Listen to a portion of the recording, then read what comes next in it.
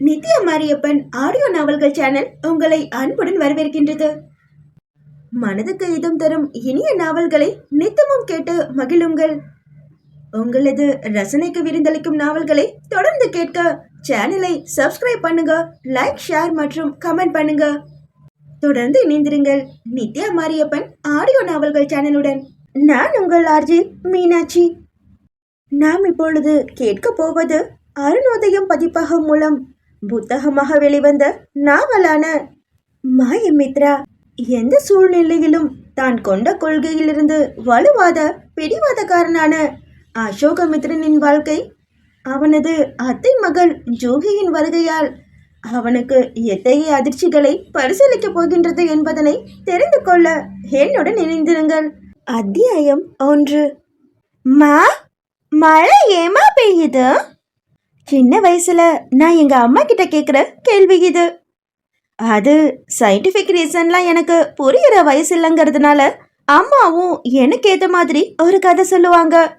பூமிங்கிற பொண்ணு சூரியனோட ஹீட்டை தாங்கிக்க முடியாம வானத்துக்கிட்ட ஹெல்ப் கேட்பாளாம். அவளுக்கு ஹெல்ப் பண்றதுக்காகவே வானமும் ஃப்ரீயா வாட்டர் ஸ்ப்ரே பண்ணுமாம். அதுதான் மழைன்னு சொல்லுவாங்க எங்க அம்மா. நான் வளர்ந்த பிறகு இந்த கதையை நினைச்சு நான் சிரிக்காத நாளே இல்லை. ஆனாலும் ஒவ்வொரு மழை நாளுமே அம்மா எனக்கு சொன்ன இந்த கதையோட ஞாபகம் எனக்கு இல்லாம நகர்ந்ததும் இல்லை. மாயாவின் நினைவலைகளிலிருந்து. மும்பையின் குர்லா மேற்கு பகுதியில் உள்ள MCM மருத்துவமனை. மலையில் குளித்துக் கொண்டிருந்த ஒரு ஆட்டோவிலிருந்து இறங்கினாள் அவள். அவள் கைகளில் வைத்திருந்த ரோலர் சூட்கேஸோ இல்லை தானோ மலையில் நனைவதை பற்றி அவள் கிஞ்சித்தும் கவலைப்படவில்லை. தான் வந்த ஆட்டோக்காரருக்கு பயணத்திற்கான பணத்தை கொடுத்துவிட்டு தன்னுடைய ஃப்ளாரல் கோல்டு ஷோல்டர் டாப்பும் ஸ்கின்னி ஜீன்ஸுக்குள் பொதிந்திருந்த தனது 50 கிலோ உடலை தூக்கி கொண்டு மருத்துவமனைக்குள் நுழைந்திருந்தாள். அவள் சற்று நெடு உயரம்தான். வயது 25ற்குள் இருக்கலாம். வழக்கமான ஹேர் சலூன்களுக்கு செல்ல சமீபத்தில் நேரம் வாய்க்காத காரணத்தினால் இயல்பான நெளிவுக்கு திரும்பி இருந்த அவளது கருங்கூந்தல் அவளது இடையை தழுவி இருந்தது. அதன் ஒரு கற்றையானது அவளது கன்னத்தை தடவி கொண்டு இருந்தது. ஒவ்வொரு பெண்ணுமே ஒவ்வொரு விதத்தில் அழகிதான். இந்த வரையறையின்படி இவளும் அழகியே. ஆனாலும் ஏனோ வசீகரம் சூழ்ந்திருந்த அவளது வதனம் சமீப காலமாக கலக்கத்தை மட்டுமே பூசிக்கொண்டிருக்கின்றது. அதற்கான காரணம்தான் என்னவோ? தனது ரோலர் சூட்கேஸுடன் மருத்துவமனைக்குள் வந்தவள் தான் செல்ல வேண்டிய அறைக்கு வெளியில் கிடந்த நாற்காலியில் முகம் கவிழ்ந்து அமர்ந்திருந்த ஒரு இளைஞனின் முன் வந்து நின்றாள். அவனது தோளில் கை வைக்க தலை நிமிர்த்தியவனிடம், "எனி இம்ப்ரூவ்மெண்ட் அபி?" என வினவ, "நத்திங் ஜூஹி, எனக்கு என்னவோ பயமா இருக்கு. இத்தனை நாள் நீ கூட இருந்த, ஆனா இப்ப நீயும் கிளம்புறேன்னு சொல்ற. உன்னை அங்க அனுப்பி வைக்க எனக்கு கொஞ்சம் கூட இஷ்டம் இல்லை. ரூஹி மட்டும் கண்ணு முழிச்சானா உன்னை தான் தேடுவா. அவளுக்கு நான் என்ன பதில் சொல்றது?" கவலையுடன் அவன் உரைத்து கொண்டிருக்க, "மிஸ்டர் அபிஜித் ராய் சௌத்ரி" என்ற செவிலி பெண்ணின் குரலுக்கு எஸ் என எழுந்து நின்றான் அவன். "டாக்டர் அவங்க கிட்ட பேசணும்னு சொன்னாரு." அந்த செவிலி பெண் கூறிவிட்டு அகல அதை கேட்டுக்கொண்டிருந்த அந்த பெண்ணின் முகத்திலோ கலவரம் குடிக்கொண்டது. அவளது கண்களின் கரு விழிகளோ மெதுவாக கண்ணீரில் தத்தளிக்க துவங்கியது. "ராவத் அங்கிள்." உள் நுழைந்தவள் தழுதழுத்த குரலில் ஆரம்பிக்க, "டோன்ட் கெட் பேனிக் ஜூஹி. என்னோட ஃப்ரெண்டு பூர்ணிமா எவ்வளவு ஸ்ட்ராங்கானவ. அவளோட பொண்ணு நீ இப்படி கலங்கலாமா? இங்க எது நடந்தாலும் நானும் அபியும் பார்த்துக்கிறோம். ஆனா ஒன்று அங்க தனியா அனுப்பி வைக்க தான் எங்களுக்கு யோசனையா இருக்கு. ரூஹிக்கு மட்டும் இப்படி ஆகலைன்னா இந்நேரம் நிலைமையே வேற மாதிரி இருக்கும்." அவர் மராத்தியில் மொழிய, "வாழ்க்கை எதிர்பார்க்காத ஒன்னதானே எப்பவும் நமக்கு பரிசா கொடுக்குது அங்கிள். அதுவே நம்மளோட அனுபவமாகவும் மாறிடுது. நான் சந்திக்க போற அனுபவத்தை பத்தி எனக்கு இப்போ எந்த பயமும் இல்ல. இது அம்மாவுக்காக நான் செய்ய வேண்டிய கடமை. இப்ப என்னோட கவலை எல்லாமே ரூஹிக்கு எப்ப கான்ஷியஸ் திரும்புங்கிறது மட்டும்தான் அங்கிள் என்று கூறினாள் அந்த பெண். அவளுக்கு நடந்த ஆக்சிடென்ட் மட்டும் வேற யாருக்காவது நடந்திருந்தா இந்நேரம் அவங்க உயிரோடு இருக்கிறதே டவுட். ஆனா ரூஹி இஸ் வெரி பிரேவ். அவளோட அந்த மன வலிமை தான் அவளை இன்னும் மூச்சு விட வச்சுக்கிட்டு இருக்கு. உனக்கும் அபிக்கும் நான் சொல்ல வர்றது ஒன்னே ஒண்ணுதாம்மா. அபி இங்கே இருந்து ரூஹிய பார்த்துக்கட்டும். நீ அங்க போய் உன்னோட கடமையை செய். ஆனா இத பூர்ணிமாக்காக செய்கிறேன்னு சொல்லிட்டு உன்னோட செல்ஃப் ரெஸ்பெக்டா எந்த இடத்துலயும் விட்டு கொடுத்துடாத. அப்படி மட்டும் நடந்ததுன்னா இந்த அங்கிள் அங்க இருந்து உன்னை இங்க திரும்ப அழைச்சிட்டு வரத அவங்களால தடுக்கவே முடியாது, தெரிஞ்சுக்கோ. டாக்டர் ராவத் கண்டிப்பு துணையிலேயே கூறி முடிக்க அந்த பெண்ணும் அபிஜித்தும் வெறுமெனை தலையை மட்டும் ஆட்டி வைத்தனர். பிறகு ரூஹி என்பவளுக்கு சிகிச்சை நடைபெற்று கொண்டிருக்கும் அறைக்கு அருகில் இருந்த வேறொரு கண்ணாடி அறைக்கு அவர்களை அழைத்து சென்றார். இந்த நிலைமையில நீங்க ரூஹியை பார்க்கறதுக்கு உள்ள போனீங்கன்னா அவளுக்கு இன்ஃபெக்ஷன் ஆகிறதுக்கு கூட சான்ஸ் இருக்குமா, அதனால நீங்க இங்க இருந்தே பாருங்க என்று ராவத் அங்கிள் கூற, கண்ணாடி அறையிலிருந்து பார்த்து கொண்டிருந்த அந்த பெண்ணின் பார்வையில் கண்ணாடி சுவருக்கு மறுபுறத்தில் கிடந்த படுக்கையில் உடலில் கட்டுகளுடன் லைஃப் சப்போர்ட்டிங் சிஸ்டத்தின் உதவியோடு சுவாசித்துக் கொண்டிருந்த ஒரு இளம் பெண் சலனமின்றி படுத்திருந்தாள். அவளை கண்டதுமே இவளது கண்ணீர் பெருகியது. கண்ணாடியில் தனது கரத்தினை பதித்தவள், "No one can separate us, even our death" என கூறி முடிக்கையிலேயே கண்ணீர் கன்னங்களில் உருண்டோடியது. இவள் எப்படி இருந்தவள்?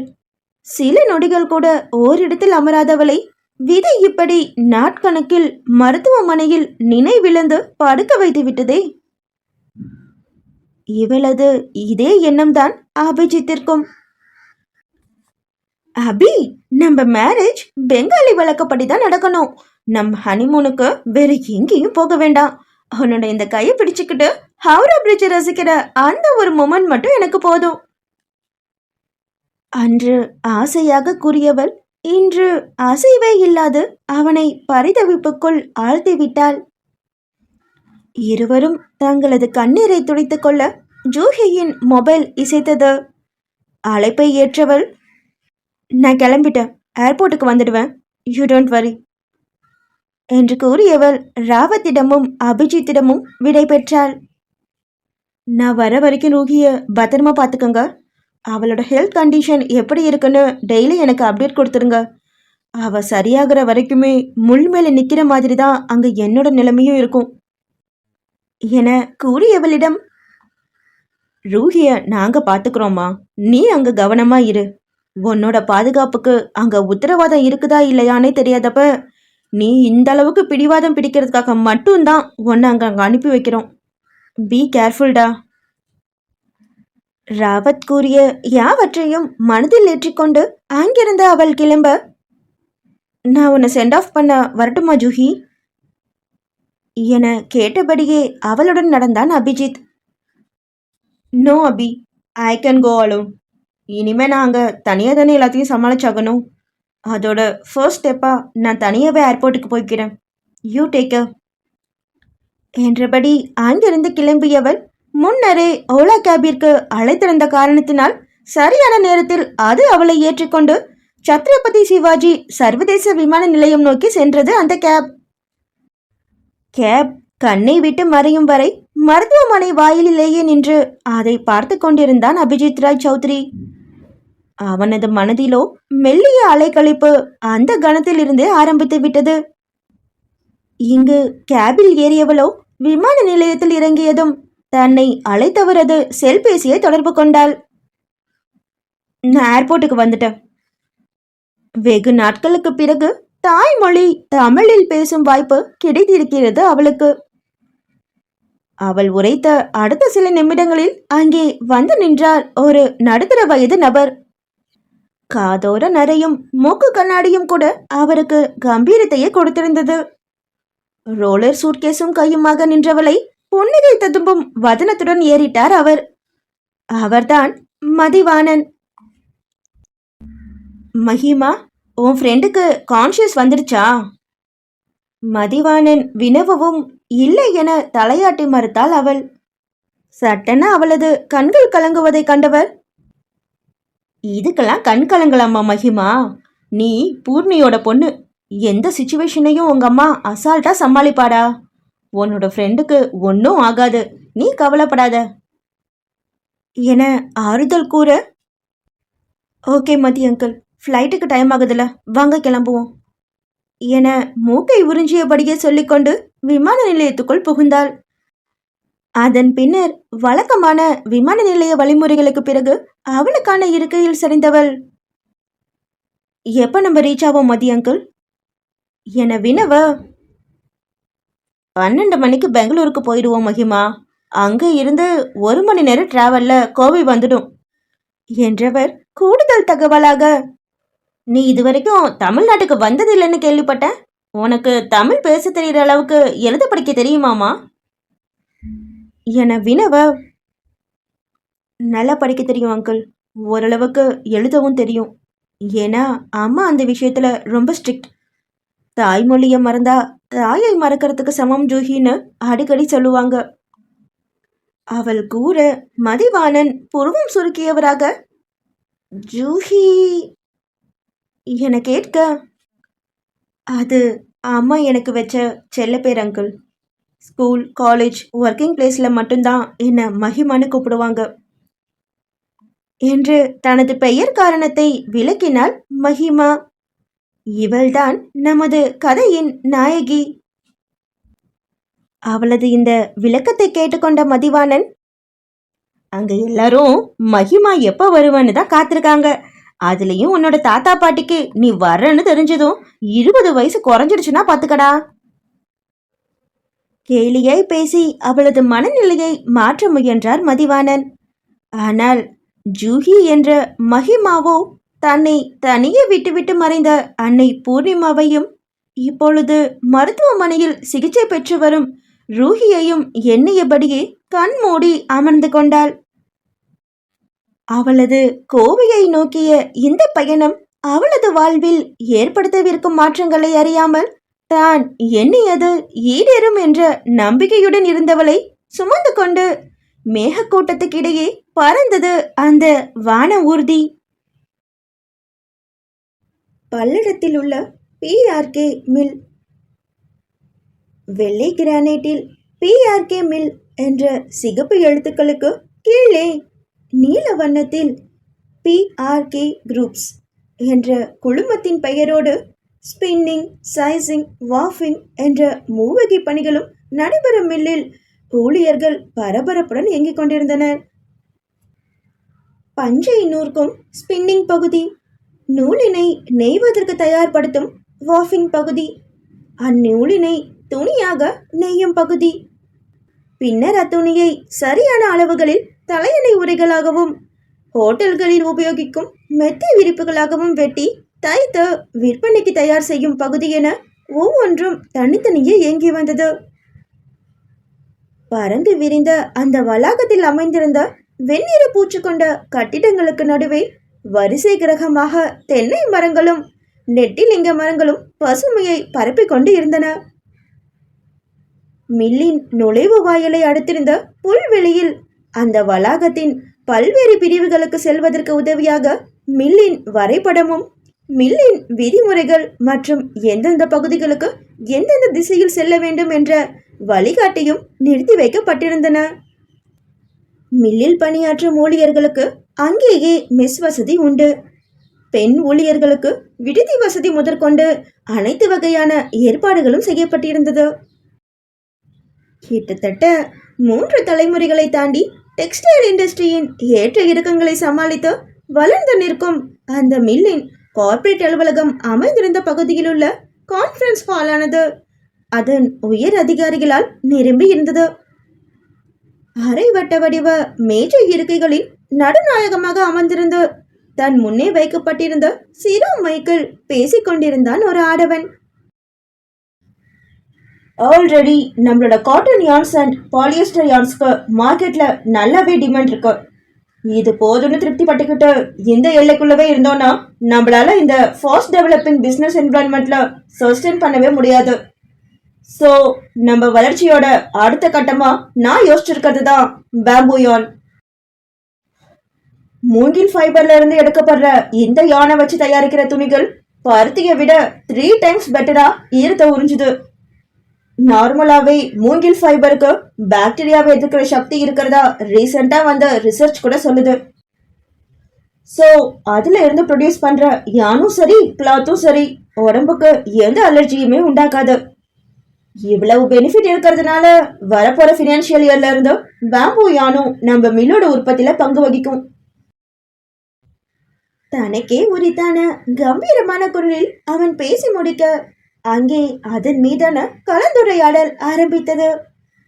அதன் முடிவில் வரவிருக்கும் நிதியாண்டில் அந்த மில்லின் உற்பத்தி பொருட்களில் மூங்கில் நாரிலிருந்து எடுக்கப்படும் இலையும் சேர்க்கப்படும் என்ற தீர்மானம் வெற்றிகரமாகவே நிறைவேற்றப்பட்டது. கான்ஃபரன்ஸ் முடிந்து அனைவரும் வெளியேறிவிட அங்கே மிச்சம் இருந்தது என்னவோ அந்த ஆடவனும் அவனது உதவியாளனும் மட்டுமே. சார், வினயன் உங்ககிட்ட பேசணும்னு ஆஃபீஸ் ரூம் வாசல்ல வெயிட் பண்றாரு. ஒருவித பவ்யத்துடனே உரைத்த அவனது உதவியாளனை திரும்பி பார்த்த அந்த ஆடவனின் கண்களிலோ அலட்சியம் மட்டுமே கொப்பளித்தது. அவனது உதடுகளோ ஏளனத்தில் வளைய, இன்னும் அவர் வேலையை ரிசைன் பண்ணல என கூறிக்கொண்டே அங்கிருந்து வெளியேற, இல்லை சார், 10 வருஷமா நமக்காக உழைச்சவரு உள்ளக்குட்டிக்காரர் வேற என்று கூறியபடியே அவனுடைய வேக நடைக்கு ஈடு கொடுத்து நடந்தபடியே சென்றான் அந்த உதவியாளன். உரையாடலை நிகழ்த்தி கொண்டே இருவரும் போய் சென்று நின்ற இடம் மேலாண்மை இயக்குனர் என்ற வார்த்தை பதிந்திருந்த ஒரு அலுவலக அறை. அதன் வாயிலின் பக்கவாட்டில் கிடந்த ஒரு இருக்கையில் சிறு தொப்பையுடன் அமர்ந்திருந்த ஒரு நபர் இவர்களை கண்டதும் எழுந்து நின்றார். அசோக் சார். எழுந்து நின்றவர் இழுக்க அவனை கூர்மையாக உறுதி விழித்தான் அந்த ஆடவன். பிறகு அவனுக்கு பதில் அளிக்காது உள்ளே சென்றவன் அங்கே கிடந்த கண்ணாடி மேஜையை கடந்து சுழல் நாற்காலியில் சென்று அமர்ந்தான். அந்த கண்ணாடி மேஜையில் அசோகமித்ரன், மேனேஜிங் டைரக்டர் என்ற பெயர் ஒரு கருமை நிற பலகையில் பித்தளை எழுத்துக்களால் பொறிக்கப்பட்டு இருந்தது. உள்ளே வந்த உதவியாளன் வெளியே நிற்பவனிடம் என்ன சொல்வது ஏது சொல்வது என்று விழித்தபடியே நின்றிருக்க, லுக் விவேக், என்னால எந்த தப்ப வேணாலும் மன்னிக்க முடியும், ஆனா பொய் சொல்லி ஏமாத்திரத்தை மட்டும் மன்னிக்கவே முடியாது. நம்ம எம்ப்ளாயிஸ்க்கு மேனேஜ்மெண்ட் இது வரைக்கும் என்ன குறை வச்சிருக்கு? சேலரியோட சேர்த்து போக்ஸும் சரியா தானே பே பண்ணிட்டு இருக்கோம். அப்படி இருந்தும் கூட இன்டர்னல் ஆடிட்டரோட சேர்ந்து அக்கௌண்ட்ஸ்ல குளறுபடி பண்ணியிருக்கான் அந்த வினயன். புள்ள குட்டிக்காரன்னு மறுபடியும் சாக்கு போக்கு சொல்ல ட்ரை பண்ணாதீங்க. நாளைக்கே உங்களுக்கு கல்யாணம் ஆச்சுன்னா நீங்களும் 1 இல்ல 2 வருஷத்துல புள்ள குட்டிக்காரனா மாறிடுவீங்க. அதுக்காக வேலை பார்க்குற இடத்துல பொய் கணக்கு காட்டி ஏமாத்துவீங்களா? பிசிறற்ற குரலிலேயே கேட்க அதிர்ந்து போனான் விவேக். ஐயோ சார், நான் ஏன் சார் அப்படி பண்ண போறேன்? பதறியவனை பார்த்து முருவளித்த அசோகமித்ரன், ஹா, பதறதுல நீங்க செய்யவே பதற அந்த காரியத்தை செஞ்சு முடிச்சுட்டு தலையை தொங்க போட்டு நிக்கிறாரு அந்த மனுஷன். அவரோட அந்த ஃபேமிலியை மனசுல வச்சுதான் கிராஜுவிட்டி மற்ற பெனிஃபிட்ல கையை வைக்காம விடுற. அதுக்காகலாம் இறக்கப்பட்டுட்டு அவரை மறுபடியும் சீஃப் அக்கௌண்டன்ட் வேலையில வைக்க என்னால முடியாது. இது பிஸ்னஸ் விவேக். இங்கே ஃபேமிலி சென்டிமெண்ட்ஸ் இருக்கிறதுக்கெல்லாம் இடமே இல்லை. ஹார்ட் ஒர்க், நேர்மை, பணம், இது 3 மட்டும்தான் பிஸ்னஸ்க்கு தேவையான விஷயம். புரிஞ்சுதா? இன்னும் 2 ஹவர்ஸ்ல நான் சரவணாம்பட்டிக்கு கிளம்புறப்போ வினயன் என் முன்னாடி இருக்கக்கூடாது. செட்டில்மெண்ட்டை முடிச்சு அனுப்பிடுங்க. ஆணித்தரமான கட்டளையை இட்டுவிட்டு கோப்புகளில் கவனம் செலுத்த ஆரம்பித்தான் அசோகமித்ரன். இனி கடவுளே வந்தாலும் வினயனை இந்த மில்லில் வைத்திருக்க முடியாது என்பது புரிந்து விவேக்கும் அந்த அறையிலிருந்து வெளியேறிவிட்டான். இதுதான் அசோகமித்ரனின் குணம். ஒரு முடிவை எடுத்த பின்னர் அது சரியா தவறா என்றெல்லாம் யோசிப்பவன் அவன் இல்லை. அதே நேரம் தீர ஆராய்ந்துதான் அவன் எந்த முடிவையும் எடுப்பான். வணிகத்தை பொறுத்தவரை உழைப்பும் நேர்மையும் தான் முக்கியம் என கருதுபவனுக்கு அதில் இரக்கத்தை திணிப்பதில் துளியும் இஷ்டமில்லை. அவனது இந்த குணம்தான் அவனுக்கு முந்தைய மேலாண்மை இயக்குநர்களாக இருந்த அவனது தந்தை மற்றும் சித்தப்பா மற்றும் தாத்தாவிடமிருந்து அவனை வேறுபடுத்தி காட்டுவதாக தொழிலாளர்கள் மத்தியில் பேசிக்கொள்வது வழக்கம். இதையெல்லாம் அசோகமித்ரன் காதில் போட்டுக்கொள்வதே இல்லை. என்னோட தாத்தா அப்பாவை மாதிரியே தான் நானும் மேல நடத்தணும்னா நான் ஏன் இங்க மேனேஜிங் டைரக்டரா இருக்கணும்? அவங்களே இருந்துட்டு போகலாமே. யாருக்காகவும் எதுக்காகவும் என்னோட கொள்கைகளை மாத்திக்கிற ஆள் நான் இல்ல. இதுதான் அவனது பதிலாக இருக்கும். கொள்கைகளை தளர்த்தி கொண்டால் தனது சுயத்திலிருந்து தவறி விடுவோம் என்பது அவனது எண்ணம். கோப்புகளை புரட்டி கொண்டிருந்தவனது மொபைல் கீதம் இசைக்க அதை எடுத்தவன் தொடுதிரையில் மதி அங்கிள் என்ற பெயர் வரவும் காதுகளுக்கு கொடுத்தான். அதை சொல்லுங்க அங்கிள், நீங்க பெங்களூர் ரீச் ஆகிட்டீங்களா என வினவ மறுமுனை என்ன சொன்னதோ தெரியவில்லை. மறுப்பாய் தலையசைத்தவன், நோ அங்கிள், நான் ஆஃப்டர்நூன் மீட்டிங்கை முடிச்சுட்டு சரவணம்பட்டிக்கு போகணும். ஏர்போர்ட்டுக்கு அபி வருவான். அவன் உங்களையும் அந்த பொண்ணையும் ஆனைமலைக்கு அழைச்சிட்டு போயிடுவான் என்று கூறியவன் கூடவே, உங்களுக்கு மும்பை வெதர் ஒத்துக்கலையாமே, 3 days லீவ் போட்டு உடம்பு நல்லா கவனிச்சுக்கோங்க அங்கிள், அதுக்கப்புறமா நீங்க ஆபீஸ்க்கு வந்தா போதும் என கூறி அழைப்பை துண்டித்தான் அவன். இதுவும் கூட அசோகமித்ரனின் குணமே. தன்னிடம் வேலை பார்ப்பவர்களிடம் உழைப்பையும் நேர்மையையும் எதிர்பார்ப்பவன் அவர்களின் உடல் நலத்திலும் அக்கறை செலுத்துவதில் தவறமாட்டான். மும்பைக்கு செல்ல வேண்டியது அவனுடைய வேலைதான். ஆனாலும் அவனது பணி சுமை அதற்கு அனுமதிக்காத காரணத்தினால் மதிவாணன் செல்ல வேண்டியதாயிற்று. அவருக்கு மும்பையின் மழை ஒத்துக்கொள்ளாததனால் ஜலதோஷமும் இருமலும் வந்துவிட அதன் விளைவே அசோகமித்ரனின் இந்த அன்பு கட்டளை. இது போன்ற இருவிதமான குணங்களின் கலவையாக இருப்பவனை மகிமாவின் வருகை எங்கனம் பாதிக்கப் போகின்றதோ அதை விதி மட்டுமே அறிய முடியும். பொறுத்திருந்து பார்ப்போம். அத்தியாயம் 2. உலகத்திலேயே மோசமான விஷயம் என்ன தெரியுமா? பொய் சொல்றது. எனக்கு என்னவோ பொய்யினாலே அலர்ஜி தான். 4 பேருக்கு நல்லது நடக்கிறதுனா பொய் சொன்னா தப்பு இல்லைன்னு சில பேர் சொல்றாங்க. ஆனா அதுலலாம் எனக்கு சுத்தமா நம்பிக்கை இல்லை. பொய் சொல்றதே தப்பு. ஒரு தப்பால போய் எப்படி 4 பேருக்கு நல்லது நடக்கும்?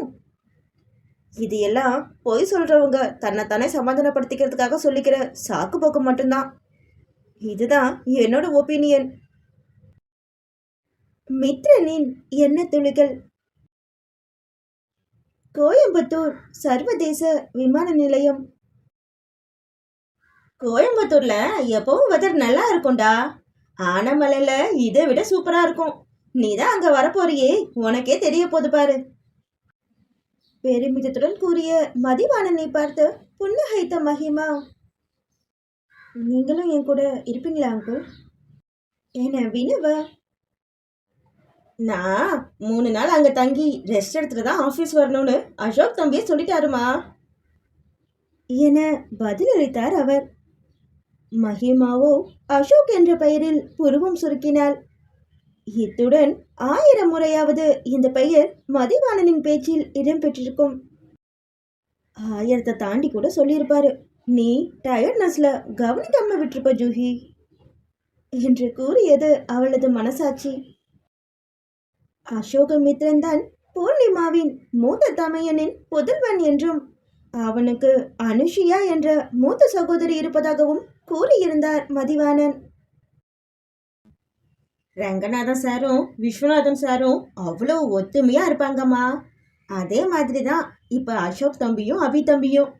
என்ன ஒன்று, அபி தம்பி கொஞ்சம் விளையாட்டு புள்ள. அவரை நினச்சி விஸ்வநாதன் சார் முன்னாடியெல்லாம் கவலைப்பட்டுக்கிட்டே இருப்பாரு.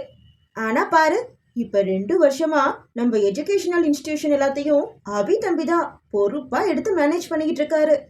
இதனால விஸ்வநாதன் சாரோட கவலையும் கொஞ்சம் மறைஞ்சிடுச்சு. உங்களுக்கு அவங்க ஃபேமிலி மேல ரொம்ப மரியாதை இல்லை அங்கிள்? கண்களில் பெருமிதம் மின்ன பேசியவரிடம் தனது எண்ணத்தை மகிமா கூற மதிவாணனும் ஆம் என தலையசைத்தார். ஆமாமா, இது இன்னைக்கு நேத்தி வந்த மரியாதை இல்லை. எங்க அப்பா காலத்துல இருந்தே பரசுராமன் ஐயா குடும்பத்து மேல எங்களுக்கு அன்பும் மரியாதையும் இருக்கு. அவங்க எங்க குடும்பத்தை எப்பவுமே அடுத்த ஆளுங்களா நினைச்சதே இல்லம்மா. எங்க அப்பா வேலையில இருந்தப்பவே இறந்துட்டாரு. என்னை படிக்க வச்சு மில்லுல மேனேஜர் ஆக்கினது எல்லாமே பரசுராமன் ஐயா தான்.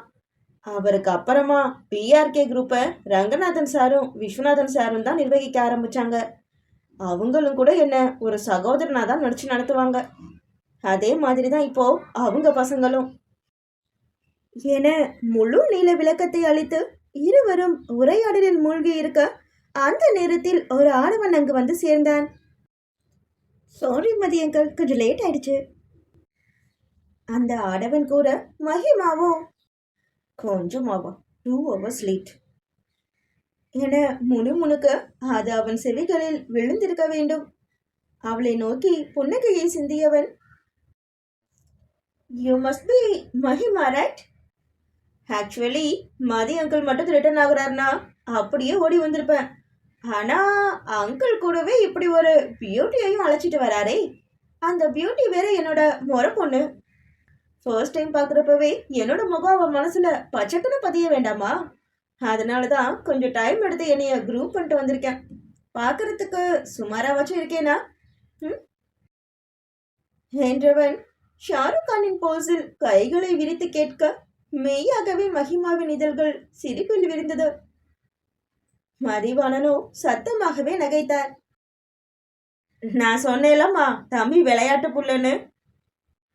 அவர் கூறவும் வந்தவனோ பயந்தவனை போல நடித்து, ஐயோ அங்கிள், அது தமிழ்ல சொன்னீங்களா இல்ல இங்கிலீஷ்ல சொன்னீங்களா? ஒரே வார்த்தை தான் அங்கிள். ஆனா தமிழ்ல கேட்டா சாதாரணமா இருக்கும், இங்கிலீஷ்ல கேட்டாதான் விவகாரமா இருக்கும்.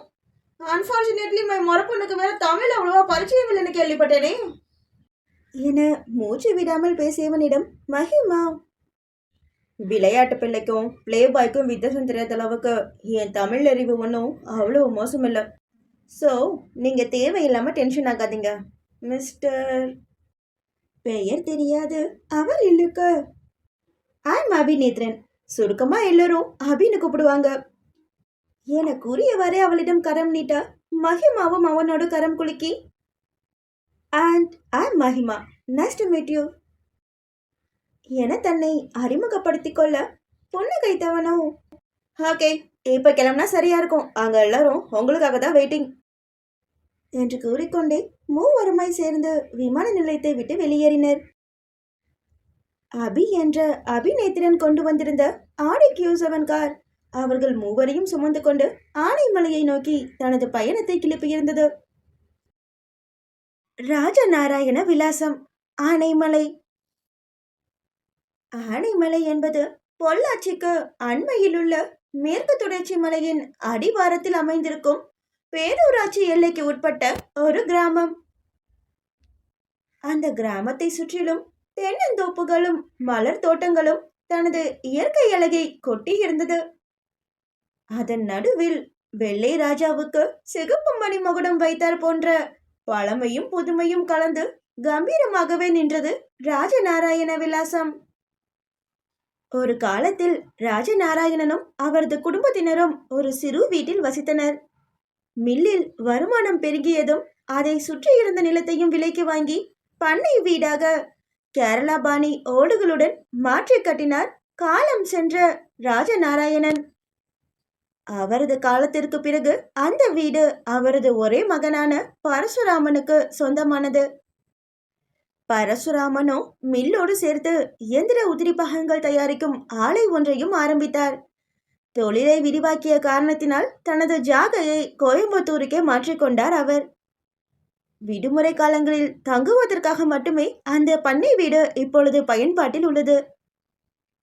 அவரது மகன்களான விஸ்வநாதனும் ரெங்கநாதனும் தலை தூக்கிய பிறகு அந்த பண்ணை வீட்டை சுற்றியிருந்த தென்னந்தோப்பையும் விளை நிலத்தையும் வாங்கி அந்த மொத்த பகுதியையுமே தங்கள் உடைமையாக்கி கொண்டனர். வயோதிகத்தின் காரணமாக பரசுராமனும் அவரது மனைவி பரிமளாவும் தங்களது இருப்பிடமாக அந்த பண்ணை வீட்டை தேர்ந்தெடுக்க எப்பொழுதுமே அங்கு ஆள் நடமாட்டம் இருக்க வேண்டும் என்ற காரணத்தினால் அந்த பண்ணைக்கென நிரந்தர பணியாளர்களை நியமித்தனர் அவரது இரு மகன்கள்.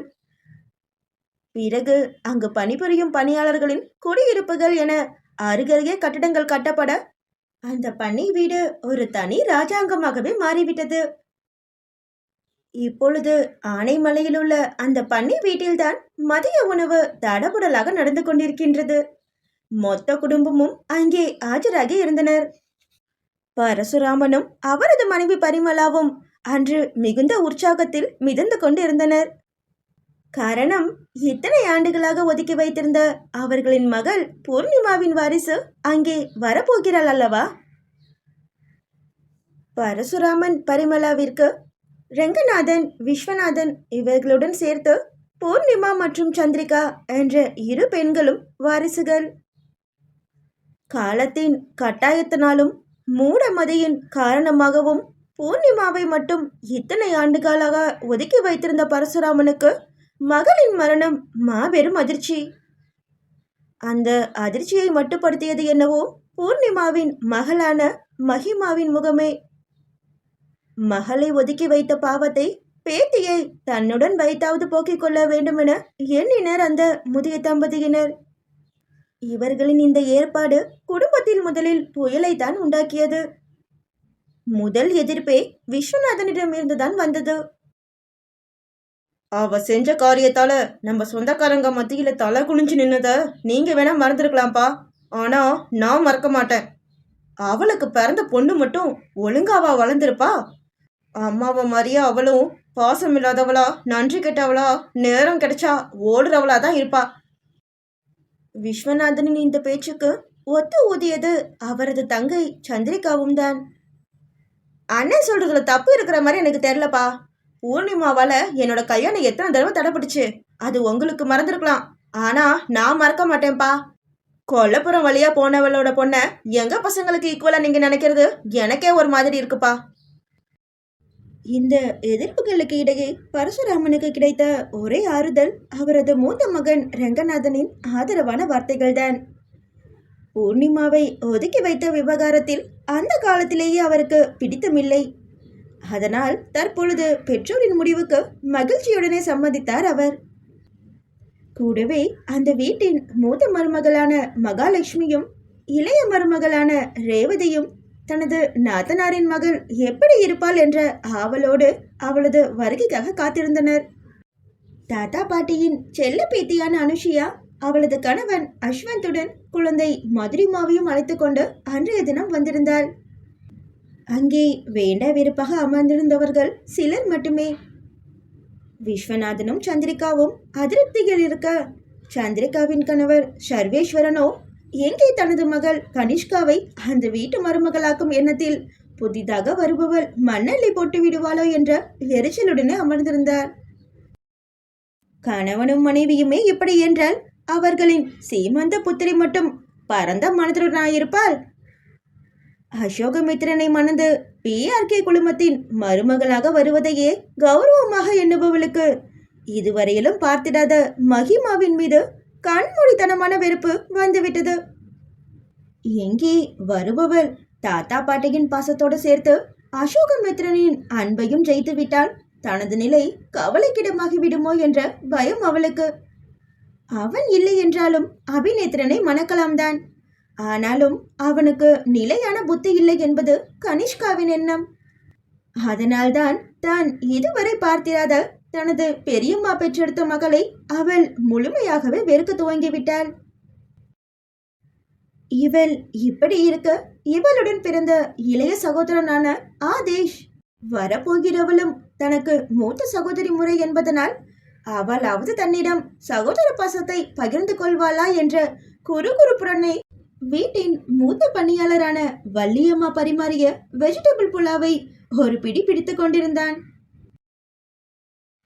நம்ம அபி மகிமாவை அழைச்சிட்டு வந்ததுக்கு அப்புறமா சாப்பிட்டுருக்கலாம். என் பேத்தி வந்ததும் தனியாவா சாப்பிடுவா? பரிமளாவின் குரல் அங்கே பசி பசி என ஆலை பறந்து கொண்டிருந்த தனது இளைய மகள் சந்திரிகாவை குற்றம் சாட்டியது. சந்திரிகாவின் முகம் மாறிவிட எங்கே அங்கே வாக்குவாதம் நடைபெற்று விடுமோ என மற்றவர்கள் அஞ்சிய நிலையில் இடையில் ஆதூரமாய் ஒலித்தது ஒரு குரல். ஏமா கவலைப்படுறீங்க? நான் தான் இன்னும் சாப்பிடலையே. நான் மகிமாவுக்கு பரிமாற மாட்டேனா என்ன? அவரும் அபியும் கூட சாப்பிட்டிருக்க மாட்டாங்க. அதனால உங்க பேத்தி தனியா சாப்பிட்ற நிலைமை வராதுமா, கவலைப்படாதீங்க. இதை கூறிய பெண்மணியின் பெயர் தமிழரசி.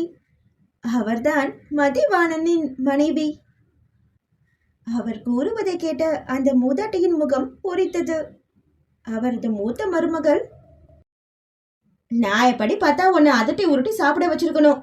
ஆனா மதியனோட பேரை சொல்லி தப்பிச்சிட்டு தமிழ் என குறைப்பட்டு கொள்ள, விடுங்கக்கா, சின்ன பொண்ணுல்ல, தனியா ஆம்பளைங்க கூட சாப்பிட கூச்சப்படலாம்ல. நான் கூட இருந்தா அதுக்கும் கொஞ்சம் நல்லா இருக்கும். தமிழரசி கூறிக்கொண்டிருக்கும் போதே, அவளாவது ஆம்பளை பொம்பளைன்னு வித்தியாசம் பார்க்கறதாவது என்ன தமிழண்ணி, அவ எங்க வளர்ந்தவன்னு தெரிஞ்சிருந்தோம் இப்படி பேசுறீங்க என நக்கலாகவே வந்தது சந்திரிகாவின் குரல். ஆனாலும் கூட மற்றவர்கள் அதை கவனிக்காது போலவே சாப்பிட முனைய சந்திரிகாவின் மனமோ கோபத்தில் கொதித்தது. இவை அனைத்திற்கும் காரணமானவளோ ஆனைமலையின் இயற்கை அழகை ரசித்தபடியே ராஜநாராயண விலாசத்தை நோக்கி வந்து கொண்டிருந்தாள். பயணத்துக்கிடையே மகிமாவின் மொபைலில் அபிஜித்தின் அழைப்பு வர அதை ஏற்றவள், சொல்லு அபி என்றாள் ஹிந்தியில். இதை கேட்ட காரை ஓட்டிக் கொண்டிருந்த அபிநேத்ரனோ அது அலைபேசி அழைப்பு என்பதை அறியாமல் அவள் தன்னைத்தான் அழைக்கின்றாள் என்று நினைத்து, நான் ஒன்னும் சொல்லலையே என்க மகிமா தனது மொபைலை அவனிடம் ஆட்டி காட்டினாள். அவனும் ரியர்வியூ மிரரில் அவளது செய்கைகளுடன் அவளது இதழோடு கண்களும் சேர்ந்து 1000 பாஷைகள் பேசுவதை ரசித்தவன் சற்று தடுமாறித்தான் போனான். என்னம்மா சொல்றாரு உன் ஃப்ரெண்டு? அபிஜித்திடம் பேசிவிட்டு திரும்பியவளிடம் மதிவாணன் கேட்க, அபி என்ன கேர்ஃபுல்லா இருக்க சொல்லி சொன்னான் அங்கிள், மற்றபடி நிலைமை எதுவும் மாறல என மகிமா கூற, அவளை மீண்டும் ரியர்வியூ மிரரில் பார்த்த Abhinethran, by the way who is this Abhi என கேட்டான். அபிஜித் என்னோட பெஸ்ட் ஃப்ரெண்ட், நானும் அவனும் ஒன்னாதான் ஒர்க் பண்ணோம் என்று கூறியவள், அவள் கூறிய அடுத்த நொடியிலேயே அவனது முகம் மாறியதை கவனிக்க தவறிவிட்டாள். ஒன்றாக பணியாற்றினோம் என்றதுமே அபிநேத்ரனின் மனதில் 1000 கேள்விகள் அரும்பு விட ஆரம்பித்தது. அவனது முகமோ சிந்தனை வசப்பட்டது. ஆனாலும் கூட அதிக நேரம் அவனை அப்படியே இருக்க வைப்பதில் கோவையில் உள்ள செல்பேசி டவர்களுக்கு விருப்பமில்லை போல. உடனடியாக அசோகமித்ரனது அழைப்பை அவனது மொபைலுக்கு கடத்தியிருந்தன அவைகள். ப்ளூடூத்தின் வாயிலாக அழைப்பை ஏற்றவன், சொல்லுங்கண்ணா, நோ ப்ராப்ளம், நாங்கள் ஆனமலைக்கு போயிட்டுருக்கோம். சரிண்ணா, ஈவினிங்குள்ளே வந்துடு என பேசிவிட்டு அழைப்பை துண்டிக்க, பின் இருக்கையில் மகிமாவுடன் அமர்ந்திருந்த மதிவாணன், கால் பண்ணது அசோக் தம்பியாப்பா என கேட்க ஆமோதிப்பாய் தலையசைத்தவன், நம்ம ஏர்போர்ட்லேருந்து பத்திரமா கிளம்பிட்டோமான்னு கேட்டாரு. கிளம்பியாச்சுன்னு சொன்னேன். இன்னும் சரவணம்பட்டியில் வேலை முடியலையாம்.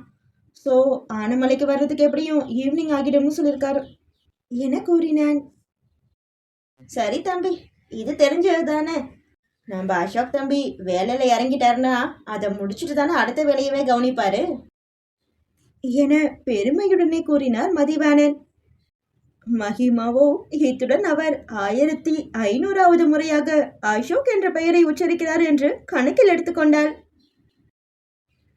தான் கேள்விப்பட்ட வரையில் மிகவும் பொறுப்பானவனாக இருக்க வேண்டும். அபிநேத்ரனின் விளையாட்டுத்தனம் அவனிடம் இருக்க வாய்ப்பில்லை. இவ்வளவுதான் அவள் அசோகமித்ரனை பற்றி கணித்தது. ஆனால் அவளது இந்த கணிப்பிற்கு அப்பாற்பட்டு அசோகமித்ரனின் என்னென்ன கோணங்களை காலம் அவளுக்கு காட்டவிருக்கின்றதோ தெரியவில்லை. அவைகளை இப்பொழுதைக்கு ரகசியமாகவே வைத்துக் கொண்டது விதி. பொறுத்திருந்து பார்ப்போம். அத்தியாயம் 3. அம்மா ஒரு இன்டீரியர் டிசைனர். அப்பா ஆர்கிடெக்டுங்கிற காரணத்தினால இன்டீரியர் டிசைனரா ஆக விரும்பினதா அம்மா அடிக்கடி சொல்லுவாங்க. அதனாலேயே எங்க வீட்டோட இன்டீரியர் பார்க்கறதுக்கு ரொம்பவே அழகா இருக்கும். கர்டன் கலர்ல ஆரம்பிச்சு ஃப்ளவர் வாஷ் வரைக்கும் எல்லாமே அவங்க ஐடியா படி தான் இருக்கும். மோஸ்ட்லி பர்பிள் கலர்ல தான் எங்க வீடு ஜொலிக்கும். பிகாஸ் அதுதான் எங்க அம்மாவோட ஃபேவரட் கலர். கூடவே ரூஹி வேற பிடிஎஸ் ஃபேனுங்கிறதுனால எங்க வீடு எப்பவுமே பர்பிள் மயமா தான் இருக்கும். மாயாவின் நினைவலைகள். அபிநேத்திரனது கார் ராஜநாராயண விலாசத்தின் முன்னே வந்து நிற்க, அதிலிருந்து இறங்கிய மகிமா சுற்றிலும் தென்னை மரங்களும் மலர் தோட்டங்களுமாக இருந்த அந்த பண்ணை வீட்டின் அழகில் மெய் மறந்து போனாள். அபிமாமா வந்துட்டாங்க! உற்சாக குரலில் கத்தியபடியே வீட்டிற்குள் ஓடினான் ஒரு சிறுவன். அபிநேத்ரனோ மதிவாணனிடம், ஆல் இண்டியா ரேடியோ ஆதேஷ் நியூஸை சொல்லிடுவான். இன்னும் 2 செகண்ட்ஸ்ல தமிழ் சினிமாலாம் வர மாதிரி நம்ம வீட்டு லேடிஸ் எல்லாரும் ஆர்த்தி தட்டோட வருவாங்க பாருங்க. யூ கெட் ரெடி மகி என கூறிக்கொண்டே மகிமாவிற்கு தனது பெருவிரலை உயர்த்தி காட்டிவிட்டு கண் சிமிட்டியபடியே காரை தனது இருப்பிடத்திற்கு கிளப்பி சென்றான். மகிமாவோ இவனுக்கு வேற வேலை இல்லை என்பதை போல தனது ரோலர் சூட்கேஸை எடுத்துக்கொண்டிருக்கா. ராசாத்தி வந்துட்டியாடி தங்கம் என பாசத்துடன் ஓடி வந்து கட்டி அணைத்துக் கொண்டார் பரிமளா. அவரது உடல் நடுங்குவதை உணர்ந்த மகிமாவின் கண்களும் கலங்க ஆரம்பித்தது. அதற்குள் அங்கு வேகமாக வந்து சேர்ந்தார் பரசுராமன். மகி, அவர் பாசத்துடன் அவளது சிகையை வருடிவிட, பாசமலை பொழிகிறதே, ஒவ்வொரு துளியிலும் மகிமுகம் தெரிகிறதே என்று ராகமாக பாடியபடியே வந்த அபிநேத்ரனின் தோளில் ஒரு அடி வைத்தார் பரசுராமன். என்று மதிவாணனிடம் பேச்சு கொடுத்தபடியே பேத்தியையும் உள்ளே அழைத்து சென்றார் பரிமளா. அதற்குள்ளாக மொத்த குடும்பமும் ஹாலில் குழுமி இருந்தது. மகிமா அந்த புது முகங்களை ஒவ்வொன்றாக நோட்டமிட்டாள். பாசம், அன்பு, கருணை, நட்பு என நேர்மறையான உணர்வுகளை பெரும்பாலான முகங்கள் பிரதிபலித்தாலும் துவேஷத்தையும் கோபத்தையும் சுமந்தபடி நின்றிருந்தன சில முகங்கள். ரெங்கநாதனும் மகாலட்சுமியும் மகிமாவை உளப்பூர்வமாகவே வரவேற்றனர். ரேவதியும் அவ்வாறே. அனுஷியாவின் மகள் மதுரிமா சுட்டி குழந்தையாக இருந்தாலும் கூட பார்த்த உடனே அத்தை என்று புன்னகைத்து கையசைத்தாள். அவள் அவளது அன்னையை போலவே. ஆதேஷோ அவளிடம் சிநேகமாகவே கை நீட்டி அவளது நட்பை பெற்றுக்கொண்டான். அங்கே மிச்சம் இருந்தவர்கள் விஸ்வநாதன், சந்திரிகா மற்றும் சந்திரிகாவின் குடும்பத்தினர் மட்டுமே. ஏதோ பார்க்க கூடாத ஒன்றை பார்த்தது போன்ற பாவனையில் அவர்கள் இருந்தனர். அதிலும் கனிஷ்காவின் கண்களில் மகிமாவின் வசீகரம் ஏற்படுத்திய பொறாமை அப்பட்டமாகவே தெரிந்தது. இது போதாதென்று அவள் அருகே நின்றிருந்த அபிநேத்திரன் வேறு வைத்த கண் வாங்காமல் மகிமாவை பார்க்க, அவளது அந்த பொறாமை விரோதமாக பரிமாணிக்க தக்க தருணத்தை எதிர்நோக்கி காத்திருந்தது. இது தெரியாத பரிமளா பாட்டியோ தனது 3 பேத்திகளும் ஒருவருக்கொருவர் அறிமுகமாகிக் கொள்ளட்டும் என அனுஷியாவையும் கனிஷ்காவையும் மகிமாவிடம் காட்டினார். அனு உன்னை விட பெரியவமா, அதனால அவளை அண்ணின்னு கூப்பிடணும். கனிக்கும் உனக்கும் வயசு வித்தியாசம் கம்மியா தான் இருக்கும், அதனால அவளை பேரை சொல்லியே கூப்பிடுமா. அறிமுகப்படுத்தி வைத்தவர் சொல்லிக் கொண்டிருக்க அனுஷியா பதிலுக்கு புன்னகைக்க, கனிஷ்காவோ முகத்தை வெட்டி கொண்டு சென்று விட்டாள். அவளது இந்த செய்கை பரிமளாவுக்கு பிடித்தமில்லைதான். இருப்பினும் புதிதாக வந்திருப்பவளின் மனதில் கனிஷ்காவை பற்றிய தப்பான எண்ணம் ஏற்படுவதை அவர் விரும்பவில்லை. அதனால் சாதுரியமாகவே பேச்சை மாற்றினார். இதில் ரெங்கநாதன் இடையிட்டு, அவ இங்கே தினமா இருக்க போறா, மெதுவா பேசிக்கலாம். அனு, நீ மகிக்கு அவளோட ரூமை காட்டுமா என்று தன் மகளிடம் கூற மகிமாவும் அனுஷியாவுடன் கிளம்பினாள். நல்ல விஸ்தாரமான காற்றோட்டமுள்ள அறை. அவள் உயரத்துக்கு பாதி உயரமுள்ள ஜன்னல் வழியே சிலு சிலுவென்ற காற்று அத்துமீறி உள்நுழைந்தது. ரூம் பிடிச்சிருக்கா சரளமாகவே வினவிய அனுஷியாவிடம் ரொம்ப பிடிச்சிருக்கு அண்ணி என கூறியவள் அந்த அறையில் ஒட்டாமல் இருந்த ஏசியை நோக்கினாள். அதை சுட்டிக்காட்டி, இந்த ரூமுக்கு ஏசி தேவையே இல்லை தானே என கேட்க அனுஷியா அவளுக்கு பதிலளித்தாள். இதுவா, சித்தப்பா தான் எதுக்கும் இருக்கட்டுமேனு மாட்ட சொல்லியிருக்காரு.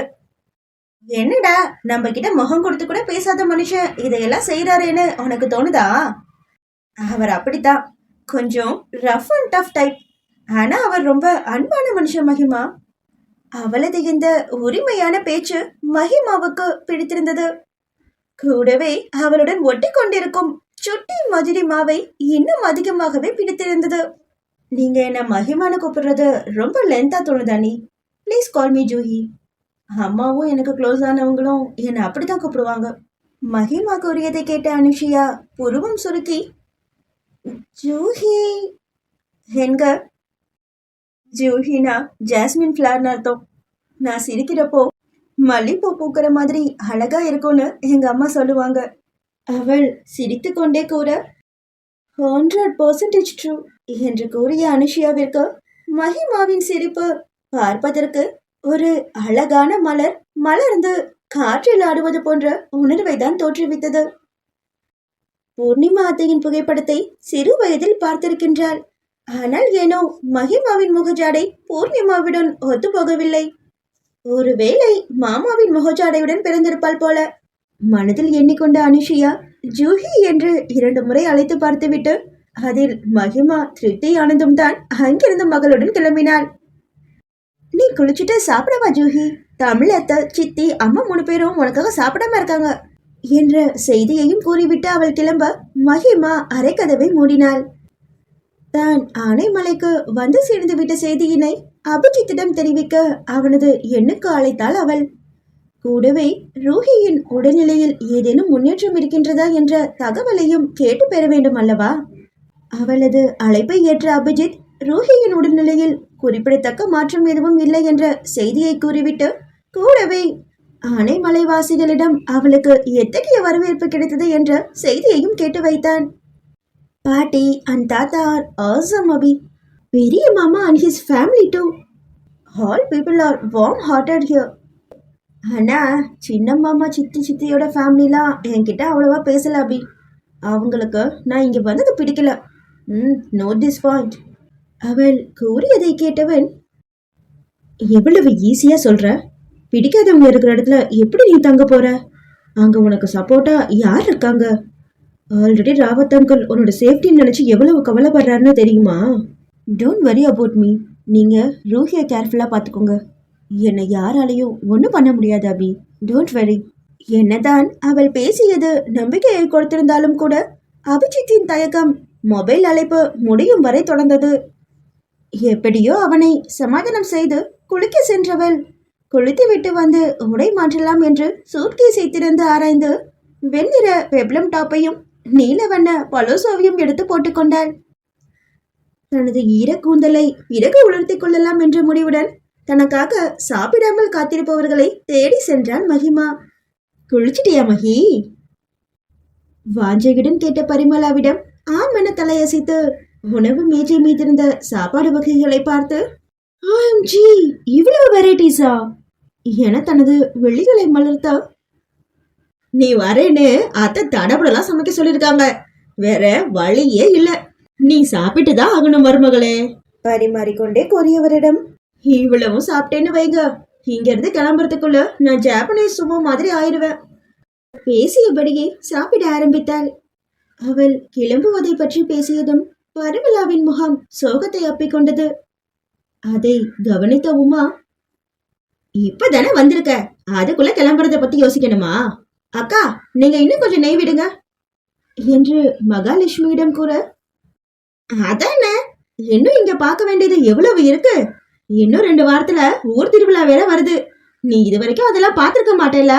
தமிழரசி கேட்க மகிமா, நான் தமிழ்நாட்டுக்கு வரதே இதுதான் ஃபர்ஸ்ட் டைம் ஆண்டி. இந்த திருவிழா கிராமம் இதெல்லாம் நான் சினிமால தான் பார்த்திருக்கேன் என்று கூறியபடியே சாப்பிட, அக்கா நம்ம ஊர் நிறைய தெலுங்கு படத்துல எல்லாம் வரும்க்கா, நீ அதெல்லாம் பார்த்திருக்கியா? கேட்டபடியே வந்து அவள் அருகே கிடந்த நாற்காலியில் அமர்ந்தான் ஆதேஷ். மகிமா ஆவென தலையாட்டவும் அவன் படு குஷியாகிவிட்டான். அவன் பெரிய மனிதன் போல அவனது விளையாட்டு நண்பர்கள் என அனைத்தையும் பகிர்ந்து கொண்டான் அவளிடம். இந்த காட்சியை ஹாலின் சோஃபாவில் அமர்ந்து அசூயையுடனே பார்த்து கொண்டிருந்தனர் விஸ்வநாதனும் சந்திரிகாவும். விஸ்வானா, இன்னும் எத்தனை நாளைக்கு அண்ணா இந்த கொடுமையெல்லாம் சகிச்சுக்கிறது? அவதான் சொல்றாளே, திருவிழா முடிஞ்சதும் கிளம்பிடுவா. எனக்கு நம்பிக்கை இல்லைண்ணா. இந்த வீடு, தோட்டம், தொரவு இது எல்லாத்தையும் பார்த்துட்டு இவளால இங்க இருந்து நகர முடியுமா? அப்பாக்கும் அம்மாக்கும் ஏண்டா இப்படி மூளை கடைசி காலத்துல கெட்டு போகுதோ தெரியல. இப்படி கண்டதையும் கூப்பிட்டு நடு வீட்டுல உட்கார வச்சு சாப்பாடு போட்டு கொண்டாடிக்கிட்டு இருக்காங்க. இவங்க சொன்ன ஆளுக்கு கழுத்து நீட்டி கௌரவமா குடும்பம் நடத்தி குடும்ப மரியாதை காப்பாத்தின என்னோட பசங்களும் புறவாசல் வழியா ஓடிப்படவளுக்கு பிறந்த இவளும் ஒன்னா அவங்களுக்கு. இவளை பார்த்தாலே பத்திக்கிட்டு வருதுண்ணா. நீ கோவப்படாத சந்திரிகா, நான் தான் இருக்கேன்ல. திருவிழா முடிச்சதும் இவ இங்க இருந்து கிளம்பிடுவா, என்ன நம்பு. சப்போஸ் இவ போகலன்னா நான் போக வைப்பேன். உனக்கு என் மேல நம்பிக்கை இருக்குல்ல, இன்னையில இருந்து அதுக்கான வேலையை நான் ஆரம்பிக்கிறேன். நீ டென்ஷன் ஆகாம போய் உங்க அண்ணிங்க கூட பேசிக்கிட்டு, இல்லைன்னா அப்பாக்கும் அம்மாக்கும் மனசு வருத்தப்படும். போ. விஸ்வநாதன் கூறியதும் எழுந்த சந்திரிகா வேண்டா வெறுப்பாகவே உணவு மேஜையை நோக்கி நடந்தார். விஸ்வநாதனுக்கு என்னதான் பெற்றோரின் இந்த முடிவில் சம்பந்தம் இல்லை என்றாலும் கூட அவர்கள் மனதை வருத்தப்பட வைக்கும் எண்ணமும் அவருக்கு இல்லை. அதனால் அவரது மூத்த தங்கை பூர்ணிமாவின் புத்திரி அங்கே வந்ததில் அவருக்கு இருந்த பிடித்தமின்மையை வெளியில் வெளிக்காட்டிக் கொள்ளாது காய் நகர்த்தும் முடிவுக்கு வந்திருந்தார் அவர். தனது அன்னையுடன் பிறந்தவர்களுக்கு தன் மீது இருக்கும் வஞ்சனத்தை உணராத மகிமாவோ மதிய உணவை முடித்துக்கொண்டு தனது அறைக்கு சென்று வீட்டினருக்காக வாங்கி வந்த ஆடைகளை எடுத்து வந்தாள். வீட்டின் பெண்கள் எல்லோரும் ஹாலில் அமர்ந்திருக்க அவர்களுக்காக வாங்கி வந்த மகாராஷ்டிராவின் பாரம்பரிய பைத்தானி கைத்தறி பட்டு புடவைகளை எடுத்து கொடுத்தாள் மகிமா. மாந்துளிர் சிகப்பில் பச்சை கலர் பார்டர் வைத்த புடவை பரிமளாவுக்கு, கரு நீளத்தில் ஆரஞ்சு பார்டர் வைத்த புடவை மகாலட்சுமிக்கு, உமாவின் புடவை நீல வண்ணம், அதன் பல்லுவில் அழகான மயில்கள் அணிவகுத்தன. தமிழரசிக்கு மாம்பழம் நிறத்தில் நீல வண்ண பார்டர் இட்ட புடவை, அந்த புடவையிலும் மரக்கிளைகளில் சில மயில்கள் அமர்ந்திருந்தன. சந்திரிகாவுக்கென எதுவும் வாங்கவில்லை போல. சாரி சித்தி, நீங்க இங்க இருப்பீங்கன்னு எனக்கு தெரியாது. மகிமா உரைக்க சந்திரிகாவோ உதட்டை அலட்சியமாக சொல்லித்து, பரவாயில்ல, இதுல என்ன இருக்கு, கோயம்புத்தூர்ல கிடைக்காத பட்டா என கூற மகிமா ஒரு புன்சிரிப்புடன், இந்த பட்டு புடவை மகாராஷ்டிராவோட ஸ்பெஷல் சித்தி. இது பைத்தானி பட்டு. அந்த காலத்துல மகாராஷ்டிரா பகுதியில இருந்த பேஷ்வா வீட்டு பொண்ணுங்களும் ஜமீன்தாரணிகளும் மட்டும்தான் இதை வாங்கி உடுத்திக்க முடியும். ஏன்னா இதுல தங்க ஜரிகை யூஸ் பண்ணுவாங்களாம். இப்பெல்லாம் தங்க ஜரிகைக்கு பதிலா வெள்ளி ஜரிகை யூஸ் பண்றாங்க. இதோட ஸ்பெஷாலிட்டியே மற்ற பட்டு புடவையை விட இது வெயிட் அதிகம். முண்டா அண்ட் பார்டர்ல இருக்கிற ஜரிகையோட அடர்த்தியும் அதிகம் என பைத்தானி பட்டு புடவையின் சிறப்பு அம்சங்களை அடுக்கினாள் அவள்.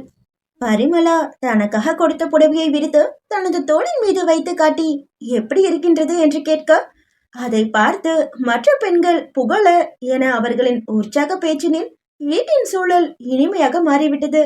ஆனால் இதற்கும் எனக்கும் சம்பந்தமில்லை என்பது போல கனிஷ்கா கடுகொடும் முகத்துடனே வீட்டை சுற்றி நடை போட்டுக் கொண்டிருந்தாள். அப்பொழுது தொழில் சம்பந்தமாக மொபைலில் பேசிக் கொண்டிருந்த அபிநேத்திரன் அவளது பார்வையில் விழ எரிச்சலாகவே அவனை நெருங்கியவள். அசோக் எங்க? அவளது கேள்வியில் திரும்பியவன் மொபைலை அவளிடம் மாட்டிக்காட்டி பேசிவிட்டு வருகின்றேன் என்று சைகையில் சொல்லிவிட்டு பேச்சை தொடர்ந்தான்.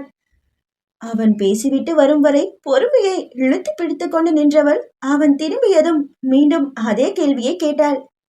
அபிநேத்ரனோ மொபைலை ஜீன்ஸ் பாக்கெட்டில் போட்டுக்கொண்டே, அண்ணா சரவணன் பட்டியில இருக்காரு, ஏன் கேக்குற? எனக்கு பேச்சு துணைக்கு யாரும் இல்ல, அதான். அண்ணா இங்க வந்தாலும் உன்கிட்ட பேசிக்கிட்டு இருக்க மாட்டாரு கனி. ஏன்? அவனும் அந்த மும்பைக்காரி போற சீனை ஆன்னு வாயை பிளந்துட்டு வேடிக்கை பார்ப்பானா? வெடுக்கனே வந்த அவளது பதிலில் அபிநேத்ரன் பக்கென நகைத்தான். உனக்கு மகிமாவை பார்த்து பொறாம வந்துடுச்சு போல. கேட்டவனை அலட்சியமாக ஏறிட்ட கனிஷ்கா. வாட்? போயும் அந்த ஆஃபன் கேர்ளை பார்த்து எனக்கு பொறாமையா? கம் ஆன் அபி, கொஞ்சமாச்சும் லாஜிக்கோட பேசு. ஆஃப்டர் ஆல் மாச சம்பளத்துக்கு வேலை பார்க்கற இன்டீரியர் டிசைனர் அவளும் நானும் ஒன்னா? அவள் தெனாவட்டாய் உரைக்க அபிநேத்ரனோ உதடுகள் மடித்து மறுப்பாய் தலையசைத்தான். உன் வாய் தான் பொறாம இல்லைன்னு சொல்லுது, ஆனா உன் கண்ணுல பொறாம அப்பட்டமா தெரியுது. Change your attitude. அவளும் நம்மளோட ரிலேட்டிவ் தான். அது மட்டும் இல்ல, அவளும் அவளோட ஃப்ரெண்டும் சேர்ந்து ஒரு கன்சர்னை நடத்துறாங்க. அவ ஒன்னும் நீ சொல்ற மாதிரி மாச சம்பளத்துக்கு வேலை பார்க்கல. அவன் கூறிக்கொண்டிருக்க, சோ வாட், எனக்கு சம்மந்தம் இல்லாதவங்கள என்னால மதிக்க முடியாது என கூறிக்கொண்டே அங்கிருந்து விறுவிறுவென்று சென்று விட்டாள். செல்பவளை பார்த்து சிரித்த அபிநேத்ரனோ, தேங்க் காட், நல்ல வேலை, இவளை எனக்கு மேரேஜ் பண்ணி வைக்கணுங்கிற எந்த எண்ணமும் பாட்டி மனசுல வரல. அந்த மாதிரியான வியடான ஐடியா இனிமேலும் வரக்கூடாது கடவுளே. இந்த பொறாம கொடவுனை கட்டிக்கிட்டு என்னாலலாம் கஷ்டப்பட முடியாதுப்பா. அடுத்து வரும் அத்தியாயத்தில் சந்திப்போம். நன்றி. அத்தியாயம் 4. நான், என்னோட ஃபேமிலி, என்னோட பிஸ்னஸ், இவ்வளவுதான் என்னோட ஆக்டிவ் சர்க்கிள்ஸ். இந்த 3 சர்க்கிளில் இருக்கவங்கள தவிர தேர்ட் பர்சன்ஸ் யாரையும் நான் 100% நம்புறதில்ல. என்னை பொறுத்த வரைக்கும் நம்பிக்கைங்கிறது ஒரு மனுஷன் இன்னொரு மனுஷன்கிட்ட சம்பாதிக்கிற அதிகபட்சமான விஷயம்னு சொல்லுவேன். அதனால அதை ஈஸியாக சம்பாதிச்சுட்டா அதுக்கான வேல்யூவை மனுஷங்க கொடுக்க மாட்டாங்க இல்லையா? ஸோ யாரையும் ஈஸியாக நம்பிடாதீங்க. தெளிவாக சொல்லணும்னா, ஒரு மனுஷன் அவனோட நிழல்ல கூட நம்பக்கூடாது. ஏன்னா இருட்டில் நம்ம நிழல் கூட நம்மளை விட்டுட்டு போயிடும் இல்லையா? மித்ரனின் எண்ண துளிகள். சரவணம்பட்டி. கிட்டத்தட்ட பூச்சி வேலைகள் மட்டுமே மிச்சமிருந்த ஒரு பிரம்மாண்ட கட்டிடத்தின் முன்னே நின்று அதன் கட்டிட பொறியாளரிடம் பேசிக்கொண்டிருந்தான் அசோகமித்ரன். இது பிஆர்கே குரூப்புக்காக நாங்கள் கட்டுற 3வது மல்டி ஸ்பெஷாலிட்டி ஹாஸ்பிட்டல் சார். கட்டாயமா நம்ம முடிவு பண்ணின டேட்லயே எல்லா ஒர்க்கும் முடிஞ்சிடும். உங்க கூட நாங்கள் எத்தனை வருஷமா டீலிங் வச்சிட்டு இருக்கோம். நீங்க தாராளமா எங்களை நம்பலாம் சார். கூறிக்கொண்டிருந்த பொறியாளரிடம் அசோகமித்ரன் சன்னமாகவே புன்னகைத்தான். நம்பிக்கை இருக்க போய் தானே இவ்வளவு நாள் பொறுமையா வெயிட் பண்றேன். ஆனாலும் தாத்தாவுக்கு சீக்கிரமா வேலை முடியணும்னு அவசரம். எனக்கு அவர் ஆசைப்பட்டார்னா அதை உடனே செஞ்சு முடிச்சிடணும். அதனாலதான் உங்களை அவசரப்படுத்துறேன். கண்டிப்பா சார், வேலை சீக்கிரம் முடிஞ்சிடும், கவலைப்படாதீங்க. கட்டிட பொறியாளர் அளித்த உறுதிமொழியை நம்பி அங்கிருந்து கிளம்பினான் அசோகமித்ரன். ஏழைகளும் பயனடையும் வண்ணம் ஒரு மருத்துவமனையை ஆரம்பிக்க வேண்டும் என்பது பரசுராமனின் சமீபத்திய ஆசை. ஆனால் அசோகமித்ரனுக்கோ இதில் உடன்பாடில்லை. விலையற்ற எதற்கும் மதிப்பிருக்காது, விலை மலிந்த எதற்கும் தரம் இருக்காது என்று கூறுவான் அவன். ஆனாலும் கூட தாத்தாவின் ஆசைக்காகவே இந்த மருத்துவமனையை கட்டும் முடிவுக்கு வந்தான். இதோ இன்னும் சில மாதங்களில் கட்டிட வேலைகள் முடிவுற்றுவிட்டால் மருத்துவமனை திறப்பு விழாவுக்கு தயாராகிவிடும். இது மட்டுமல்ல, இன்னும் நிறைய சமாச்சாரங்களில் அவனுக்கு விருப்பமில்லை என்றாலும் கூட தாத்தா பாட்டிக்காக அதை செய்து முடிப்பான் அசோகமித்ரன். ஓட்டுநர் காரை சரவணம்பட்டியிலிருந்து ஆனைமலை செல்லும் மார்க்கத்தில் இயக்கிக் கொண்டிருக்க பின்னிருக்கையில் வாகை சாய்ந்து கொண்டான் அசோகமித்ரன். திடீரென ஒரு குலுக்கலுடன் கார் பயங்கரமான சத்தத்துடன் அதன் வேகத்தை குறைத்து பின்னர் ஓட்டுநரின் திறமையால் சாலையோரம் நிறுத்தப்பட்டது. என்னாச்சுன்னா? தெரியல தம்பி, நீங்க கார்லயே இருங்க, நான் என்னன்னு போய் பார்க்கறேன் என கூறிக்கொண்டே இறங்கி சென்று இன்ஜினை ஆராய ஆரம்பித்தார் ஓட்டுநர். அசோகமித்ரனோ மொபைலை நோண்ட ஆரம்பித்தான். 20 நிமிடங்கள் இப்படியே கழிந்தன. கார் கதவை திறந்து கொண்டு வெளியில் வந்தவன் ஓட்டுநர் இன்னும் பழுது என்னவென ஆராய்ந்து கொண்டிருப்பதை பார்த்து பொறுமை இழந்தவனாக, இன்னும் எவ்வளவு நேரம் ஆகும் என்று கேட்க, ஃபால்ட்டு கொஞ்சம் பெருசு தம்பி, சர்வீஸ் சென்டருக்கு போனதான் சரி பண்ண முடியும் போல உரைத்தவரிடம், ஓ சரி, அப்ப நான் அபிக்கு கால் பண்ணி வர சொல்றேன். நீங்க சர்வீஸ் சென்டருக்கு கால் பண்ணி காரை எடுத்துட்டு போக சொல்லிடுங்க கூறிவிட்டு உடனடியாகவே அபிநேத்ரனுக்கு அழைத்தான் அவன். சரவணம்பட்டியிலிருந்து கிளம்பிய பொழுதே ஆதவன் மறையும் நேரம்தான். இங்கு வேறு இப்பொழுது 20 நிமிடங்கள் வீணாய் கழிந்து விட்டது. ஆனைமலைக்கும் அவனது கார் இப்பொழுது பழுதடைந்து நிற்கும் இடத்திற்கும் இடையே தோராயமாக 60 கிலோமீட்டர் தூரமாவது இருக்கும். இப்பொழுது அசோகமித்ரன் சொன்னதும் கிளம்பினால் கூட அபிநேத்ரன் இங்கு வந்து சேர 1 மணி நேரமாவது ஆகும். அதனால் தாமதிக்காது கார் பழுதாகிவிட்ட தகவலை கூறி தன்னை அழைத்து செல்லும்படி சொன்னவனிடம், சரிண்ணா நான் வரேன் இப்ப நான் மட்டும் வந்து உங்களை பிக்கப் பண்ணலன்னு வைங்க, கனி இருக்கால, அவ நேர்லயே வந்துடுவா போல. மகிய பார்த்ததுல இருந்தே அவளுக்கு ஒரே ஸ்டொமக் பர்னிங் தான் போங்க. இளைய சகோதரன் கூற, இது என்ன புதுக்கதை என அதிசயத்தான் அசோகமித்ரன். இந்த கதைய நீயே நேர்ல வந்து பார்த்து தெரிஞ்சுக்கண்ணா, உனக்கு டிமாண்ட் அதிகமாயிடுச்சுன்னு புரிஞ்சுப்ப. அதுக்கு முதல்ல நீ இங்க வரணுமே. 2 அத்தை பொண்ணுங்களோட ரெஸ்லிங்க்கு ரெஃப்ரியா இருந்தனா நீ எப்ப இங்க வர்றது, நான் எப்ப அந்த கதையை தெரிஞ்சுக்கிறது? தன்னை கிண்டல் செய்ய முயன்றவனை மடக்கி சீக்கிரம் வருமாறு கூறிவிட்டு காத்திருக்கலானான் அசோகமித்ரன். ராஜநாராயண விலாசம். அசோகமித்ரனை அழைத்து வர அபிநேத்திரன் கிளம்பி சென்று நேரம் கடந்து இருந்தது. பரிமளாவும் பரசுராமனும் இரவு உணவை சீக்கிரமாகவே முடித்துக் கொள்வது வழக்கம். அவர்களுடன் சேர்ந்து தானும் சாப்பிட்டு விடுவதாக கூறிவிட்டாள் மகிமா. மற்றவர்களோ ஹாலில் அமர்ந்து அரட்டை எடுத்துக் கொண்டிருந்தனர். அதில் விஸ்வநாதன், ரெங்கநாதன், சர்வேஸ்வரன் ஆகியோரும் அடக்கம். தமிழரசியின் வற்புறுத்தலால் அனுஷியா மகளுக்கு ஊட்டியபடியே சாப்பிட்டு விடுகிறேன் என்கவும், என்னாலலாம் மற்றவங்க சாப்பிட்றத வேடிக்கை பார்க்க முடியாதுப்பா என்று கூறியபடியே ஆதேஷும் அவர்களோடு சாப்பிட அமர்ந்து விட்டான். அவர்களுக்கெல்லாம் சப்பாத்திகளை பரிமாறியபடியே உமா கனிஷ்காவையும் சாப்பிட அழைத்தாள். ஆனால் அவளோ, நான் அசோக் கூட சேர்ந்து சாப்பிட்டுக்கிறேன் அத்தா என கூற, அவனும் அவையும் எப்ப திரும்புவாங்கன்னு தெரியாதுடா கனி, நீ வெறும் வயிற்றோட அவனுக்காக வெயிட் பண்ண போறியா? அவர் மறுபடியும் அழைக்க உடனே இடையிட்டது சந்திரிகாவின் குரல். இருக்கட்டுமே அண்ணே, இது எல்லாத்தையும் இப்பவே பழகிக்கிறது தானே அவளுக்கு நல்லது. நாளைய பின்ன கல்யாணத்துக்கு அப்புறம் திடுதிப்புன்னு பழகிக்கோனா என் பொண்ணு தடுமாறி போயிடுவாள. அவர் அவ்வாறு கூறியதும் கனிஷ்காவின் முகத்தில் நாண சிவப்பெரியது. அதே சமயம் பரசுராமனும் பரிமளாவும் ஒருவரை ஒருவர் பார்த்து கொண்டனர். அனுஷியாவோ இதற்கும் எனக்கும் எந்த சம்பந்தமும் இல்லை என்னும் ரீதியில் ஆதேஷுடன் வளவளத்தபடியே சப்பாத்திகளை கபலீகரம் செய்து கொண்டிருந்த மகிமாவை தான் பார்த்தாள். பிறகு கண்களால் அவள் சித்தியிடம், இவளுக்கு எதுவும் தெரியாதா என வினவ, இன்னும் சொல்லல என உமாவும் கண்களாலேயே பதிலளித்தார். இந்த பார்வை பரிமாற்றங்களை கவனித்திருந்தால் மகிமா சுதாரித்திருப்பாளோ என்னவோ. சாப்பிட்டு முடித்த மகிமாவை உறங்க செல்லும்படி பணித்தார் சந்திரிகா. மகாலட்சுமி ஏன் என்ன காரணம் வினவ, ஜெட்லாக் இருக்கும்ல அண்ணி, பாவம் வந்ததுல இருந்து ரெஸ்ட் எடுக்காம நம்ம கூடவே தானே இருந்தா, இப்ப போய் தூங்கட்டும் கரிசனத்துடன் கூற, ரெங்கநாதனுக்கே தனது தங்கை இணைந்த திடீர் பாசம் அதிர்ச்சியை அளித்தது. ஆனால் சந்திரிகா போட்ட கணக்கே வேறு. தமக்கையின் மகள் தனது மருமகன் அங்கே வரும் பொழுது இருக்கக்கூடாது என்ற காரணத்தினால்தான் அவளை உறங்க போகும்படி துரிதப்படுத்தினாள். ஏனென்றால் அவள் வந்ததிலிருந்தே அபிநேத்திரனது பார்வை அவளை விட்டு அங்கிங்கு நகரவில்லை. எங்கே அதே போல அசோகமித்ரனும் அவளிடம் கவிழ்ந்து விட்டாள். அதனால்தான் முன்னெச்சரிக்கையுடன் இருப்பது நல்லதல்லவா? அவர் கூறியதற்காக இல்லை என்றாலும் மகிமாவிற்குமே ஒருங்கினால் நன்றாக இருக்கும் என்று தோன்றியது. அதனால் அங்கே இருந்த அனைவருக்கும் தனது இரவு வணக்கத்தை தெரிவித்துவிட்டு தனது அறைக்கு தூங்குவதற்கு விரைந்தாள். அறையில் நுழையும் சமயம் அறையின் வாயிலில் விஸ்வநாதன் யோசனையுடன் நிற்பதைக் கண்டு திகைத்து நின்றாள். தான் வந்ததிலிருந்தே தன்னை அதிருப்தியுடன் நோக்கும் இம்மனிதருக்கு இங்கே இப்பொழுது என்ன வேலை? அதே நேரம் எதிர்ச்சியாக திரும்பிய விஸ்வநாதனும் மகிமாவை அப்போது அங்கே எதிர்பார்க்காமல் அதிர்ந்து போனார். இருப்பினும் தனது அதிர்ச்சியை மறைத்தபடியே பழைய கரார் ரூபத்துக்கு மாறிக்கொண்டார். ரூம் எல்லாம் உனக்கு வசதியா இருக்கான்னு பார்க்க வந்த என்று கூறியவர் அவளது பதிலை கூட எதிர்பார்க்காது விறுவிறுவென்று அங்கிருந்து வெளியேற அவரது செய்கைகள் அனைத்தும் வினோதமாகவே தோன்றியது மகிமாவிற்கு. அவளும் யோசனையுடனே கதவை தாளிட்டாள். பிறகு இலகுவான இரவு உடைக்கு மாறி தனது உடைமைகளை வைத்திருக்கும் மரபீரோவை திறந்து தனது டைரியை கைகளில் எடுத்தாள்.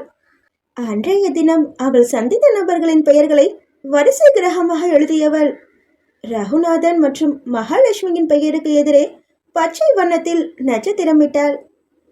அதே போல மதிவாணன், தமிழரசி, அனுஷியா, அஸ்வந்த் இவர்களுக்கும் பச்சை நட்சத்திரம்தான் தந்தாள். கூடவே தாத்தா பாட்டியின் பெயர்களையும் எழுதி அவைகளுக்கும் பச்சை நட்சத்திரத்தை அளித்தாள். அவற்றை அழகாய் வட்டமிட்டு பாசிட்டிவ் வைப்ஸ் என்ற அம்புக்குறியுடன் எழுதி வைத்தாள். ஆதேஷுக்கும் மதுரிமாவிற்கும் போப்பல் வண்ண இதயங்களை அளித்து கியூட்டி பைஸ் என்று எழுதி வைத்தாள். பின்னர் வரிசையாக விஸ்வநாதன், சந்திரிகா, சர்வேஸ்வரன் இவர்களது பெயர்களுக்கு எதிரே சிகப்பு வண்ணத்தில் மண்டை ஓட்டுடன் கூடிய அபாய குறியை வரைந்து அவற்றை வட்டமிட்டு டவுட்லெஸ் நம்பர் 1 என்று எழுதியவள் இறுதியாக எழுதியது அசோகமித்ரன், அபிநேத்ரன் மற்றும் கனிஷ்காவின் பெயர்கள்.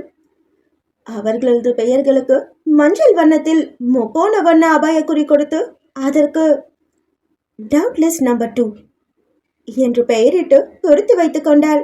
இவைகளுக்கு கீழே நாட்குறிப்பை எழுத துவங்கினாள் அவள். ஸோ இந்த 2 லிஸ்ட்ல இருக்கிறவங்கள நான் நம்பக்கூடாது. ஃபர்ஸ்ட் லிஸ்ட்ல இருக்கிறவங்களுக்கு நான் இங்கே வந்தது சுத்தமாக பிடிக்கல. அவங்களுக்கு அம்மாவையும் பிடிக்காதுங்கிறது இதுல இருந்து நல்லா தெரியுது. பிகாஸ் அதுக்கு எக்ஸாம்பிளா கொஞ்ச நேரத்துக்கு முன்னாடி இங்கே வந்துட்டு போன சின்ன மாமாவோட பிஹேவியர் கொஞ்சம் வியர்டாக தான் இருந்தது. இவங்க எல்லாரையும் நான் ரொம்ப கேர்ஃபுல்லாக வாட்ச் பண்ணணும். அடுத்ததா டவுட்லெஸ் நம்பர் 2. இதில் இருக்கிறவங்கள அபியும் கனிஷ்காவும் டேஞ்சரானவங்கன்னு எனக்கு தோணலை. ஆனாலும் கூட அவங்க கிட்டேயும் ஏதோ சம்திங் ஃபிஷி. பார்க்கலாம். Last one mister Ashokamitran. உன்னை நான் இன்னும் பார்க்கல. இருந்தாலும் இங்கே இருக்கிறவங்கெல்லாம் சொல்கிறத வச்சு பார்த்தா உன் மேலேயும் சந்தேகம் வருது. பேனாவால் தனது மூவாயில் தட்டியபடியே அவள் யோசித்து கொண்டிருக்க அப்பொழுது திடீரென மின்சாரம் துண்டிக்கப்பட்டது. மகிமா தனது மொபைல் டார்ச்சை ஆன் செய்த பொழுது இன்வெர்டரின் உபயத்தால் மீண்டும் விளக்குகள் ஒளிர்ந்தது. மகிமாவோ எதையும் பெரிதாக எடுத்துக்கொள்ளாமல் உச்சு கொட்டுவிட்டு இரவு விளக்கை மட்டும் போட்டுவிட்டு உறங்க துவங்கியிருந்தாள். இடையில் மின்சாரம் மீண்டும் வந்ததையோ இன்வெர்டர் நிற்காமல் ஓடுவதையோ அவள் அறியவில்லை. புது இடம் என்பதனால் உறக்கம் வருவதுமாய் கலைவதுமாகவே இருந்தது. அப்பொழுது திடீரென ஏதோ மூச்சு முட்டுவது போன்ற உணர்வு அவளுக்கு. நாசிக்குள் யாரோ விரும்பத்தகாத ஏதோ ஒன்றை திணிப்பது போன்ற ஒரு உணர்வு. தடுமாறியபடியே எழுந்து அமர்ந்தவள் இரவு விளக்கின் மெல்லிய ஒளியில் அறையை கண்களால் துளாவினாள். மூச்சு முட்டுது, தலை விண்ணு விண்ணுன்னு வலிக்குது, கண்ணு காது மூக்குன்னு எல்லாமே எரியுது, என்னாச்சு எனக்கு? தடுமாறியபடியே எழுந்தவளின் பார்வை அந்த ஊரின் சீதோஷணத்துக்கு கொஞ்சம் கூட தேவையே இல்லாமல் ஓடிக்கொண்டிருந்த அந்த ஏசியின் மீது பட்டது. அதிலிருந்து ஏதோ வினோதமான மெல்லிய எரிச்சல் கொண்டு கேட்டுக்கொண்டு இருந்தது. வேகமாக ஓடிய மகிமா அரைக்கதவை திறக்க முற்பட அதுவோ வெளிப்புறமாக தாளிடப்பட்டிருந்தது. ஹெல்ப், யாராச்சும் இருக்கீங்களா? ஹெல்ப்! அவள் படபடவென கதவை தட்டிக்கொண்டு பலகீனமாய் குரல் கொடுக்க யாரும் வந்து கதவை திறப்பதா இல்லை. போனாங்க எல்லாரும். யோசனையுடனே ஜன்னல் பக்கமாக சென்றவள் அதை திறக்க முயன்றாள். நல்ல வேளையாக ஜன்னல் திறந்து கொண்டது. கைகளை வெளியே நீட்டி ஹெல்ப், ஹெல்ப், ப்ளீஸ் ஹெல்ப் திணறிய குரலில் கூறிக்கொண்டு மெதுமெதுவாக தனது சுயநினைவை இழந்து தரையில் வீழ்ந்தாள் மகிமா. அவளது கண்கள் முழுவதுமாக மூடுவதற்கு சரியாக ஒரு நொடி முன்னர் அந்த அறைக்கதவை யாரோ திறப்பது போன்று தெரிந்தது. மை காட், ஏசி ஆஃப் பண்ணு அபி! அழுத்தமான பதற்றம் கூடிய குரலில் அழைத்து கொண்டு யாரோ வந்து அவளை கரங்களில் தூக்கி கொண்டனர். ஹே, ஆர் யூ ஓகே? மீண்டும் அதே குரல். அசோக் அண்ணா, என் பேத்திக்கு என்னாச்சுப்பா? இறுதியாக ஒலித்த பரிமளாவின் கதறலில் முழுவதுமாகவே தனது சுயநினைவை இழந்து போனாள் மகிமா. அவளை தூக்கி கொண்டு அந்த அறையை விட்டு வெளியில் வந்தான் அசோகமித்ரன். ஆம், சாட்சாத் அவனேதான். சில நிமிடங்களுக்கு முன்னர் தான் அபிநேத்ரனுடன் ராஜநாராயண விலாசத்திற்குள் வந்து சேர்ந்தான். அப்பொழுது முழு குடும்பமும் தோட்டத்தில் அமர்ந்து கதை பேசிக் கொண்டிருந்தனர். உடை மாற்றிவிட்டு வருவதாக கூறிவிட்டு அபிநேத்ரனுடன் வீட்டை நோக்கி வந்தவன் முன்பக்கத்தில் இருக்கும் வெளி வராண்டாவில் நுழையும் பொழுது ஹெல்ப், ப்ளீஸ் ஹெல்ப் என்ற தீன குரலை கேட்டு திடுக்கிட்டான். என்ன சத்தம் இது அபி? அவன் யோசனையுடன் கேட்கவும் அபிநேத்ரனும் சுற்றும் முற்றும் பார்த்தான். அப்பொழுது மகிமா தங்கியிருந்த அறையின் ஜன்னல் வழியே கைகள் தெரியவும், அண்ணா அங்க பாருங்க, மகிக்கு ஏதோ பிரச்சனை போல என்று கூறிக்கொண்டே சிறிதும் யோசிக்காத இரு சகோதரர்களும் அவளது அறையை நோக்கி விரைந்தனர். அறையின் கதவுகள் வெளிப்புறமாக தாளிடப்பட்டிருக்கையிலேயே ஏதோ சரியில்லை என்ற எண்ணத்துடனே உள்நுழைந்தனர். அங்கே தரையில் விழுந்து கிடந்த மகிமாவை இரவு விளக்கின் குருட்டு வெளிச்சத்தில் பார்த்து பதறி போயினர் இருவரும். அப்பொழுதுதான் ஏசியிலிருந்து ஏதோ வினோதமான சத்தம் வருவதை கவனித்த அசோகமித்ரன் அதை நிறுத்துமாறு அபிநேத்திரனுக்கு கட்டளையிட்டான். மகிமாவையும் தனது கைகளில் ஏந்தி கொண்டு வெளியில் வந்தான். சரியாக அதே நேரத்தில்தான் தண்ணீர் தாகம் எடுத்த காரணத்தினால் வீட்டிற்குள் வந்த பரிமளா பேத்தியின் அருகில் ஏதோ கூச்சல் சத்தம் கேட்கவும் எட்டி பார்த்தார். அங்கே துவண்ட பூமாலையாக அசோகமித்ரனின் கரங்களில் மயக்கத்தில் இருந்த மகிமாவை கண்டவர் அழுது அரற்ற ஆரம்பித்தார். அவரது அரற்றலில் வீட்டிற்குள் அனைவரும் வந்துவிட்டனர். ஏசில தான் ஏதோ பிரச்சனை. அபி, நீ அதை என்னன்னு பாரு, நான் இந்த பொண்ணை ஹாஸ்பிட்டல் கூட்டிட்டு போறேன் என்று கூறிவிட்டு மகிமாவை சுமந்து கொண்டு வெளியேறியிருந்தான் அசோகமித்ரன். அங்கே கலங்கி கதறிய பரிமளாவையும் ஆயாசத்துடன் தரையில் சரிந்த பரசுராமனையும் தாங்கிக் கொண்டனர் ரங்கநாதனும் விஸ்வநாதனும். சீக்கிரம் போய் தண்ணி கொண்டு வா மகா. என் பேத்திக்கு என்னாச்சுன்னு தெரியலையே. என் பேத்திக்கு என்னாச்சுன்னு தெரியாம நான் குடிக்க மாட்டேன்டா. அப்பா, அவளுக்கு ஒன்றும் இருக்காதுப்பா, ஜஸ்ட் மயக்கமா தான் இருக்கும். நீங்க முதல்ல தண்ணி குடிங்கப்பா ப்ளீஸ். சமாதானம் செய்த விஸ்வநாதனின் பேச்சை பெரியவர்கள் கேட்கவே இல்லை. பிறகு அனுஷியாவின் அத்தட்டுகள் தான் தண்ணீரை குடித்தனர். இருந்தும் கூட அவர்களுக்கு பயம் அகலவில்லை. இந்த தள்ளாத வயசுல மகளை தான் இழந்துட்டோம். ஆறுதலா இப்ப பேத்தி வந்துட்டாலேன்னு சந்தோஷப்பட்டோமே, அது கூட அந்த கடவுளுக்கு பொறுக்கலையா? குழந்தைக்கு என்னாச்சோன்னு தெரியலையே. கண்ணீர் விட்டு அழுத பரசுராமனை மதிவாணனும் தமிழரசியும் ஆறுதல் படுத்திக் கொண்டிருக்க உமாவும் மகாலட்சுமியும் பரிமளாவின் அழுகையை நிறுத்த முயன்று கொண்டிருந்தனர். அபிநேத்ரன் மட்டும் சந்தேகத்துடனே எலக்ட்ரீஷியனை வர சொல்லிவிட்டு சர்வேஸ்வரனிடம் என்ன நடந்தது என்று வினவ அவரோ உதிரிகளை பிதுக்கினார். ஆதேஷிடம் விசாரிக்க, அக்கா சாப்பிட்டு ரூமுக்கு போனதுக்கு அப்புறமா கொஞ்ச நேரத்துல பவர் கட் ஆச்சாத்தான். அப்புறமா இன்வெர்டர் பவர் வந்துடுச்சு. ஆனா அக்கா ரூமை விட்டு வெளில வரவே இல்லையே. அவன் கூற சிறிது நேரத்தில் அங்கே வந்த எலக்ட்ரீஷியன், மின்சாரம் வந்தும் கூட இன்வெர்டர் அணைக்கப்படாத காரணத்தினால் ஏசியில் இருக்கும் கேஸ் வெளியேறி இருக்கலாம். அறையின் கதவுகளும் ஜன்னலும் மூடியிருந்த காரணத்தினால் அந்த கேஸ் வெளியேற வாய்ப்பு கிடைத்திருக்காது. அதுதான் மூச்சு திணறலுக்கு காரணமாகி இருக்கலாம் என்று கூறினார். அவர்கள் பேசுவதை சில அடிகள் தொலைவில் நின்று கேட்டுக்கொண்டிருந்த சந்திரிகாவும் கனிஷ்காவும் திருவென விழித்தனர். அன்னையும் மகளும் தங்களுக்குள் ரகசியம் பேசுவதை அங்கே இருந்த மனநிலையில் யாரும் அப்பொழுது கவனிக்கவில்லை. எலக்ட்ரீஷியன் கூறிய இந்த தகவலை அபிநேத்ரன் மருத்துவமனைக்கு சென்று சேர்ந்த அசோகமித்ரனிடம் தெரிவித்துவிட அவனும் அதை மருத்துவர்களிடம் கூறிவிட்டான். ஆகையால் மகிமாவிற்கு முதலுதவியும் சிகிச்சையும் தாமதமின்றியே ஆரம்பித்தது. விபத்துக்கான காரணத்தையும் மகிமாவுக்கு சிகிச்சை ஆரம்பித்து விட்டதையும் அபிநேத்ரன் வீட்டினரிடம் தெரிவித்தான். ராஜநாராயண விலாச வாசிகளுக்கு அன்றைய இரவு உறங்கா இரவாகவே நீண்டது. சரியான நேரத்தில் மருத்துவமனையில் அனுமதிக்கப்பட்ட காரணத்தினால் உயிருக்கு எந்த ஆபத்துமின்றி பிழைத்துவிட்டாள் மகிமா. தான் உயிர் பிழைத்ததையே நம்ப முடியாமல் அப்பொழுதுதான் சுய நினைவுக்கு திரும்பியவளை அதிர்ச்சியில் ஆழ்த்தியது அசோகமித்ரன் கேட்ட அந்த ஒரு கேள்வி. என்ன நடந்தது என்பதனை அறிய அடுத்த அத்தியாயத்தில் சந்திக்கலாம். நன்றி. அத்தியாயம் 5. ட்ரீம் போர்ட்னா எனக்கு ரொம்பவே பிடிக்கும். அதை கிரியேட் பண்ண எனக்கு சொல்லி தந்தது என்னோட அப்பா தான். ஒவ்வொரு வருஷமும் நான் என்னென்ன புது முயற்சி பண்ணணும், அதுக்காக நான் எவ்வளோ உழைக்கணுங்கிறதெல்லாம் ஸ்டிக்கி நோட் பேப்பரில் எழுதி என்னோட ட்ரீம் போர்டில் பின் பண்ணி வச்சுப்பேன். என்னோட ரூமில் ஸ்டிக்கி நோட்ஸும் தம்பின்னும் நிரந்தரமாக குடியிருக்கிறதுக்கு அதுதான் காரணம். அந்த ட்ரீம் போர்டில் குறித்து வச்சுருக்க எல்லாத்தையும் என்னால் அச்சீவ் பண்ண முடியலனாலும் கூட அட்லீஸ்ட் ஒரு 75% அச்சீவ் பண்ணிடணும்னு நினப்பேன். பிளானிங் இல்லாத வாழ்க்கை வெளிச்சம் இல்லாத உலகம் மாதிரின்னு எங்கள் அப்பா அடிக்கடி சொல்லுவார். அந்த ட்ரீம் போர்டில் ஒவ்வொரு தடவை ஸ்டிக்கி நோட்ஸை பின் பண்ணுறப்பையும் ஐ மிஸ் ஹிம். மாயாவின் நினைவலைகள். மருத்துவமனை படுக்கையில் சோர்வாக அமர்ந்திருந்தாள் மகிமா. தனக்கு என்ன நேர்ந்தது என்பதனை செவிலியரிடம் கேட்டு தெரிந்து கொண்டவளுக்கு நடந்த எதுவும் விபத்தாக தோன்றவில்லை. அதிலும் அவள் கண் விழித்த பொழுது உடனிருந்த பரிமளா பாட்டி ஏசியில் உண்டான தொழில்நுட்ப கோளாறுதான் விபத்துக்கு காரணம் என்று கூறினார். கூடவே அவர் கூறிய இன்னொரு தகவல் மகிமாவுக்கு அதிர்ச்சியை கொடுத்தது. உன் ரூமுக்கு ஏசியா மாட்டணும்னு சொன்னப்பவே புதுசா வாங்குங்கன்னு எவ்வளவோ சொன்னேன். உங்க சின்ன மாமா தான் ஏற்கனவே இருந்த ஏசியை ரிப்பேர் பண்ணி வச்சிடலான்னு சொல்லிட்டான்.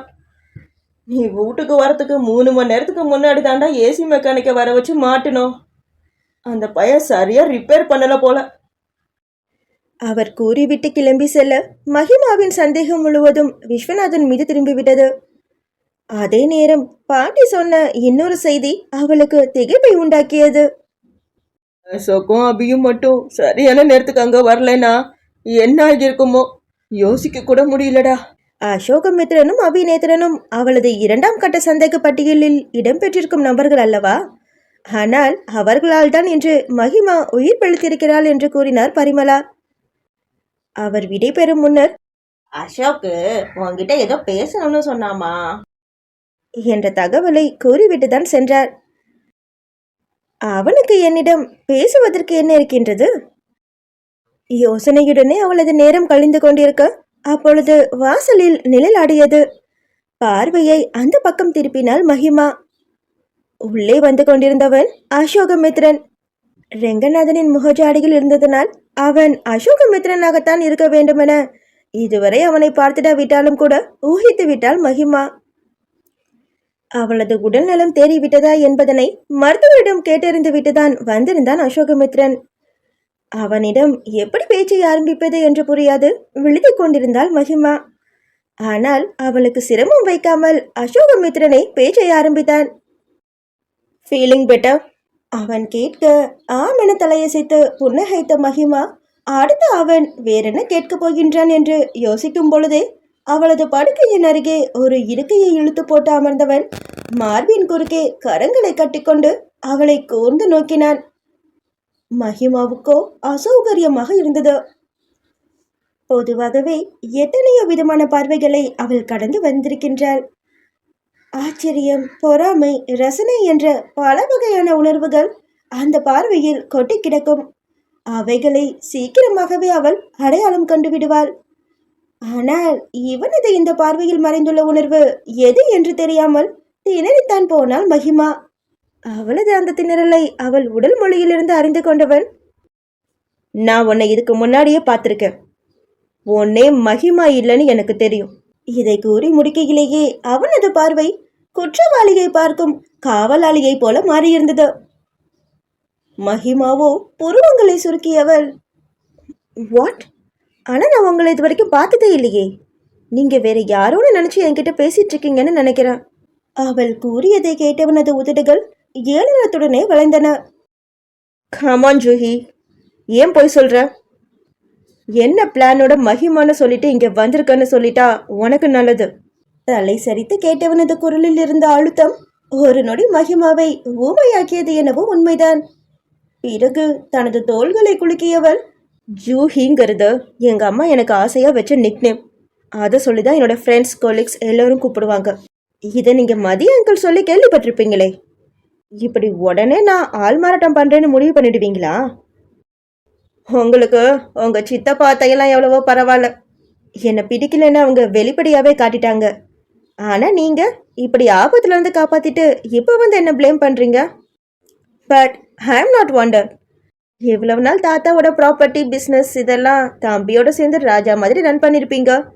இப்படி வரவே மாட்டாங்கன்னு நினைச்ச ஒருத்தரோட வாரிசு வந்ததுன்னா அவங்களுக்கு கோபம் வர்றது சகஜம் தானே. அவளது இந்த பேச்சின் சாராம்சம் புரிந்ததும் அசோகமித்ரனது முகம் கடினமாக மாறியது.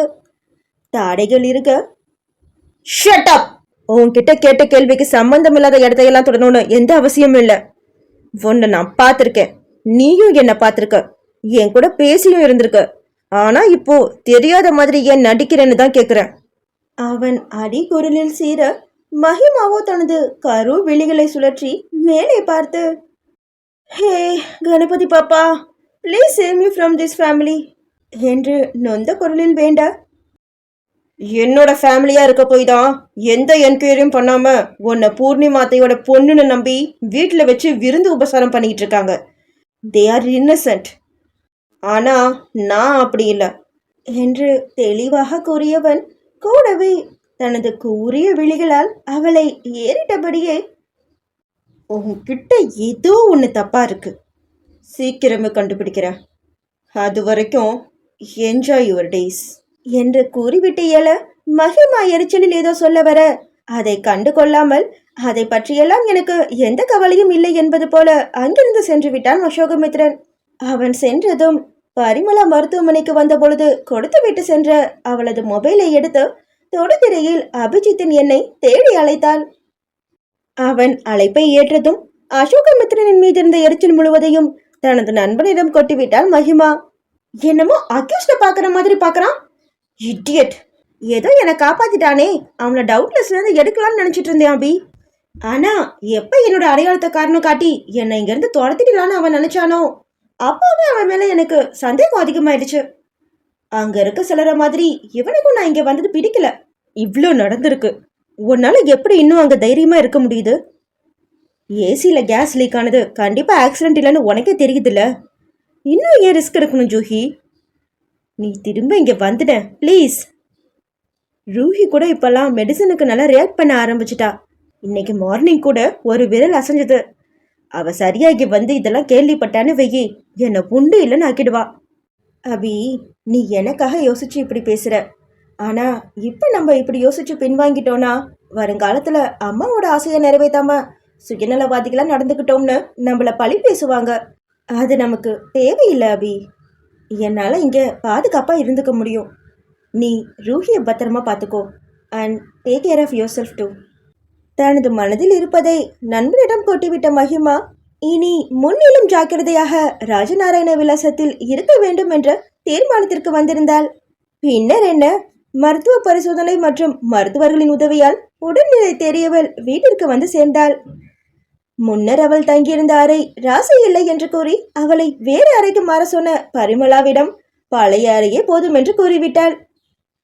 மருத்துவமனையின் வாசத்தால் சோர்வுற்று தெரிந்தவளின் உடலை தேற்றுவதற்காக சத்தான ஆகாரங்களை கொடுத்து வந்தனர் உமாவும் மகாலட்சுமியும். கூடவே அபிநேத்ரன், அனுஷியா, ஆதேஷ் ஆகியோரின் அன்பும் அசோகமித்ரனின் அலட்சிய பார்வையும் மகிமாவை உணர்வு கலவியில் தள்ளிவிட்டது. அதே நேரம் அவளது அறை வாயிலில் அவள் கண்டெடுத்த ஒரு பொருள் அவளை அதிர்ச்சிக்குள்ளாக்கியது. அது ஒரு ஹூப் கம்மல். அந்த கம்மலை கனிஷ்காவின் காதில் பார்த்திருக்கின்றாள். அவள் ஏன் எனது அறைக்கு வர வேண்டும்? யோசனையுடனே மதிவாணனிடம் வினவினாள். அசோக் தம்பியும் அபி தம்பியும் தான் போனாங்கம்மா. நீ ஹாஸ்பிட்டல்ல அட்மிட் ஆனதுக்கு அடுத்த நாளே சந்திரிகாமா அவங்க குடும்பத்தோட திருப்பூருக்கு கிளம்பி போயிட்டாங்க. அவர் கூறிவிட்டு செல்ல அவளது முகத்திலோ குழப்பரேகைகள். அப்படி என்றால் கனிஷ்கா முந்தைய நாள்தான் தனது அறைக்கு வந்திருக்க வேண்டும். ஒருவேளை வெளியிலிருந்து தனது அறையை தாளிட்டது அவளாக இருக்குமோ? குழப்பத்துடன் வலம் வந்தவளின் கண்களில் அசோகமித்ரன் ஏனோ சிக்கவில்லை. தான் வார இறுதி நாட்களில் வருவதாக கூறிவிட்டு கோவைக்கு கிளம்பி சென்று விட்டான் அவன். தமையன் எவ்வளியோ அவ்வளியே தானும் என்று அபிநேத்ரனும் அவனுடன் கிளம்பிவிட்டான். பூர்ணிமா அத்தையின் மகளை காண ஆவலாக வந்திருந்த அனுஷியாவும் கூட அஸ்வந்த் வந்து அவளை அழைத்ததும் மதுரிமாவுடன் கிளம்பிவிட்டாள். ஜூஹி, எப்படியும் திருவிழாக்கு முன்னாடி நான் இங்க வந்துடுவேன் ஜூஹி. அது வரைக்கும் உனக்கு இங்க எப்படி பொழுது போகும்? கிளம்பும் முன் கேட்ட அனுஷியாவிடம், இங்கதான் தாத்தா பாட்டி அங்கிள் ஆண்டிலாம் இருக்காங்கல்ல, எனக்கு நல்லாவே டைம் பாஸ் ஆகும் அண்ணி, நீங்க கவலைப்படாதீங்க என்று கூறி அனுப்பி வைத்து விட்டாள். அனைவரும் கிளம்பி சென்றதும் வீடே வெறிச்சோடி கிடந்தது. சோம்பலாய் உணர்ந்த மகிமாவோ போர் அடிப்பதனால் அங்கும் இங்குமாக சுற்றி கொண்டிருந்தாள். பரசுராமன் தான் அவளை கவனித்து, மகி இங்க வாடா.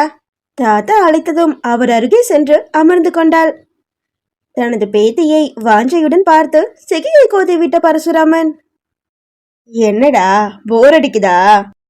பரபரப்பா சிட்டி லைஃப்ல ஓடிக்கிட்டு இருந்தவ உன்னை இங்க கூட்டிட்டு வந்து சிறை வச்சுட்டோன்னு தோணுதாடா? அவர் கேட்கவும் மகிமா வேகமாக மறுத்து, ஐயோ தாத்தா, அப்படியெல்லாம் எதுவும் இல்லை. சிட்டியோட பரபரப்பு எனக்கு பழகி போன ஒண்ணுதான். ஆனா வில்லேஜோட இந்த அமைதியும் அழகும் கூட நல்லதா இருக்கு என்று கூற சிரித்தபடியே எழுந்த பரசுராமன், நான் தோப்பு தோட்டத்தை சுத்தி பார்க்க போறேன்டா. நீயும் என் கூட வரியா? என் பேத்திய எல்லாருக்கும் அறிமுகப்படுத்தி வைக்கிறேன். அவர் அழைத்ததும் மகிமாவும் அவருடன் உற்சாகத்துடனே கிளம்பி சென்றாள்.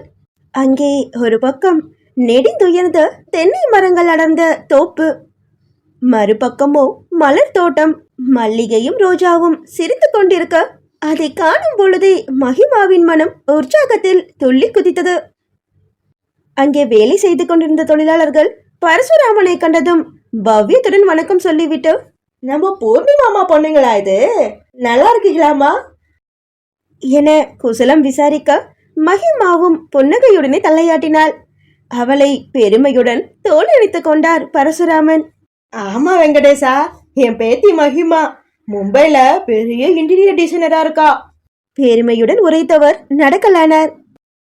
அங்கே பம்பு செட்டின் அருகே பசும் புல்வெளியில் படுக்கை விடுத்தது போன்று இருந்த அழகான அந்த இடத்தை சுட்டிக்காட்டி, தாத்தா அங்கு கொஞ்ச நேரம் உட்காருவோமா என கேட்க பரசுராமனும் பேத்தியுடன் சேர்ந்து அந்த இடத்தில் அமர்ந்தார். தோப்பில் இருந்த பணியாளர்கள் அவர்களுக்கு இளநீர்களை வெட்டி கொண்டு வந்து நீட்டினர். பரசுராமன் அவற்றையெல்லாம் ஸ்ட்ரா இல்லாமலே லாவகமாக குடிக்க மகிமாவோ சிந்தியும் சித்திரியுமாக முக்கால்வாசியை வீணாக்கிவிட்டாள். தனது பேத்தி இளநீர் குடித்த விதத்தை பார்த்து நகைத்த பரசுராமன் இளநீரை எப்படி சிந்தாமல் குடிக்க வேண்டும் என அவளுக்கு கற்றுக் கொடுக்க, அவளும் அப்படியும் இப்படியுமாக கிட்டத்தட்ட 4-5 இளநீர்களை வீணெடுத்துவிட்டு 6வதை மட்டும் உருப்படியாக குடித்து முடித்தாள். அதில் பெருமை வேறுபட்டு கொண்டாள். பரசுராமன் தனது கால்களை நீவி விட்டுக் கொள்வதை பார்த்தவள், கால் வலிக்குதா தாத்தா? சொல்லிருந்தா இவ்வளவு தூரம் நடந்து வந்திருக்க வேண்டாமே அவள் வருத்தமாக கேட்க, வயசானா கால்வலி கைவலி வரதாண்டா செய்யும். அதுக்காகலாம் என் பேத்தி கூட செலவழிக்கிற இந்த பொண்ணான நேரத்தை இழக்க முடியுமா சொல்லு? அவர் கூறியதை கேட்டவளுக்கு இவ்வளவு பாசமுள்ள மனிதரா பூர்ணிமாவை ஒதுக்கி வைத்தார் என்ற எண்ணம் எழுந்தது. அவள் தொண்டை வரையிலும் வந்த கேள்வி அந்த முதியவரின் பாசத்திற்கு கட்டுப்பட்டு வந்த இடத்திலேயே சமாதியாகிவிட்டது. இருப்பினும் கூட பரசுராமன் அனுபவம் மிக்கவராயிற்றே. தனது பேத்தியின் முகமாற்றத்தில் இருந்தே அவள் கேட்க வந்த கேள்வியை ஊகித்து கொண்டார் அவர். என்னடா பேத்தி மேல இம்புட்டு பாசம் வச்சிருக்கவன் பெத்த மகளை எதுக்கு ஒதுக்கி வச்சான்னு யோசிக்கிறியாமா? அவர் கேட்டதில் மகிமாவிற்கு தர்ம சங்கடமாகிவிட்டது. விரக்தியாய் புன்னகைத்த பரசுராமன், என்னடா செய்ய, அப்போ வெட்டி கௌரவமும் வீராப்பும் தான் பெருசா தெரிஞ்சுது. வயசானதுக்கு அப்புறம்தான் மனசு பந்த பாசத்தை தேடுது. பூர்ணிமா இறந்து போன விஷயத்த கேள்விப்பட்டு நானும் உன் பாட்டியும் உடஞ்சு போயிட்டோண்டா. என் பொண்ணு அப்படி என்ன தப்பு பண்ணா? பிடிச்சவரை காதலிச்சா. நாங்க ஜாதி அந்தஸ்து பேதம் பார்த்து சம்மதிக்கலனதும் துணிஞ்சு அவரோட கையை பிடிச்சா. நான் அப்ப விட்ட சாபம்தான் என் பொண்ணுக்கு பழிச்சிடுச்சு போல. பனித்த கண்களை துடைத்து கொண்டே கூறியவரின் கரத்தை ஆதரத்துடன் பற்றி கொண்ட மகிமா, தாத்தா அழாதீங்க தாத்தா.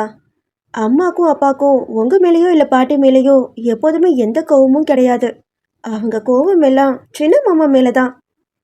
ஏன்னா நீங்க அந்த காலத்து ஆளுங்க. ஆனா அவங்க அப்படி இல்லைல்ல. அட்லீஸ்ட் அவங்களாவது எடுத்து சொல்லியிருக்கலாமேங்கிற ஆதங்கம் மட்டும்தான். விடுங்க தாத்தா, முடிஞ்சதை பத்தி பேசி என்ன ஆக போகுது? இனிமே நடக்க போறதை பத்தி யோசிக்கலாமே என கூறிய தனது பேத்தையின் பேச்சை மனதில் நிறுத்தி கொண்டார் பரசுராமன். இனி நடக்க வேண்டியதை பற்றி யோசிக்க முடிவுக்கு வந்து சேர்ந்தார். நாட்கள் கடந்து வார இறுதி நாளும் வந்து சேர்ந்தது. அப்படி இருக்கையில் தான் வார இறுதியில் வருவதாக சொல்லிவிட்டு கோவைக்கு சென்ற அசோகமித்ரன் ராஜநாராயண விலாசத்திற்கு தான் சொன்னது போலவே வந்து சேர்ந்தான்.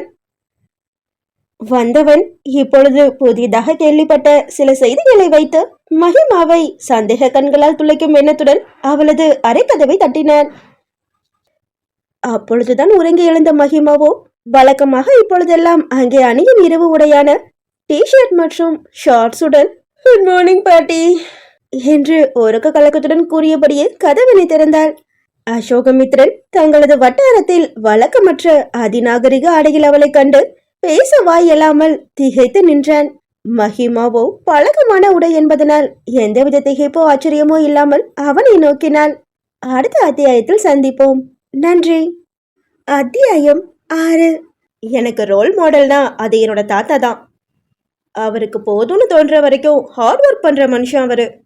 அதே சமயம் ஜெயிக்கணுங்கிறதுக்காக எந்த குறுக்கு வழியையும் யூஸ் பண்ணாதவரும் கூட. பொதுவாவே தொழில்ல தீவிரமா இருக்கிறவங்க சொந்த வாழ்க்கையில கோட்டை விட்டுடுவாங்கன்னு ஒரு பேச்சு உண்டு. ஆனா என்னோட தாத்தா ஃபேமிலி அண்ட் பிசினஸ் ரெண்டுத்தையுமே பக்காவா பேலன்ஸ் பண்ணுவாரு. அவரோட அந்த சாமர்த்தியத்தால தான் இப்பவும் நாங்க எல்லாரும் ஒரே குடும்பமா இருக்கோம். அவர் மேல யாரும் எந்த குத்தமும் சொல்லிட முடியாது. அப்படித்தான் நான் இத்தனை நாளா நினைச்சிட்டு இருந்தேன். ஆனா அவரும் ஒரு தப்பு பண்ணியிருக்காரு. காதலிச்சு கல்யாணம் பண்ணின ஒரே காரணத்துக்காக பூர்ணிமா அத்தைய காலம் முழுக்க ஒதுக்கி வச்சதுதான் அவர் செஞ்ச ஒரே தப்பு. அண்ட் அது ஒரு பெரிய தப்பும் கூட. அந்த தப்பை அவர் திருத்திக்கணும்னு நினைச்சப்ப நான் என்னால அவருக்கு முடிஞ்ச ஹெல்ப் பண்ணணும்னு நினைச்சேன். அதோட விளைவுதான் பூர்ணிமா அத்தையோட பொண்ணு மகிமாவை ஆனமலை கழிச்சிட்டு வந்தது. மித்ரனின் என்ன துளிகள். PRK mill Palladam. மூங்கில் இலைகளிலிருந்து பிரித்தெடுக்க போகும் யான் தயாரிப்புக்கான ஆரம்ப கால பணிகள் முழு உத்வேகத்துடன் ஆரம்பித்திருந்தது. அதோடு வழக்கமான சில வேலைகளும் அங்கே நடைபெற்று கொண்டிருந்தது. அசோகமித்ரனோ அவனது உதவியாளன் விவேகடம் வேறொரு வேலையை ஒப்படைத்திருந்தான். அது வேற என்ன வேலையாக இருக்க முடியும்? எல்லாம் மகிமாவை பற்றி மும்பையில் விசாரிக்கும் வேலைதான் அது. முன்னர் கூட இவ்வேலையை விவேக்கிடம் ஒப்படைத்திருந்தான் அவன். பூர்ணிமாவின் நெருங்கிய தோழி ஒருவர் மூலம் அவர் மும்பையில் இருக்கும் தகவல் பரசுராமனை வந்து அடைந்தது. அந்த தருணத்தில் பெரியவர்தான் பேரனிடம் மகளை காணும் ஆவலை வெளிப்படுத்தினார். அசோகமித்ரனும் மும்பையில் அவனுக்கு இருந்த வணிக தொடர்புகளை பயன்படுத்தி பூர்ணிமாவை பற்றியும் அவரது கணவர் ஜெயச்சந்திரனை பற்றியும் முடிந்த அளவுக்கு விசாரித்தான். அத்தம்பதியினருக்கு ஒரு பெண் குழந்தை என்பதும் அவள் பெயர் மகிமா என்பதும் சமீபத்தில் நடந்தேறிய அந்த தம்பதிகளின் மரணத்திற்கு பிறகு அவளும் அவளது தோழியும் குர்லா மேற்குக்கு தங்களது ஜாகையை மாற்றிக்கொண்டதும் அவனது முதல்கட்ட விசாரணையில் தெரிய வந்தது. பிற்பாடு அந்த தோழி பெண்ணும் மகிமாவுடன் தான் பூர்ணிமாவின் மறைவு வரையிலுமே அவர்களது செம்பூர் அபார்ட்மெண்டில் தங்கியிருந்தாள் என்பதனை தெரிந்து கொண்டான். கூடுதலாக அவளும் அவளது தோழமைகளும் சேர்ந்து சிறிய அளவில் ஒரு இன்டீரியர் டிசைனிங் நிறுவனம் ஒன்றை ஆரம்பித்து நடத்தி வருவதாகவும் தகவல் கிடைத்திருந்தது அவனுக்கு. அந்த நிறுவனத்தின் முகவரி அவனது கைகளில் கிடைத்திருந்த சமயத்தில்தான் சரவணம்பட்டியில் மருத்துவமனை கட்டுமான வேலைகளில் திடீரென ஒரு அரசியல்வாதியின் குறுக்கீடு நடந்தது. ஆதலால் தான் பூர்ணிமாவின் புத்திரியை சந்தித்து தாத்தாவின் விருப்பத்தை அவளிடம் தெரிவித்து அவளை ஆனைமலைக்கு அழைத்து வரும் பொறுப்பை மதிவாணனிடம் ஒப்படைத்துவிட்டு அசோகமித்ரன் மருத்துவமனை கட்டுமான வேலைகளில் ஆழ்ந்து போனான். மதிவாணனும் அவன் கூறியபடியே அவளை சந்தித்து பரசுராமனின் நிழல் ஆசையை தெரிவித்து ஆனைமலைக்கு வருமாறு வேண்டுகோள் விடுத்து கையோடு அவளை அழைத்தும் வந்துவிட்டார். ஆனால் அதற்கு சில தினங்களுக்கு முன்னர் தான் மகிமாவின் தோழிக்கு விபத்து நேர்ந்திருக்கின்றது என்ற தகவலை விவேக் அசோகமித்ரனிடம் கூறினான். இந்த தகவலை கேள்விப்பட்ட பொழுது அசோகமித்ரன் பெரிதாக நம்பவில்லை. விசாரித்த வரையில் அவளுக்கு உயிர் தோழி ஒருத்தி இருக்கின்றாள் என்று மதிவாணன் தெரிவித்திருந்தார். ஆதலால் உடனே அவருக்கு அழைப்பு விடுத்தான். ஆமா தம்பி, அந்த பொண்ணு பேரு ரூஹி, நம்ம மகியோட க்ளோஸ் ஃப்ரெண்டா. நாங்க ஊருக்கு கிளம்பி வர்றப்ப கூட அந்த பொண்ணுக்கு கான்சியஸ் வரல தம்பி. அங்குள், இதை நீங்க முன்னாடியே சொல்லியிருக்கலாமே, ஏன் என்கிட்ட சொல்லல? இது அவ்வளவு முக்கியமான விஷயமா தோணல தம்பி, அதனாலதான் சொல்லல. ஏன் தம்பி, எதுவும் பிரச்சனையா? No uncle, not at all. நீங்க டென்ஷன் ஆகாதீங்க. ஜஸ்ட் நான் கேள்விப்பட்ட விஷயத்த கன்ஃபார்ம் பண்ணிக்க தான் உங்ககிட்ட பேசினேன். மதிவாணனிடம் பேசிவிட்டு யோசிக்கலான அசோகமித்ரன். மதிவாணன் சொல்வதை வைத்து பார்த்தால் அந்த ரூஹி என்பவள் மகிமாவின் மிகவும் நெருங்கிய தோழி. அப்படிப்பட்டவள் அங்கு விபத்தில் சுயநினைவிழைந்து மருத்துவமனையில் அனுமதிக்கப்பட்டிருக்கும் இந்த வேளையில் இவளால் எப்படி இங்கே நிம்மதியாக வலம் வர முடிகின்றது? இந்த பெண்ணிடம் நிச்சயமாக ஏதோ தவறு இருக்கின்றது. மகிமாவை பற்றிய முடிவுக்கு வந்திருந்தவன் அவளை தான் முதலில் சந்தித்த தருணத்தை பற்றி நினைவு கூர்ந்தான். அது கிட்டத்தட்ட 10 மாதங்களுக்கு முந்தைய ஒரு மாலை நேரம். மும்பையின் குர்லா மேற்கு பகுதியில் உள்ள ஒரு பிரபல ரெஸ்டாரண்டிற்கு அவனது தொழில்முறை நண்பர் ஒருவரது அழைப்பினை ஏற்று சென்றிருந்தான். அவரது நிறுவனத்துக்கும் PRK குழுமத்துக்கும் இடையேயான வியாபார ஒப்பந்தம் பேசி முடித்தமைக்காக அவர் கொடுக்கும் ட்ரீட் இது. ஆதலால் தவிர்க்க முடியாமல் அங்கு சென்றிருந்தான் அசோகமித்ரன். இருவரும் அவர்கள் அருந்துவதற்கு பானம், கொடிப்பதற்கு சிற்றுண்டி என ஆர்டர் செய்துவிட்டு பங்கு வர்த்தகத்தில் உண்டாகும் ஏற்ற இறக்கங்கள் பற்றி விவாதித்துக் கொண்டிருந்தனர். அந்த நேரத்தில் தான் மகிமா அந்த ரெஸ்டாரண்டிற்குள் நுழைந்திருந்தாள். அவளுடன் இன்னும் சில இலசு பட்டாளங்களும் உள்ளே நுழைந்தனர். கும்பலாக உள்நுழைந்ததால் அவளது ஆஃப் ஷோல்டர் டாப்பின் உபயத்தால் அவள் தோள்பட்டையில் குத்தியிருந்த மல்லி மூக்கு டாட்டு மட்டுமே அசோகமித்ரனின் பார்வையில் பட்டது. அன்றைய தினம் ஆரம்பத்தில் அவள் பேசிய வார்த்தைகள் ரசிக்கத்தக்கதாக இருந்தாலும் கூட கடைசியாக அவளது பேச்சில் இடம்பெற்றிருந்த வார்த்தைகள் சீ என்ற உணர்வை தோற்றுவித்து ஜூஹி என்ற மூன்றாவது நபரின் மீது அவனுக்கு எரிச்சலையே கொண்டு வந்துவிட்டது. அவளது வார்த்தைகள் ஏற்படுத்திய அந்த ஒவ்வாமைதான் ராஜநாராயண விலாசத்திலிருந்து மருத்துவமனைக்கு அவளை அழைத்து செல்லும் வழியில் அவளது முகத்தை கண்ட பின்னரும் ஏற்பட்டது. அப்போதுதான் அவள் பெயரை பற்றிய சந்தேகம் அவனுள் உதயமானது. கூடவே அவளது வாய் வார்த்தையாக அன்று சொன்னவை அவளை சந்தேகத்திற்குரிய நபராக அசோகமித்ரனுக்கு காட்டியது. ஆதலால் அவள் பூர்ணிமா அத்தையின் பெண்ணாக இல்லாமல் இருக்கலாம். தாத்தாவின் செல்வாக்கையும் செல்வ செழுமையையும் கேள்விப்பட்டு அவள் நடிக்க கூட வந்திருக்கலாம் என்று கூட எண்ணினான். ஆனாலும் கூட அவள்தான் பூர்ணிமாவின் பெண் என்பதற்கு ஆதாரமாக கல்வி சான்றிதழ்களும் இதர அரசாங்கத்தின் குறிப்புகளும் கூறிவிட அவனால் ஒன்றுமே செய்ய இயலாமல் போய்விட்டது. இன்னைக்கு ரேட்டுக்கு காசு கொடுத்தா டூப்ளிகேட் சர்டிபிகேட் ஐடி கார்டெலாம் ரெடி பண்றதுக்கு 1000 பேர் இருக்காங்கடா என்று என்றோ அவன் நண்பன் கூறியது நினைவில் ஓடியது அவனுக்கு. ஆனால் செம்பூர் அபார்ட்மெண்ட் வாசிகளின் சாட்சியம்தான் இடிக்கின்றது. எப்படி சம்பந்தமற்ற ஒருத்தையை பூர்ணிமாவின் மகள் என்று அத்தனை பேரும் கூறுவார்கள்? இந்த அளவுக்கு அசோகமித்ரன் யோசிக்க காரணம் பரசுராமன் தான். ஏனெனில் பூர்ணிமாவை ஒதுக்கி வைத்து விட்டோம் என்ற குற்ற உணர்ச்சிகள் இருப்பவருக்கு மகிமாவை பற்றிய இதர விவரங்கள் எதுவும் தேவைப்படவில்லை. அவள் பூர்ணிமா ஜெயச்சந்திரனின் மகள் என்பதை தவிர்த்து. ஆனால் அசோகமித்ரனுக்கு அவ்வாறில்லையே. ஏனோ அனைத்தும் சாதகமாக இருந்த போதிலும் அவனது உள்ளுணர்வு மகிமாவை நம்ப மறுக்கின்றது. அது ஏன் என்று அசோகமித்ரனுக்கே தெரியவில்லை. இந்த கேள்விகள் அனைத்தையும் நீ அவளிடமே கேட்டுவிடலாமே என்ற தனது மனசாட்சியின் ஆலோசனையை ஏற்று வார இறுதியில் பொள்ளாச்சிக்கு போகும் பொழுது அங்கேயே தனது சந்தேகத்தை கேட்டு தெளிவு பெற்றுக் கொள்ளலாம் என்று தீர்மானித்திருந்தான். இங்கு ராஜநாராயண விலாசத்திலோ மகிமாவின் நாட்கள் யாருடைய தொந்தரவுமின்றி இனிதே கழிந்தது. தாத்தா பாட்டி அத்தைகளுடன் பழகி அவர்களின் இயல்பை புரிந்து கொள்ளும் முயற்சியில் ஈடுபட்டிருந்தாள் அவள். பரசுராமன் அன்பான தாத்தா. ஆனால் தன்னை காணும் பொழுதெல்லாம் அவர் கண்களில் மின்னும் ஆதுரத்துடன் குற்ற உணர்ச்சியும் கலந்திருப்பதை மகிமாவால் உணர முடிந்தது. பரிமளாவோ கணவர் சொல்லை தட்டாத மனைவி. அதே நேரம் கணவரது தவறுகளையும் சுட்டிக்காட்ட தவறுவதில்லை. ரெங்கநாதன் பொறுப்பான மூத்த புதல்வன். தந்தை மீது பேரன்பும் பெருமரியாதையும் கொண்டவர். அவருக்கேற்ற மனைவியாக அமைந்தவர்தான் மகாலட்சுமி. சிறிதளவு கூட தற்பெருமை இல்லாத பெண்மணி. விஸ்வநாதனுக்கும் தந்தை மீது அன்புதான். ஆனால் அதைவிட குடும்ப கௌரவம் என்ற ஒற்றை வார்த்தைக்கு அவரிடம் மரியாதை அதிகம். ஆதலால் தான் இன்றளவும் பூர்ணிமா என்றால் அவருக்கு எட்டிக்காயாய் இருக்கின்றது. அப்படி இருக்கையில் மகிமாவை மட்டும் அவருக்கு பிடித்து விடுமா என்ன? ஆனால் அவரது மனைவி உமாவோ அவருக்கு அப்படியே நேரது. மிகவும் கலகலப்பான சுபாவம் கொண்ட பெண்மணி. அவரது அந்த குணம்தான் அப்படியே அபிநேத்ரனுக்கும் வாய்த்திருக்கின்றது போல. இப்படி அங்கிருந்த மனிதர்களை அளவிட்டதோடு ஊழியர்களையுமே உற்று கவனித்தாள் அவள். அங்கே உள்ள அனைவருமே விசுவாசத்தில் ஊறி தெளித்தவர்கள். பரசுராமன் எல் என்றால் எண்ணெயாக வந்து நின்றனர். அவளது மனதை உறுத்தியது எல்லாம் விஸ்வநாதனின் செய்கைகள் தான். ஏசியில் கோளாறு ஏற்படுவதற்கு முன்னர் தனது அறையில் இருந்தவர் அவர்தான். அதனால் அவரிடம் எச்சரிக்கையாகவே இருக்க வேண்டும் என்று மனதிற்குள் குறித்து வைத்துக் கொண்டாள். அடுத்ததாக அவள் எச்சரிக்கையுடன் கண்காணிக்க நினைத்த நபர் அசோகமித்ரன் தான். அவன் ஏன் தன்னை கேள்விகளால் துளைத்திருக்க வேண்டும்? அதை யோசிக்கையிலேயே அவனது சித்தப்பாவை போலவே அவனுக்கும் தனது வருகையில் விருப்பமில்லை என்பது தெளிவாகவே தெரிந்தது அவளுக்கு. ஒருவேளை ஏசியில் ஏற்பட்ட தொழில்நுட்ப கோளாறு திட்டமிட்டு நிகழ்ந்ததாக இருந்தால் அதில் கட்டாயம் அவனுக்கும் பங்கிருக்கும் என்று தீர்க்கமாகவே நம்பினாள் அவள். ஆதலால் இங்கிருந்து கிளம்பும் வரை அவனிடம் எந்த விதமான பேச்சுவார்த்தையும் வைத்துக் கொள்ளக்கூடாது என்று உறுதியுடனே இருந்தாள். அபிஜித் அழைத்து ரூஹியின் உடல்நிலையில் சின்ன சின்ன முன்னேற்றங்கள் இருக்கிறது என்றும் ஆனால் இன்னும் அவளால் உடலை சுதந்திரமாக அசைக்க முடியவில்லை என்று கூறினான். மகிமா என்ற ஜூஹிக்கோ வருத்தம் மேலிட்டது. கூடவே அவர்களின் நிறுவனத்திற்கு புதிதாக கிடைத்திருக்கக்கூடிய வாய்ப்புகளை பற்றியும் ஒப்பித்துக் கொண்டிருந்தான் அபிஜித். அது ஒரு பெரிய கன்ஸ்ட்ரக்ஷன் கம்பெனி தான் ஜூஹி. ஆனா திடீர்னு அவங்க இன்டீரியர் டிசைனர் ரிசைன் பண்ணிட்டாங்க போல. அதான் இப்ப அவசரமா டிசைனிங்க முடிக்கணும்னு சொல்றாங்க. நீ என்ன சொல்ற ஜூஹி? இது நமக்கு கிடைச்சிருக்க பெரிய வாய்ப்பு அபி. இதை மிஸ் பண்ணிடக்கூடாது.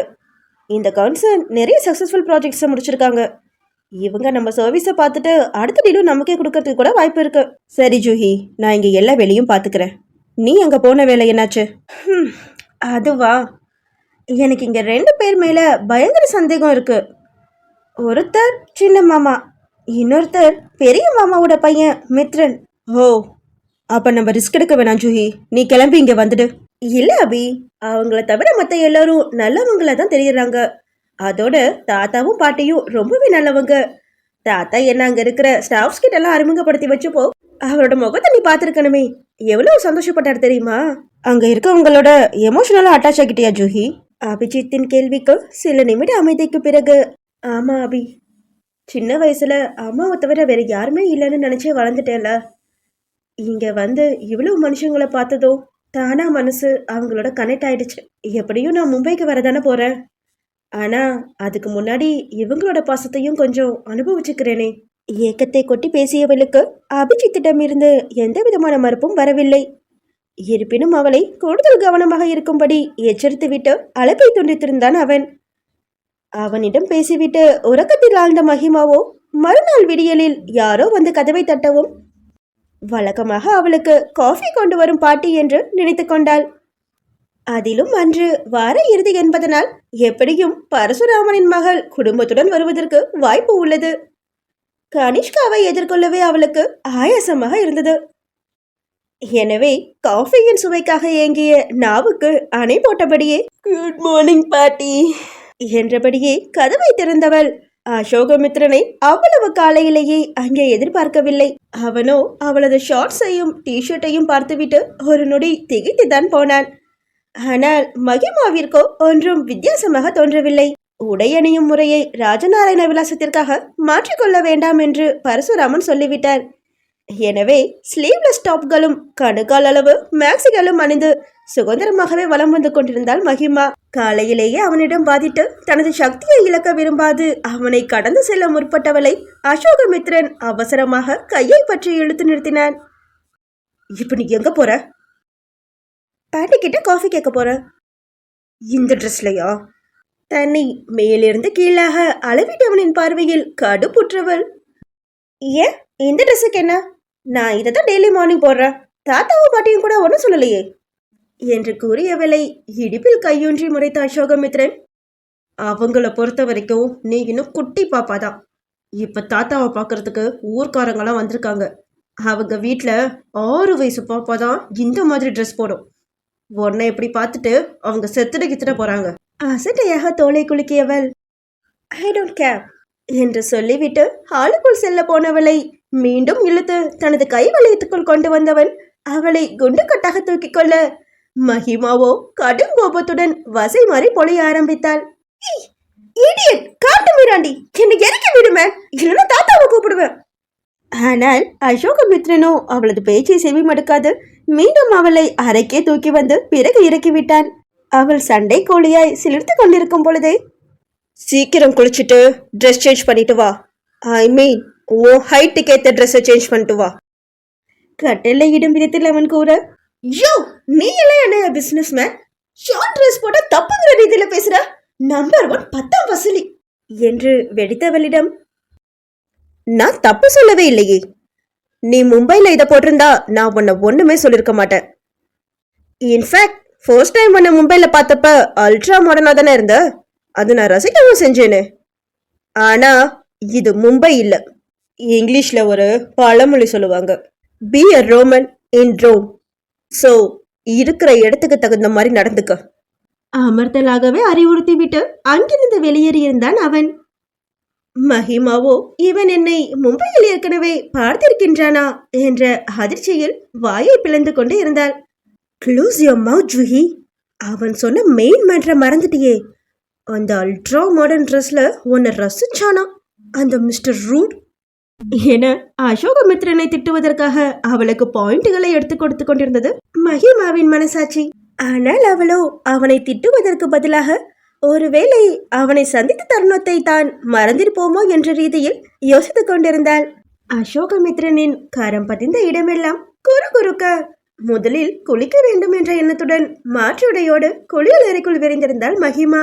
என்றோ எப்பொழுதோ சில நிமிடங்கள் மட்டுமே பார்த்த ஒரு பெண்ணை இன்றளவும் ஏன் தான் நினைவில் வைத்திருக்கின்றோம் என்று அசோகமித்ரன் அப்பொழுதே சற்று சிந்தித்திருந்தால் பின் நாட்களில் உண்டாகவிருக்கும் மாபெரும் குழப்பங்கள் நிகழாமலே போயிருக்கும். விதி வலியது அல்லவா?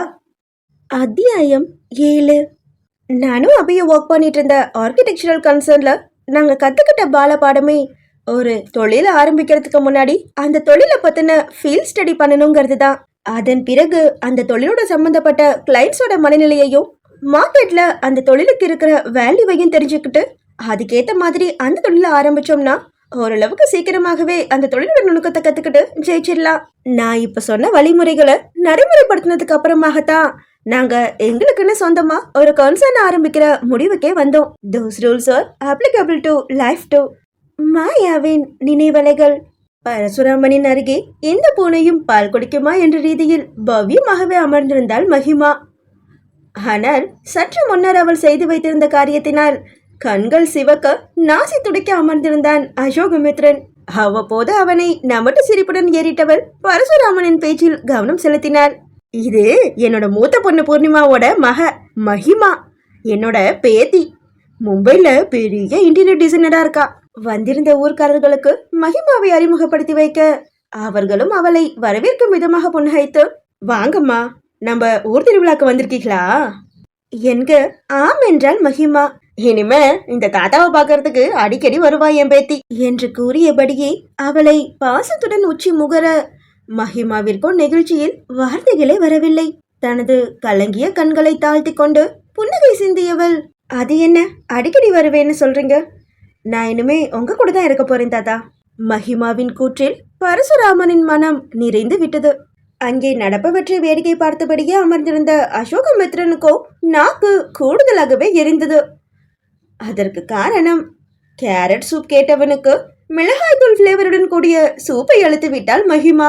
வழக்கத்திற்கு மாறான சிகப்பு வண்ணத்தில் பள்ளீர் என்று இருந்த சூப்பை சற்று சந்தேகத்துடனே பார்த்தவனிடம், ஃப்ரெஷ் கேரட்ல பண்ண சூப்பாம், அதான் இவ்வளவு சிகப்பா இருக்கு என கூறி சமாளித்து அவன் கைகளில் திணித்திருந்தால் அந்த சூப்பை. அவனும் ஒருவித ஆர்வத்துடன் அதை முழு கரண்டி எடுத்து வாயில் வைத்து சுவைத்தான்.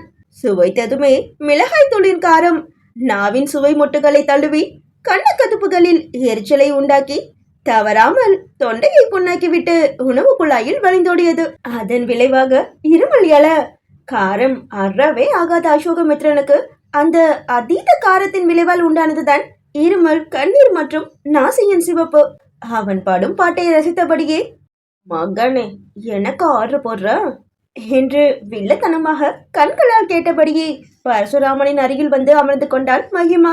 அங்கே ஆனைமலையில் புகழ் பெற்ற மாசாணி அம்மன் கோவிலில் 18 நாட்கள் நடைபெறவுள்ள தை திருவிழாவை பற்றி பேசுவதற்காக வந்திருந்தனர் ஊர்க்காரர்கள். ஐயா, நீங்க இந்த தடவை வேண்டுதல் வச்சிருக்கீங்கன்னு பூசாரி சொன்னாருங்க. உங்க பேத்தி தான் திரும்பி வந்துடுச்சுல்ல, இப்பவும் வேண்டுதல் அவசியமானு கேட்க தாங்க வந்தோம். அவர்கள் கேட்கவும் பேத்தியை தோளணித்து கொண்டு, வேண்டுதல் வச்சதுனால தானே என் பேத்தி கிடைச்சா, அதனால கட்டாயம் இதை செஞ்சுதான் ஆகணும். அம்மனை ஏமாத்த கூடாது இல்லையா அவர் கூறிக்கொண்டிருக்க மகிமாவிற்கும் அசோகமித்ரனுக்கும் அது என்ன வேண்டுதல் என்ற கேள்வி எழுந்தது. அந்த நேரத்தில் அங்கே காஃபி கொண்டு வந்த மகாலட்சுமி இருவரின் கரத்திலும் காஃபி கோப்பையை திணித்துவிட்டு வந்தவர்களுக்கும் காஃபி கொடுத்துவிட்டு கிளம்பினார். அவர்களின் பேச்சு அப்படியே தை திருவிழாவை குறித்து மாறியது. ஏற்கனவே தை மாதத்தின் வளர்பிறை நாளில் கோவிலில் கொடி ஏற்றியிருந்தனர். அன்றிலிருந்தே திருவிழா கொண்டாட்டம் ஆரம்பமாகியது. தினம் தினம் கோவிலில் சிறப்பு வழிபாடுகள் நடந்தேறிக் கொண்டுதான் இருக்கின்றது. இதோ இன்னும் சில தினங்களில் கொடி ஏறி 14ஆம் நாளில் அதிகாலையில் சிறப்பு வழிபாடு நடக்கவிருக்கின்றது. அதைத் தொடர்ந்து 16ஆம் நாள் சித்திரை தேர் விழா நடக்கும். 14ஆம் நாள் அதிகாலை பொழுதில் நடைபெறவிருக்கின்ற பூஜைக்கான அழைப்பு வைக்கவே ஊர்க்காரர்கள் அனைவரும் பரசுராமனை காண வந்திருந்தனர். அவரும் பூஜையில் தனது மனைவி, மகன் மற்றும் பேரன் பேத்திகளோடு கலந்து கொள்வதாக கூறிவிட கூட்டமும் கலைந்து சென்றது. அவர்கள் சென்றதும் அசோகமித்ரன் மகிமாவிடம் தனியே பேச வேண்டும் என்று அழைக்க அவளும் வேறு வழியின்றி அவனுடன் வெளியில் சென்றாள். இந்த காட்சியை பரசுராமனுடன் சேர்ந்து பார்த்து கொண்டிருந்த மகாலட்சுமி அர்த்த புஷ்டியுடன் சிரித்தார். என்ன பேசணும்? நடந்தபடியே கேட்டவளிடம் அசோகமித்ரன் நேரடியாகவே விஷயத்தை கேட்டான். இல்ல, உன் ஃப்ரெண்டுக்கு ஆக்சிடென்ட் ஆகி சீரியஸா ஹாஸ்பிட்டல்ல அட்மிட் ஆகியிருக்கா. அவ உன் கூட தான் ரொம்ப நாளா இருந்தான்னு நீங்க முன்னாடி செம்பூர் அப்பார்ட்மெண்ட்ல இருந்த டெனன்ட்ஸ்லாம் சொன்னாங்க. அவ்வளவு க்ளோஸா இருந்த பொண்ணு ஹாஸ்பிட்டல்ல அங்க இருக்கப்போ நீ எப்படி இங்க இவ்வளவு சந்தோஷமா இருக்க? ஏதோ வித்தியாசமா தோணுதே. அவன் கேட்க மகிமாவோ அதிர்ந்து போய் அவனை நோக்கினாள். இவன் எப்படி என்னுடைய அனுமதியின்றி என்னை பற்றி விசாரிக்கலாம்? சீற்றத்துடனே அவனிடம் கேள்வி கணைகளை தொடுக்க ஆரம்பித்தாள் மகிமா. யாரை கேட்டு என்ன பத்தி விசாரிச்சீங்க மிஸ்டர்? யாரை கேட்டு என்ன பத்தி விசாரிச்சீங்க? உனக்கும் இன்னும் சில பேருக்கும் நான் இங்க வந்தது பிடிக்கலன்னு எனக்கு நல்லாவே தெரியும். அதோட தொடர்ச்சி தான் ஏசில டெக்னிக்கல் ஃபால்ட்னு சொல்லி என்ன கொல்ல நடந்த முயற்சி. நியாயப்படி பார்த்தா நான் தான் உன்ன மாதிரி இந்த என்கொயரி எல்லாம் பண்ணிட்டு இருக்கணும். ஏய், அவள் கூறியதை கேட்டு ஆத்திரத்துடன் அவளை நெருங்கியவனின் பார்வையில் அதிகப்படியான உஷ்ணம் தகித்தது. மகிமாவோ இதற்கெல்லாம் தான் அஞ்சன் என்பது போல நிமிர்வாகவே நின்று அவனது கோபத்தை இன்னும் அதிகரிக்கத்தான் செய்தாள். உண்மைய சொன்னா உனக்கு ஏன் கோபம் வருது? அன்னைக்கு ஏசில நடந்த கோளாறுக்கு நீயும் உன்னோட சித்தப்பாவும் தான் காரணம். எல்லாத்தையும் செஞ்சுட்டு என்ன காப்பாத்துற மாதிரி நடிச்சிருக்கல நீ? இல்ல, தெரியாம தான் கேக்குறேன்.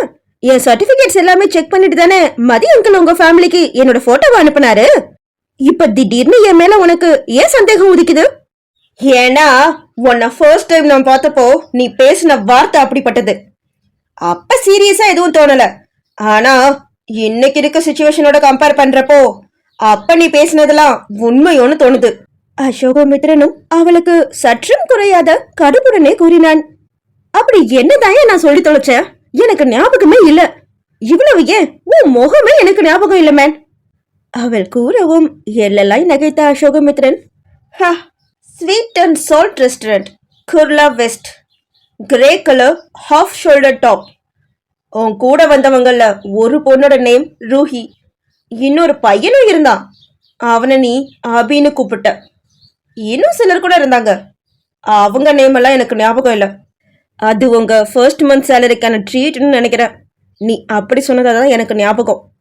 அவன் கூறியவற்றை மகிமா அவளது நினைவடுக்குகளில் தேடி பார்க்க அந்த நேரத்தில் அவளை நெருங்கியவன் எல்லல் சிறிதும் குறையாமல் அவளது செவிகளில் முணுமுணுத்தான். அப்புறம் உன்னோட ஷோல்டர்ல ஜாஸ்மின் டாட்டூ போட்டிருந்த. இப்ப இருக்குதா இல்லையான்னு தெரியல. கூறியவனின் கண்களில் எல்லல் மட்டும் இருந்திருந்தால் கூட பரவாயில்லை. கூடவே விஷமத்தனமும் ஒளிந்திருக்க வேகமாகவே அவனிடமிருந்து விலகிவிட்டாள் மகிமா. மிஸ்டர் மித்ரன், அன்னைக்கு நான் என்ன பேசினேன்னு எனக்கு நல்லாவே ஞாபகம் இருக்கு. ஆனா அதுக்கும் இப்ப நீங்க என்ன சந்தேகப்படுறதுக்கும் துளி கூட சம்பந்தம் இல்லை. இனிமேயாவது என்னை பத்தி விசாரிக்கிறத நிறுத்திக்க. அண்ட் இன்னொரு விஷயம், உனக்கும் உன் கூட சேர்ந்து எனக்கு ஆபத்தை உண்டாக்குறவங்களுக்கும் ஒன்னே ஒன்று நான் சொல்லிக்கிறேன். நான் இங்க நிரந்தரமா தங்க போறது இல்ல. இது என்னோட வீடும் இல்ல. எனக்குன்னு ஒரு ப்ரொஃபஷன் இருக்கு. தாத்தாக்காக மட்டும்தான் நான் இப்ப இங்க வந்து இருக்கேன். இந்த திருவிழா முடிஞ்சதும் கூட நான் கிளம்பி போறதுக்கு வாய்ப்பு நிறையவே இருக்கு. சோ என்ன விலைக்கு வைக்கிறேன்னு சொல்லிட்டு நீங்க யாரும் அக்யூஸ்ட் ஆகிடாதீங்க என்று கூறிய மகிமா அவனுடன் இதற்கு மேல் பேச பிடிக்காதவளாக அங்கிருந்து மீண்டும் வீட்டுக்குள் சென்று விட்டாள். ஆனால் இனிதான் அவளது தலையெழுத்தில் அசோகமித்ரனது பெயர் இன்னும் அழுத்தமாக எழுதப்பட போகின்றது என்பதனை அவளோ அல்ல அவனோ அறிந்திருக்கவில்லை. நான் ஏன் இந்த பெண்ணை கொலை செய்ய போகின்றேன்? இதில் இன்னும் வேறு யாரோ என்னுடன் கூட்டு வைத்துள்ளார்கள் என்று கூறுகிறாளே. இவள் கூறுவது மெய்யாக இருக்குமோ? இல்லை, எனது கேள்விக்கு பதில் அளிக்காது தப்பிக்க தானாக ஒரு கதையை இட்டுக்கட்டி கூறுகிறாளா?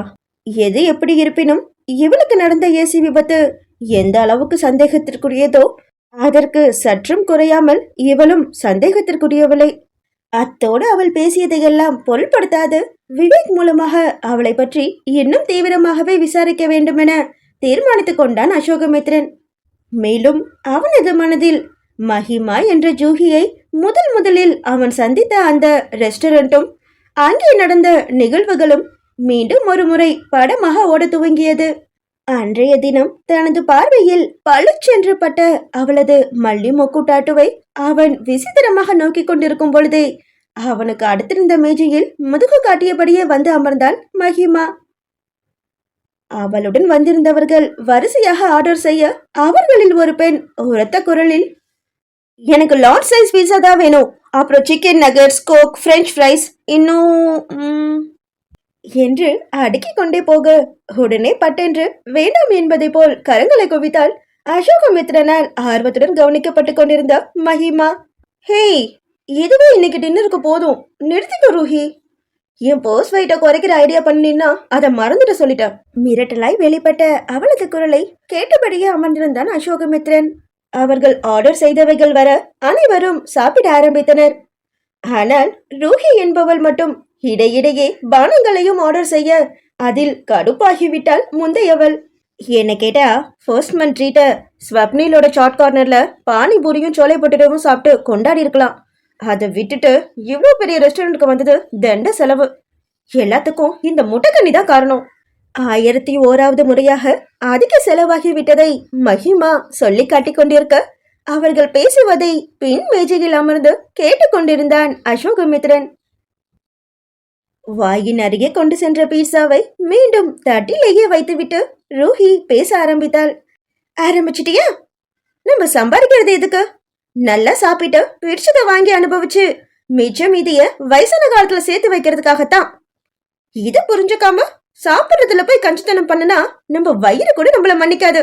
அமர்த்தலாக முழிந்து விட்டு மீண்டும் பீஸாவை கொறிக்க ஆரம்பித்திருந்தாள் ரூஹி. அவளது அருகில் அமர்ந்திருந்த அபிஜித் அவளது தலையில் நறுக்கென்று குட்டி. அதுக்கு நீ உன்னோட காசுல சாப்பிடணும், இப்படி ட்ரீட்டுங்கிற பேர்ல பகல் கொள்ள அடிக்க கூடாது என்று கூறியவனுக்கு மஹிமா ஹைஃபை கொடுக்க ரூஹியோ அவர்களை பார்த்து முறைத்து வைத்தாள். என்ன கிண்டல் பண்ணணும்னா மட்டும் ஃப்ரெண்ட்ஸ் 2 பேரும் கூடிப்பீங்களே. இங்க பாரு மிஸ்டர் அபிஜித் ராய் சௌத்ரி, உனக்கு நான் தான் 3 முடிச்சு போட்டு வாழ்க்கை கொடுக்க போறேன். சோ இந்த கொட்டுறது தீட்டுறது இதெல்லாம் வேண்டாம் சொல்லிட்டேன். அப்புறம் கல்யாணம் ஆகாமலேயே வாழா விட்டு நாக்கிடுவா பாத்துக்க. உன்னோட வாழ்க்கை உன் கையில, ஜாக்கிரதம். அமர்த்தலாக கூறிவிட்டு இன்னொரு வெஜ் பர்கரை ஆர்டர் செய்ய கைகளை உயர்த்தினாள் ரூஹி. நீயும் என்ன மாதிரி ஃபுடியா இருந்து பாரு ஜூஹி, வாழ்க்கை எவ்வளவு டேஸ்டானதுன்னு உனக்கும் புரியும் என்று பெருமை வேறுபட்டு கொண்டாள்.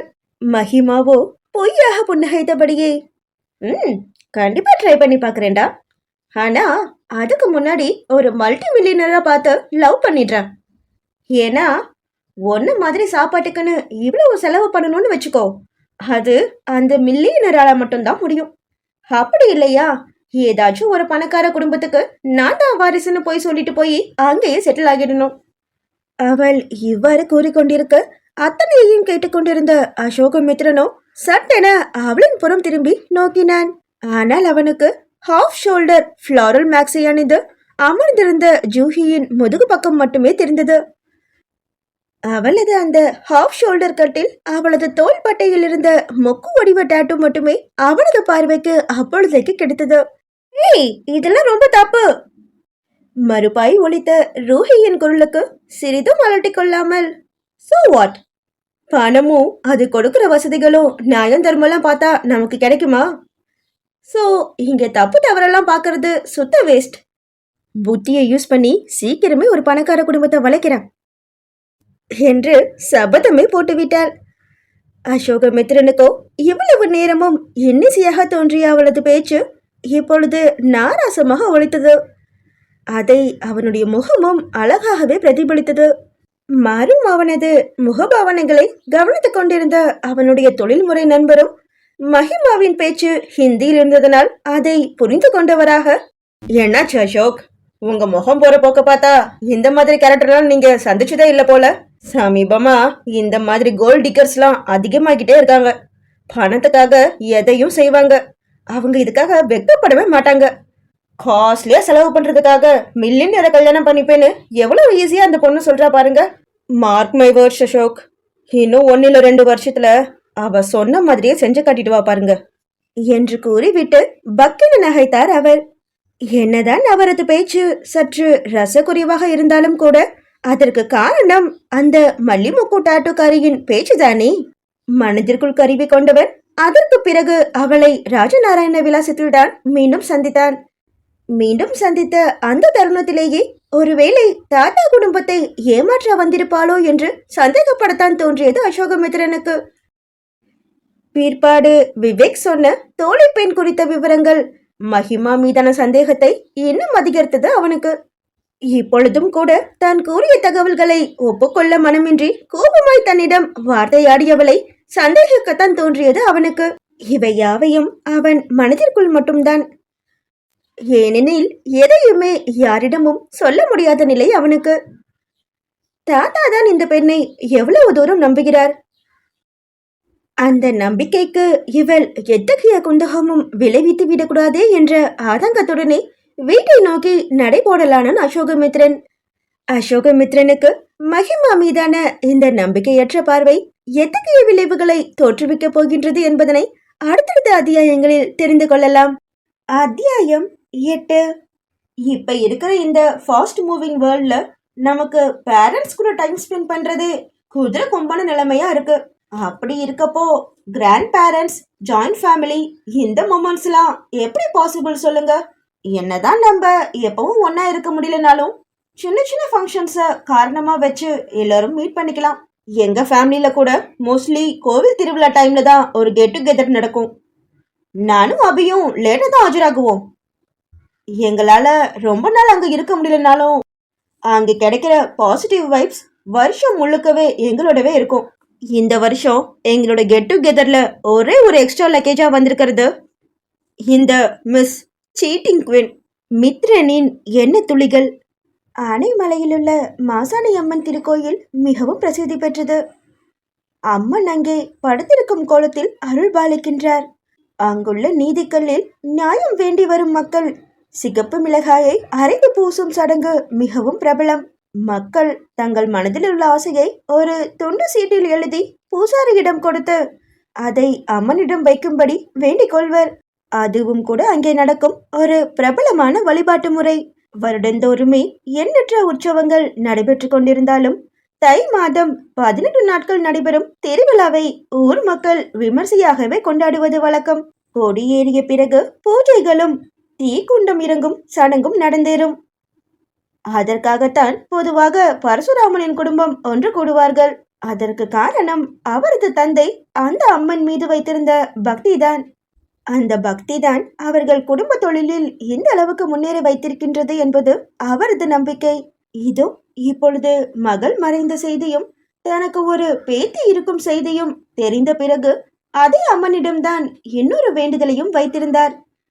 அதுவும் பழித்துவிட வேண்டுதலை நிறைவேற்ற வேண்டும் அல்லவா? அனுஷியாவை அவளது கணவன் ராஜநாராயண விலாசத்தில் கொண்டு வந்து விட்டுவிட்டான். பேரன்கள் இருவரும் வந்து சேர்ந்து விட்டனர். மகளும் குடும்பத்தோடு வந்தாயிற்று. மறுநாள் காலையில் குண்டம் இறங்கும் சடங்கு நடைபெறவிருக்கின்றது. அதை பற்றிய வாக்குவாதம் தான் பரசுராமனுக்கும் அவரது மைந்தர்களுக்கும் இடையே இப்பொழுது நடைபெற்று கொண்டிருக்கின்றது. இந்த வயசுல இப்படி ஒரு வேண்டுதல் அவசியமாப்பா? திடகாத்திரமான நாங்களே இதுவரைக்கும் குண்டோலாம் இறங்குனதில்ல. அங்கே ஆதங்கத்துடன் ஒலித்துக் கொண்டிருந்தது ரங்கநாதனின் குரல். அவருக்கே இவ்வளவு ஆதங்கம் என்றால் விஸ்வநாதனை கேட்கவா வேண்டும்? வானத்துக்கும் பூமிக்கும் கொதித்தார் அவர். பரசுராமனாலும் கூட அவரிடம் வாதிட முடியாத நிலை. இதெல்லாம் எதுக்குப்பா? அந்த பொண்ணு திரும்பி வந்ததுக்காகவா? ஏன்பா புரிஞ்சுக்கவே மாட்டீங்க? பூர்ணிமா புத்தி தான் அவ பெத்த பொண்ணுக்கும் இருக்கும். நீங்க இந்த அளவுக்கு அவ மேல உயிரா இருக்கீங்க. ஆனா நாளைக்கே நீங்க உங்களுக்காக அவகிட்ட ஏதாச்சும் கேட்டீங்கன்னு வைங்களேன், அவ அதை செய்யவே மாட்டாப்பா. நீங்க எங்க பசங்களை மாதிரி அவளை நினைச்சுக்காதீங்க. அபியும் அசோக்கும் உங்களுக்காக என்ன வேணாலும் செய்வாங்க. நம்ம அணுவும் கனியும் கூட உங்க அன்பு அனுபவிச்சு வளர்ந்த குழந்தைங்கப்பா. ஆனா இந்த பொண்ணு மகிமா அவ அம்மா மாதிரி தான். குடும்பம், பாசம் எதையும் பத்தி யோசிக்காம தன்னலமா யோசிக்கிறவளா தான் இருப்பா. அந்த நேரத்தில் அங்கே தாத்தாவுக்காக காஃபி கொண்டு வந்த மகிமா சின்ன மாமா தன் மீது வைத்திருந்த உயர்ந்த அபிப்பிராயத்தை அவரது பேச்சின் வாயிலாக கேட்டு தெரிந்து கொண்டாள். தன்னை பற்றி அவர் அவதூறு பேசியது எண்ணி அவளுக்கு கிஞ்சித்தும் வருத்தமில்லை. இந்த மனிதர் என்னையே கொல்ல பார்த்தவர் தானே. ஆனால் பூர்ணிமாவை பற்றி ஏன் இப்படி மட்டமாக பேச வேண்டும்? இறந்தவர்களை பற்றி அபவாதம் பேசுவது நாகரிகமாகாது என்று கூட தெரியாத இவரெல்லாம் என்ன பெரிய மனிதர்? துளிர்த்த கோபத்தை மறைக்காமல் காஃபி கோப்பையுடன் அவர்கள் அமர்ந்திருந்த அறையின் கதவை தட்டினாள் மகிமா. உள்ளே இருந்த மூவரும் அவளை திரும்பி பார்க்க பரசுராமன் தான் முகம் மலர்ந்தார். வாடாமா. பரசுராமன் அழைக்க மகிமா விஸ்வநாதனை உறுத்து விழித்தபடியே காஃபி கோப்பையை பரசுராமனிடம் நீட்டினாள். அவர் அதை அறிந்து கொண்டிருக்கும் பொழுதே, தாத்தா, நீங்க பேசினத நான் கேட்டுட்டேன். அவள் கூறியதை கேட்ட பரசுராமன் என்ன பதிலளிப்பது என்று புரியாது விழித்து கொண்டிருக்க, ரெங்கநாதனோ தர்ம சங்கடத்துடனே மகிமாவை ஏறிட்டு, ஒன்னும் இல்லடா மகி, அப்பாக்கு இந்த வயசுல இப்படிப்பட்ட வேண்டுதல் தேவையாங்கிற ஆதங்கத்துல தான் விஸ்வா கொஞ்சம் அதிகமா பேசிட்டான். ரெங்கநாதன் கூற முருவளித்த மகிமா, மனுஷங்க எவ்வளவு முதிர்ச்சியானவங்கிறத அவங்க கோவத்துல சொல்ற வார்த்தைகளை வச்சு கண்டுபிடிச்சிடலான்னு எங்க அம்மா சொல்லுவாங்க பெரியம்மா. எங்க அம்மா என்னைக்குமே உங்க யார பத்தியும் தப்பா ஒரு வார்த்தை கூட சொன்னதில்ல. அவங்க காதலிச்சவரை கல்யாணம் பண்ணிக்க கூடாதுன்னு தடுத்ததையோ, அவங்க விருப்பம் இல்லாம கல்யாணத்துக்கு ஏற்பாடு பண்ணதையும் நான் அவங்க டைரியை பார்த்து தான் தெரிஞ்சுக்கிட்டேன் தாத்தா. ஆனா எங்க அம்மாவை பத்தி இவர் பேசுற விதத்தை பார்த்ததுமே இவர் நிஜமா எங்க அம்மா கூட தான் பிறந்தாரான்னு எனக்கே சந்தேகமா இருக்கு கூறிய தங்கையின் மகளை விஸ்வநாதன் முறைக்க, ரெங்கநாதனோ அவளை அவஸ்தையுடன் பார்த்தார். புரியுதுடா மகி, நாங்க பண்ணின தப்பா உணர்றதுக்கு எனக்கும் அப்பாக்கும் இவ்வளவு காலம் எடுத்துடுச்சு. அதே மாதிரி விஸ்வாக்கும் சந்திரிகாக்கும் இன்னும் கொஞ்சம் காலம் எடுக்குமா. நீ எதுவும் தப்பா நினைச்சுக்காத. பரவாயில்ல பெரியம்மா, ஒருவேளை நான் இங்கேயே தங்கிடுவேணும்னு சின்ன மாமாக்கு பயம் வந்துருச்சு போல. இந்த திருவிழா முடிஞ்சதும் நான் மும்பைக்கு கிளம்பிடுவேன். So don't worry. புன்னகையுடனே ரெங்கநாதனுக்கு பதிலளித்து விட்டு அந்த அறையை விட்டு வெளியேறி இருந்தால் மகிமா. அவளது மனம் எங்கும் எரிச்சல் மண்டி கிடந்தது. என்ன நினைத்து கொண்டிருக்கிறார்கள் இவர்கள்? ஒருவன் அவளை ஏமாற்றுக்காரி என்று முத்திரை குத்தாத குறையாக விரட்டுகின்றான். இந்த மனிதரோ காணும் பொழுதெல்லாம் கருத்து கொட்டு கொண்டிருக்கின்றாரே. பரசுராமன் மற்றும் பரிமளாவின் ஏகம் சூழ்ந்த விழிகளுக்காக இவ்வளவையும் பொறுத்து கொண்டால் எல்லை மீறி பேசிக் கொண்டிருக்கின்றாரே இவர். கடுகடுத்தபடியே வேகமாக தனது அறையை நோக்கி நடைபோட்டவள் எதிர்பட்ட அபிநேத்திரன் மீது மோதிக்கொண்டாள். இருவரும் தடுமாறி பின்னர் தங்களை சமணப்படுத்திக் கொண்டனர். மகிமா அவசரமாக மன்னிப்பு கேட்கவில்லைய முந்திக்கொண்டு மன்னிப்பு கேட்டு விட்டான் அவன். இருவரும் சிரித்து கொள்ள, அப்புறம் எங்க ஊர்ல எப்படி இருக்கு அத்தை மகளே? ஊர்ல நல்லா தான் இருக்கு. ஆனா இங்க சில மனுஷங்க தான் சரியில்லை. சந்தேக பிராணிகளோட நடமாட்டம் ஆனைமலையில ஜாஸ்தின்னு எனக்கு முன்னவே தெரிஞ்சிருந்தா அதுக்கான முன்னேற்பாட்டோட வந்திருப்பேன் அபி. அங்கே எதிர்ச்சியாக வந்த அசோகமித்ரனை ஓர கண்ணால் பார்த்தபடியே கூறினாள் மகிமா. அபிநேத்ரனோ இதை கவனிக்கவில்லை. அசோகமித்ரன் கண்டு கொண்டான். உள்ளுக்குள் குமைந்தாலும் வெளிக்காட்டிக் கொள்ளாது அவர்களை நெருங்கியவன், நம்ம கிட்ட தப்பு இருக்கிறப்போ பார்க்குற எல்லாரும் நமக்கு தப்பானவங்கள தான் தெரிவாங்களாம். தாத்தா சின்ன வயசுல சொல்லுவார். அவன் குத்தலாக கூற மகிமாவின் முகமோ கடுப்படுத்தது. இங்கே இவர்கள் மூவரும் பேசிக்கொண்டிருப்பதை சற்று தொலைவில் உமாவுடன் பேசிக்கொண்டிருந்த சந்திரிகா கவனித்து விட்டார். தன் அருகே அமர்ந்திருந்த மகளின் புஜத்தில் கிள்ளி என்று கண்களால் ஜாடை காட்ட அந்த காட்சியை பார்த்த கனிஷ்காவோ பொறாமையில் பொறுமினாள். தனது அத்தை மகன்கள் இருவரும் இவளிடம் மட்டும் 32 பற்களையும் காட்டுவது அவளுக்கு எரிச்சலை மூட்டியது. இருமா, இப்பவே இதுக்கு ஃபுல் ஸ்டாப் வச்சுட்டு வரேன் என கூறிவிட்டு எழுந்தவள் விறுவிறுவென அவர்களை நோக்கி நெருங்கினாள். அகத்தின் கடுகடுப்பை சற்றும் குறைக்காது அவளது முகத்தில் காட்டிக்கொண்டவள், ஆமா, நீ அடிக்கடி அபின்னு ஒருத்தன் கூட போன்ல பேசுறதா சின்ன மாமா சொன்னாரு. இங்கே வந்து பார்த்தா அபியும் அசோக்கும் வாங்கிட்டு சிரிச்சு சிரிச்சு பேசுறாங்க. ஐ திங்க் இதுதான் உன்னோட ஸ்பெஷாலிட்டின்னு நினைக்கிறேன். ஐ மீன், சுத்தி இருக்கிற பசங்களெல்லாம் ரொம்ப ஈஸியாவே அட்ராக்ட் பண்ணிடுறியே, அத சொன்னேன். சற்றே ஆணவத்துடன் கூடிய அவளது பேச்சு அபிநேத்திரனோடு சேர்த்து அசோகமித்ரனையும் முகம் சுளிக்க வைத்தது. முதல் எதிர்ப்பே மூத்தவனிடம் இருந்து பிறந்தது. நஃப், இப்படி சிலித்தனமா பேசுறதுக்கு உனக்கு வெக்கமா இல்ல? முதல்ல மரியாதை பேச கத்துக்க என்று உரிமைய அசோகமித்ரனது இந்த பேச்சு அபிநேத்திரனுக்கு புதியது அல்ல. ஆனால் மகிமாவோ அவனது பேச்சில் வியப்பில் விரிந்த விழிகளை இமைக்கவே இல்லை. இங்கே உரிமை தீர்த்தவனோ நேராக தென்னந்தோப்பை நோக்கி சென்றான். அங்கே இருந்த பம்பு செட்டின் அருகே சென்றதும் அதன் சுவரில் வேகமாக தனது கால்களை மிதித்து தனது எரிச்சலை காட்டினான் அவன். அந்த மகிமாவை கனி என்ன சொன்னா எனக்கு என்ன? நான் ஏன் அவன் மேல இவ்வளவு கோவப்படணும் என்று தன்னைத்தானே விசாரித்துக் கொண்டவனது மனக்கண்ணில் மகிமாவை கரங்களில் ஏந்தி கொண்டு ஓடிய தருணம் நிழலாடியது. சம்பந்தமே இல்லாமல் அவளது டேட்டூவும் கூட நினைவில் வந்து தொலைத்தது. எரிச்சல் மீண்டும் உதயமாக காலை இன்னும் பலமாகவே பம்பு செட்டின் சுவரில் ஒதித்துக் கொண்டிருந்தான் அவன். என்னடானா தனியா வந்து டீப்பா எதையோ யோசிக்கிறா? வெகு அருகினில் அபிநேத்திரனது குரல் ஒலிக்க சட்டென்று திரும்பியவன் தனது முகபாவத்தை சீராக்கிக் கொண்டான். நத்திங் சீரியஸ் அபி.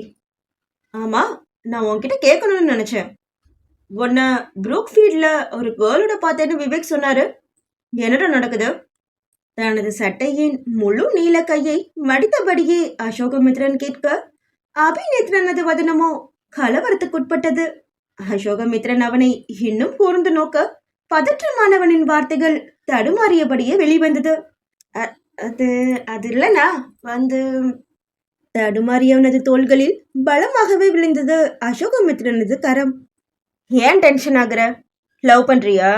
அவன் கேட்க விழுக்கென நிமிர்ந்த இளையவன், ஆமாண்ணா 2 இயர்ஸா என்று கூற அசோகமித்ரனது இதழில் முறுவல் பூத்தது. அதுக்கு ஏன்டா டென்ஷன் ஆகுற? லவ் பண்றது ஒன்றும் கொலை குத்தம் இல்லை. ஆனா லவ் பண்ணா மட்டும் பத்தாது. எப்படியும் கண்டிப்பா சித்தப்பா ஒத்துக்க மாட்டாரு. இன்னும் அவரு பூர்ணிமாத்தையே புரிஞ்சுக்கல. புரியுதுண்ணா. ஆனா என்னால நிவியை தவிர வேற ஒருத்திய என்னோட லைஃப் பார்ட்னரா யோசிச்சு கூட பார்க்க முடியாது. நிவி என்கின்ற நிவேதிதா அபிநேத்திரனின் காதலி. அவளை தவிர வேறொருத்தியை மனைவேன் என்று உறுதியாக சொன்ன இளையவனது கரத்தை பற்றி குலுக்கினான் அசோகமித்ரன். That's good, congrats. நீ பொறுப்பா மாறி நம்ம எஜுகேஷனல் இன்ஸ்டிடியூட்டை மேனேஜ் பண்ண ஆரம்பிச்சப்போ மலர்ந்த காதலா இது என்று நையாண்டி செய்ய நாணை கொண்டிருந்த அபிநேத்திரனது நெஞ்சில் அணுகுண்டை வீசினான் அசோகமித்ரன். எதுக்கும் வீட்டுல சீக்கிரம் சொல்லிடு, இல்லைனா கனிய உன்னோட தலையில கட்டி வச்சிடுவாங்க என்ற எச்சரிக்கையின் மூலம் இடி விழுந்ததை போல அதிர்ந்து போனான் அபிநேத்திரன். வாட்? அவளை உனக்கு தானே மேரேஜ் பண்ணி வைக்கிறதா சின்ன வயசுல பேசினாங்க. இப்ப எப்படி ஜோடி மாறும்? ஏன்னா நான் அவளை மேரேஜ் பண்ணிக்க போறதில்ல. வெகு நிதானமாக கூறிய அசோகமித்ரனை குழப்பமாக நோக்கினான் அபிநேத்திரன். குடும்பமே கோவில், தாத்தாவின் சொற்களை வேத வாக்கு என்று மணிக்கொரு முறை வசனம் பேசும் தமையனா இப்படி மாறி போனான் என்ற ஆச்சரியமும் குழப்பமும் அவனுக்கு. அண்ணா, உனக்கு உடம்பெல்லாம் நல்லா இருக்குல்ல? ஃபீவர் எதுவும் இருக்கா? தமையனது கழுத்தில் மற்றும் நெற்றியில் கை வைத்து வெப்பநிலையை பரிசோதித்து இயல்பான வெப்பநிலை என்று அறிந்து மீண்டும் அவனது கூற்றை நம்ப இயலாது விழிக்கலானான். அசோகமித்ரன் அவனை தோல் அணைத்துக் கொண்டு, இப்போதைக்கு எனக்கு மேரேஜ் பண்ணிக்கிற ஐடியாவே இல்லடா. நம்ம மில்லுல புதுசா இப்போ பேம்பு யார்ன் ப்ரொடக்ஷன் ஆரம்பிக்க போறோம். இந்த டைம்ல எக்ஸ்போர்ட் ஆர்டர் வாங்குறது, மீட்டிங் அட்டெண்ட் பண்றதுன்னு இதுக்கே டைம் சரியா இருக்கும். இதுல மேரேஜுங்கிற எக்ஸ்ட்ரா பேர்டனை இப்ப என்னால சுமக்கவே முடியாது. அதோட இந்த ஜூஹி இதுவரையிலும் மகிமா மீது இருக்கும் சந்தேகத்தை யாரிடமும் பகிர்ந்து கொள்ளாமல் ரகசியமாகவே அவளை பற்றி விசாரித்துக் கொண்டிருந்தான் அசோகமித்ரன். உண்மையை முழுவதுமாக தெரிந்து கொண்ட பிறகும் கூட அவளை அவ்வுண்மையை சுட்டிக்காட்டி வருத்தும் எண்ணமோ இல்லை அவமானப்படுத்தும் எண்ணமோ அவனுக்கு இல்லை. ஒருவேளை அவனது சந்தேகம் தேவையற்றது என்று உறுதியாகிவிட்டால் மகிமாவை காரணமின்றி அவமானப்படுத்தி விட்டதாக அல்லவா ஆகிவிடும்.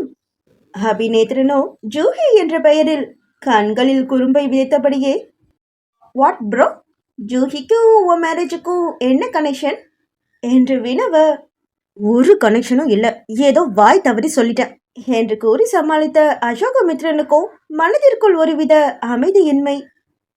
இதற்கு காரணம் மகிமா என்ற பொய்க்காரிதான். அந்த எரிச்சல் வேறு அவனுக்கு. அத்துடன் இதை பற்றி இளையவன் அறிந்து கொள்ளக்கூடாது என்ற பதற்றம் வேறு நெஞ்சுக்கூட்டுக்குள் கூடாரம் கட்டிக்கொண்டது. அவனது நல்ல நேரமோ என்னமோ, அபிநேத்திரனும் அதற்கு மேல் தமையனிடம் தோண்டி துருவாது ஒரு புன்சிரிப்புடனே அங்கிருந்து அகன்றான்.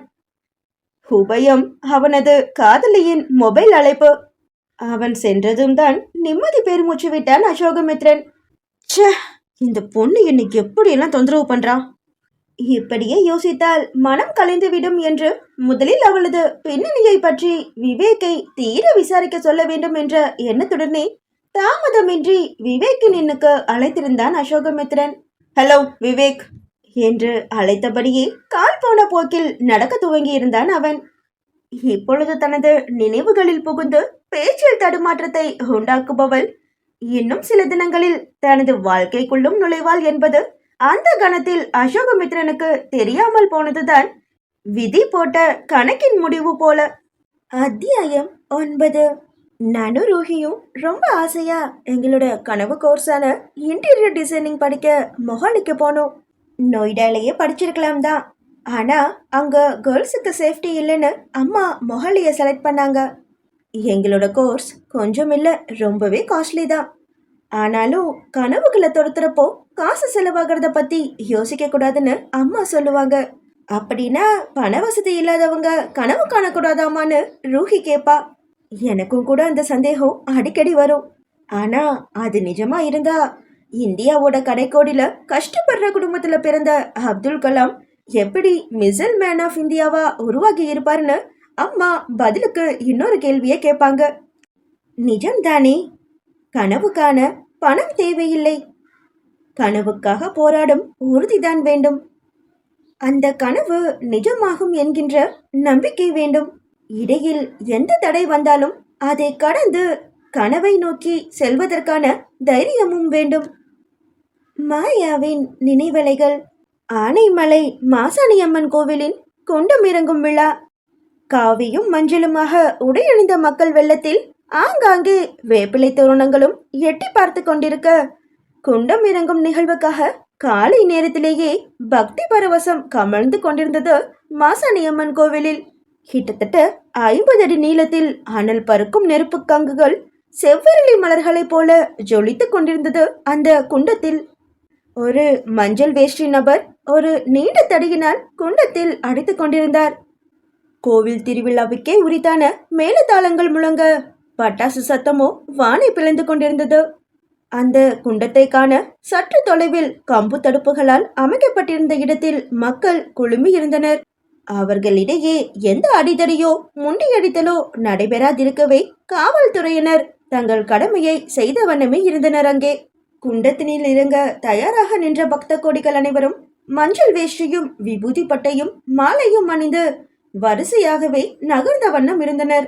விழா குழுவினரும் அவரவர் குடும்பத்தினரும் அவர்களுடனே நகர அந்த கூட்டத்தில் பரசுராமனும் ஒருவராக இருந்தார்.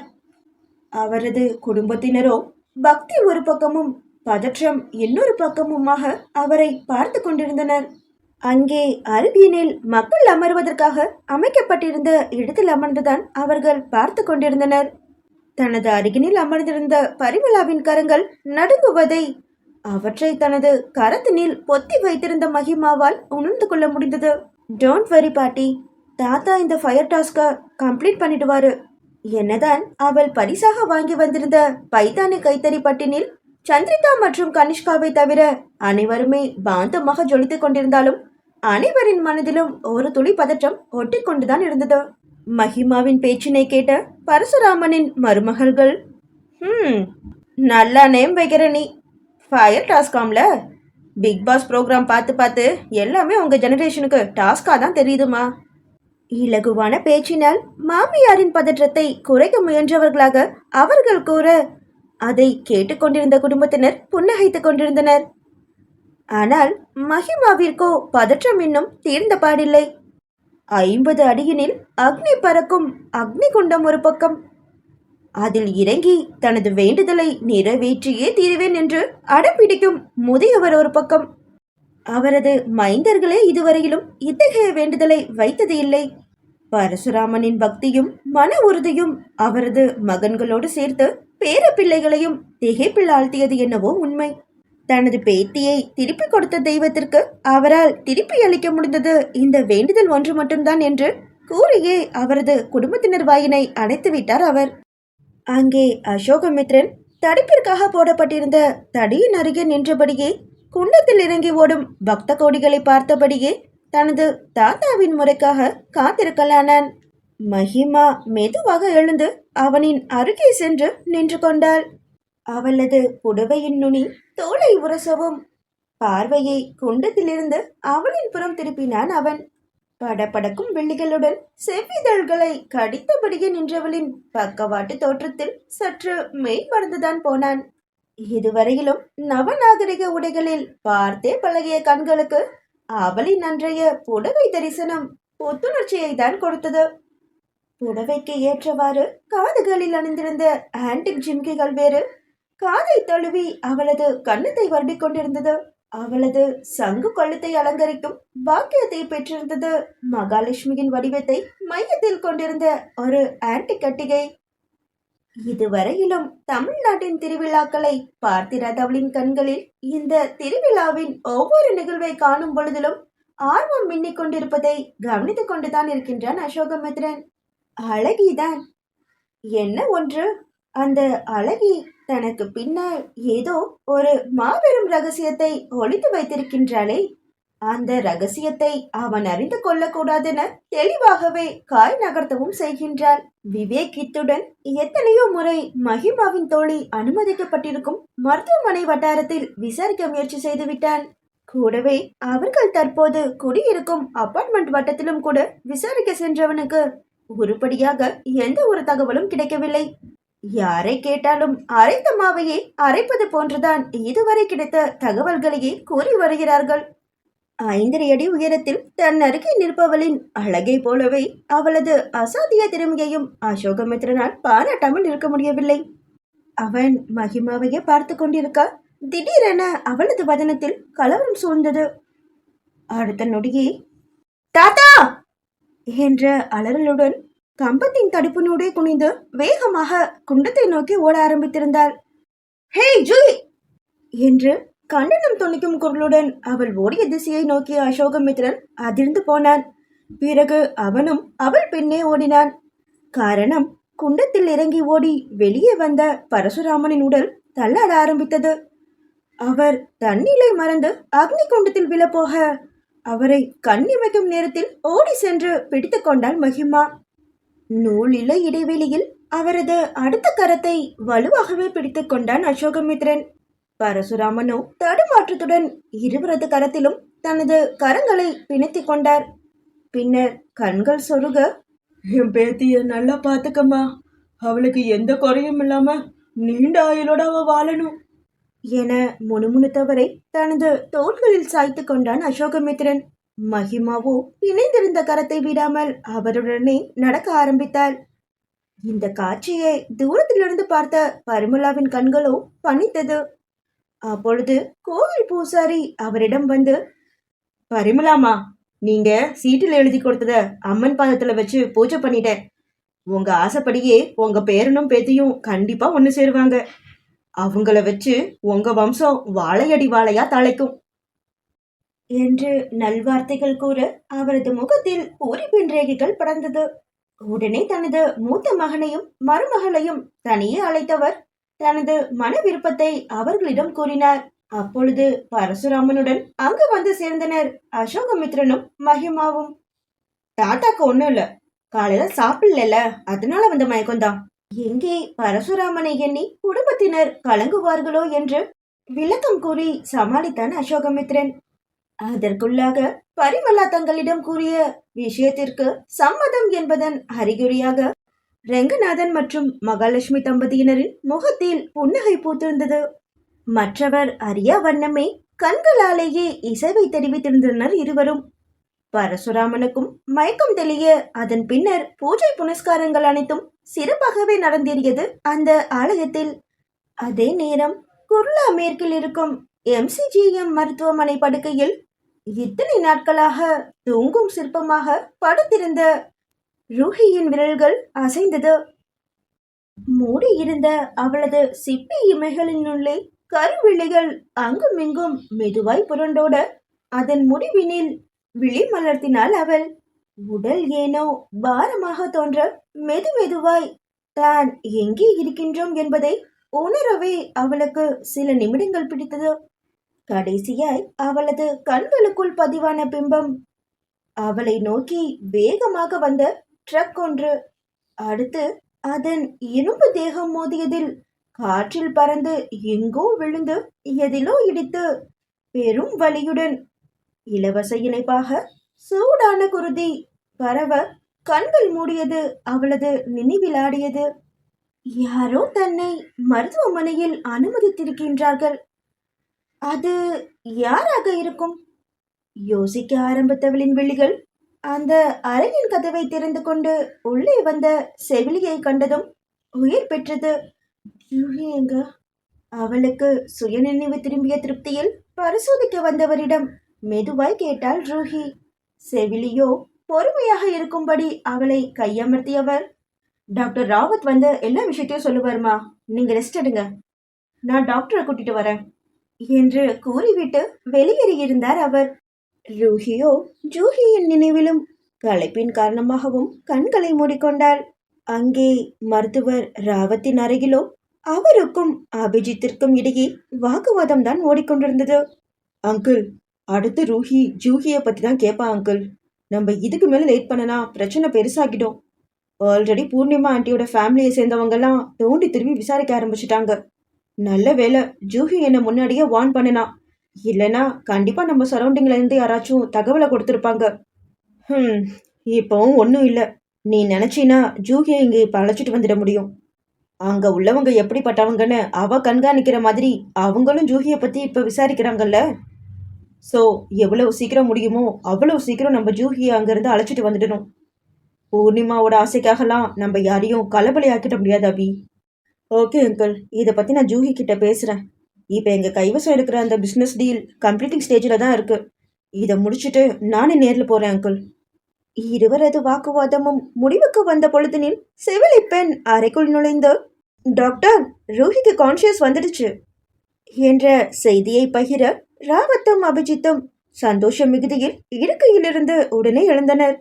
நிஜமாவா சிஸ்டர், ரூஹி பேசினாளா என்று தவிப்புடன் கேட்டபடியே அவள் அனுமதிக்கப்பட்டிருந்த அறையினை நோக்கி டாக்டர் ராவத்துடன் விரைந்து சென்றான் அபிஜித். அங்கே அறையினில் களைப்பினில் கண்களை மூடிக்கொண்டு படுக்கையில் கிடந்தாள் ரூஹி. அவளது மூச்சு சீராக ஏறி இறங்கிக் கொண்டிருந்தது.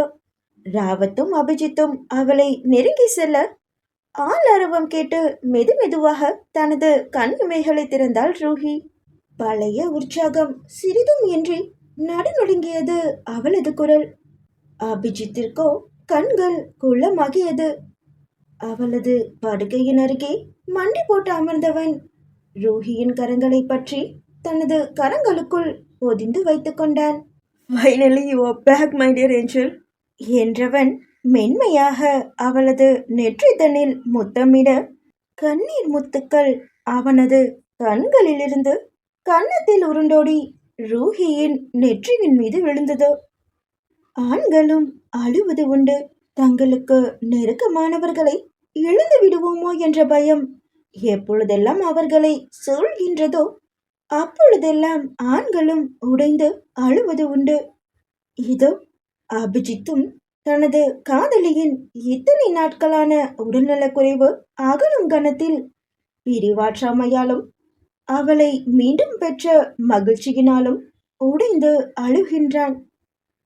அவனது தோள்களில் கை வைத்து அழுத்தி அவனை இயல்பாக்க முயன்ற ராவத் கூடவே ரூஹியை நோக்கி புன்முறுவல் பூத்தார்.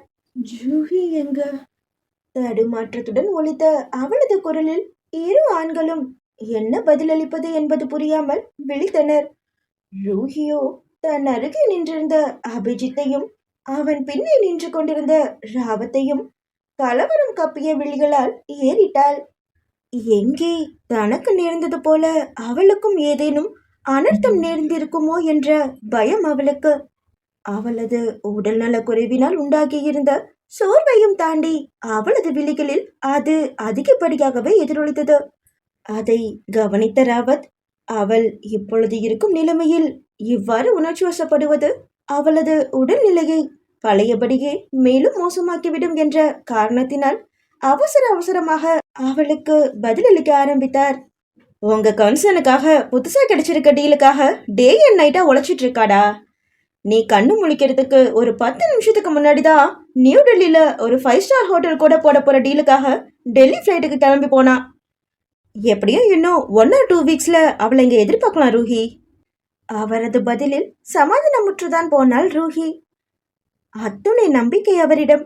ராவத்தின் சமாளிப்பால் ரூஹியின் மனக்கிலேசம் அடங்கியதும் தான் நிம்மதி பெருமூச்சு விட்டான் அபிஜித். எவ்வளவு சீக்கிரம் முடியுமோ அவ்வளவு சீக்கிரத்தில் தங்களது நிறுவன வேலையை முடித்துவிட்டு கோவையை நோக்கி ஓட வேண்டும்.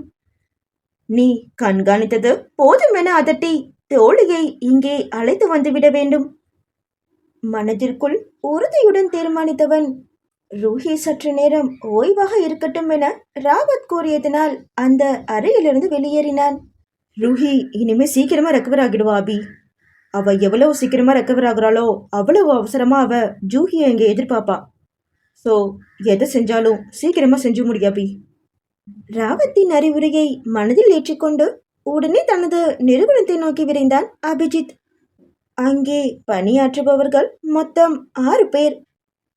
அந்த 6வரும் இம்மூவருடன் மொஹாலியில் ஒன்றாக பயின்றவர்கள்தான். படித்து முடித்ததும் ஒரே நிறுவனத்தில் பணியில் அமர்ந்து அனுபவம் கிட்டியதும் தனியாக நிறுவனம் அமைக்கும் எண்ணத்தில் தொடர்ந்து அங்கே பயணிப்பவர்கள். தனது அந்த தோழமைகளிடம் ரூஹிக்கு நினைவு திரும்பிய தகவலை சொல்லிவிட்டு தற்போதைய பிசினஸ் டீலை விரைந்து முடிக்க ஒத்துழைக்குமாறு கேட்கவும் தான் அவன் அங்கே இப்பொழுது செல்கின்றான். அவன் யாருக்காக இவ்வாறு அனைத்தையும் சீக்கிரம் முடிக்க வேண்டுமென பரபரக்கின்றானோ அந்த ஜூஹி என்ற மகிமாவோ ராஜநாராயண விலாசத்தில் தனது அறையில் வைத்துவிட்டு சென்ற தனது மொபைலை காணாது வலை வீசி தேடிக்கொண்டிருந்தாள். எங்க போச்சு?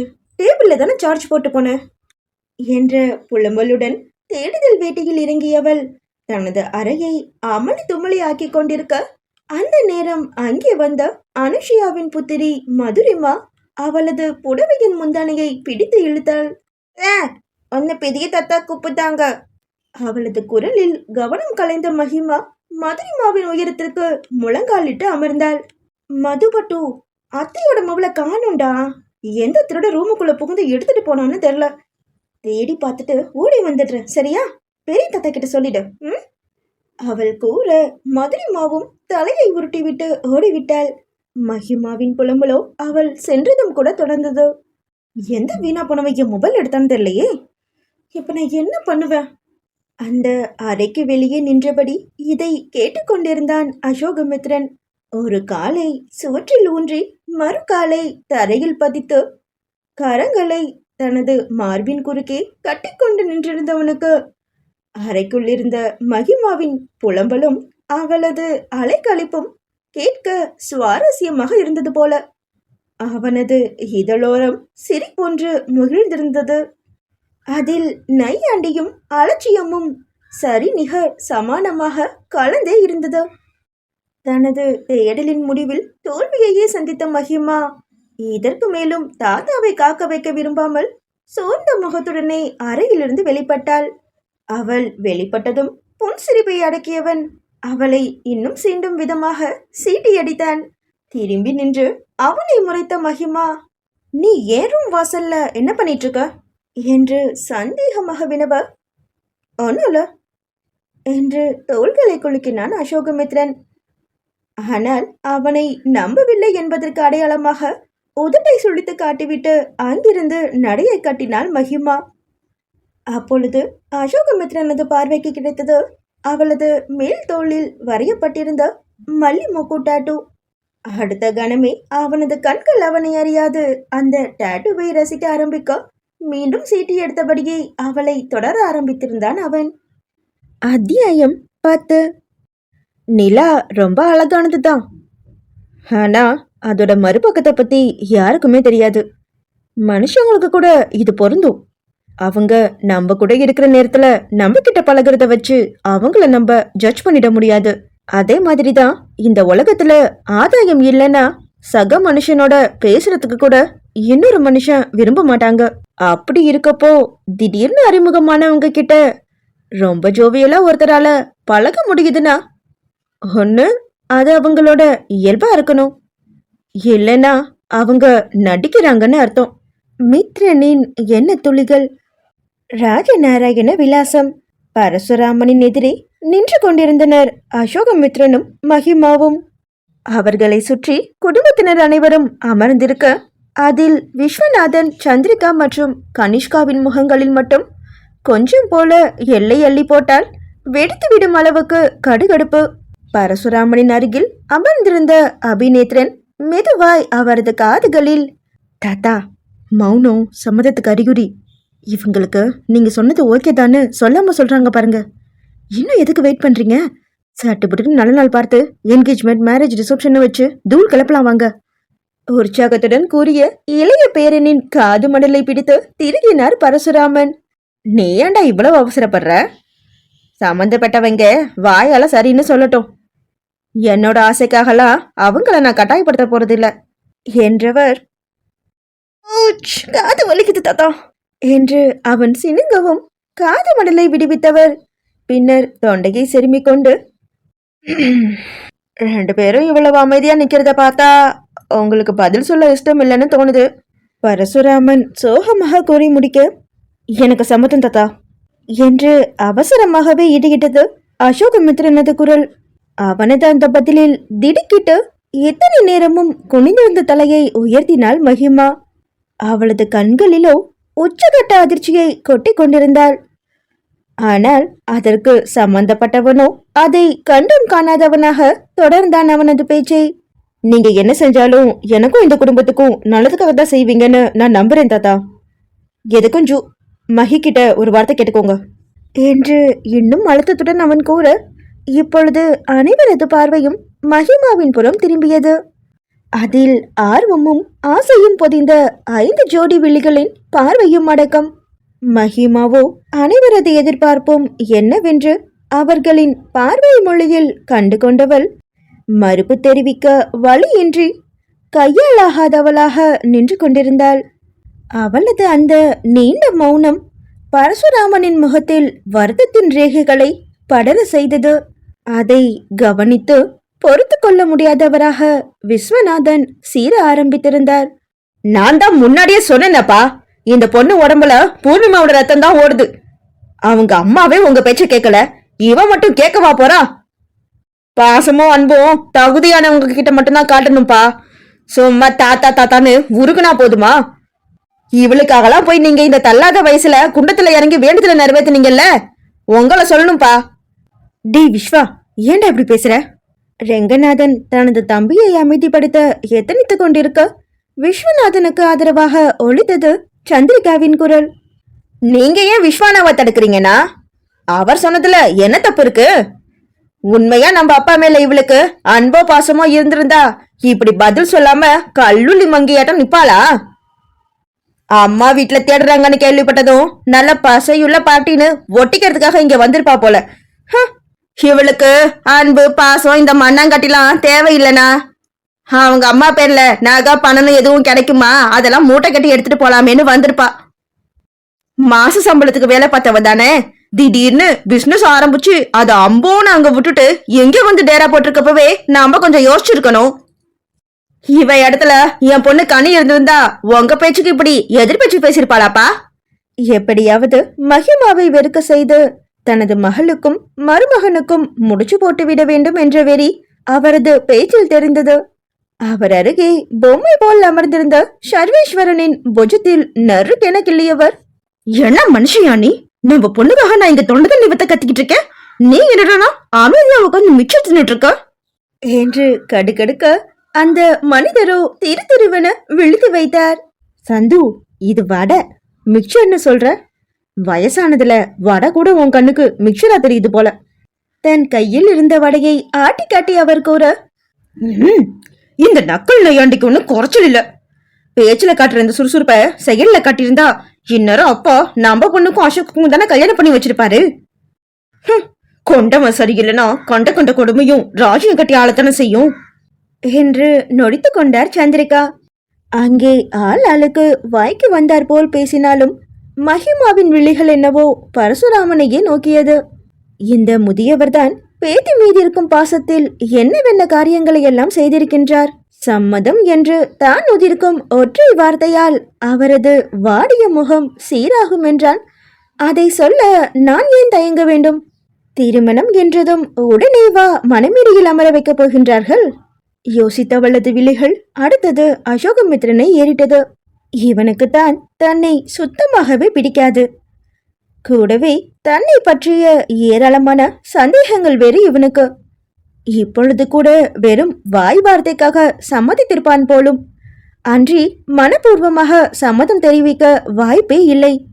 அதற்கு மேலும் பெரிதாக யோசிக்கவில்லை மகிமா. எனக்கும் இந்த மேரேஜ்ல சம்மதம் தாத்தா என உரைத்து விட்டாள் மகிமா. அசோகமித்ரன் இதை எதிர்பார்க்கவில்லை போல. ஏனெனில் இப்பொழுது அவனது வெளிகளில் ஆச்சரியமும் அதிர்ச்சியும் ஒரு சேர படமாக விரிந்தது. அவர்கள் இருவரும் ஒருவரை ஒருவர் பார்த்து கொள்வதை பரசுராமனும் பரிமளாவும் கவனித்துவிட்டு திருப்தியுடனே புன்னகைத்து கொண்டனர். ரங்கா, மகா, உங்க சம்மதத்தை கேட்காம பேரன் பேத்தி கல்யாணத்தை பத்தி பேச்சு எடுத்ததுல உங்களுக்கு ஒன்றும் வருத்தம் இல்லையே? பரிமளா மெதுவாக வினவ அவர்களும் பரிபூர்ண சம்மதம் என்று கூறிவிட்டனர். மீண்டும் சந்திரிகா, விஸ்வநாதன், கனிஷ்கா மூவரின் முகங்களும் கருத்து விட்டது.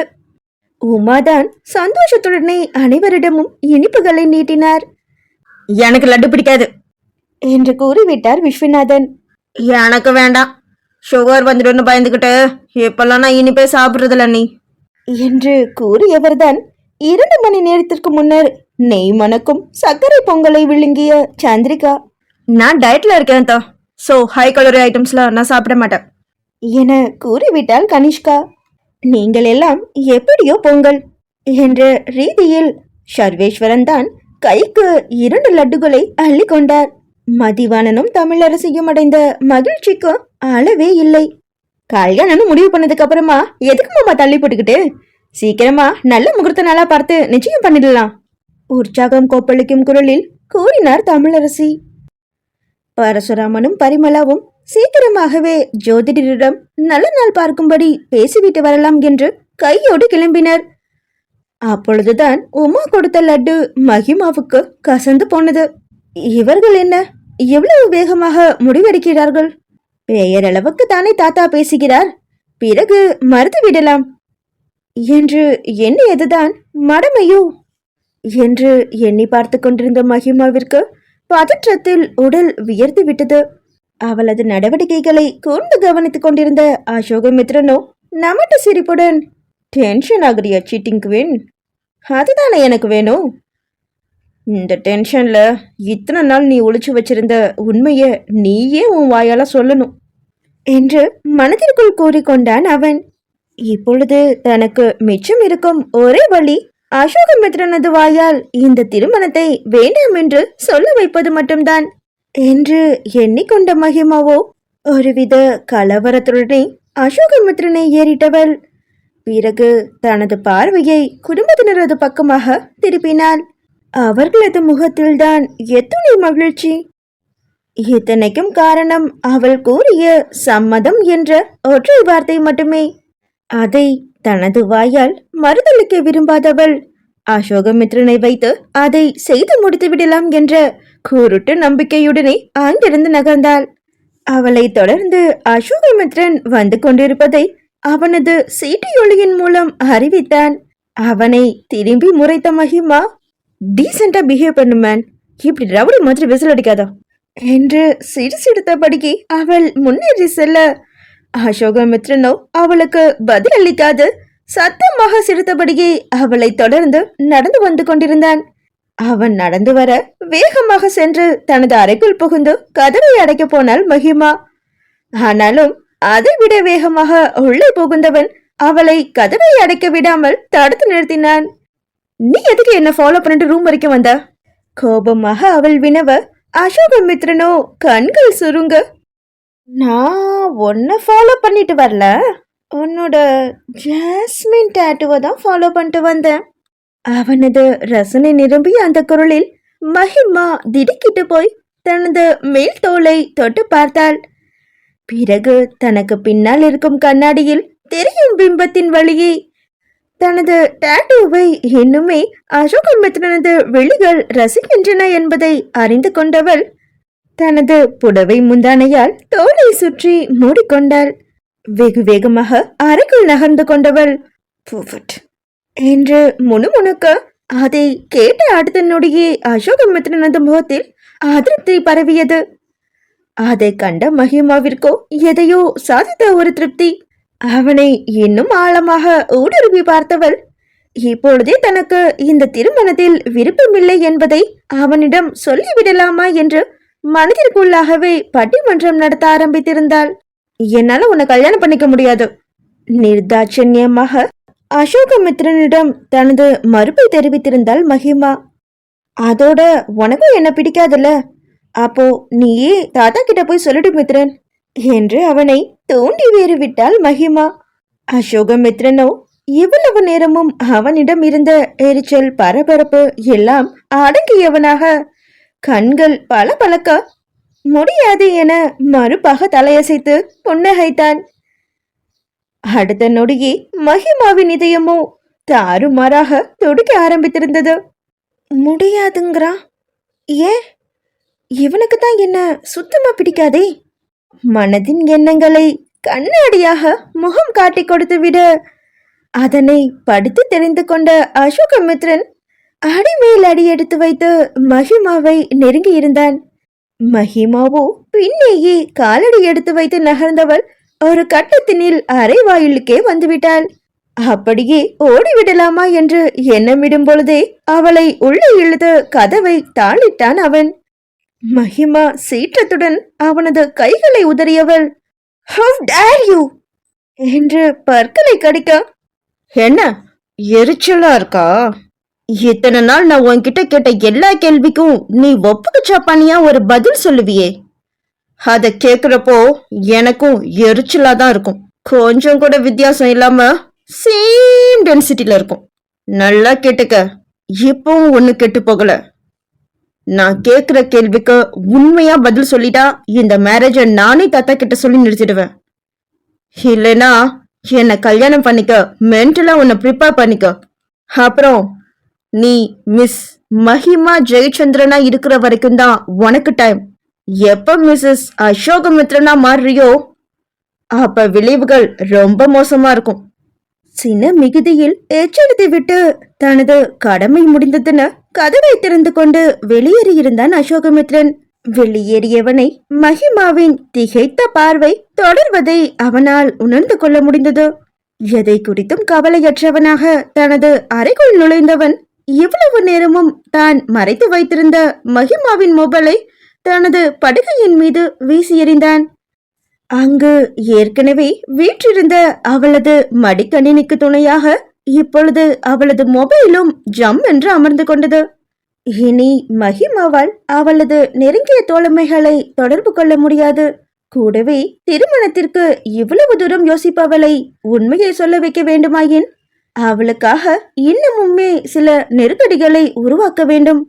அதன் முதல் கட்டமாக மும்பை சென்றிருந்த விவேக்கிடம் சில கட்டளைகளை இட்டிருந்தான் அசோகமித்ரன்.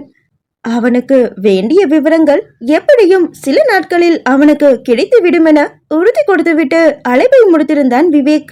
அசோகமித்ரன் ஒருவித யோசனையுடனே தனது நெற்றியில் ஆட்காட்டி விரலால் கீறிட்டு கொண்டிருக்கும் பொழுதே அவனது சாளரத்தின் வழியே வெளியே இருந்த தோட்டமும் அதில் ரங்கநாதனிடம் முறையிட்டு கொண்டிருக்கும் குரலில் பேசிக் கொண்டிருந்த மகிமாவும் விழுந்து விட்டனர். "என்னோட மொபைலும் லேப்டாப்பும் காணாம போயிடுச்சு பெரியம்மா. வீடு முழுக்க தேடிட்டேன், அப்படியும் கிடைக்கவே இல்லை. அது ரெண்டும் இல்லாம என்னோட வேலையே நடக்காது மாமா. புதுசா வாங்கணும்னா கோயம்புத்தூர் வரைக்கும் போகணுமா?" "ஆமாண்டா, அங்க போனா நீ கேக்குற பிராண்ட் மொபைலும் லேப்டாப்பும் கிடைக்கும்டா மகி. அபி கூட நாளைக்கு காலையில கோவை கிளம்புறான். நீ அவனோட போய் வாங்கிக்கலாண்டா." "தேங்க்யூ சோ மச் மாமா" என்றவள் பாசத்துடன் அவரை தோளோடு கட்டிக்கொண்டாள். இதை பார்த்து கொண்டிருந்த அசோகமித்ரனது கண்களிலோ ஒருவித இலக்கம். இவள் குடும்பத்தினரிடம் காட்டும் பாசத்தில் பொய் இல்லை, பொய் இவள் மறைக்கும் ரகசியத்தில்தான் கலந்து இருக்கின்றது. அதை நான் கண்டுபிடிக்கின்றேன் என்று சூளுரைத்துக் கொண்டான் அவன். அத்தியாயம் 11. ஒவ்வொரு வேலண்டைன்ஸ் டேக்கும் அப்பா அம்மாக்கு கிஃப்ட் கொடுக்க மறக்கவே மாட்டாரு. அந்த கிஃப்ட் ஒவ்வொன்றுமே யூனிக்கா இருக்கும். காஸ்ட்லியான 18 கேரட் கபில் டைமண்ட் ரிங்ல ஆரம்பிச்சு 2 பேரோட போட்டோவும் இருக்கிற காஃபி மக் வரைக்கும் எல்லா கிஃப்ட்லயுமே பூர்ணிமாவும் ஜெயச்சந்திரனும் வேற வேற இல்லைன்னு எங்களுக்கு சொல்லுற மாதிரியே இருக்கும். வாழ்ந்தா அவங்கள மாதிரி ஒரு வாழ்க்கை வாழணும்னு நானும் ரூஹியும் அடிக்கடி பேசிப்போம். எங்களோட அந்த ஆசைப்படியே ரூஹிக்கு அபி கிடைச்சிட்டான். எனக்குன்னு பிறந்தவன் தான் எங்க இருக்கானோ என்ன செய்யறானோ. எங்க அம்மா அப்பா அளவுக்கு மேட் ஃபார் ஈச் அதர் லெவலுக்கு இல்லைனாலும் கூட ஒரு அழகான சிம்பிள் அண்ட் லவ்லியான பார்ட்னர்ஸா நாங்க இருக்கணும். மாயாவின் நினைவலைகள். மஹிமா எரிச்சல் மண்டிய முகத்துடனே காரில் அமர்ந்திருந்தாள். அந்த கார் பல்லடத்தை நோக்கி விரைந்து கொண்டிருந்தது. அவளது முகபாவனையை கவனித்தபடியே காரை ஓட்டிக் கொண்டிருந்தான் அசோகமித்ரன். எல்லாம் இந்த நேத்திரனால வந்தது. கடைசி நேரத்துல கலண்டுட்டான். இல்லனா நான் ஏன் இந்த மிஸ்டர் ரூட் கூட போய் வரப்போறேன்? 1,000வது முறையாக சலித்து கொண்டாள் மஹிமா. ஏற்கனவே மொபைலும் மடிக்கணினியும் தொலைந்த கடுப்பில் இருந்தவளை கோவைக்கு அழைத்து செல்வதாக கூறியிருந்த அபிநேத்ரன் கடைசி நேரத்தில் முக்கியமான வேலை இருப்பதாக கூறிவிட்டு காலையிலேயே வெளியில் சென்று விட்டான். மஹிமாவை கோவைக்கு அழைத்து செல்லும் பொறுப்பு அசோகமித்ரனது வசமானது. ஒரே ஒரு நாள் மஹிமாவின் தொலைத்தொடர்பு சாதனங்கள் காணாமல் போனதில் அவனுக்கு என்னவோ அதிகபட்ச லாபம்தான். இதோ இன்னும் சில மணி நேரத்தில் விவேக்கிடமிருந்து உபயோகமான தகவல்கள் வரவிருக்கின்றது. அந்த தகவல்கள் தான் அவனுக்கு சில விஷயங்களை உறுதிப்படுத்தவும் போகின்றது. அதற்காகவே காத்திருந்தவனுக்கு மஹிமாவின் எரிச்சல் எல்லாம் ஒரு பொருட்டாகவே தோன்றவில்லை. சாலையிலேயே கண் வைத்து வண்டியை இயக்கிக் கொண்டு வந்தவன் சில நொடிகள் மட்டுமே ரியர் வியூ மிரரை நோக்கியதன் விளைவாக சாலைக்கு குறுக்கே ஓடி வந்து கொண்டிருந்த ஒரு பெண்ணின் மீது மோதவிருந்தான். ஆனால் எப்படியோ பின்னிருக்கையில் அமர்ந்திருந்த மஹிமா சுதாரித்து அவனது தோள்களை பற்றினாள். Mithran, please stop the car. அவளது அந்த கீச்சிடலில் அதிர்ந்து பின்னர் பிரேக்கை உபயோகித்தவன் எதிரே வந்த பெண் மீது இடிக்காமல் வண்டியின் சக்கரங்கள் தேய அதை ஓரமாக லாவகமாக நிறுத்தினான். சடன் பிரேக்கின் விளைவால் அவனும் மஹிமாவும் அமர்ந்திருந்த இடத்திலிருந்து முன்னே தள்ளப்பட்டு பின்னர் பின்னிருக்கையில் மோதிக்கொண்டனர். ஷிட், இது ரோடா இல்ல கிரவுண்டா? வார்த்தைகளில் கோபத்தை பூசிக்கொண்டு வேகமாக கதவை திறந்து கொண்டு கீழே இறங்கினான் அசோகமித்ரன். அவனை தொடர்ந்து இறங்கிய மஹிமாவோ அசோகமித்ரனது கோபத்தை பொருள்படுத்தாது மழையில் நனைந்த கோழி குஞ்சாக வெடவெடுத்து கொண்டு வியர்வையில் குளித்துக் கொண்டிருந்த அந்த பெண்ணை நோக்கி நெருங்கி சென்றாள். ஆர் யூ ஓகே என்றவளது விழிகள் அப்பெண்ணை அடி முதல் முடி வரை ஆராய்ந்து அவளது உப்பிய வயிற்றில் வந்து நின்றது. மஹிமா அவளை கண்டு திகைக்கும் பொழுதே கையெடுத்து கும்பிட்ட அந்த பெண் கண்ணீரும் கம்பளையுமாக மஹிமாவையும் அசோகமித்ரனையும் பார்த்தபடியே, ப்ளீஸ் என்ன உங்களுக்கு துரத்திட்டு வராங்க, எப்படியாச்சும் காப்பாத்துங்க ப்ளீஸ், இல்லைன்னா என்னையும் என் குழந்தைங்களையும் அவங்க கொண்டுடுவாங்க என்று கதற தொடங்கி இருந்தாள் அவள். அசோகமித்ரன் அவளுக்கு பதில் அளிக்க அவகாசம் எடுத்துக்கொள்ள அதற்கு முன்னரே எதை பற்றியும் யோசிக்காமல் அந்த பெண்ணை காரின் பின்னிருக்கை பக்கமாக இழுத்து வந்த மஹிமா, நீங்க சீட்டுக்கு கீழே ஒளிஞ்சுக்கோங்க, நாங்க பாத்துக்கிறோம். தட தடவென்ற காலடி சத்தம் அருகே வரும் முன்னரே அவளை காருக்குள் தள்ளியிருந்தாள். மஹிமா செய்வதை பார்த்து அசோகமித்ரன் திகைத்து விழிக்க அவளோ, பாவம் அந்த பொண்ணு பிரெக்னெண்டா இருக்காங்க, உயிருக்கு பயந்து ஓடி வந்திருக்காங்க மித்ரன், அவங்கள தேடி வரவங்கள நீங்க சமாளிங்க ப்ளீஸ் என்று வேண்டி கேட்டுக்கொண்டாள். ஏய், நான் என்ன சூப்பர்மேனா? அவனுங்க எத்தனை பேர்னு தெரியாம நான் எப்படி சமாளிக்கிறது? அவன் மறுபடியும் திகைத்தபடி கேட்க மஹிமாவின் முகத்திலோ கடுப்பு ஏறியது. இவ்வளவு உயரமா உடம்பு வளர்த்து வச்சிருக்கல, ஒரு பொண்ணுக்காக ஆஃப்டர் ஆல் 4 பேர் அடிக்க மாட்டியா மேன்? உன் வீரா வேஷம் எல்லாம் என்ன மாதிரி புள்ளிப்பிச்சுக்கிட்ட மட்டும்தான் போல, மத்தபடி ஆம்பளைங்கன்னு வந்தா உன் கெத்து வெத்து விட மாறிடுதோ? ஏய், அவளிடம் சீறிய அசோகமித்ரன் காலடி சத்தங்கள் கேட்க திரும்பி பார்த்தான். அங்கே அவள் சொன்னது போலவே 4 தடியர்கள் வேகு வேகுவென ஓடி வந்து கொண்டிருந்தனர்.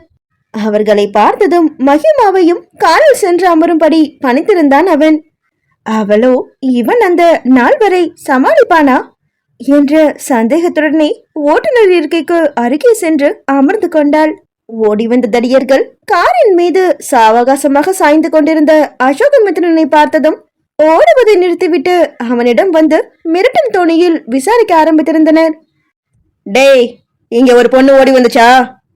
அவர்களில் உயரமானவன் அதட்டலாய் கேட்க, கொஞ்சம் கிட்ட வந்து கேளு என தனது ஆட்காட்டி விரலையும் நடு விரலையும் ஆட்டி அழைத்தான் அசோகமித்ரன். அவன் நெருங்கவும் பலரென அவனது கன்னத்தில் அறைந்து அவன் சுதாரிப்பதற்குள் அவனது கரத்தை முறுக்கி முதுகில் உதைத்து மண்டியிட வைத்திருந்தான். வாவ், இவன் என்ன செய்துவிட போகின்றான் என்ற அலட்சிய பார்வையில் இருந்த மகிமா அவளை அறியாமல் அவனது அதிரடியை கண்டு வாயை திறந்திருந்தாள். கூடவே இருக்கையில் கிடந்த அசோகமித்ரனது எண்ணிலிருந்து காவல்துறைக்கும் அழைத்திருந்தாள் அவள்.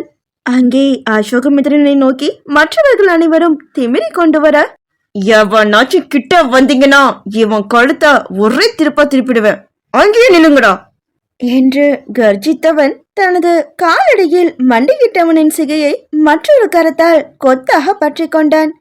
ஏண்டா, அனாதரவா வந்த பொண்ண துரத்துறதே தப்பு, இதுல நீ என்ன மிரட்டுறியா?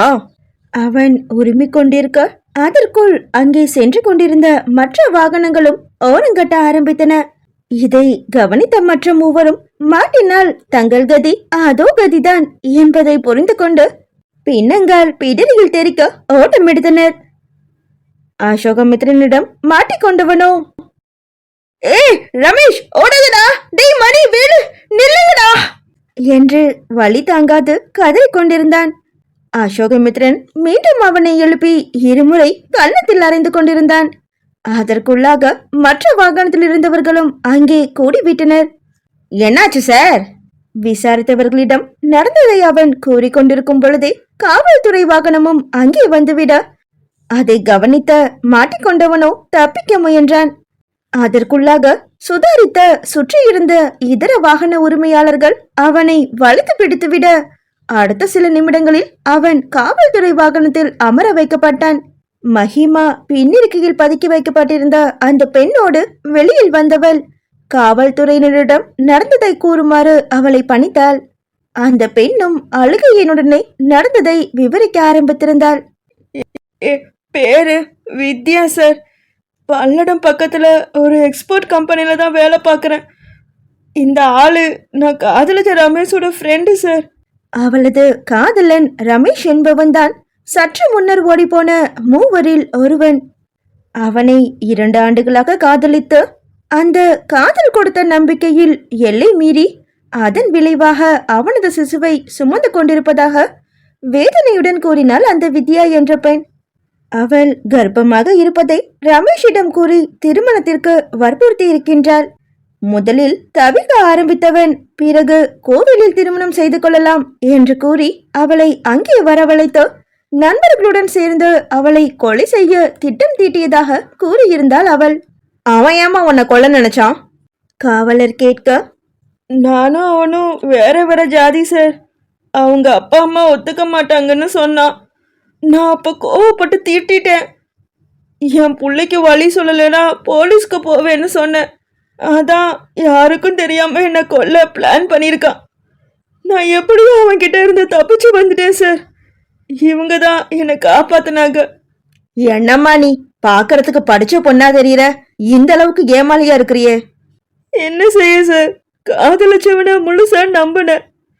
இப்படி என்ன ஏமாத்துவான்னு ஒரு நிமிஷம் கூட யோசிச்சு பார்க்கல. இப்படி ஏமாத்தினதோட என்னையும் என் குழந்தையையும் கொலை நினைப்பான்னு கொஞ்சம் கூட நினைச்சு பார்க்கல சார். அந்த பெண் கண்ணீர் மல்க பேசிக் கொண்டிருக்க அதை கேட்டுக்கொண்டிருந்த மகிமாவின் இதயமோ கனத்து போனது. கூந்தல் அங்குமிங்குமாக பறந்து கொண்டிருக்க, கரங்களோ மேடிட்ட வயிற்றை தாங்கி இருக்க, கண்ணீருடன் அந்த பெண் கூறிய கதையை கேட்டதும் அவளது கண்களும் கலங்கி போனது. அந்த தடியனுங்க பாரதிய கொல்றதுக்காக துரத்திட்டு வந்தாங்கடா. அந்த சமயம் நானும் உங்க அப்பாவும் அந்த பக்கமா போனோம். அதனாலதான் அவளை காப்பாற்ற முடிஞ்சுது. இல்லைன்னா வயிற்று பிள்ளைக்காரின்னு கூட பார்க்காம அந்த பாவி அவளை கொன்றுப்பான். 6 மாச கர்ப்பத்தோட ஓடி வந்தவளோட பயத்தை போக்கவே எனக்கும் உங்க அப்பாவுக்கும் கிட்டத்தட்ட 2 வாரம் ஆச்சுடா ஜூஹி. பூர்ணிமா என்று சொன்னது மகிமாவின் காதனில் இப்பொழுது ஒலித்தது. அந்த நினைவில் முகம் மாறி நின்றவளை தனது ஓர கண்ணால் அசோகமித்ரன் கவனித்துக் கொண்டிருந்தான். ஆனால் அது அப்பொழுது அவளுக்கு தெரிந்திருக்க வாய்ப்பில்லை. காவல்துறையினர் அந்த பெண்ணை தங்களுடன் காவல் நிலையத்தில் புகார் கொடுக்கும்படி அழைத்து சென்றனர். அவளும் அவர்களுடன் சென்று விட்டாள். இதர வாகனங்களும் கூட கலைந்து விட்டன. ஆனால் மகிமா மட்டும் அப்படியே நின்று கொண்டிருந்தாள். கண்ணங்களில் கண்ணீர் கோடுகள். அசோகமித்ரன் யோசனையுடனே அவளது தோளை பற்றி மெதுவாக உழுக்க, சுய நினைவுக்கு வந்தவள் கண்ணங்களில் ஈரத்தை உணர்ந்து அவசரமாக அதை துடைத்து கொண்டாள். அசோகமித்ரனது கூரிய வெள்ளி பார்வை ஆராய்ச்சியாய் அவளை துளைத்தெடுக்க முகத்தை சீராக்கி கொண்டவள் காரில் சென்று அமர்ந்து கொண்டாள். அதற்கு மேலும் அவளிடம் எதையும் கேட்க விரும்பாதவனாக அவனும் காருக்குள் சென்றமர அந்த கார் பல்லடத்தை நோக்கி விரைந்தது. ராஜநாராயண விலாசம்.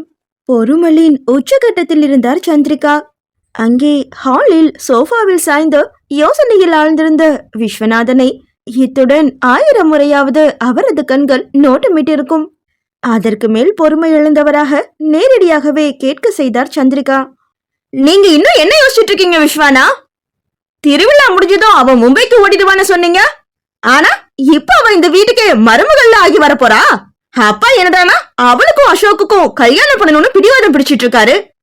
இந்த ரெங்கண்ணா என்னன்னா இப்ப அசோக் கூட அவளை தனியா வேற அனுப்பி வச்சிருக்காரு. இப்படியே போச்சுன்னா என் பொண்ணோட வாழ்க்கை என்ன ஆகுறது? விஸ்வநாதனோ நெற்றியில் தட்டி கொண்டே யோசித்தவர். இங்க நடக்கிற எதுவும் எனக்கு சரின்னு படல சந்திரிகா. அப்பா பேசினதை விட அந்த அசோக் அந்த பொண்ணை பிடிச்சிருக்குன்னு சொன்னதுதான் எனக்கு பெரிய அதிர்ச்சி. நான் கொஞ்சம் கேர்லெஸ்ஸா இருந்துட்டேன். அதனாலதான் விஷயம் இப்ப கல்யாணம் வரைக்கும் வந்து நிக்குது. ஆனா இதுக்கு மேல வெயிட் பண்ணனா நிலைமை கைய மீறி போயிடும். எதுவா இருந்தாலும் அதிரடியா செய்யணும். என்ன செய்ய போறீங்கன்னா? தந்திரமாக உரைத்தவரிடம் ஆவல் மெலிட கேட்ட சந்திரிகாவிற்கு ஒரு அலட்சிய சிரிப்பை பதிலாக உதிர்த்திருந்தார் விஸ்வநாதன். Wait and watch. என்னமோண்ணா, நான் உங்களை தான் மழை போல நம்பியிருக்கேன். எனக்கு வாட்ச புருஷன்தான் சரியில்லை.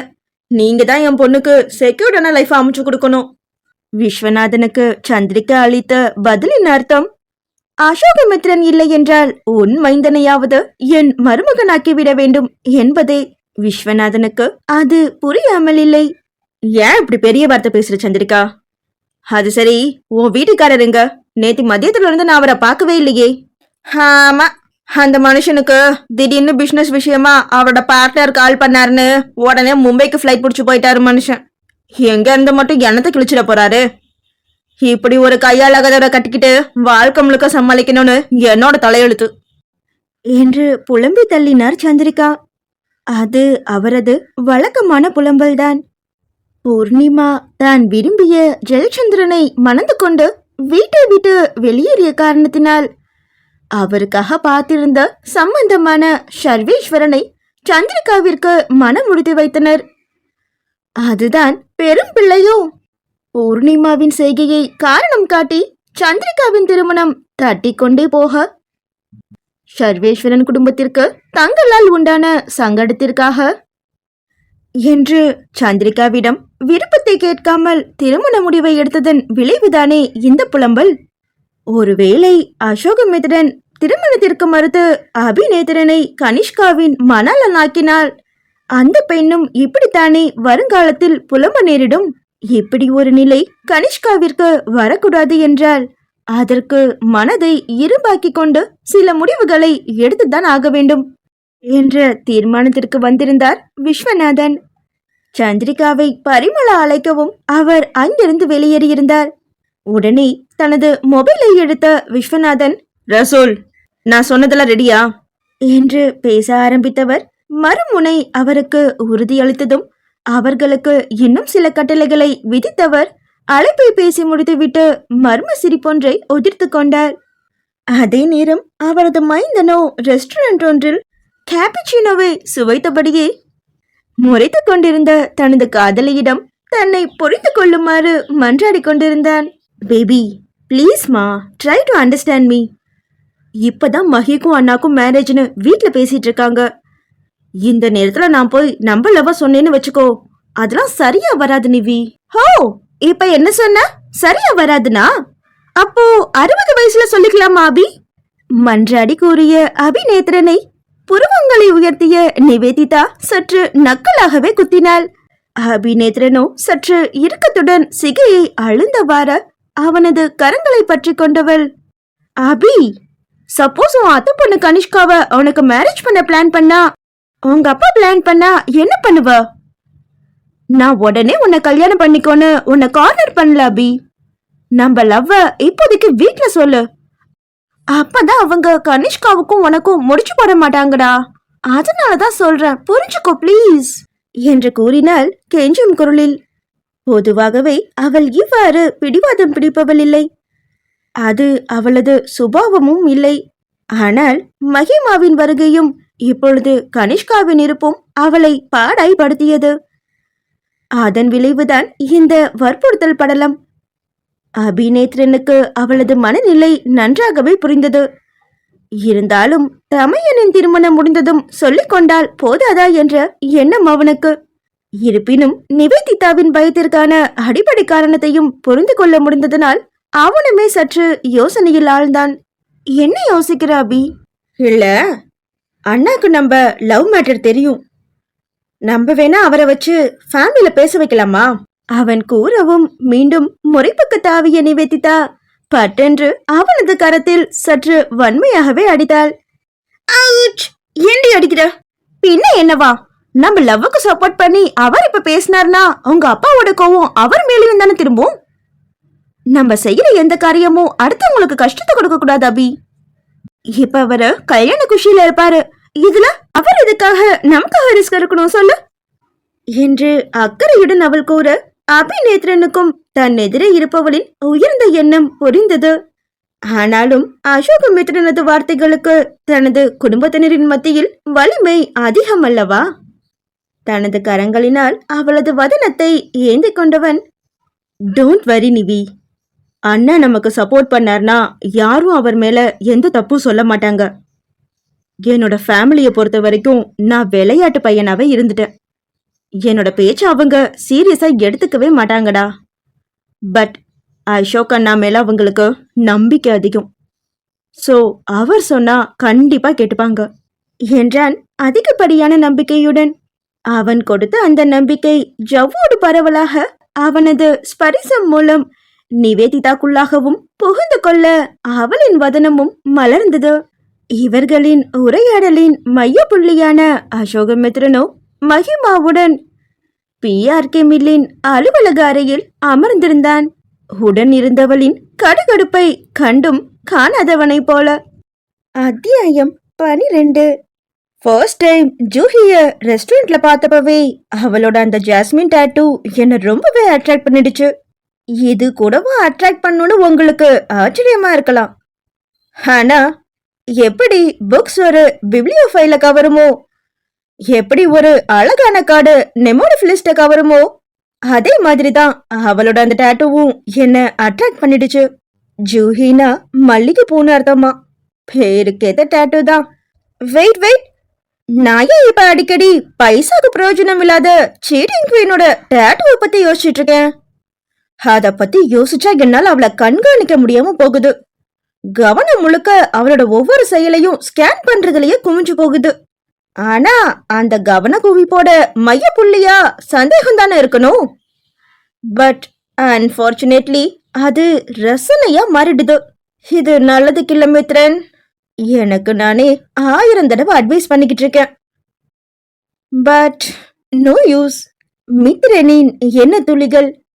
மும்பையின் குர்லா மேற்கு பகுதியில் உள்ள MCGM மருத்துவமனை. பழசாற்றினை அபிஜித் புகட்டி கொண்டிருக்க அதை அமைதியாக அருந்திக் கொண்டிருந்தாள் ரூஹி.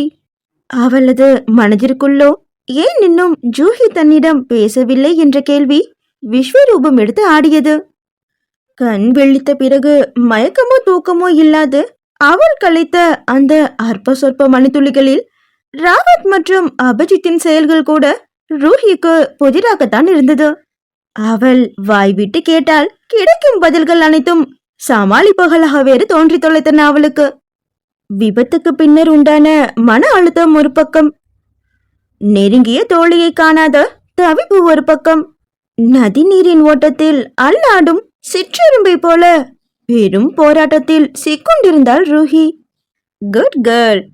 அப்படியே இந்த டேப்லெட்டையும் போட்டுட்டு நல்லா தூங்குவியாம். நான் ஈவினிங் வந்து உன்னை பாப்பேனா?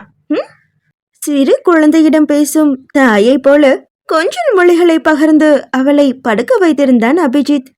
ரூஹியோ தனது பெரிய கண்களால் அவனை ஏறிட்டு பார்த்தாள்.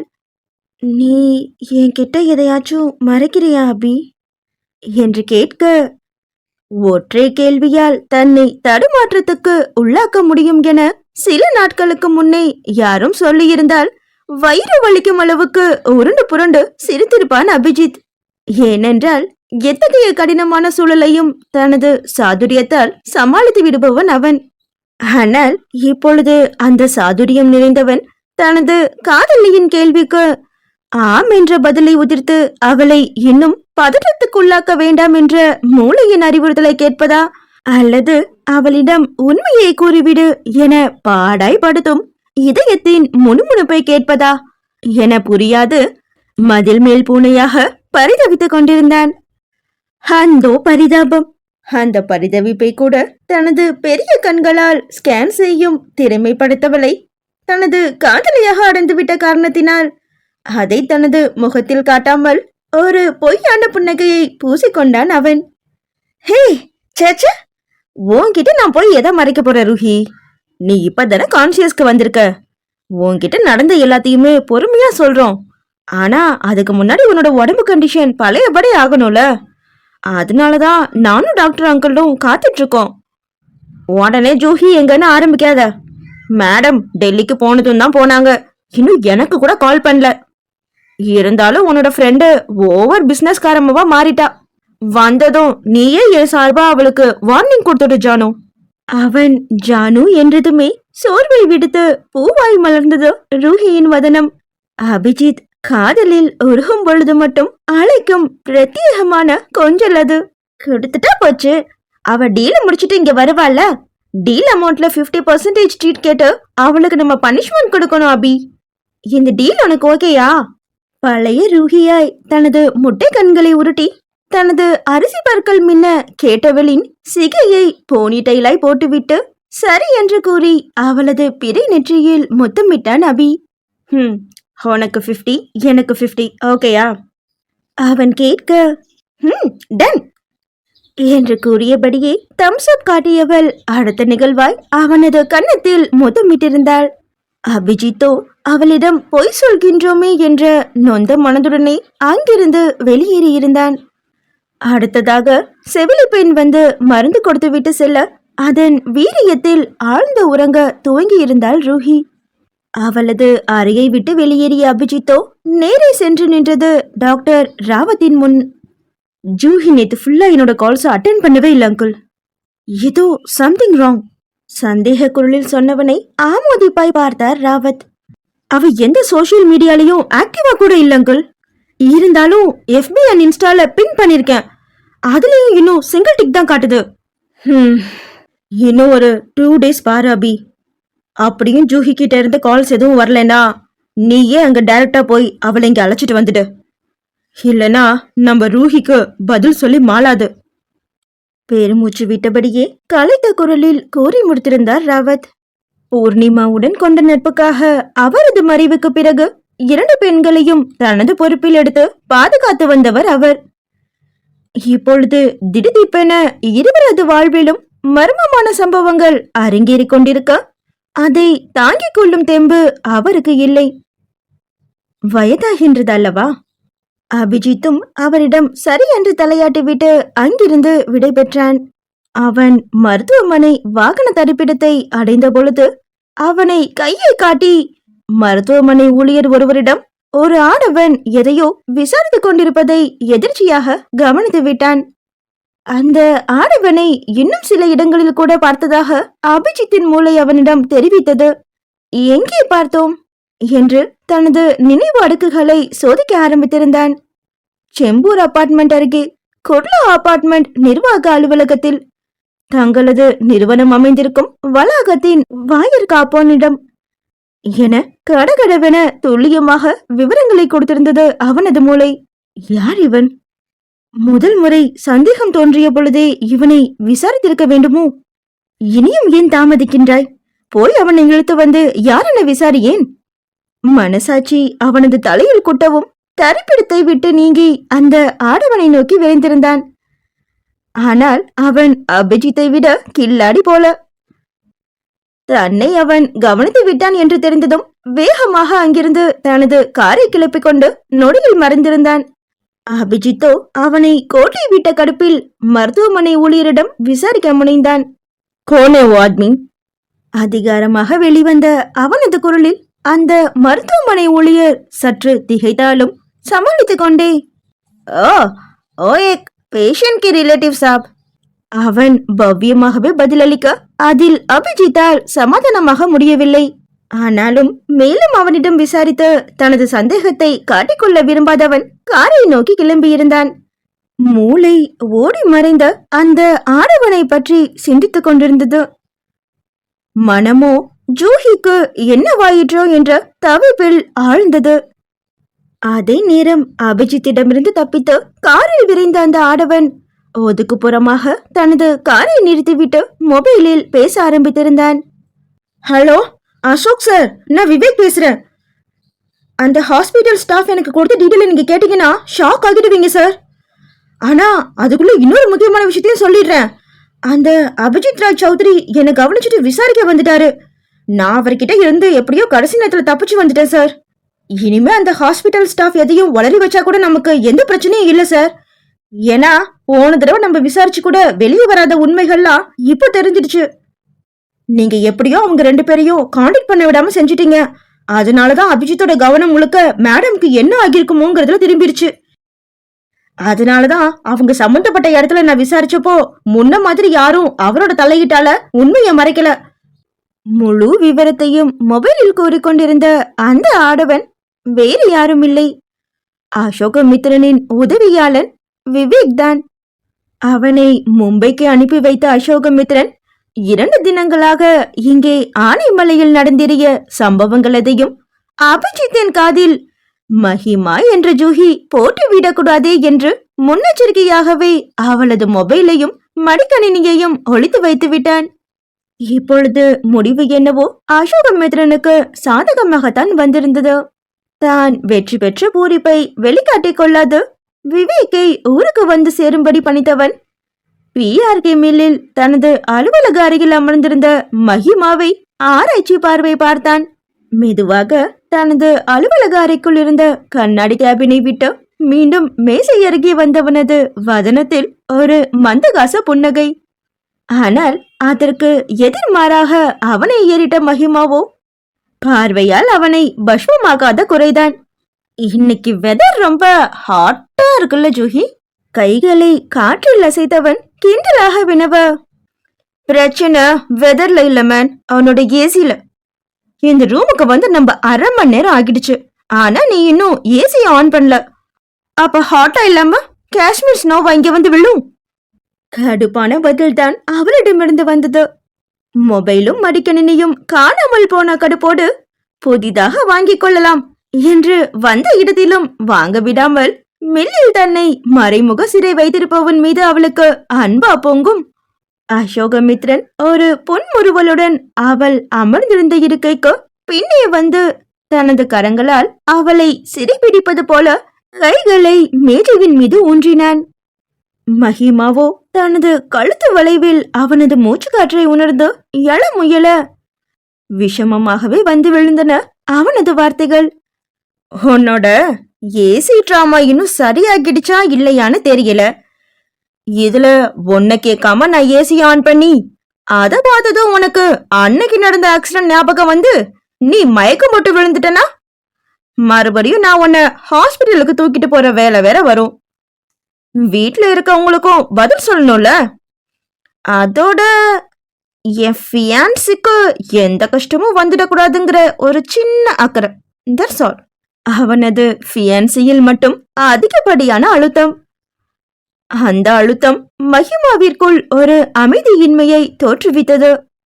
கூடவே இவன் ஏன் இவனது இருக்கையில் அமர்ந்து பேசக்கூடாது என்ற எரிச்சல் வேறு. அந்த எரிச்சலை அவஸ்தையாக மாற்றியது என்னவோ செவியின் அருகே கேட்ட அசோகமித்திரனின் குரல்தான். என்ன பதிலே இல்ல? கல்யாண கனவுகளா? அவனது அந்த உசுப்பேற்றலில் சிலிர்த்தவள். அப்படியெல்லாம் ஒரு மண்ணாங்கட்டியும் இல்லடா. உன்ன மாதிரி ஒரு சந்தேக பிராணியை கல்யாணம் பண்ணிக்க நான் என்ன முட்டாளா என்று கூற அசோகமித்திரனின் இதழில் ஒரு குறுஞ்சிரிப்பு. தனது சுழல் நாற்காலியில் சென்று அமர்ந்து கொண்டவன், அவ்வளோ தெளிவானவ, அப்புறம் எதுக்கு தாத்தா கிட்ட சம்மதம் சொன்ன? நான் தாத்தா பாட்டியோட மனசு கஷ்டப்படக்கூடாதுன்னு தான் சொன்னேன். ஆனா நான் சம்மதம் சொன்னதும் உடனே இப்படி என்கேஜ்மெண்ட் மேரேஜ்னு ஆரம்பிப்பாங்கன்னு நான் நினைக்கவே இல்ல என்று நொந்து போன குரலில் கூறினாள் அவள். நீ ஆசைப்பட்ட மாதிரியே பணக்காரன மேரேஜ் பண்ணிக்கிட்டா இஷ்டப்பட்ட மாதிரி வாழலாமே ஜூஹி. அசோகமித்ரன் கிண்டலுடன் பேச அவனை உறுத்து விழித்தாள் மகிமா. முறைக்காதம்மா, ஒன்ஸ் அப்பான் அ டைம் ரெஸ்டாரண்ட்ல நீ சொன்னது தானே? அவன் மறுபடியும் சீண்டியபடியே பேச, அதுக்கு தான் நான் அப்பவே உன்கிட்ட பதில் சொல்லிட்டேனே என்று கூறினாள் மகிமா. அவளது அந்த பதிலை நினைத்தால் இப்பொழுதும் அசோகமித்ரனுக்கு சிரிப்பு வந்தது. அவளை முதல் முறை ரெஸ்டாரண்டில் சந்தித்த போது மகிமாவின் பேச்சில் எரிச்சலுற்றவன் கிளம்பும் தருவாயில் அவளிடம் சென்று மனதில் இருப்பதை குத்தலான குரலில் கேட்டே விட்டான். Excuse me. அவன் அழைத்ததும் திரும்பிய மகிமா என்னவென்று ஏறிட்டு பார்க்க, நீங்க பேசினதை நான் கேட்டேன். எனக்கு தெரிஞ்ச வசதியான குடும்பம் எல்லாம் வாரிசுகளோட தான் இருக்காங்க. பட் எனக்கு தெரிஞ்ச ஒரு 70 வயசு பேச்சுலருக்கு இன்னும் கல்யாணம் ஆகல. Why don't you consider him? என்று எள்ளலாக வினவினான் அவன். மகிமாவிற்கு அவனது எள்ளலும் நக்கலுமான பேச்சில் கோபம் துளிர்த்தது என்னவோ உண்மைதான். ஆனால் யாரென்றே தெரியாத ஒருவனின் வார்த்தைகளுக்கு கோபம் கொள்வது சற்று அதிகப்படி என்று யோசித்தவள் தன்னை அமைதிப்படுத்திக் கொண்டு அவனது பாணியிலேயே அவனிடம் பதிலடி கொடுத்தாள். அந்த 70 வயசு பேச்சுலரை நேர்ல வந்து ப்ரொபோஸ் பண்ணியிருந்தா கண்டிப்பா கன்சிடர் பண்ணிருப்பேன். நீங்க வேணும்னா அவரை அழைச்சிட்டு வரீங்களா? அன்று அவனுக்கு பதிலடி கொடுப்பதற்காகவே மகிமா அவ்வாறு கூறினாள். ஆனால் சம்பவ இடத்தில் இருந்த அசோகமித்ரனுக்கோ அதுவும் அன்று குதர்க்கமாகவே தோன்றியது. சீ, இவளும் ஒரு பெண்ணா என்று அருவறுத்தவாறு தனது தொழில் நண்பருடன் அங்கிருந்து கிளம்பிவிட்டான். ஆனால் இப்பொழுதுதானே புரிகின்றது, இவள் அன்று கூறிய அனைத்துமே நண்பர்களுக்கு இடையேயான கேலி பேச்சு மட்டுமே என்பது. தன் எதிரே கோபம் துளிர்க்க அமர்ந்திருந்தவளை ஆற அமர ரசித்து பார்த்தவனின் எண்ணமெல்லாம் விவேக் கூறிய தகவல்களிலேயே இருந்தது. அதை கேட்ட பிறகு ஏனோ அவள் மீது ஒரு பிரேமை அதிகரித்தது போன்ற உணர்வு. ஒருவேளை தன்னை போலவே தனது தாத்தா பாட்டியின் மகிழ்ச்சியை மகிமாவும் பிரதானமாக எண்ணியதுதான் அதற்கு காரணமாக இருக்குமோ? இல்லை இல்லை, இவை அனைத்திற்கும் காரணம் அந்த டாட்டூ தான் என்று உரக்க உரைத்தது அசோகமித்ரனது இதயம். ஒரு டாட்டூவால் ஆடவன் ஒருவனை பிரேமையில் ஆழ்த்த முடியுமா? அதுவும் நிறைய உண்மைகள் வெளிவந்த பிற்பாடும் கூட கோபத்திற்கு பதிலாக இனம் புரியாத உணர்வுதான் எழுந்தது அவனுக்கு. அடே, இவ்வளவும் தாத்தா உனக்கு கல்யாணம் பண்ணி வைக்கிறதா சொல்லிக்கிட்டு இருக்காருடா. இப்பதான் உனக்கு இவளை பத்தி தெரிஞ்சிடுச்சுல. இனிமேலும் இவளை கார்னர் பண்றதுக்கு இந்த கல்யாணம் தேவைதானா? நியாயவானாக கேட்டது அவனது மனசாட்சி. அசோகமித்ரனோ தலையை சிலிப்பிக் கொண்டு பின்னர் நிதானமாக தன் எதிரே இருப்பவள் அறிய வண்ணம் தனது மனசாட்சிக்கு பதில் அளித்தான். So what? எப்படியும் நான் யாரோ ஒருத்திய மேரேஜ் பண்ணிக்க தானே போறேன். அந்த யாரோ ஒருத்தி ஏன் இந்த ஜூஹியா இருக்க கூடாது? இன்ஃபேக்ட் இந்த பொண்ணு என் கூட இருக்கிறது தான் என்னோட குடும்பத்துக்கும் நல்லது. இவள மாதிரி மெச்சூர்டான ஒரு பிசினஸ் உமன் லைஃப் பார்ட்னரா கிடைச்சா பிசினஸ்ல உள்ள பிரச்சனைய நல்லாவே புரிஞ்சுப்பா. கண்டிப்பா அந்த கன்னி மாதிரி கிளிங்கியா ஏன் பின்னாடி சுத்த மாட்டா. என்னையும் அவ புடவை முந்தானிய புடிச்சிட்டு சுத்தணும்னு ஆர்டர் போட மாட்டா. சோ இந்த கல்யாண முடிவுல எந்த சேஞ்சஸும் இல்ல. லைஃப் லாங் அந்த ஜாஸ்மின் டாட்டுவை பார்த்துக்கிட்டே வாழ்றது கூட ஒரு த்ரில் தானே. அங்கு அவன் மனதிற்குள் கணக்கு போட்டு கொண்டிருக்க அதை எதையும் அறியாத மகிமாவோ எப்பொழுது மொபைல் வாங்க செல்லலாம் என்று காத்திருந்தாள். அவளது அந்த காத்திருப்பை கண்களில் உணர்ந்தானோ என்னவோ. அதுவரையிலும் தனது பாக்கெட்டில் பத்திரப்படுத்தி வைத்திருந்த மகிமாவின் மொபைலை எடுத்து மேஜையின் மீது வைத்தான்.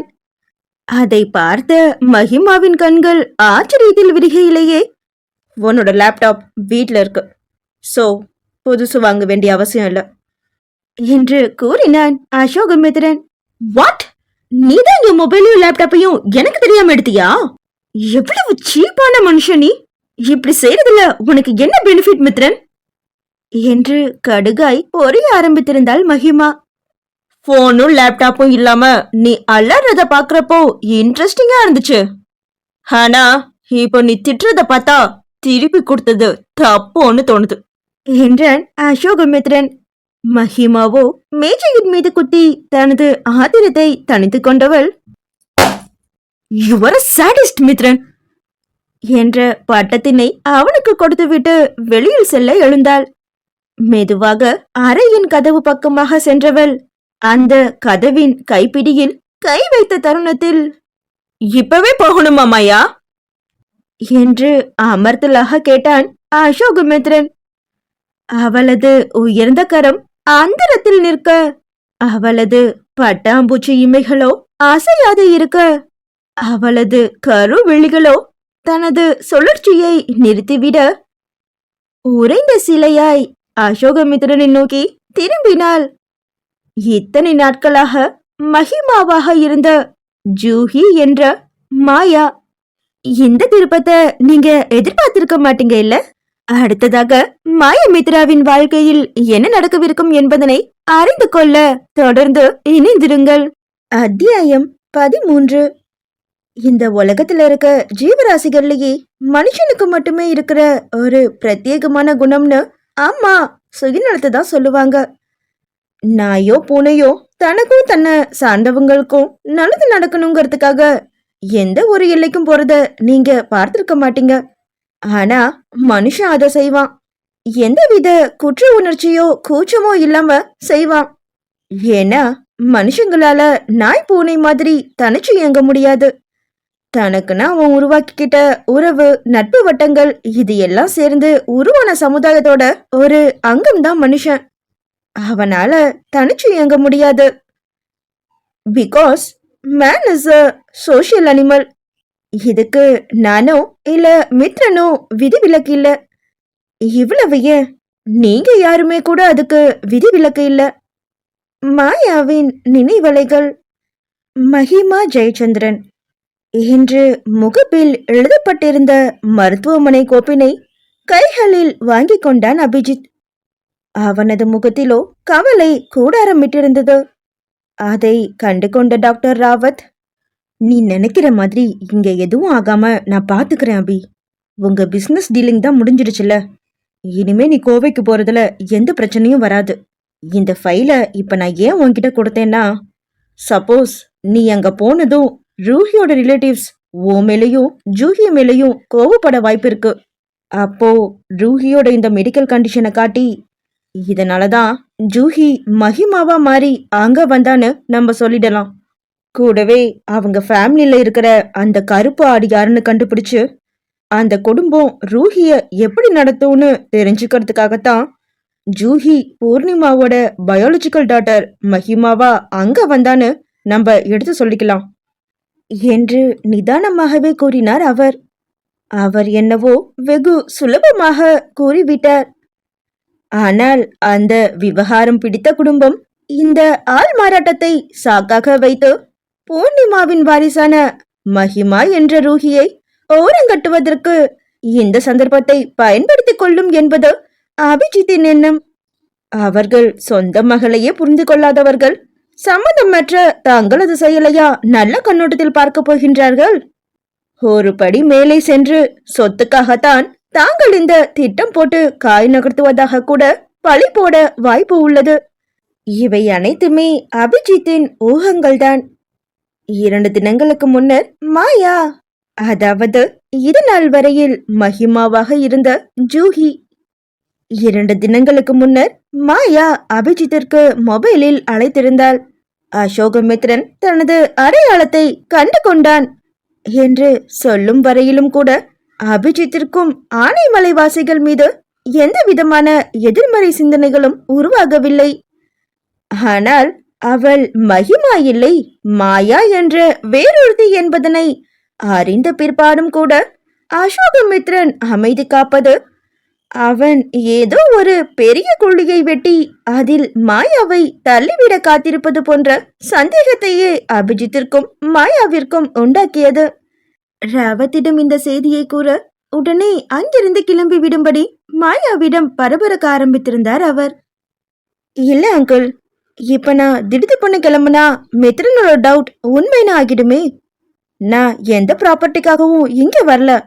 என்னை வளர்த்த பூர்ணிமா அம்மாவோட குடும்பத்தோட அவங்க பொண்ணை சேர்த்து வைக்கிற சின்ன நப்பாசைக்காக தான் வந்தேன். ஆனா அதை எத்தனை தடவை சொன்னாலும் அவன் புரிஞ்சுக்க மாட்டான். அதோட விட்டா கூட பரவாயில்ல, அவன் இனிமே ரூஹியை கூட சந்தேக கண்ணோட தான் பாப்பான் அங்கிள் என்று கூறி அவரை சமாளிக்க முயன்றாள் மாயா. அபிஜித்தையும் இதையே சொல்லி சமாளித்தவள் தான் அந்த குடும்பத்தினருடன் ஏற்படுத்தி கொண்ட பிணைப்பை அத்துணை சுலபத்தில் உடைத்து எறிவது கடினம் என்பதனை சிரமத்துடனே விளக்க ஆரம்பித்திருந்தாள். உனக்கே தெரியும் தானே அபி, இவ்வளோ பெரிய ஃபேமிலி, இந்த பாண்டிங், இது எதையுமே நான் பார்த்ததும் இல்ல, அனுபவிச்சதும் இல்ல. இத்தனை நாள் இங்க மகிமாவா இருந்து தாத்தா பாட்டியோட பாசம், அத்தைங்களோட அரவணைப்பு, அனு ஆதேஷோட ஃப்ரெண்ட்ஷிப்னு எவ்வளவோ விஷயத்த தகட்டு அனுபவிச்சிருக்கேன் தெரியுமா. இப்போ இது எதையும் எடுத்தேன் கவிழ்த்தேன்னு போட்டு உடைச்சிட்டு அங்க வரதுக்கு எனக்கு விருப்பம் இல்லை. ஆனா அதுக்காக இந்த ஆள் மாறாட்டத்தை கண்டினியூ பண்ற ஐடியாவும் எனக்கு இல்லை அபி. நீ ரூஹியோட ரிப்போர்ட் அண்ட் ஐடென்டிட்டி ஃபைல்ஸோட ஆனமலைக்கு வா. நம்ம ஆதாரத்தோட தாத்தா பாட்டிக்கிட்ட அவதான் அவங்களோட பேத்தின்னு சொல்லி புரிய வைப்போம். ஆனா சீக்கிரம் வந்துடு அபி, ஏன்னா இங்க என்கேஜ்மெண்ட் வேலையெல்லாம் ஆரம்பிச்சுட்டாங்க. அதுக்குள்ள நீ வந்துட்டேன்னா எந்த பிரச்சனையும் இல்லாம சுமூகமா முடிச்சிடலாம். அவளது இந்த வாதமும் சரி என்றே தோன்றியது. ஆதலால் ரூஹியை ராவத்தின் பொறுப்பில் அவரது வீட்டிலேயே தங்க வைத்துவிட்டு அவளது மருத்துவமனை குறிப்புகள் அடங்கிய கோப்பை, அவள்தான் மகிமா என்பதற்கான அடையாளங்கள் அடங்கிய கோப்புடன் சேர்த்து எடுத்துக்கொண்டான் அபிஜித். அவர்கள் இன்னும் ரூஹியிடம் நடந்த எதையும் கூறவில்லை. முதலில் ஆனைமலையில் உள்ள குடும்பத்தினரிடம் நிலைமையை விலக்கி கூறி பின்பு அங்கிருந்தபடியே ரூஹியை அவர்களுடன் வீடியோ காலில் பேச வைத்துவிட்டு தானும் மாயாவும் கிளம்பி விடலாம் என திட்டமிட்டிருந்தான் அவன். மாயாவும் அபிஜித்தும் ஏன் இவ்வளவு பிரயத்தனப்படுகிறார்கள் என்பதனை ராவத் நன்கு அறிவார். பூர்ணிமாவிற்கு என்றேனும் ஒரு நாள் குடும்பத்தினர் தன்னை ஏற்றுக்கொள்ள மாட்டார்களா என்ற ஏக்கம் பல வருடங்களாகவே இருந்து வந்தது. அது அவர்கள் மூவருக்கும் வெகு நன்றாகவே தெரியும். அதுதான் மாயா அசட்டு துணிச்சலுடன் மகிமாவாக அங்கே சென்றதற்கான முக்கியமான காரணம். அதே நேரம் ரூஹியிடம் மாயாவை பற்றிய தகவல்கள் எதையும் இன்னும் சொல்லவில்லை இருவரும். இதோ மருத்துவமனையிலிருந்து அவளை அழைத்து கொண்டு ராவத்துடன் குர்லாவில் இருக்கும் பிளாட்டிற்கு கிளம்ப தயாராகி விட்டான் அபிஜித். இப்பதான் நிம்மதியா இருக்கு அபி. எவ்வளவு நாளைக்கு அப்புறமா நான் வெளி உலகத்தை பாக்குறேன். சிலாகித்தபடியே அவனுடன் கிளம்பி இருந்தாள் ரூஹி. அவளுக்குள்ளும் 1000 கேள்விகள். தனக்கு நேர்ந்த விபத்திற்கு காரணம் யார்?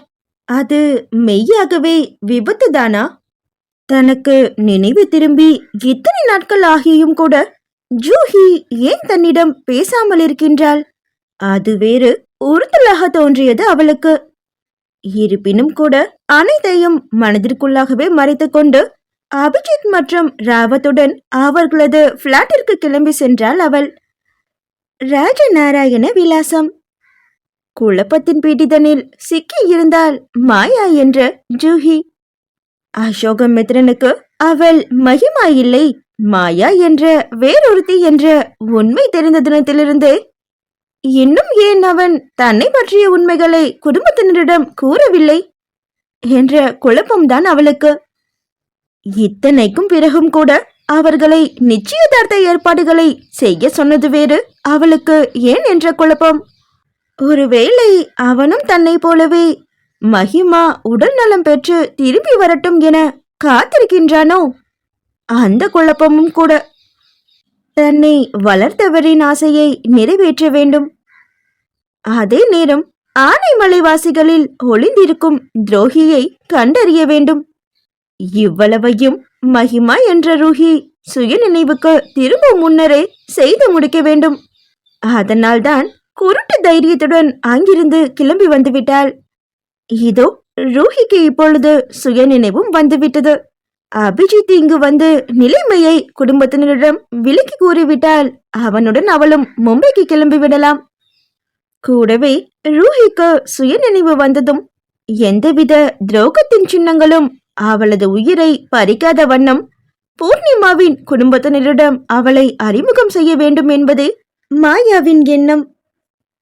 இப்பொழுது ஆனைமலையிலிருந்து சொல்லாமல் கொள்ளாமல் கிளம்பி சென்றால் தனது திட்டம் அந்தரத்தில் நிற்குமே என்ற யோசனைதான் அவளை அங்கிருந்து நகர விடாமல் தடுத்து நிறுத்தியது.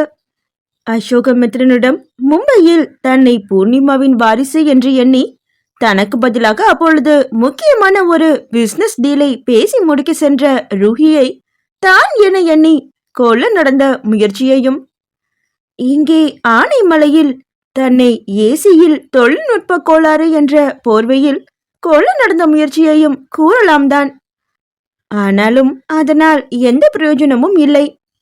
தனது குடும்பத்தினர் எவரையும் அவன் சந்தேகிக்க மாட்டான். ஒருவேளை ரூஹியை இங்கே அழைத்து வர ஏதேனும் திட்டம் வைத்திருப்பானோ? அவன் எதையுமே சொல்லவில்லை. வெறுமனே இன்னும் 2 தினங்களில் நிச்சயதார்த்தத்திற்கான ஏற்பாடுகளை செய்யும்படி வீட்டில் உள்ள பெரியவர்களிடம் சொல்லிவிட்டு கோவைக்கு கிளம்பி சென்று விட்டான். இங்கே பரசுராமனும் பரிமளாவும் நிச்சயதார்த்தத்திற்கான ஏற்பாடுகளை உற்சாகத்துடன் செய்ய சொல்லிவிட்டனர். மாயாவால் தான் இதில் எதிலையுமே ஒன்ற முடியவில்லை. இரவு உணவை கூட அமைதியாக முடித்துக் கொண்டவள் தனது அறைக்கு வந்து முடங்கிவிட்டாள். அந்த நேரத்தில்தான் ஹாலில் அசோகமித்ரனது குரல் கேட்டது. தினமும் கோவையிலிருந்து ஆனைமலைக்கு சளைக்காமல் வந்து செல்கின்றான். மனதிற்குள் ஏதோ பெரிதாக திட்டம் தீட்டி இருக்கின்றான் போல். யோசனையுடனே படுக்க சென்றவள் அறை கதவு தட்டப்படும் சத்தம் கேட்க, இந்த நேரத்தில் தன்னிடம் யார் பேச வந்திருக்கின்றார்கள் என்ற கேள்வியுடனே கதவினை திறந்தாள். அங்கே மார்பின் குறுக்கே கரங்களை கட்டிக்கொண்டு நின்று கொண்டிருந்தான் அசோகமித்ரன். உன்கிட்ட கொஞ்சம் பேசணும், கார்டனுக்கு வா. கட்டளையாய் வந்தது அவனது குரல். மாயாவிற்கோ எரிச்சல் மண்டியது. முடியாது என மறுத்துவிட்டு முகத்தில் அறைந்தார் போல் கதவை சாத்தினால் என்ன என்று கூட ஒரு நொடி யோசித்தாள். ஆனால் இப்பொழுது நிலைமை அவளுக்கு சாதகமாக இல்லையே. வேறு வழியின்றி அவனை பின்தொடர்ந்து சென்றாள். அவனோ நேரே மல்லிகை தோட்டத்தின் அருகே சென்று நின்று கொண்டான்.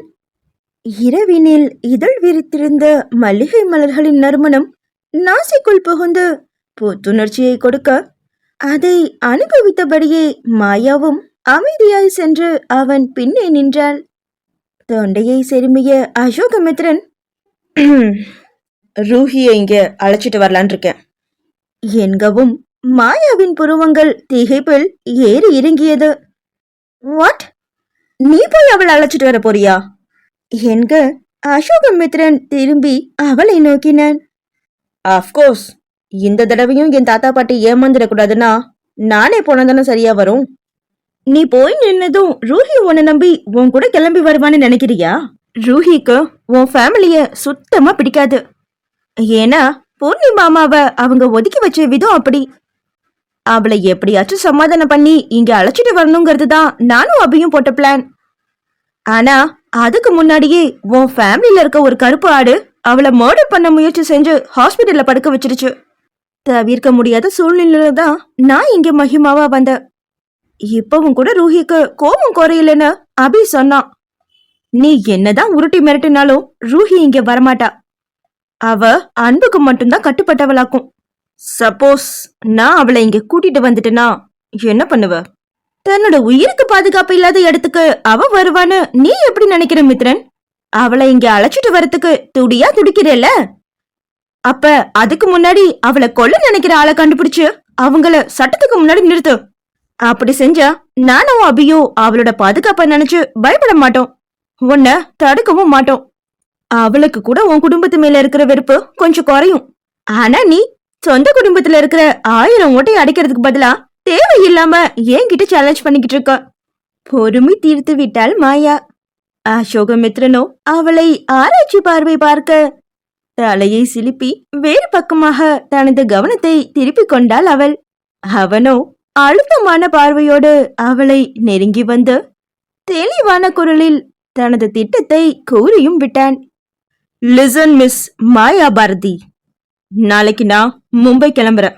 திரும்பி வரப்போ என் கூட ரூஹியும் வருவா.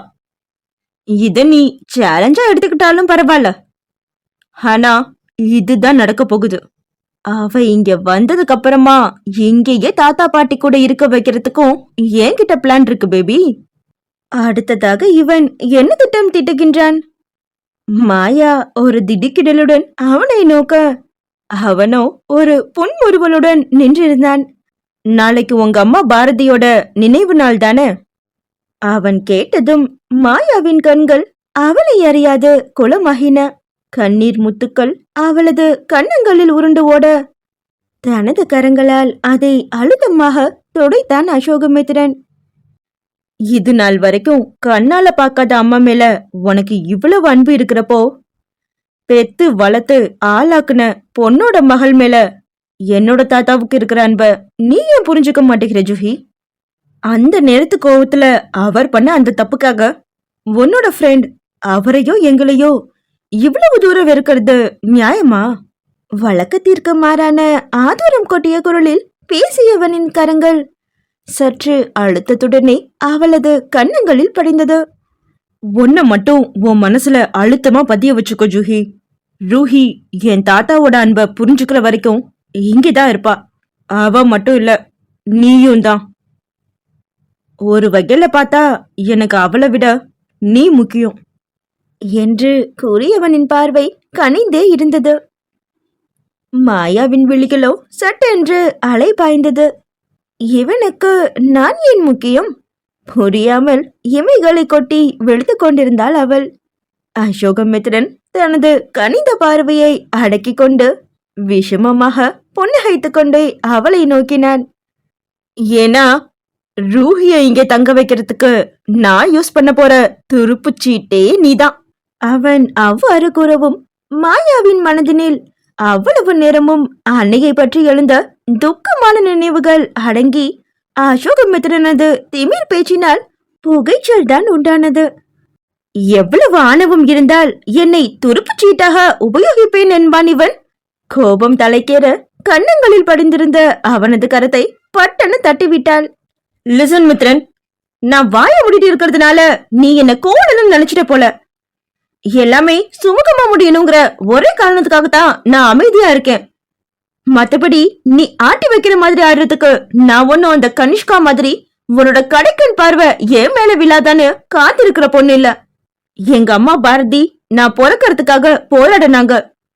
பூர்ணிமாமா என்ன வளர்க்கறதுக்காக சுத்தி இருக்கிறவங்க கூட போராடினாங்க. போராட்டத்துக்கு நடுவுல பிறந்து வளர்ந்த எனக்கு உன்னோட இந்த சீப்பான மேட்டரை நினைச்சலாம் துளி கூட பயம் இல்ல. நான் பயப்படுறது எல்லாமே உன் தாத்தா பாட்டியோட ஆசைக்காக நீ ரூஹியோட உயிரை பணைய வைக்கிறியோன்னு தான். இன்னொன்னும் தெரிஞ்சுக்க, ரூஹிக்காக அபி இருக்கான். அவனை மீறி ஒன்னாலையோ இல்ல உன் குடும்பத்தாலையோ ரூஹிய எதுவும் பண்ண முடியாது என்று உறுதியாக கூறினாள் அவள். அசோகமித்ரனோ தனது கரங்களை தட்டியவாறே, wow wow wow, whole Juhi is back now. இந்த ஜூகியை தான் எனக்கு ரொம்ப பிடிக்கும். பார்க்கலாம் நீயும் உன் அபியும் ஜெயிக்கிறீங்களா இல்ல என்னோட பிளான் ஜெயிக்குதான்னு. எனிவே இன்னைக்கு நைட் நல்லா தூங்கிக்கோ. ஏன்னா நாளைக்கு நிறைய சர்ப்ரைசஸ் உனக்காக காத்துக்கிட்டு இருக்கு பேபி என்றபடியே அவளது கன்னத்தில் மெதுவாக தட்டிவிட்டு அங்கிருந்து கிளம்பினான். ஜூஹியோ எரிச்சல் மேலிட அங்கேயே நின்றிருந்தாள். இவன் என்ன திட்டம் தீட்டி இருப்பான்? அவளது மனமோ பதை பதைத்துக் கொண்டிருந்தது. அதே நேரம் அபிஜித்தோ கோவை வருவதற்கான விமானத்தில் ஏறி இருந்தான். அத்தியாயம் 14. ஒரு ஃபேமஸான சேயிங் உண்டு, everything is fair in love and war. அதாவது போர்லையும் காதல்லையும் எதுவுமே தப்பில்லையாம். இந்த ரெண்டுலையும் ஜெயிக்க நம்ம என்ன சூழ்ச்சி வேணாலும் பண்ணலாம். ஆனா முடிவுல வெற்றி நம்ம பக்கம் இருக்கணும்.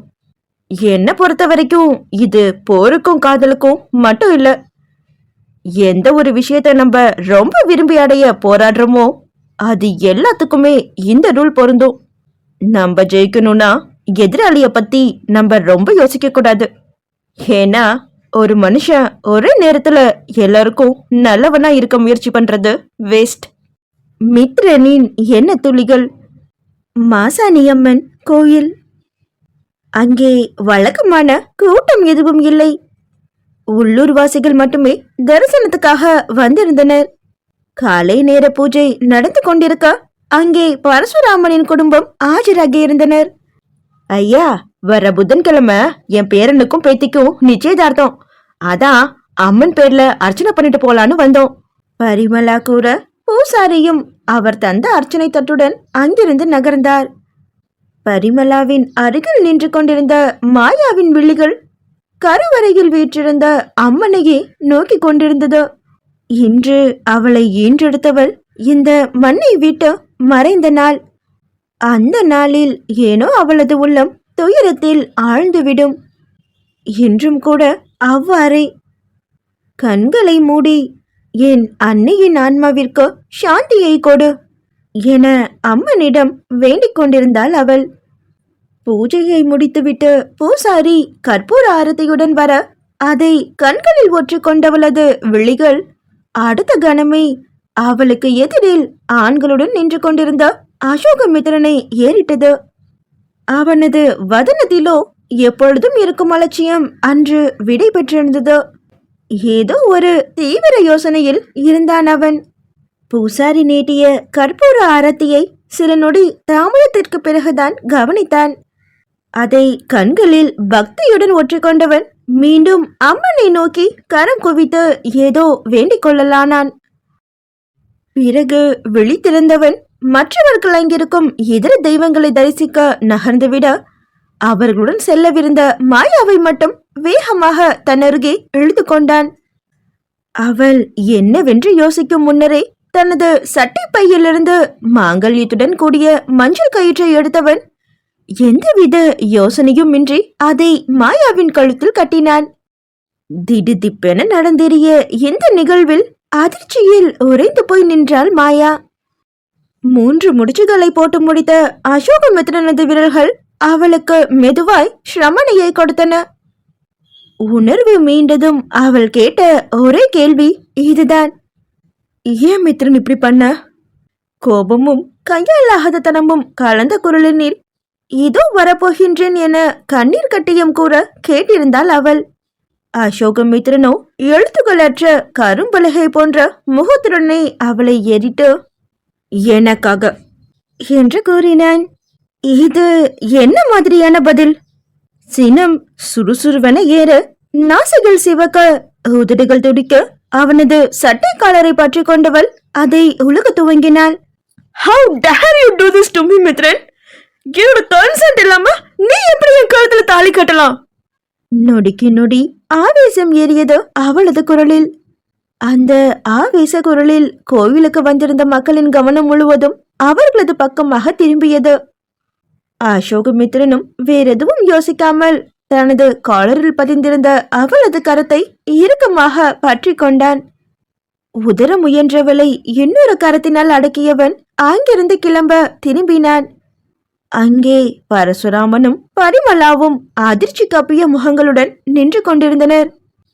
அவர்களின் கூடவே உலகமே அழிந்து விட்டது போன்ற பாவனையுடனே நின்று கொண்டிருந்தனர் கனிஷ்காவும் சந்திரிகாவும். பரிமளாவும் பரசுராமனும் மாயாவின் கேள்வியையே திரும்பவும் படித்தனர். ஏண்டா கண்ணா இப்படி ஒரு காரியத்தை பண்ண? அவர்கள் கேட்க அசோகமித்திரனோ இறுக்கமான குரலில் வீட்டுக்கு போய் பேசிக்கலாம் தாத்தா என்று மட்டும் உரைத்துவிட்டு மறுக்க மறுக்க மாயாவை இழுத்துக்கொண்டு சன்னதியை விட்டு வெளியேறியிருந்தான். மாயாவின் கண்களிலோ கண்ணீர் வழிந்து ஓடியது. கண்ணீரினை பலவீனத்தின் அடையாளமாக பெண்களின் சாபக்கேடாக கருதுபவளை அன்று கலங்கி தவிக்க வைத்துவிட்டு தன்னிச்சையாகவே காருக்குள்ளவளை அமர வைத்துவிட்டு அங்கிருந்து அதை கிளப்பியிருந்தான் அசோகமித்ரன். ராஜநாராயண விலாசத்திற்கு வந்து சேரும் வரையிலுமே மாயா என்ற சிலைக்கு உணர்வு மீளவில்லை. கார் நின்றதும் இறங்க கூட தோன்றாமல் அமர்ந்திருந்தாள் அவள். அவளது கரத்தினை அவன் தொட வர சீற்றத்துடன் அவனது கரத்தினை விலக்கி தள்ளியவள் அவனையும் விலக்கி தள்ளி விட்டுவிட்டு விறுவிறுவென வீட்டை நோக்கி நடை போட்டாள். அசோகமித்ரனோ முகம் கருகருக்க நின்றிருந்தான். அடுத்தடுத்த கார்களில் குடும்பத்தினர் வர அவனும் அங்கேயே நிற்காமல் வீட்டிற்குள் சென்றான். வீட்டினுள்ளே ஹால் சோஃபாவில் அமர்ந்திருந்த அசோகமித்ரனது பார்வை மூடியிருந்த மாயாவின் அரை கதவினையே வெறுத்து கொண்டிருந்தது. அந்த நேரத்தில் ஆவேசமாக உள்ளே வந்த சந்திரிகா, அசோக், இப்ப என்ன கொடுமுழுகுதுன்னு இவ்வளவு அவசரமா அவ காலத்துல தாலியை கட்டின? அவர் சீற்றத்துடன் கத்திக் கொண்டிருக்க அவரது அருகினில் கண்ணீருடன் வந்து நின்றாள் கனிஷ்கா. அடுத்தடுத்து மற்றவர்களும் வர அவர்களில் பெற்றோர், தாத்தா மற்றும் பாட்டியை மட்டுமே குற்ற உணர்வுடன் பார்த்து மீண்டன அசோகமித்ரனது விழிகள். வந்து நின்றவர்கள் ஏன் இப்படி செய்து விட்டாய் என்ற ஆதங்கத்துடன் விழுத்து கொண்டிருக்க அவன் பேச ஆரம்பித்தான். நான் இவ்வளவு அவசரமா ஜூஹி கழுத்துல தாலி கட்டினதுக்கு ஒரு பெரிய காரணம் இருக்கு. ஆனா இப்ப என்னால அதை உங்ககிட்ட சொல்ல முடியாது. இது வரைக்கும் நான் செஞ்சது எல்லாமே தாத்தாவுக்காகத்தான். ஆனா இப்ப நான் செஞ்சிருக்கிற இந்த காரியத்துல என்னோட சுயநலமும் இருக்கு. என்ன கேள்வி கேட்கறதுல டைம் வேஸ்ட் பண்ணாதீங்க. நான் அவசரமா இப்ப மும்பைக்கு கிளம்புறேன். கூறிவிட்டு கிளம்ப எத்தனித்தவனை தடுத்து நிறுத்தியது அவனது பெற்றோரது குரல். யாருமே உன்னை கேள்வி கேட்க கூடாதுன்னு ஆர்டர் போடுற அளவுக்கு நீ வளர்ந்துட்டியா அசோக்? இது ரெங்கநாதனின் குரல். கொஞ்சமாச்சும் நீ அந்த பொண்ணு மகிமாவை பத்தி யோசிச்சு பாத்தியாடா? அந்த பொண்ணுக்கு தன்னோட கல்யாணத்தை பத்தி எவ்வளவு கனவுகள் இருந்திருக்கும். ஆனா நீ அத ஒரே நொடியில அடிச்சு நொறுக்கிட்ட அசோக். இது ரொம்ப பெரிய தப்பு என்று கண்டனம் துணிக்கும் குரலில் கூறினார் மகாலட்சுமி. ரெங்கநாதனும் மகாலட்சுமியும் மகனிடம் இதுவரையினில் குரல் உயர்த்தி பேசியிராதவர்கள். ஆனால் அவன் இன்று செய்த காரியத்தை பற்றி கேள்வி கேட்காமல் எப்படி விட முடியும்?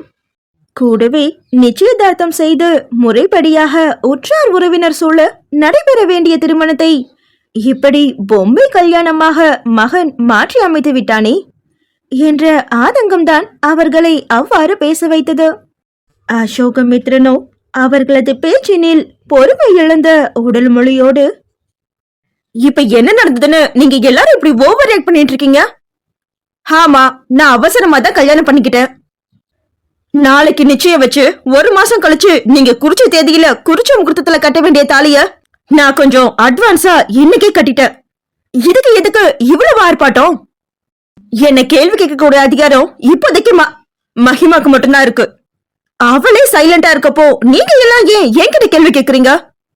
நான் இப்போ ஃபிளைட் பிடிக்கிற அவசரத்துல இருக்கேன். சோ இப்போதைக்கு உங்க யாரோட கேள்விக்கும் என்னால பதில் சொல்ல முடியாது. அதிகாரமாகவே மொழிந்துவிட்டு அவனது அறைக்குள் சென்றிருந்தான். அங்கே ஏற்கனவே அவனது உடைமைகளை சூட்கேஸில் அடுக்கி வைத்திருந்தவன் அவற்றினை எடுத்துக்கொண்டு ஹாலுக்கு விரைந்தான். வேறு யாரையும் கண் கொண்டு பார்க்காமல் மதிவாணனை மட்டும் தன்னுடன் அழைத்து கொண்டு செல்லலானான் அவன். அவனது செயல்கள் அனைத்தும் புதிராகவே தோன்றியது அங்கிருந்தவர்களுக்கு, முக்கியமாக விஸ்வநாதனுக்கு. தமையனின் மைந்தன் பொறுப்பானவன், பெரியவர்கள் மனம் கோண இதுவரை அவன் நடந்தறியாதவன். ஆனால் அவனது இன்றைய செயல்பாடுகள் அனைத்தும் அவருக்கு உச்சபட்ச அதிர்ச்சியை தான் கொடுத்தது. அவனிடம் எந்த பதிலும் பேசாமல் துணிமணிகள் கூட எடுத்து வைக்காமல் நகர எத்தனைத்த மதிவாணனை நில் என்பது போல பார்த்தவர் அசோகமித்ரனது எதிரில் சென்று நின்றார். உன்கிட்ட நான் இதை எதிர்பார்க்கல அசோக். அவர் கூற அவரது தமையனின் மைந்தனோ பெரிதாக எல்லாம் யோசிக்கவில்லை. எதை எதிர்பார்க்கல சித்தப்பா?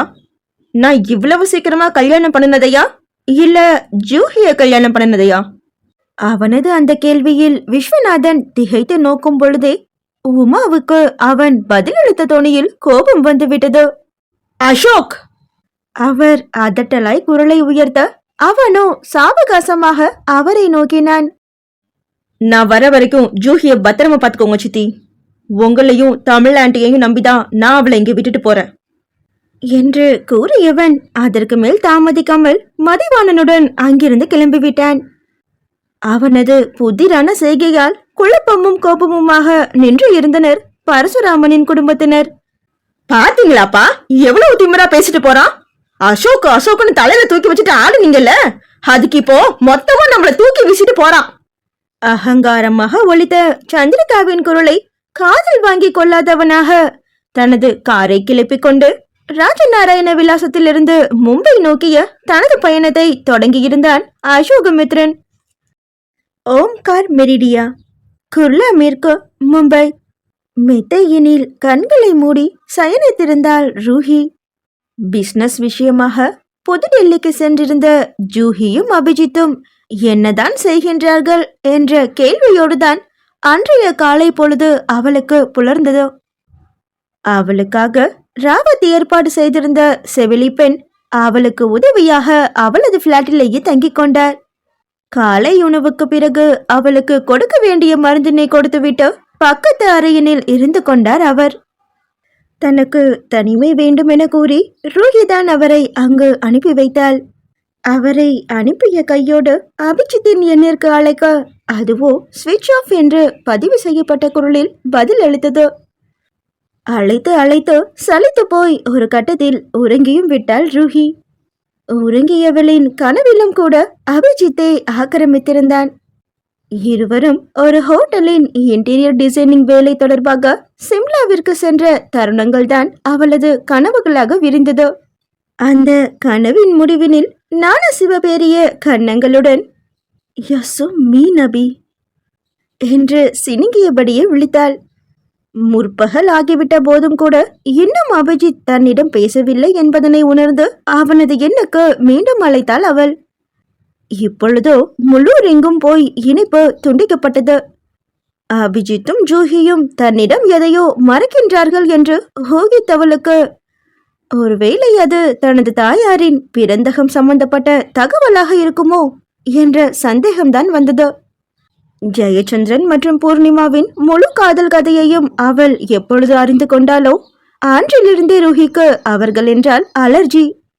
அதிலும் திடீப்பென தாய் வழி தாத்தா தன்னை காண விரும்புவதாக சொன்ன பொழுது முடியவே முடியாது என நிர்தாட்சண்யமாக மறுத்துவிட்டு தனக்கு பதிலாக அவர்கள் அனுப்பி வைத்த மதிவணனை சந்திக்க ஜூஹியை அன்று அனுப்பி வைத்தவள் ரூஹியேதான்.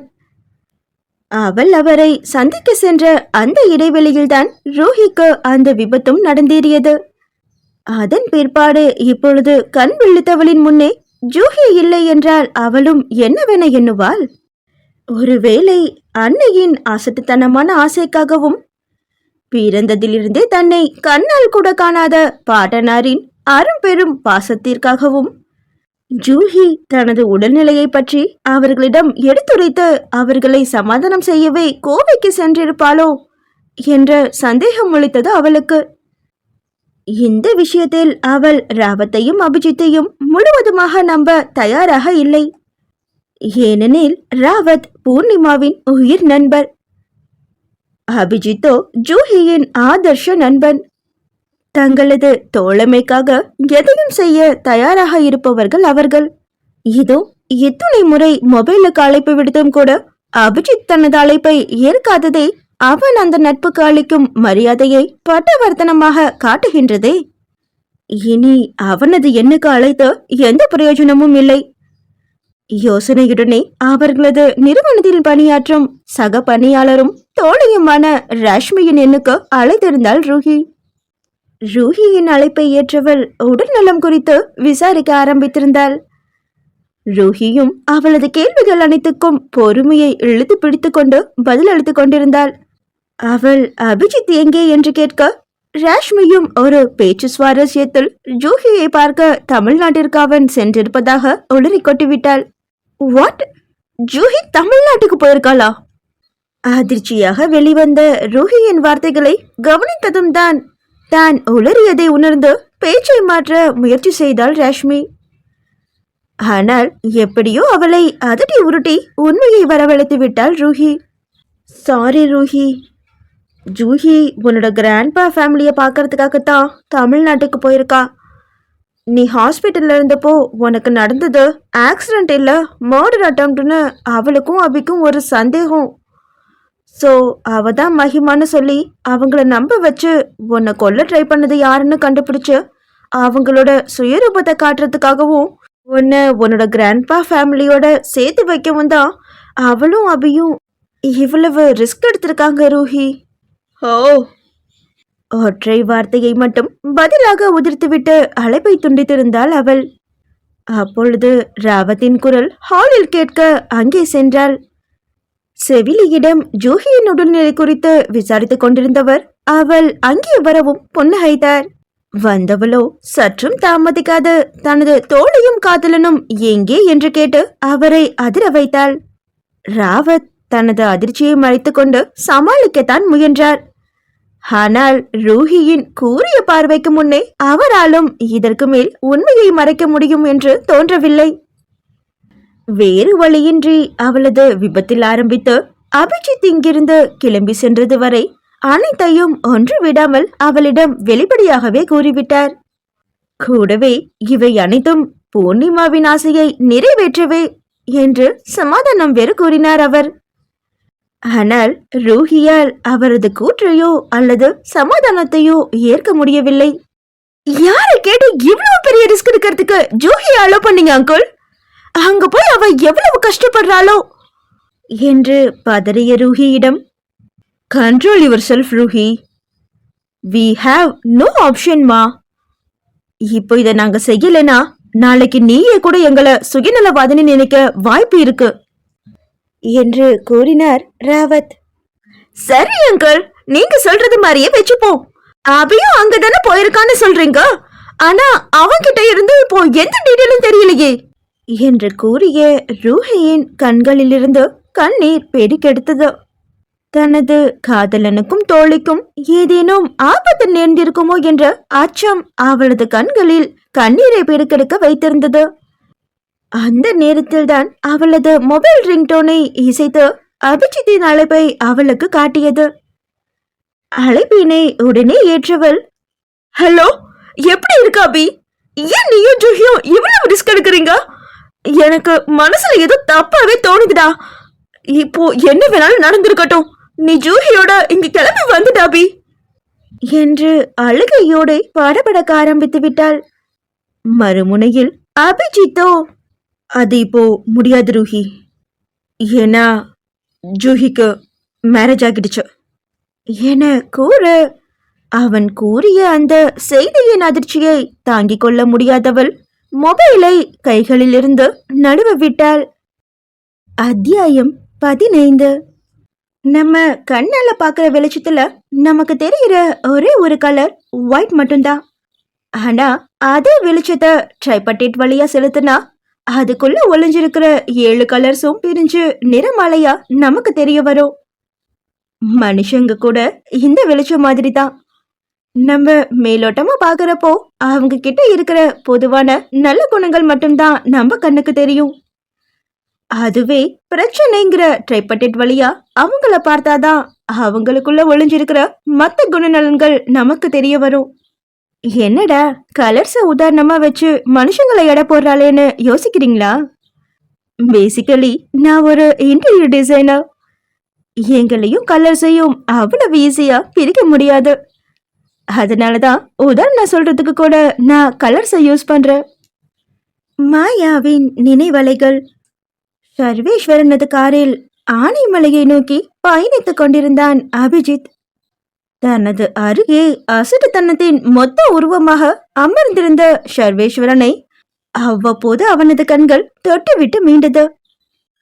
மும்பையில் விமானம் ஏற காத்திருந்த பொழுது எதர்ச்சியாக ராவத்திடமும் மாயாவிடமும் அவன் பேசிய பொழுதுகளில் உபயோகித்த ஆனைமலை ராஜநாராயண விலாசம் பூர்ணிமா ஆண்டி போன்ற சொற்களை அவருக்கு அவனை அடையாளம் காட்ட ஏதுவாக அமைந்துவிட்டது.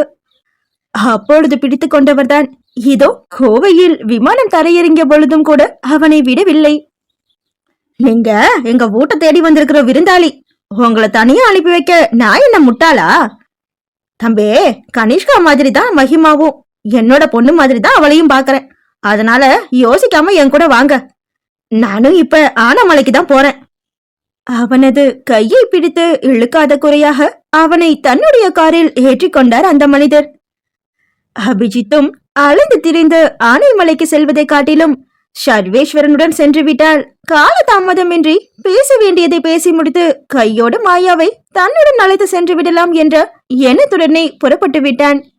ஆனால் காரில் ஏறியதிலிருந்து அவனது காதை தேய்த்து கொண்டிருந்த சர்வேஸ்வரனின் பேச்சை கேட்டதும் தான் இப்படி பேசியே கொள்ளும் ஒருவருடன் காரில் செல்வதற்கு பதிலாக போடி நடையாக நடந்தே ஆனைமலைக்கு சென்றிருக்கலாமோ என்று யோசித்துக் கொண்டிருந்தது அவனது மனசாட்சி. தான் உறவு முறையில் மகிமாவிற்கு சித்தப்பா முறையாக வேண்டும் என்று ஆரம்பித்த சர்வேஸ்வரன் தொடர்ந்து தங்களது செல்வ நிலை, குடும்ப பாரம்பரியம், மாமனாரின் செல்வாக்கு என ஆனைமலை வந்தடையும் வரை ஆயராது பேசிக்கொண்டே இருந்தார். ராஜநாராயண விலாசத்திற்குள் கார் வந்து நுழையும் பொழுது கூட, இதே என் மாமனாரோட பரம்பரை வீடு தம்பி, இன்னைக்கு மதிப்புக்கு கோடிக்கு மேல விலை போகும். ஆனா என் மாமனாரு காசு ஆசை இல்லாத ஒரு மனுஷன். இந்த தோட்டந்தரவுக்கு மத்தியில அமைதியா வாழணும்னு ஆசைப்படுற மனுஷன். தனக்கு பின்னாடி இது எல்லாமே பேர பிள்ளைகளுக்கு தான்னு தெளிவாவே சொல்லிட்டாரு. அதுவும் என் மக ஆதேஷ்னா என் மாமனாருக்கு தனி பிரியோனா பாத்துக்கிடுங்க என்று பொடி வைத்தே பேசினார் அவர். காரிலிருந்து இறங்கியதும் அபிஜித் தன்னை சுற்றி இருந்த பச்சை பசேல் காட்சிகளில் மனதை தொலைத்து விட்டான். அங்கே கம்பீரமாக நின்று கொண்டிருந்த ராஜநாராயண விலாசத்திற்குள் சர்வேஸ்வரனுடன் அடியெடுத்து வைத்திருந்தான் அவன். மாமா, அத்த, சந்திரிகா எல்லாம் எங்க இருக்கீங்க? யார என் கூட அழைச்சிட்டு வந்திருக்கேன்னு பாருங்க. நம்ம மகிமாவோட பெஸ்ட் ஃப்ரெண்டா. அவளை பாக்குறதுக்கு மும்பையில இருந்து கிளம்புனவரை என் கூடவே அழைச்சிட்டு வந்துட்டேன். தாம்பிகமாக உரைத்தபடியே ஹாலுக்குள் வந்த சர்வேஸ்வரன் அந்த வீடோ அவருக்கு எதிர்ப்பதமாக நிசப்தத்தில் உறைந்திருக்கவும் திகைத்து விட்டார். அவருடன் வந்த அபிஜித்தும் வீட்டில் ஆள் நடமாட்டம் இல்லாததை கண்டு துணுக்குற்றான். அப்பொழுது அங்கே தடதடுத்த காலடி சத்தத்துடன் வந்து சேர்ந்தார் சந்திரிகா. அவரது முகத்திலோ எள்ளும் கொள்ளும் வெடித்து கொண்டிருந்தது. யோ, ஏன் இப்படி கத்துற? கொஞ்ச நேரத்துக்கு முன்னாடிதான் ஒருத்தன் இந்த வீட்டுல குண்டு போட்டுட்டு போனா. இப்ப நீ கத்தி கத்தி பேசி எல்லாரோட கதையும் காவு வாங்க போறியா? சிடுசிடுத்து கொண்டிருந்த அந்த பெண்ணின் முகஜாடை பூர்ணிமாவுடன் ஒத்து போவதை அறிந்த அபிஜித் அமைதியாகவே நின்று கொண்டிருந்தான். சர்வேஸ்வரனோ விட்டால் மனைவியின் காலில் விழுபவரை போல வாயை பொத்திக் கொண்டு நின்றார். சந்திரிகாவின் பார்வை அபிஜித்தை அளவிட உடனே மீண்டும் ஆரம்பித்தார் அந்த மனிதர். மும்பை விமான நிலையத்தில் அவனை கண்டது அது முதல் இங்கே அவனை அழைத்து வந்தது வரை ஒப்பித்து முடித்து விட்டார். மகி எங்க சந்திரிகா? அவளோட ஃப்ரெண்டு எவ்வளவு தூரம் பிரயாணம் பண்ணி அவளை பாக்குறதுக்காக வந்திருக்காரு, கூப்பிட அவள என்று அவர் கூறியதுதான் தாமதம். அந்த மகாராணிக்கு இன்னும் கல்யாண கலப்பு தீரல போல. அசோக் இங்க புகமத்தை கிளப்பிட்டு போனதுல இருந்து ரூம் விட்டு வெளியே வருவனா அடம் பிடிக்குது அந்த கழுத. அப்பா, அம்மா, அண்ணா, அண்ணின்னு எல்லாரும் கெஞ்சி பார்த்தாச்சு. ஆனா அந்த மகாராணிக்கு அந்த புறத்தை விட்டு வெளியே வர மனசு இல்லையாட்டுக்கு. அதான் அதுக்குள்ளவே அடைஞ்சு கிடக்குறான் என்று எரிச்சலும் ஏளனமும் கலந்த குரலில் கொப்பளிக்க ஆரம்பித்து விட்டார் சந்திரிகா. அபிஜித்துக்கோ அவரது பேச்சு சுத்தமாகவே புரியவில்லை. வணிக தொடர்புக்காக சர்வேஸ்வரன் அறிந்து வைத்திருந்த ஹிந்தி மொழியினால் இதுவரையிலும் இருவரிடையே உரையாடல் நடந்தேறிக் கொண்டிருந்தது. ஆனால் இப்பொழுது சந்திரிகாவோ தமிழில் அல்லவா குமுறி கொண்டிருக்கின்றார். அங்கே அவன் புரியாமல் விழித்துக் கொண்டிருப்பது போல்தான் சர்வேஸ்வரனும் புரியாமல் விழித்தார். அதற்கு காரணம் சந்திரிகா உபயோகித்த கல்யாண கலைப்பு எனும் வார்த்தைதான். என்ன சொல்லுற சந்திரிகா? கல்யாண கலப்பா? அவர் குழப்பமாக வினவிக் கொண்டிருக்கும் பொழுது சந்திரிகாவின் வெண்கல குரலால் அவரவர் அறையில் முடங்கி இருந்தவர்களும் மெதுவாக ஹாலுக்குள் தலையை காட்ட ஆரம்பித்திருந்தனர். அதில் அந்த வீட்டின் தலைவரும் அவரது தர்ம பத்தினியும் அடக்கம். கூடவே அவரது மைந்தர்களும் அவர்களது மருமகள்களும் தான். வந்தவர்கள் அனைவரது பார்வையும் அபிஜித்தை இவன் யார் என்ற தோரணையில் நோக்க சர்வேஸ்வரன் தானே முன்வந்து மகிமாவின் தோழன் என அவனை அறிமுகம் செய்து வைத்தார். கூடவே தனது மாமனார் மாமியார் மைத்துனர்களையும் அவனுக்கு அறிமுகப்படுத்தி வைத்தார். பிறகு சந்திரிகா கூறிய பூகம்பம் என்னவென்று அவர் வினவ விஸ்வநாதனின் முகத்திலோ அதிருப்தி குடியேறியது. இந்த தம்பி யார தேடி வந்திருக்கிறாரோ அந்த பொண்ணு நம்ம அசோக்கு திடுதிப்புன்னு கோவில்ல வச்சு தாலி கட்டி தன்னோட மனைவி ஆக்கிட்டான். என்ன எதுன்னு விசாரிச்சா எங்களையும் எடுத்தறிஞ்சு பேசிட்டு மும்பைக்கு ஃபிளைட் ஏறிட்டான். அவன் போனதுல இருந்து அந்த பொண்ணு ரூம்லயே அடைஞ்சு கிடக்குறான். இது போதுமா இல்ல இன்னும் விளக்கம் வேணுமா? விஸ்வநாதன் செய்தியை சுருக்கமாக சொல்லி முடிக்க சர்வேஸ்வரனது முகமோ விளக்கெண்ணெய் குடித்தவரை போல மாறிவிட்டது. அபிஜித்தோ யாரிடம் பேசுவது என புரியாமல் விழித்துக் கொண்டிருக்க அப்பொழுது ஆபத் பாந்தவராக உதவிக்கு வந்து சேர்ந்தார் ரங்கநாதன். அவர் அவனிடம் ஆங்கிலத்தில் உரையாட ஆரம்பித்திருந்தார். நான் ஜூஹியோட ஃப்ரெண்ட் அங்கிள். நாங்க எல்லாரும் ஒன்னா சேர்ந்துதான் இன்டீரியர் டிசைனிங் கான்சர்ன் நடத்துறோம். அவ இங்க வந்து ரொம்ப நாள் ஆகுது. லாஸ்ட் ஃபியூ டேஸா அவளை காண்டாக்ட் பண்ண கூட முடியல. அதனாலதான் நானே நேர்ல வந்துட்டேன். நான் வந்தது உங்களுக்கு எதுவும் தொந்தரவா இருந்துச்சுன்னா I am really sorry uncle. அடக்கமாக தன்னை அறிமுகம் செய்து கொண்டவனது விழிகள் பரசுராமனையும் பரிமளாவையும் நோக்கியது. இவர்கள்தான் பூர்ணிமாவின் பெற்றோராக இருக்க வேண்டும். ரெங்கநாதன் தன்னை மகிமாவின் மூத்த மாமா என்று அறிமுகம் செய்து கொண்டதோடு தனது தம்பி தங்கை மற்றும் அவரது குடும்பத்தினர் அனைவரையும் அறிமுகம் செய்து வைத்தார். பிறகு அபிஜித்தை அமர சொன்னவர் பணியாளரிடம் அவனுக்கு காஃபி கொண்டு வரும்படி பணித்துவிட்டு அன்று நடந்தேறிய சம்பவத்தை அவனிடம் எப்படி சொல்லி புரிய வைப்பது என தெரியாமல் விழித்து கொண்டிருந்தார். அபிஜித்தோ மாயாவை தான் தேடிக்கொண்டிருந்தான். அவள் எங்கே சென்றிருப்பாள் என்ற கேள்வியோடு விழிகளை வீடெங்கும் அலைய விட்டுக் கொண்டிருந்தான். அந்த நொடிதனில் ஏதோ ஒரு அறைக்கதவு படாரென திறக்கும் சத்தம் கேட்டது. அதை கேட்டதும் பரசுராமனின் முகத்தில் துயரம் பரவியது. ரங்கநாதனோ சங்கடத்தின் உச்சத்திற்கே சென்று விட்டார். அடுத்த சில நொடி அவகாசத்திற்கு பிறகு பணியால் அபிஜித்திற்கு காஃபி கொண்டு வந்து கொடுத்தார். அப்பொழுது அங்கே வந்து பிரசன்னமானாள் மாயா. அவளை கண்டதும் அபிஜித்தின் கண்களோ பளிச்சிட்டது. காஃபி கோப்பையை டீபாயின் மீது வைத்துவிட்டு ஒரு புன் சிரிப்புடன் எழுந்தான். மாயாவோ அபி என்று விம்மலுடன் ஓடி வந்து அவனை அணைத்துக் கொண்டாள். அபிஜித்திற்கோ அவளது விம்மலுக்கான காரணம் என்ன என்று புரியவில்லை. அவன் திகைத்து நோக்கிக் கொண்டிருக்க மாயாவின் கண்ணீர் அவனது சட்டையை நனைத்தது. மற்றவர்கள் எல்லோரும் இந்த காட்சியை வருத்தத்துடன் பார்த்து கொண்டிருக்க சந்திரிகாவோ கொஞ்சம் கூட வெக்கம் இல்லாம நடு வீட்டுல கட்டி பிடிச்சிட்டு நிக்கிறா பாருங்க, இதுதான் வளர்ப்பு லட்சணம் போல என்று வன்மத்தை கக்க, கோவப்படாத சந்திரிகா, இந்த பையனை நான் ஏன் இங்க அழைச்சிட்டு வந்தேன்னு தெளிவா சொல்லி புரிய வைக்கிறேன், நீ என் கூட வா என்று கூறியபடியே சர்வேஸ்வரன் அவரை தன்னோடு அழைத்து சென்று விட்டார். மாயா தனது நண்பனை விட்டு விலகியவள் தனது கழுத்தில் இருந்த மாங்கல்யத்தை வெளியில் எடுத்து காட்டினாள். இன்னைக்கு மார்னிங் மித்ரன் இதை என் கழுத்துல கட்டிட்டான் என்று கூற அவளது குரலில் இருந்தது கோபமா வருத்தமா என்பதனை அபிஜித்தால் புரிந்து கொள்ள முடியவில்லை.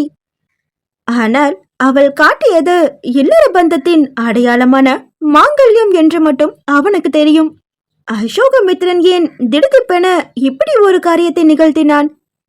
நடந்த அனைத்தையும் இந்த குடும்பத்தினரிடம் எடுத்துரைத்து மாயாவை தன்னுடன் அழைத்து செல்லலாம் என்று எண்ணி தான் வந்த திட்டம் பிசுபிசுத்து போனதாக உணர்ந்தான் அபிஜித். தனது எதிரினில் உணர்ச்சி துடைத்த முகத்துடன் நின்று கொண்டிருந்த தோழியை கண்டதும் ஒரு கணம் அசோகமித்ரனை கொல்லும் அளவுக்கு கோபம் வந்துவிட்டது அவனுக்கு. அங்கே மகாலட்சுமி தான் நிதானமாக பேசி புரிய வைக்க முயன்றார். அசோக்கு இப்படி எடுத்தங்காவல்தானு எதையும் செய்யறவன் இல்லப்பா, ஆனா அவன் எது செஞ்சாலும் அதுல ஒரு நியாயம் இருக்கும். இந்த திடீர் கல்யாணத்தை கூட அவன் காரணம் இல்லாம செஞ்சிருக்க மாட்டான். பெற்ற தாய் அல்லவா, மகளை விட்டு கொடுக்க மனமில்லை போல. விரக்தியாய் தனக்குள் சொல்லிக் கொண்டாள் மாயா. அங்கே வீட்டினர் அனைவரும் எப்படியாவது அபிஜித்திடம் நடந்ததை புரிய வைத்துவிட வேண்டும் என்று முயன்று கொண்டிருக்க அவனோ தனது தோழியை மட்டுமே நோக்கினான். ஜூஹி, உனக்கு நடந்த இந்த கல்யாணத்துல சம்மதமா ஜூஹி? அவன் கேட்க மாயாவும் இல்லை என தலையாட்டினாள். உடனே திரும்பி பெரியவர்களிடம் கரம் குவித்தவன், என்ன மன்னிச்சிடுங்க, நான் என்னென்னவோ நினைச்சிட்டு இங்க வந்தேன். ஆனா இங்க என்னோட ஃப்ரெண்டுக்கு இவ்வளவு பெரிய அநியாயம் நடந்திருக்கு. இதுக்கு மேல இங்க அவளை ஒரு நிமிஷம் கூட இருக்க விட மாட்டேன். அவன் கூறிக்கொண்டிருக்க அனைவரது பார்வையும் மாயாவின் புறம் திரும்பியது. அவனோ, ஜூஹி, உன்னோட லக்கேஜை பேக் பண்ணிட்டு வா, நம்ம இப்பவே இங்கிருந்து கிளம்புறோம் என்க மாயாவும் தனது அறையை நோக்கி திரும்பிய அந்த நேரத்தில், நெல்லி அங்கேயே என்று ஆவேசத்துடன் கத்தியபடியே சர்வேஸ்வரனுடன் அங்கே வந்தார் சந்திரிகா. அவரது முகமோ கோபத்தில் சிவந்து கொண்டிருக்க அபிஜித்தையும் மாயாவையும் உறுத்து விழுத்து கொண்டிருந்தார் அவர். மற்றவர்களோ சந்திரிகாவின் கோபம் எதற்கு என்ற காரணம் தெரியாமல் குழுவே நின்றனர். என்னாச்சும்மா சந்திரிகா? இது பரசுராமனின் குரல். ஏற்கனவே அசோக் பெரிய குழப்பத்தை உண்டாக்கிட்டு போயிருக்கான், நீ வேற புதுசா ஆரம்பிக்காத. சலிப்புடனே வெளிவந்தது ரெங்கநாதனின் குரல். நீங்க கோவப்பட வேண்டியது மகி மேல இல்ல, அசோக் மேல என்று மாயா மீது சந்திரிகா கொண்டிருக்கும் கோபத்திற்கு தவறான ஒரு காரணத்தை ஊகித்து கொண்டு அவளுக்காக பறித்து கொண்டு வந்தார் மகாலட்சுமி. ஏன் சந்திரிகா, காலையில இருந்து என் பேத்தி மனசு படாத பாடுபடுது. அத பாத்துமா நீ இப்படி கோபமா பேசுற? இவ உன் கூட பிறந்தவளோட பொண்ணு, உன்னோட கோபம் அத கூட மறக்க வச்சிருச்சா என்று ஆதங்கமாக கேட்ட பரிமளாவின் வார்த்தைகளில் ஆவேசமாகிவிட்டார் சந்திரிகா. யார பார்த்து என் கூட பிறந்தவளோட பொண்ணுன்னு சொல்றீங்கம்மா? இவளா இவளா என் அக்கா பொண்ணு? இவ யாரோ ஊர் பேர் தெரியாதவளுக்கு பிறந்த அனாத. இவளை பெத்தவ பிரசவத்துல போய் சேர்ந்ததும் அனாதையா இவளோட மனசு இல்லாம எங்க அக்கா எடுத்து வளர்த்திருக்கா. இவளுக்கும் நம்ம பூர்ணிமா அக்காக்கும் எந்த சம்பந்தமும் இல்ல. இவ மகிமாவும் இல்ல. இவளோட பேரு மாயா. இவளோட பெத்தவ பேரு பாரதியா. வயிற்றுல புள்ளையோட பூர்ணிமா அக்கா வீட்டுல வேலைக்காரியா இருந்தவதான் இவளோட அம்மா. அவ சேர்த்ததும் அக்காவும் மாமாவும் அவங்க பொண்ணோட சேர்த்து இவளையும் சேர்த்து வளர்த்திருக்காங்க. இந்த நன்றி கெட்டவ எங்க அக்கா மக மகிமாவுக்கு ஆக்சிடென்ட் ஆனதை யூஸ் பண்ணிக்கிட்டு இந்த கேடு கெட்ட அபிஜித் கூட சேர்ந்து பிளான் போட்டு இவதான் பூர்ணிமாவோட மக மகிமான்னு ஆள் மாறாட்டம் பண்ணி இங்க புகுந்திருக்கா. இவங்க 2 பேரையும் சும்மா விடக்கூடாதுமா, போலீஸ்ல கம்ப்ளைண்ட் பண்ணி உள்ள தள்ளணும். முகம் சிவக்க அவர் கூறிய இந்த செய்தியை கேட்டு ராஜநாராயண விலாசத்தில் இருந்தவர்கள் அனைவரும் அதிர்ச்சியில் உறைந்து போயினர். விஸ்வநாதனுக்கும் கூட இந்த தகவல் புதிதுதான். ஆனாலும் தங்கை கூறும் இந்த விஷயத்தில் எந்த அளவுக்கு உண்மை உள்ளது என தெரிந்து கொள்ள விரும்பினார் அந்த மனிதர். ஆமா, இந்த தகவலை உனக்கு யார் சொன்னது? இதுக்கெல்லாம் ஆதாரம் இருக்குதா சந்திரிகா? விஸ்வநாதன் கேட்ட உடனே தலையை நீட்டினார் சர்வேஸ்வரன். நான் தான் மும்பைக்கு போய் இவளை பத்தி விசாரிச்சேன் விஸ்வா மச்சான்.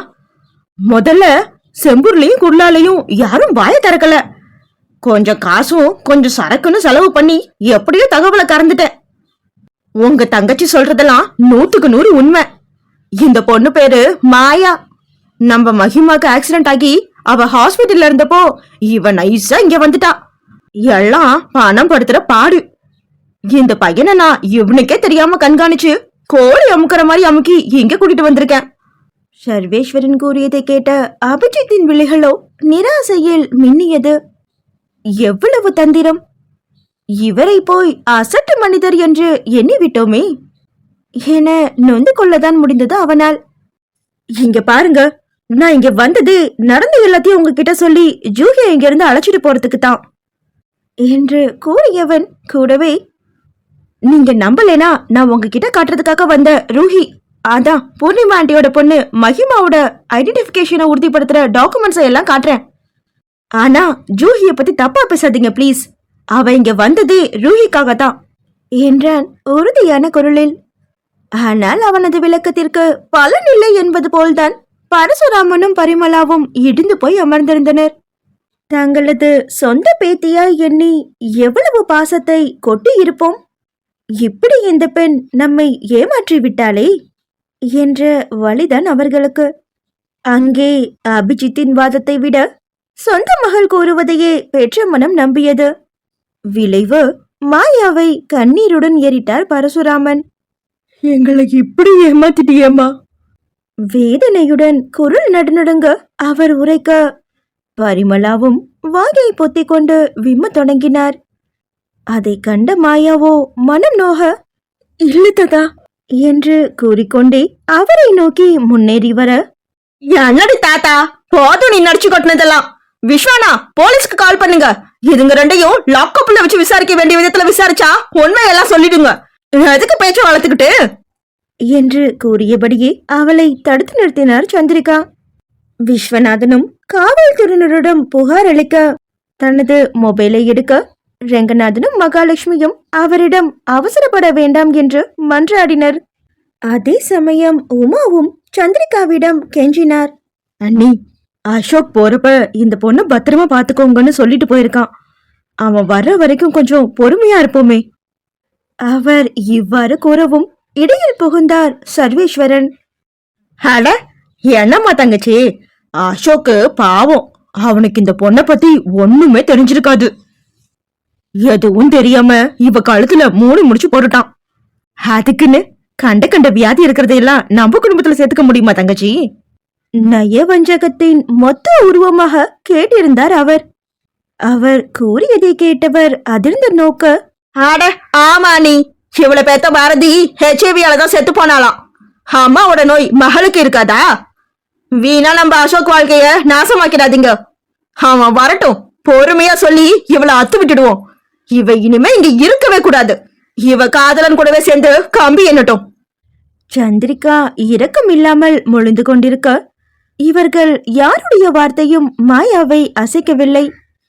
அவளது பார்வை முழுவதும் பரசுராமனையும் பரிமளாவையும் மட்டுமே நோக்கியது. சில நாட்களே ஆயினும் அவர்களது பாசத்தை திகட்ட திகட்ட அனுபவித்தவளாயிற்றே அவள். அவர்களை நெருங்கி சென்றவள், தாத்தா, நீங்களுமா நான் ஏமாதக்காரின்னு நினைக்கிறீங்க?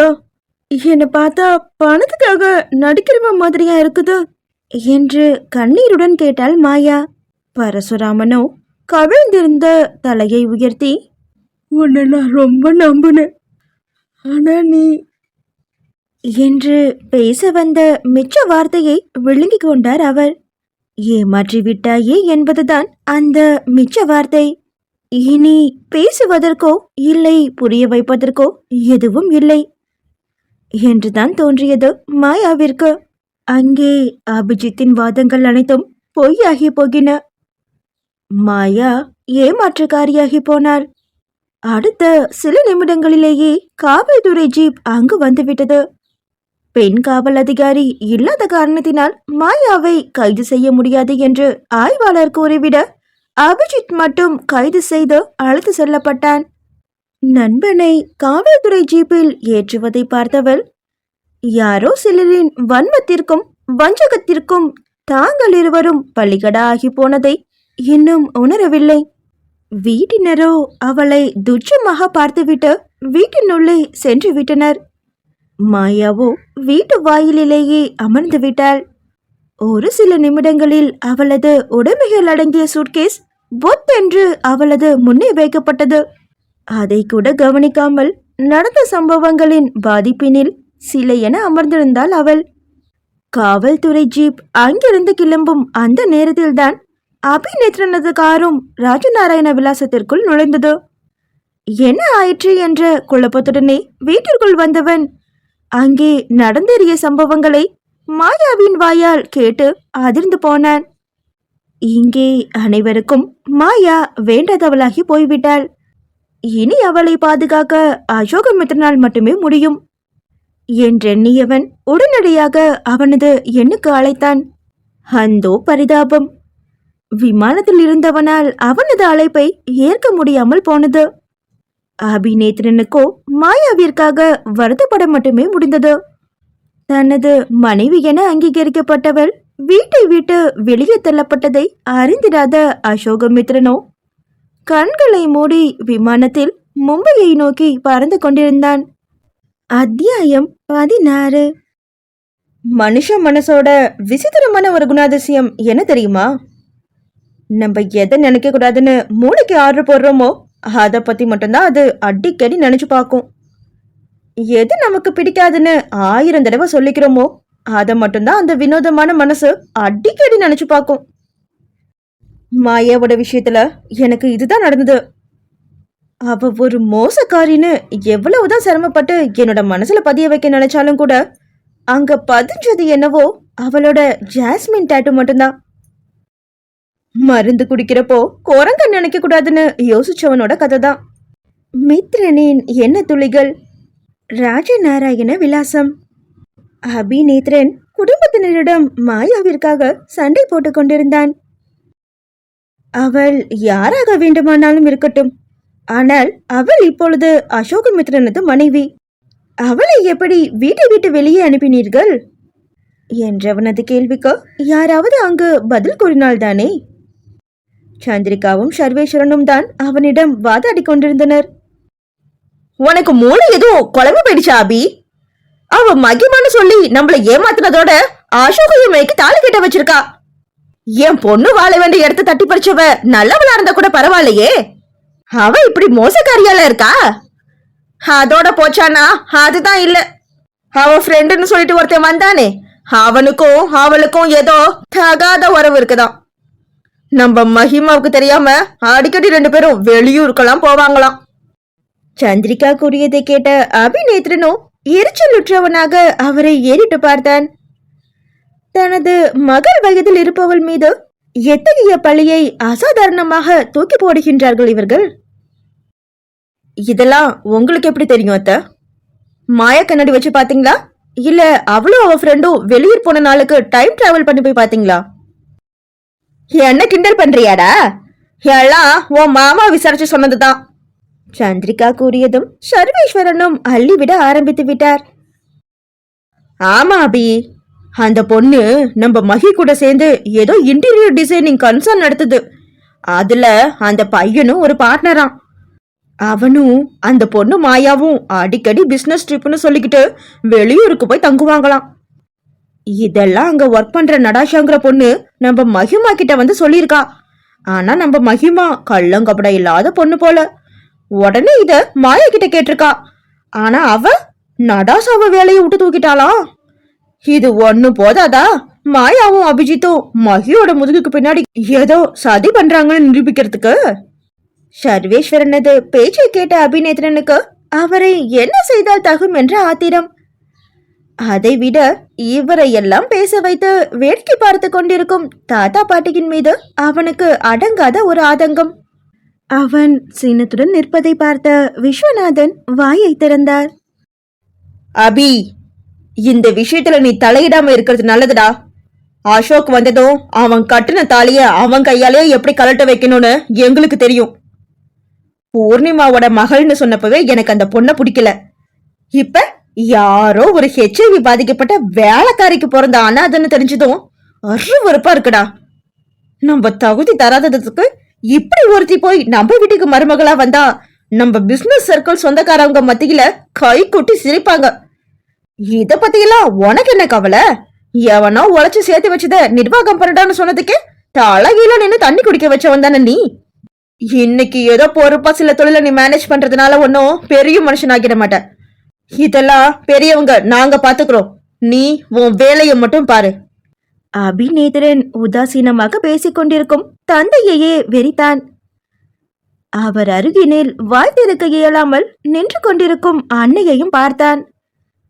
அதோடு மும்பை விமானத்திற்காக காத்திருக்கையில் அசோகமித்ரன் அவனிடம் கேட்டுக்கொண்டதையும் நினைவு கூர்ந்தான் அவன். அபி, நான் முக்கியமான விஷயமா மும்பைக்கு கிளம்புறேன்டா. இன்னைக்கு நான் பண்ண இந்த காரியத்துல எல்லாரும் கோவமா தான் இருப்பாங்க. ஆனா அவங்களோட அந்த கோபம் ஜூஹி மேல திரும்பிடக்கூடாது. நீதான் அவளுக்கு சப்போர்ட்டா இருக்கணும்டா. அவன் கேட்க அபிநேத்ரனும் அண்ணனுக்கு உறுதி கொடுத்து அவனை அனுப்பி வைத்தான். நேரே ஆனைமலைக்கு திரும்பி வந்து நின்றான். எங்கோ அவனது குடும்பத்தினர் அண்ணன் மனைவியின் தோழன் மீது புகார் அளித்து அவனை காவல் நிலையத்திற்கு அனுப்பி வைத்திருக்கின்றனர். அவர்களின் இந்த அமைதியும் தந்தையின் உதாசீன பேச்சும் அவனை சீண்டி விட்டுவிட்டது. எனவே இவர்களும் இவர்களின் கௌரவமும் யாருக்கு வேண்டும் என எண்ணும் அளவுக்கு வந்துவிட்டான் அபிநேத்ரன். நீங்க என்ன சொன்னாலும் நான் கேட்க போறதில்ல. உங்க போலி கௌரவமும் குடும்ப தொழிலும் இனிமே எனக்கு தேவையும் இல்ல. எனக்கும் உங்க பிசினஸ்க்கும் இனிமே எந்த சம்பந்தமும் இல்ல. உங்களுக்கு நியாய தர்மத்தை விட வெட்டி கௌரவம் தான் முக்கியம்னு நீங்க பூர்ணிமா அத்தை விஷயத்திலேயே நல்லா நிரூபிச்சிட்டீங்க. இருந்தும் கூட உங்ககிட்டலாம் இறக்கத்தை எதிர்பார்த்தது என்னோட தப்பு தான். உங்க உதவி இல்லாமலே நான் ஜூகியோட ஃப்ரெண்ட வெளியில கொண்டு வரேன். சீற்றத்துடன் உரைத்துவிட்டு அங்கிருந்து வெளியேறியிருந்தான் அபிநேத்ரன்.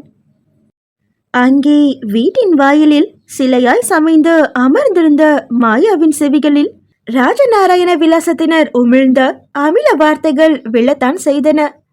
அபிஜித்துக்கும் அவளுக்குமான நட்பு எவ்வளவு புனிதமானது, அதனை அவள் அறிவாள்.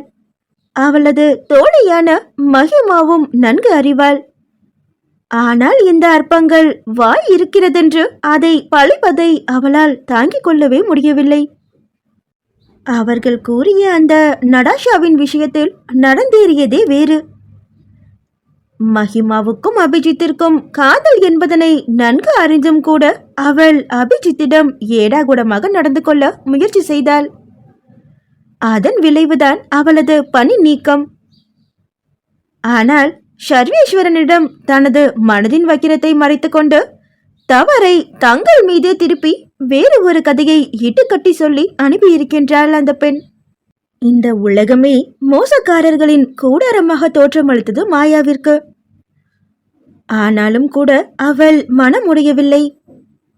அதற்கு காரணம் அவளுக்காக இங்கே வந்து காவல்துறையில் இப்பொழுது மாட்டியிருக்கும் அபிஜித்திற்காக அவள் போராடிய தீர வேண்டும்.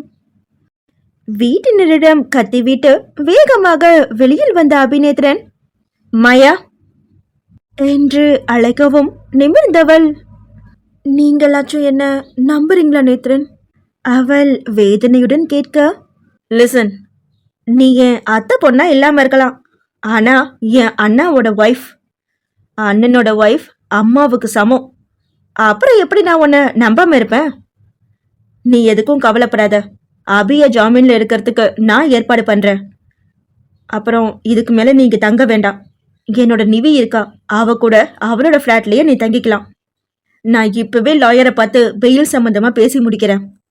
அவன் கூறி முடிக்க மாயாவின் கண்களிலோ கண்ணீர். பூர்ணிமாவின் பிறந்தகத்தில் இரக்கமுள்ள ஒருவனும் இருக்கின்றான். மறு யோசனை எதுவுமின்றி அவனுடன் கிளம்பி சென்றாள் மாயா. தனது தந்தையின் இடையீட்டால் காவல்துறையினர் கட்டாயம் அபிஜித்தை மோசமாகத்தான் நடத்துவர் என்பதனை வெளிப்படையாகவே காரில் ஏறியதும் மாயாவிடம் கூறிவிட்டான் அபிநேத்ரன். இருப்பினும் கூட எவ்வளவு சீக்கிரம் முடியுமோ அவ்வளவு சீக்கிரத்தில் அவனை ஜாமீனில் எடுத்து விடுவேன் என உறுதியும் அளித்தான். காரில் கோவையை நோக்கி சென்று கொண்டிருக்கும் பொழுதே அவனது காதலி நிவேதிதாவின் எண்ணுக்கு அழைத்திருந்தான் அபிநேத்ரன். நிவி, எனக்கு ஒரு ஹெல்ப் பண்ணு ப்ளீஸ் என பேசிக்கொண்டே காரில் விரைந்திருந்தான் அவன். ஆனைமலை காவல் நிலையம். அங்கே காவல்துறை ஆய்வாளர் என்ற அறைக்கு வெளியில் நிறுத்தி வைக்கப்பட்டிருந்தான் அபிஜித். அவனை அங்கு கைது செய்து அழைத்து வந்த பிறகு அவனை அங்கேயே நிற்குமாறு கட்டளையிட்டுவிட்டு ஆய்வாளர் தனது அறைக்குள் புகுந்து கொண்டார். ஓரமாக கிடந்த ஒரு பெஞ்சில் அமருமாறு சைகை செய்தார் ஒரு கான்ஸ்டபிள். மொழி தெரியாத ஊரில் இப்படி ஒரு இக்கட்டில் தன்னை கொண்டு வந்து நிறுத்திவிட்ட ராஜநாராயண விலாசத்தினரின் மீது, அவர்களின் அவசர புத்தியின் மீது அத்தோடு 1000 முறையாவது சபித்திருந்திருப்பான் அபிஜித். தனது நிலையே இப்படி என்றால் மாயாவை பற்றி எண்ணி அவனுக்கு மிகவும் பயமாக இருந்தது. அவளையும் அல்லவா வீட்டை விட்டு வெளியே தள்ளிவிட்டார்கள். இந்த கல் நெஞ்சுக்காரர்களின் குணம் வருந்துதான் பூர்ணிமா கடைசி வரை இவர்களிடம் உறவு கொண்டாடாமல் இருந்திருக்க வேண்டும். ஆனால் அந்த பெண்மணியின் டைரி குறிப்புகளில் பெற்றோரை பற்றிய ஏக்கம் வார்த்தைகளாய் பதிந்திருந்ததே. அந்த வார்த்தைகள் தானே தன்னையும் மாயாவையும் இவர்கள் மீது இரக்கம் கொள்ள செய்ததோ. தங்களின் அந்த இரக்கம்தான் இப்பொழுது தங்களை இந்த நிலையில் தள்ளிவிட்டது. இதனை வேதனையுடனே ஒத்துக்கொள்ள வேண்டிய கட்டாயத்தில் இருந்தான் அபிஜித். ரூஹி வேறு தன்னிடம் இருந்து மொபைல் அழைப்பு இல்லை என கலங்கி இருப்பாள்.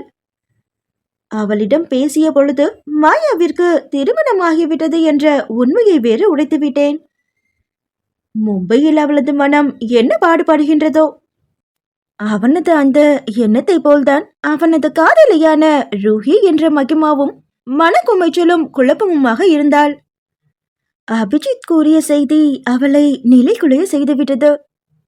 தனது பெற்றோரினை புழுவினும் கேவலமாக அவமதித்த அந்த குடும்பத்தை தேடி மாயா சென்றதே அவளுக்கு சுத்தமாக பிடிக்கவில்லை.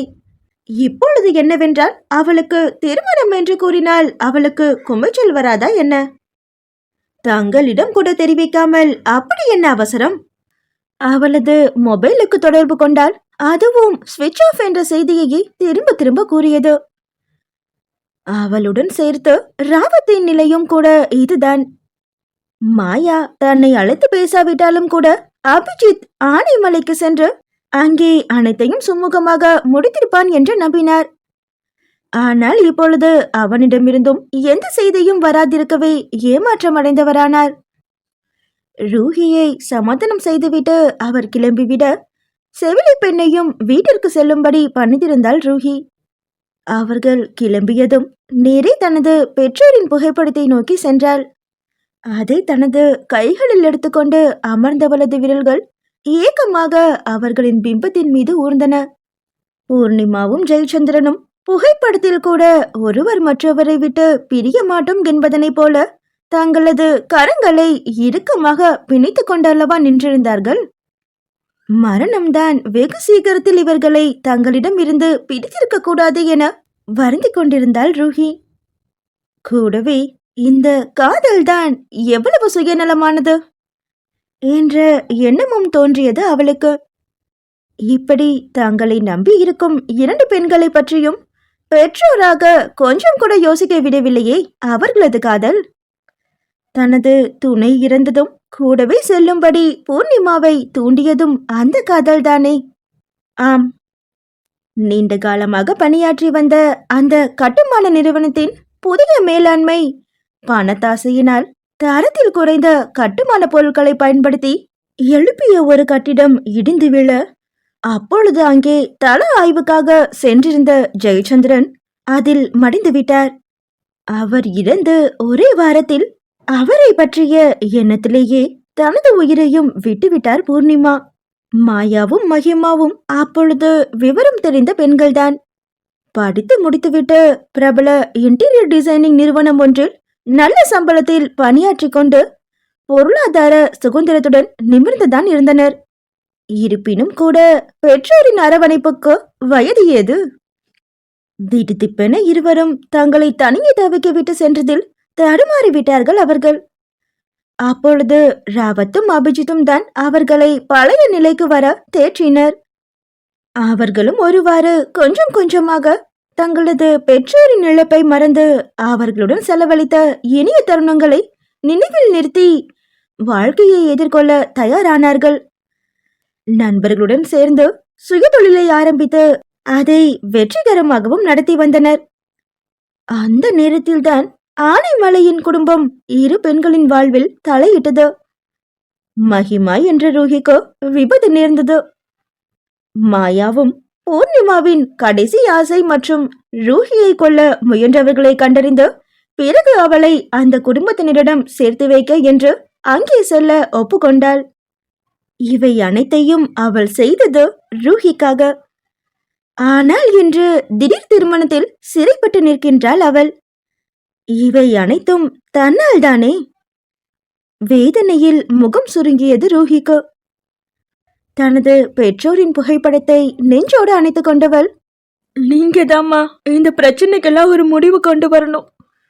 ஜூஹிக்கு நடந்த கல்யாணம் கேலி கூத்தாகிடக்கூடாது.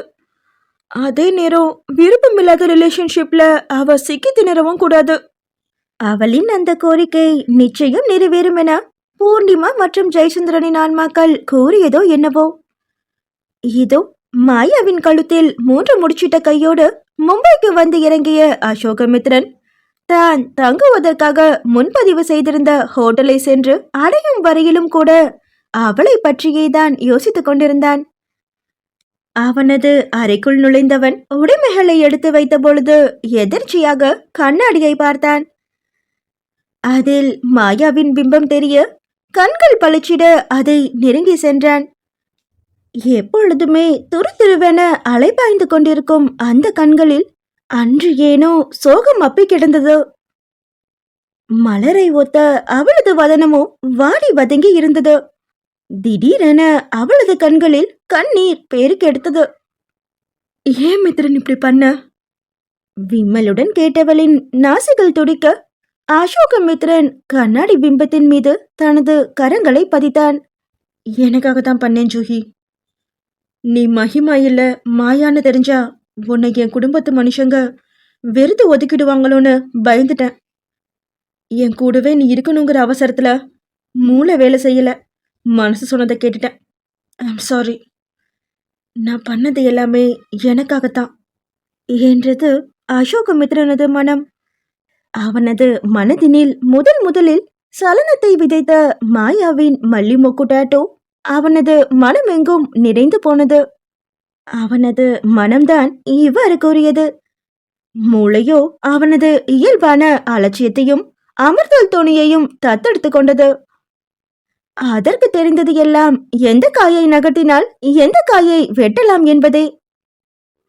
மாயா என்பவளை வைத்துதான் மகிமா என்ற ஜோகியை தனது குடும்பத்துடன் பிணைக்க முடியும் என தீர்க்கமாக அவனது மூளை நம்பியதன் விளைவுதான் இந்த திடீர் திருமணம் என்றும் கூறலாம். இவ்வாறு அவனது மனமும் மூளையும் ஒன்றுக்கொன்று ஒத்து வராத இரண்டு காரணங்களை அவர்களின் திருமணத்திற்கான காரணமாக கூற, அந்த காரியத்தை நிகழ்த்தியவனோ தனது செய்கைக்கு என்ன காரணம் சொல்லி நியாயம் கற்பிக்கலாம் என்பது புரியாமல் திணறி போனான். அவ்வளவு நேரமும் அதிர்ச்சியில் உறைந்த மாயாவின் முகம் கண்ணாடியிலிருந்து விடை பெற்று சென்றுவிட, எவ்வளவு நேரமும் உயிர் பில்லாமல் கிடந்த அவனது மொபைலுக்கு உயிர் கொடுத்தான் அசோகமித்ரன். அதில் அபிநேத்திரனிடமிருந்து ஏகப்பட்ட துண்டிக்கப்பட்ட அழைப்புகள் இருந்தன.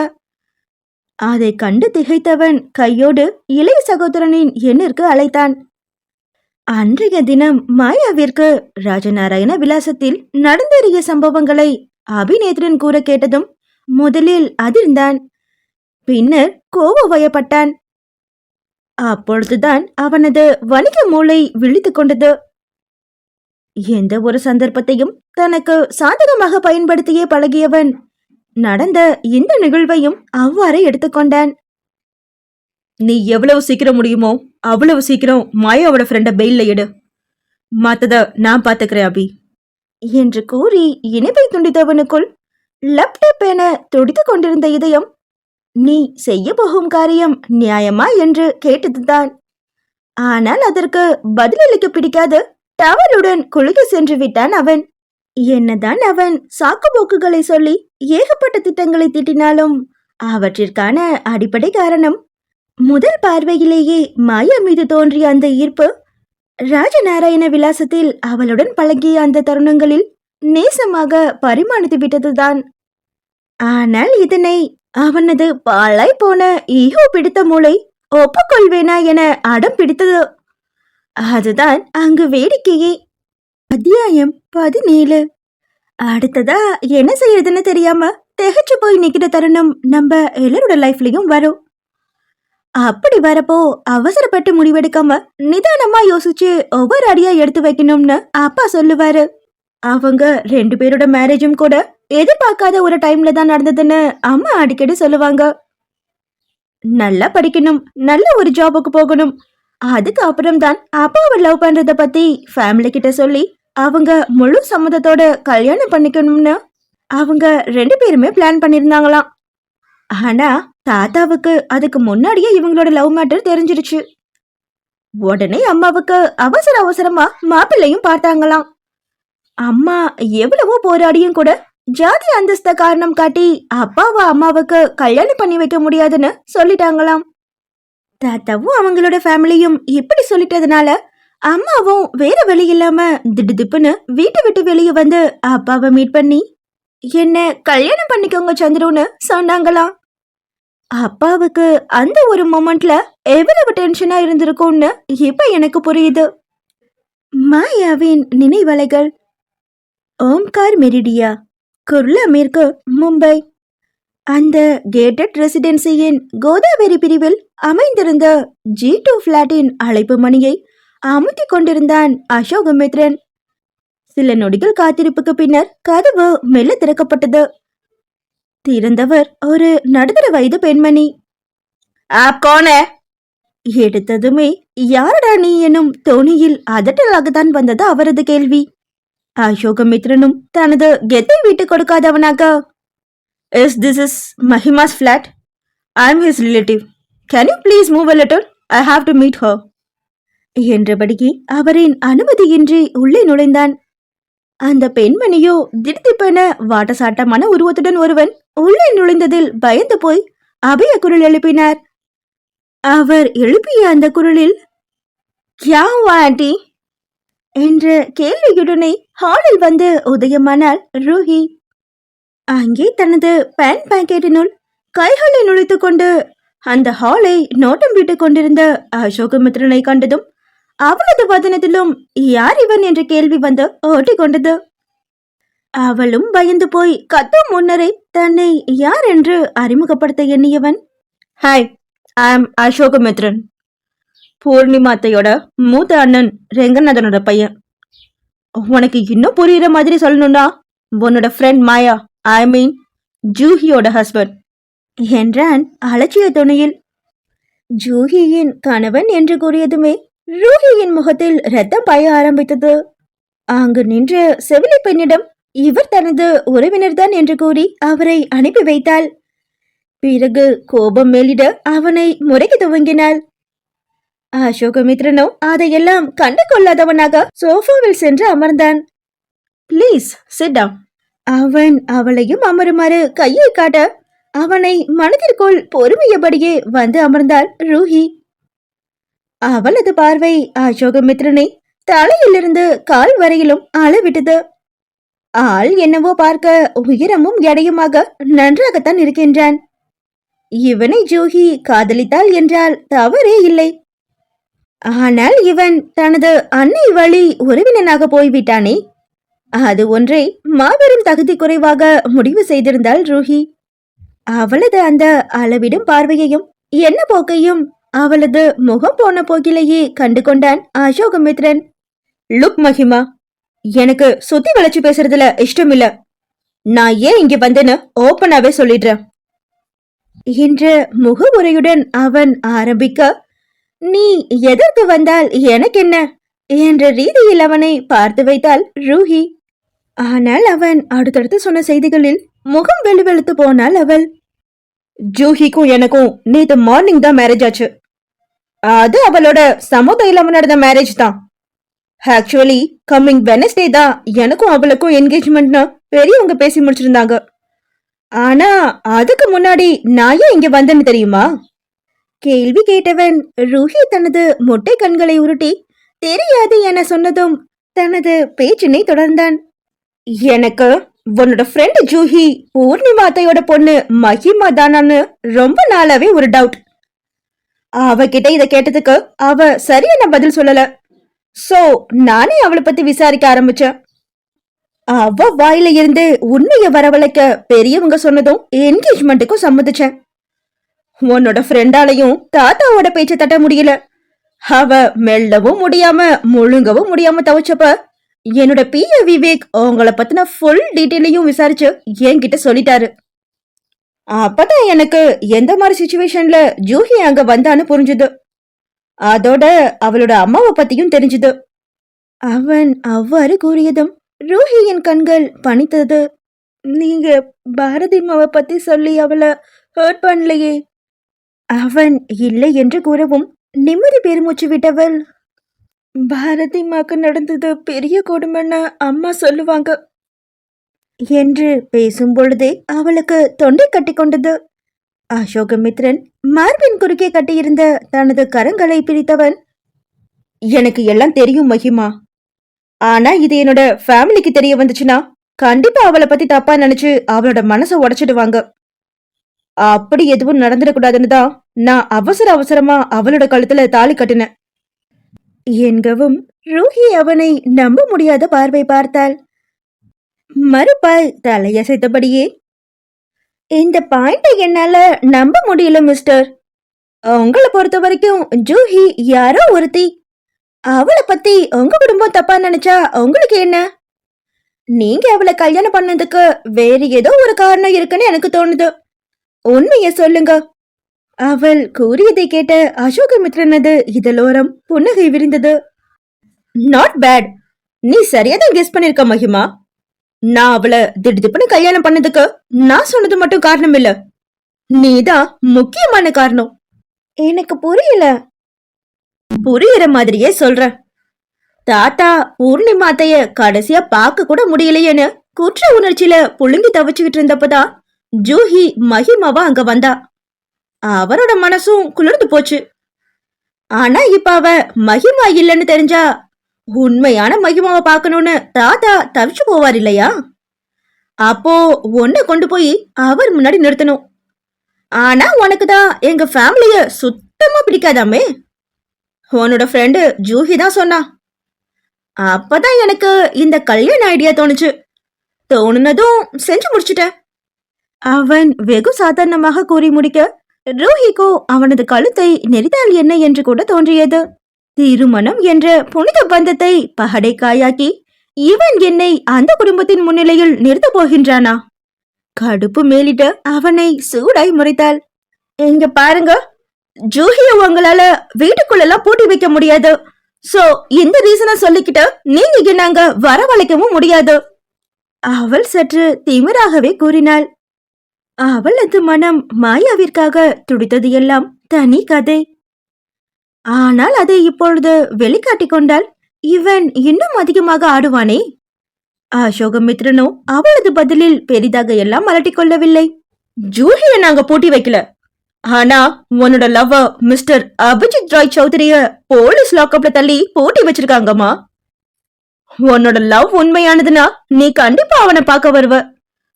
நீ வந்தாதான் அவனை ஜாமீன்ல எடுக்கணும்னு என் தம்பிக்கு நான் ஆர்டர் போட்டிருக்கேன். அபிஜித் சிறையில் இருக்கின்றான் என்று கூறியதுமே ரூஹி துடிதுடித்து போய்விட்டாள். அவளது கண்களோ கலங்கியது. முந்தைய நாள் தினத்திலிருந்தே அவன் தனது அழைப்பை ஏற்கவில்லை. அதுவே அவளது மனதை உறுத்திக் கொண்டிருந்தது. இதில் வந்திருப்பவனோ அவன் சிறையில் இருக்கின்றான் என்று சர்வசாதாரணமாக கூறுகின்றான். அசோகமித்ரனோ இரக்கம் காட்டுவதைப் போல ஒச்சு கொட்டவும் கண்ணீரை துடித்துக் கொண்டாள் ரூஹி. இப்ப உங்களுக்கு என்ன வேணும் மிஸ்டர்? அவள் கேட்டாள். இதுதானே அசோகமித்ரனுக்கும் வேண்டும். சோஃபாவில் வசதியாக சாய்ந்து கொண்டவன். ரொம்ப சிம்பிள். நீ குட் கேர்லா ஏன் கூட ஆனமலைக்கு வந்து தாத்தா பாட்டிக்கு நல்ல பேத்தியா நடந்துக்கோ. ரொம்ப நாள்லாம் இல்ல, ஜஸ்ட் 30 நாள். நீ இதுக்கு ஓகே சொன்னீனா 30 நாள் முடியறப்போ அபிஜித் மேல இருக்கிற கேஸும் க்ளோஸ் ஆகிடும். உன்னோட ஃப்ரெண்டு ஜூஹியையும் நான் லீகலா டிவோர்ஸ் பண்ணவும் ஒத்துக்கிறேன். டீலா நோ டீலா? அவன் தனது கட்டை விரலை உயர்த்தியும் தாழ்த்தியும் கேட்க ரூஹியின் தலையும் சம்மதம் என்பதற்கு அறிகுறியாக அசைந்து கொடுத்தது. அசோகமித்ரனது இதழில் வெற்றி புன்னகை மிளிர்ந்தது. கூடவே அவனது மொபைல் போனில் அபிநேத்ரனிடமிருந்து அழைப்பு வர ரூஹியின் கலங்கிய தோற்றத்தை கவனித்தபடியே மொபைலுடன் ஓரம் கட்டினான் அவன். சொல்லு அபி, லாயர் கிட்ட பேசினியா?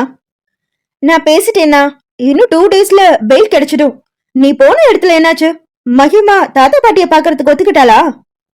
அடம் புடிச்சா. அபிஜித் மேல இருக்க கேஸையும் ஜூஹிக்கு நடந்த கல்யாணத்தையும் சொல்லி கார்னர் பண்ணி சம்மதிக்க வச்சிருக்கேன். அவ கண்டிப்பா வருவா. அண்ணா, இது தப்பு இல்லையா? நமக்கு ஒரு விஷயம் நடக்கணும்னா அதுக்காக நம்ம என்ன வேணாலும் செய்யலாம் அபி. ஹவிஸ் மாயா?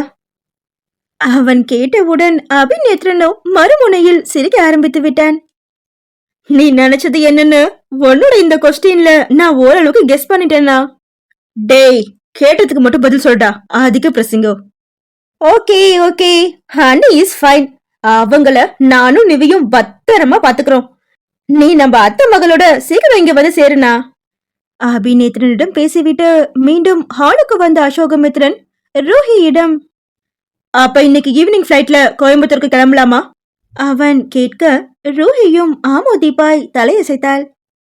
மேஃப்ளார் மகாவீர் அபார்ட்மெண்ட், RS புரம். நிவேதிதாவின் பிளாட் பால்கனியில் அமர்ந்திருந்தாள் மாயா. ஒரே நாளில் வாழ்க்கை தலைகீழாகுமா? அவளுக்கு ஆகிவிட்டதே. அவளது சம்மதமின்றி நடந்தேறிய திருமணம். அவள் தங்கள் குடும்ப வாரிசு இல்லை என்ற ஒரே காரணத்துக்காக என்ன ஏது என்று கூட யோசிக்காது அவளை வீட்டை விட்டு துரத்திய துயரம். உற்ற நண்பனின் கைது. இன்னும் எத்தனை அதிர்ச்சிகளைத்தான் இந்த ஊர் அவளுக்கு பரிசளிக்கப் போகின்றது? திடீரென யாரோ அவளது அருகில் வந்து அமர திடுக்கிட்டவள் அங்கு நிவேதிதாவை கண்டதும் புன்னகைக்க முயன்றாள். வேடிக்கை பார்ப்பது போல காட்டிக்கொண்ட நிவேதிதா, யூ டோன்ட் வரி ஜுஹி, அவங்க ஃப்ரெண்டு பெயில் எடுக்கிறதுக்கான எல்லா ப்ராசஸும் போயிட்டு இருக்கு என்க மாயாவிற்கு கொஞ்சம் தைரியம் வந்தது. Thanks a lot Nivi. Nethran சொன்னார்னு ஒரே ஒரு காரணத்துக்காக லாயரை ஏற்பாடு பண்ணி எனக்கு தங்கறதுக்கு இடம் கொடுத்துன்னு ரொம்ப பெரிய ஃபேவர் பண்ணிருக்கீங்க. அதுலயும் என்னை பத்தின உண்மை தெரிஞ்சதுக்கு அப்புறம் கூட என்று கூறிக்கொண்டிருந்தவளின் பேச்சில் இடை வெட்டினாள் நிவேதிதா. ஜூஹி, அபி என்கிட்ட எல்லா விஷயத்தையும் தெளிவாவே சொல்லிட்டான்.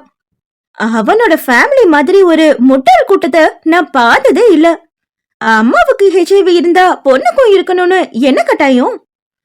ஒருத்தவங்களுக்கு ஹெச்ஐவி வந்தாலே அவங்க மோசமானவங்க, தீடத்தகாதவங்க, ஒழுக்கம் இல்லாதவங்கன்னு முத்திரை குத்துற சமூகத்தோட அப்படிங்கிற இந்த சமூகத்தோட பொது புத்திக்கு அபியோட ஃபேமிலியும் விதிவிலக்கு இல்ல போல. நீங்க அதெல்லாம் நினைச்சு மனசு கஷ்டப்படுறத நிறுத்திட்டு அடுத்து என்ன செய்யலான்னு யோசிங்க. டுமாரோ உங்க ஹஸ்பண்ட் மகிமாவை அழைச்சிட்டு வந்துடுவார்னு அபி சொன்னா. அவள் கூறிய அந்த கடைசி வார்த்தையில் அதிர்ந்து போனாள் மாயா.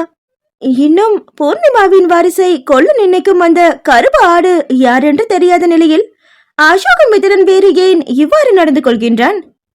அவனது தாத்தா பாட்டிக்காக ரோஹியின் உயிரை பணயம் வைக்கும் அதிகாரத்தை அவனுக்கு யார் கொடுத்தது? முதலில் ரோஹி எவ்வாறு இங்கே வருவதற்கு சம்மதித்தாள்? மனம் பதைபதைத்து போனாள் மாயா. சும்மா இருந்தவளின் கழுத்தில் தாலியை கட்டி தனக்கு தான் அநியாயம் இழைத்தான் என்றால் இப்பொழுது ரோஹியின் உயிருக்கு ஆபத்து என்று தெரிந்தும் கூட அவளை இங்கே அழைத்து வரும் முடிவை எடுத்து அவளுக்கும் கூட அநீதி இழைக்கின்றான். இவனது குடும்பத்திற்காக தாங்கள் ஏன் தங்களது உயிரை பணயம் வைக்க வேண்டும்? தாங்கள் ஏன் தங்களின் சுதந்திரத்தை தியாகம் செய்ய வேண்டும்? மனம் உழைக்களமாக கொதிக்க அசோகமித்திரனுக்காக காத்திருக்க தீர்மானித்திருந்தாள் மாயா. அசோகமித்திரனது 30 நாட்கள் திட்டத்தையும் மாயாவின் மன கொதிப்பையும் கையை கட்டிக்கொண்டு வேடிக்கை பார்க்க ஆரம்பித்திருந்தது விதி. இந்த 30 நாட்களுக்குள் அவர்களிடையே இருக்கும் மோதல் மறைந்து காதல் துளிர்க்குமா? இந்த கேள்விக்கான பதில் அந்த விதிக்கும் கூட தெரியாது. அத்தியாயம் 18. நம்ம மக்களுக்கு எப்போதுமே ஒரு பழக்கம் இருக்கு. ஒருத்தரை பிடிச்சா ஓவரா தலைமையில தூக்கி வச்சு கொண்டாடுவாங்க. திடீர்னு ஒரு நாள் அந்த நபரை பத்தி ஏதாவது நெகட்டிவ் பேச்சு அடிபட்டுச்சுன்னா கொஞ்சம் கூட யோசிக்காம எவ்வளவு உயரத்துக்கு தூக்கி வச்சாங்களோ அதே உயரத்துல இருந்து அவங்கள தூக்கி எறிஞ்சிடுவாங்க. அந்த நெகட்டிவ் பேச்சு உண்மையா பொய்யான்னு யோசிக்கிறதுக்கு கூட அவங்க டைம் எடுத்துக்கிறது இல்ல. தூக்கி எறிஞ்சதோட குரூப்பா சேர்ந்து அந்த நபரை பத்தி அவதூறு பேசுவாங்க, கேலி கிண்டல் பண்ணுவாங்க. மொத்தத்துல இந்த ஆள் மாதிரி நான் இல்லப்பான்னு தங்களை ஒரு புனித பிம்பமா காட்டிப்பாங்க. இந்த மாதிரி ஒருத்தர் சொல்ற நெகட்டிவ் கருத்தை யோசிக்காம கண்ணை மூடிக்கிட்டு குரூப்பா ஃபாலோ பண்றதுதான் மோப் மென்டாலிட்டின்னு சொல்லுவோம். இது ரொம்பவே தப்பான ஒரு மனநிலை. ஆனா இந்த மனநிலைக்கு ஆட்படாத மனுஷனே கிடையாது. மித்ரனின் என்ன துளிகள். ராஜநாராயண விலாசம்.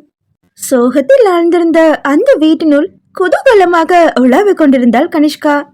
முந்தைய தினம் அசோகமித்திரன் திடுதிப்பன மாயாவின் கழுத்தினில் தாலி கட்டியதும் கோபத்துடனே திருப்பூர் கிளம்பியவள் தனது தந்தை மும்பையிலிருந்து திரும்பி வந்ததும் கூறிய தகவல்களை கேட்டதும் உற்சாகத்தில் துள்ளி குதித்தபடியே ஆனைமலைக்கு திரும்பி வந்து சேர்ந்தாள்.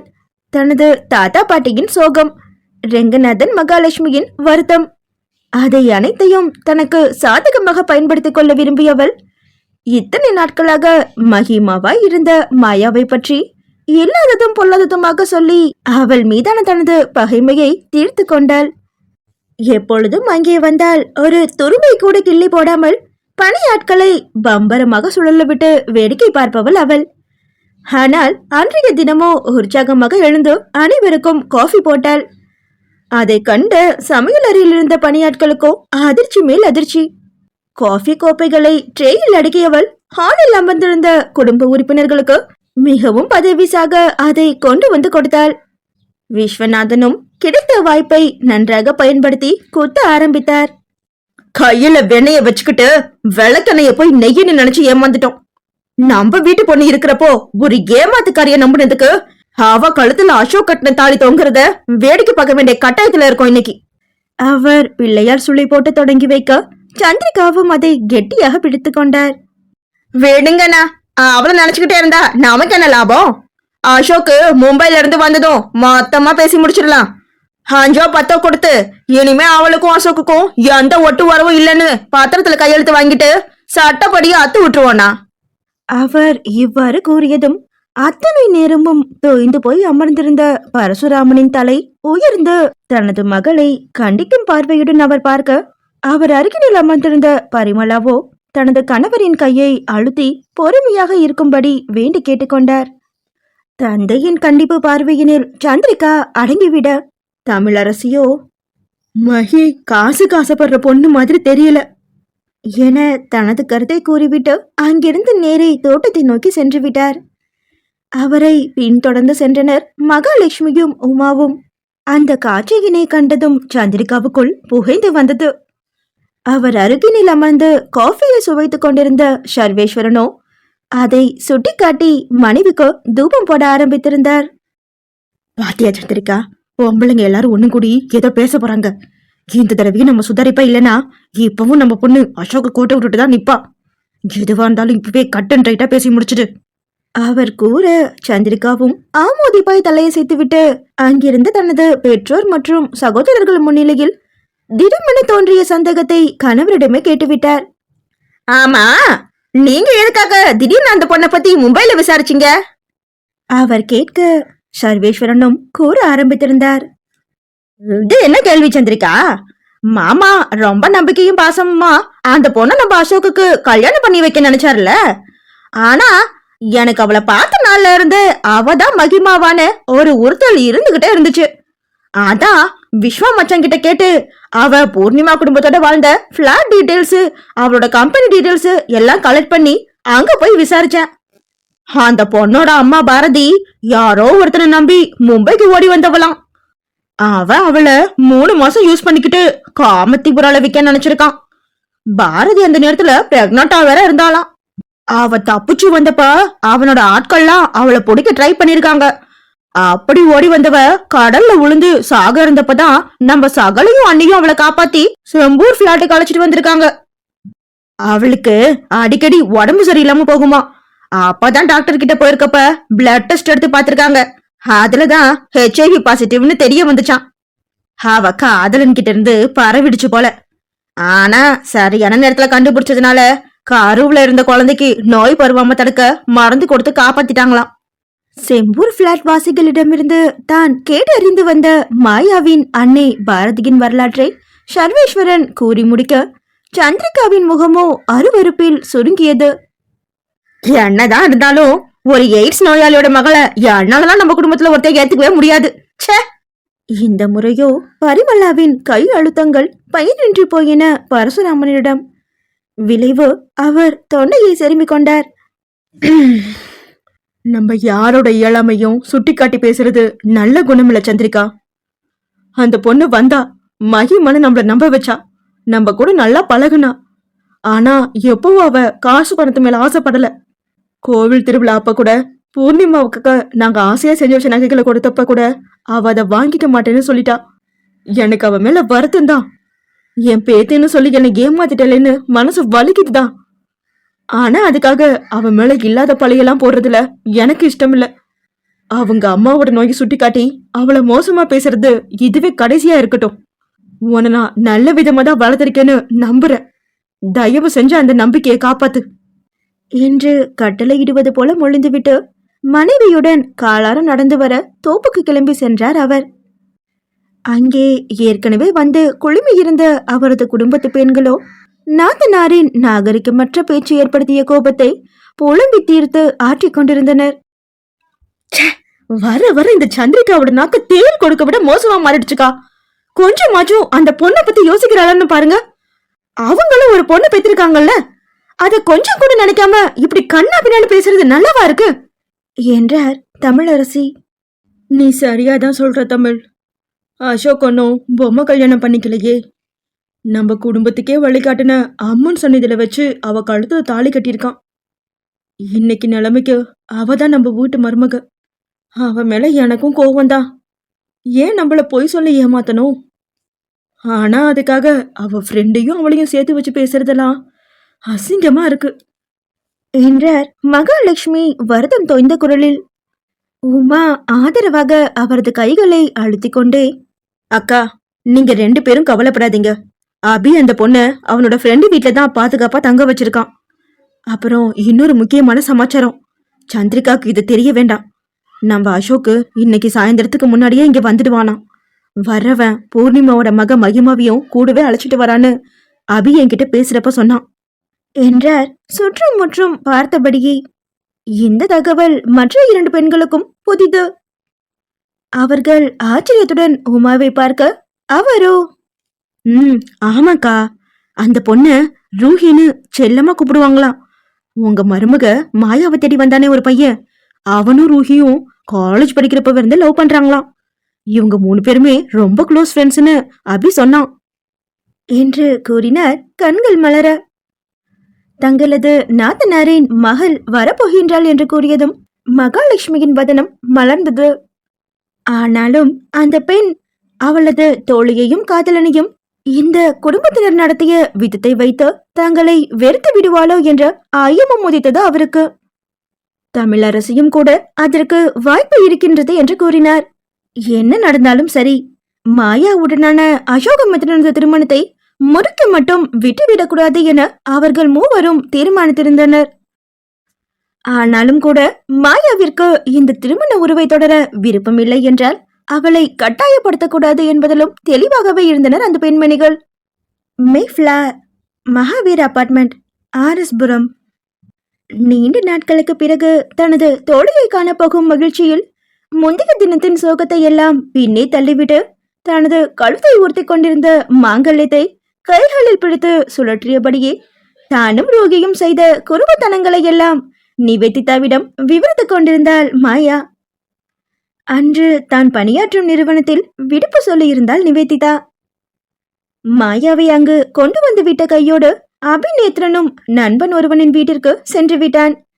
மாயாவின் சோகத்தை பகிர்ந்து கொண்டு ஒரே இரவில் அவளுடன் நட்பு வயப்பட்டு விட்டாள் நிவேதிதா. நாங்க மொஹல்ல தங்கி படிச்சப்போ ஹாஸ்டல் ஃபுட் எங்களுக்கு சுத்தமா பிடிக்காது. சோ யாருக்கும் தெரியாம இண்டக்ஷன் ரைஸ் குக்கர்னு வாங்கி வச்சு எங்க ஹாஸ்டல் ரூம்குள்ள வச்சுப்போம். டைனிங் டேபிள்ல சும்மா சாப்பிடுற மாதிரி பவுலா காட்டிக்கிட்டு ரூமுக்கு ஓடி வந்து சமைச்சு சாப்பிடுவோம் நாங்க. அப்போ ப்ரொவிஷன்ஸ் எப்படி வாங்குவீங்க? That's very simple Nivi. வீக்கெண்ட்ல எங்களை வெளியில ஷாப்பிங் பண்ண அலோ பண்ணுவாங்க. அப்ப நாங்க காஸ்மெட்டிக்ஸ் அண்ட் ட்ரெஸ்க்கு நடுவுல ப்ரொவிஷன்ஸையும் மறைச்சு வச்சு கொண்டு வந்துடுவோம். நானும் ருகியும் ரூம்மேட்ஸுங்கிறதுனால கடைசி வரைக்கும் நாங்க மாட்டிக்கவே இல்லை. கள்ளக்கலப்புடனே தனது கல்லூரி நாட்களை நினைவு கூர்ந்து கொண்டிருந்தவளிடம் மஹிமா, மாயா என்ற அழகான பெயர்கள் இருக்கும் பொழுது சம்பந்தமின்றி ஏன் ரூஹி, ஜூஹி என்ற செல்ல பெயர்கள் என்று கேட்டிருந்தாள் நிவேதிதா. அதை கேட்டதும் மாயாவின் கண்களும் மிளிர்ந்தது. ஜூஹினா மல்லிகை பூன்னு அர்த்தமா? பூர்ணிமாமா அடிக்கடி சொல்லுவாங்க. நான் சிரிக்கிறப்போ மல்லிப்பூ மலர்ற மாதிரி அழகா இருக்குமா.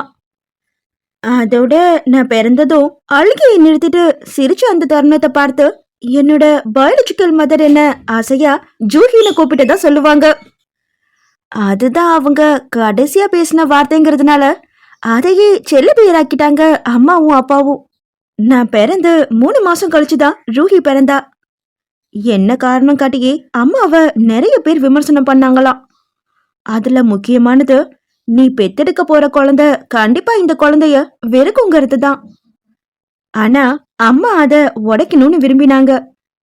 அதனாலதான் அவளுக்கு மகிமான பேர் வச்சாலும் கூட ரூஹின்னு செல்ல பேர் ஒண்ணு வச்சாங்க. ரூஹினா ரொம்ப அன்பானவள்னு அர்த்தமா. என்ன பத்தின எந்த விஷயத்தையும் அவங்க ரூஹி கிட்ட இருந்து மறைக்கல. அவளும் கூட அவளோட பேருக்கு ஏத்த மாதிரியே என் மேல அன்ப அள்ளி கொட்டுவா. இதுதான் எங்களோட பெயர் காரணம் நிவி. இரண்டு பெண்களும் பேசுவதில் நேரம் போனதே தெரியவில்லை. மாயாவின் மனமெங்கும் அசோகமித்ரன் எப்பொழுது ரூஹியை அழைத்துக் கொண்டு இங்கு வருவான் என்பதிலேயே நிலைத்திருந்தது. அதைவிட என்ன சொல்லி அவளை இங்கே வர சம்மதிக்க வைத்தானோ என்ற கேள்வி வேறு அவளுக்குள் ஓடிக்கொண்டிருந்தது. இவை அத்தனைக்கும் பதிலளிக்கும் வகையில் அசோகமித்ரனும் மதிவாணன் மற்றும் ரூகியோடு அந்த பொன் மாலை நேரத்தில் கோவையின் விமான நிலையத்தில் வந்து இறங்கினான். அபிநேத்ரன் அவர்களுக்காக விமான நிலையத்திலேயே காருடன் காத்து கொண்டிருந்தான். ரூஹியை கண்டவன் அவளது முகம் இறுக்கமாக இருக்கவும் அவளுடன் பேசுவதை தவிர்த்துவிட்டு தனது தமையனின் சேம நலனை பற்றி விசாரித்தான். மதிவாணனை அசோகமித்ரனது காரிலேயே ஆனைமலைக்கு செல்லும்படி பணித்தவன் கூடவே ரூஹியின் வருகையை ஏற்றுக்கொள்ளும்படியான மனநிலையை ஏற்படுத்திக் கொள்ளும்படி ஆனைமலைவாசிகளிடம் கூறுமாறும் சொல்லி அனுப்பி வைத்தான்.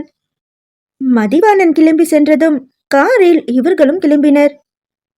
காரில் சென்று கொண்டிருக்கும் பொழுது கூட ரூஹி கேட்டவை இரண்டு கேள்விகள்தான். ஜூஹி இப்ப எங்க இருக்கா? அபிய போலீஸ் ஒன்னும் டார்ச்சர் பண்ணிருக்க மாட்டாங்க தானே? அவள் கேட்ட இந்த இரண்டு கேள்விகளுக்கும் ஏற்ற ஒரு பதிலை அளித்தபடியே அவளை அழைத்து கொண்டு அபிநேத்ரனும் அசோகமித்ரனும் சென்று நின்ற இடம் நிவேதிதாவின் அபார்ட்மெண்ட் தான். அங்கு காரை அதன் தரிப்பிடத்தில் நிறுத்திவிட்டு மின்தூக்கியின் உபயத்துடன் மேல்தளத்தை வந்து அடைந்தனர் மூவரும்.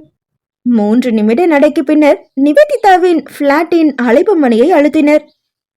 கதவை திறந்தவள் நிவேதிதாதான். அங்கே ரூஹியை கண்டதும் முகம் வளர்ந்தவளாக மூவரையும் உள்ளே அழைத்து சென்றாள். ரூஹியின் கண்களோ மாயாவை தான் தேடிக்கொண்டிருந்தது. அவ்வளவு நேரமும் பால்கனியில் அமர்ந்து இருந்தவள் தனது தோழியை காண ஹாலுக்குள் அடியெடுத்து வைத்திருந்தாள். விபத்தை ஏற்படுத்திய காயத்தின் வடுவை முன்னெற்றியில் சுமந்தபடியே அங்கு நின்றிருந்தவளை ரூஹி என்ற அழைப்போடே ஓடி வந்து அணைத்து கொண்டாள் மாயா. ரூஹியின் கரங்களும் கூட தோழியின் தோளை சுற்றி கொள்ள அவளது கண்களோ இறுக மூடிக்கொண்டு கண்ணீர் துளிகளை உதிர்த்தது. இந்த காட்சியை கண்ட மற்ற மூவரும் அமைதியாகவே நின்றனர். தோழிகளின் இந்த உணர்ச்சியும் கண்ணீருமான போராட்டத்தை முடிவுக்கு கொண்டு வந்தது அசோகமித்ரனது தொண்டை சிறுமல். இருவருமே இயல்பு நிலைக்கு திரும்ப அங்கே ரூஹியின் கரங்களோ மாயாவின் கழுத்தில் இருந்த மாங்கல்யத்தை கெட்டியாக பிடித்து கொண்டது. அங்கே திக் திக் நொடிகள் ஆரம்பித்தது. ஆனால் சங்கடத்திற்குள்ளாக்கும்படியான எந்த கேள்வியையும் மாயாவிடம் அவள் கேட்கவில்லை. இருப்பினும் மாயா தனது சந்தேகத்தை அவளிடம் கேட்டுவிட்டாள். இவன் என்ன சொல்லி மிரட்டி உன்னை இங்க அழைச்சிட்டு வந்திருக்கா ரூஹி? குற்றம் சாட்டும் குரலும் குற்றவாளியாய் கூறு போடும் பார்வையுமாக அசோகமித்ரனை நோக்கி விரல் நீட்டி கேட்டிருந்தாள் அவள். ரூஹி அவன் பக்கமாக திரும்பி சொல்லட்டுமா என்று பார்வையால் வினவ அவனோ ஓ இஷ்டம் என்பதை போல அலட்சியமாக தோளை குலுக்கிக் கொண்டு சோஃபாவில் சென்று அமர்ந்து கால் மேல் கால் போட்டுக்கொண்டான். ரூஹி அவனது அலட்சியத்தால் மண்டிய எரிச்சலை மறைத்து கொண்டே நம்ம 30 days மட்டும் ஆனைமலையில இவங்க ஃபேமிலி கூட இருந்தா அபி மேல போட்டிருக்கிற கேஸ வாபஸ் வாங்கிப்பேன்னு சொன்னாரு. அதோட உனக்கும் லீகலா டிவோர்ஸ் கொடுக்கறதுக்கு சம்மதிப்பாராம் என்று கூறினாள். அதை கேட்ட மாயாவின் ரத்தமோ கொதிக்க ஆரம்பித்தது.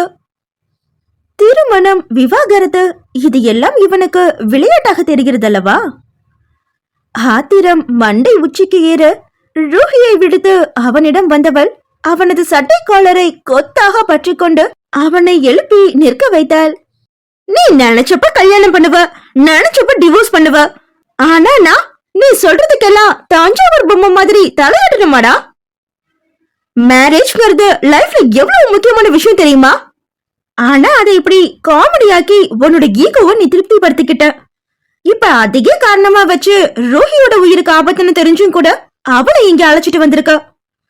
உன் ஃபேமிலியை தவிர உனக்கு யார பத்தியும் கவலையே இல்ல மித்ரன்.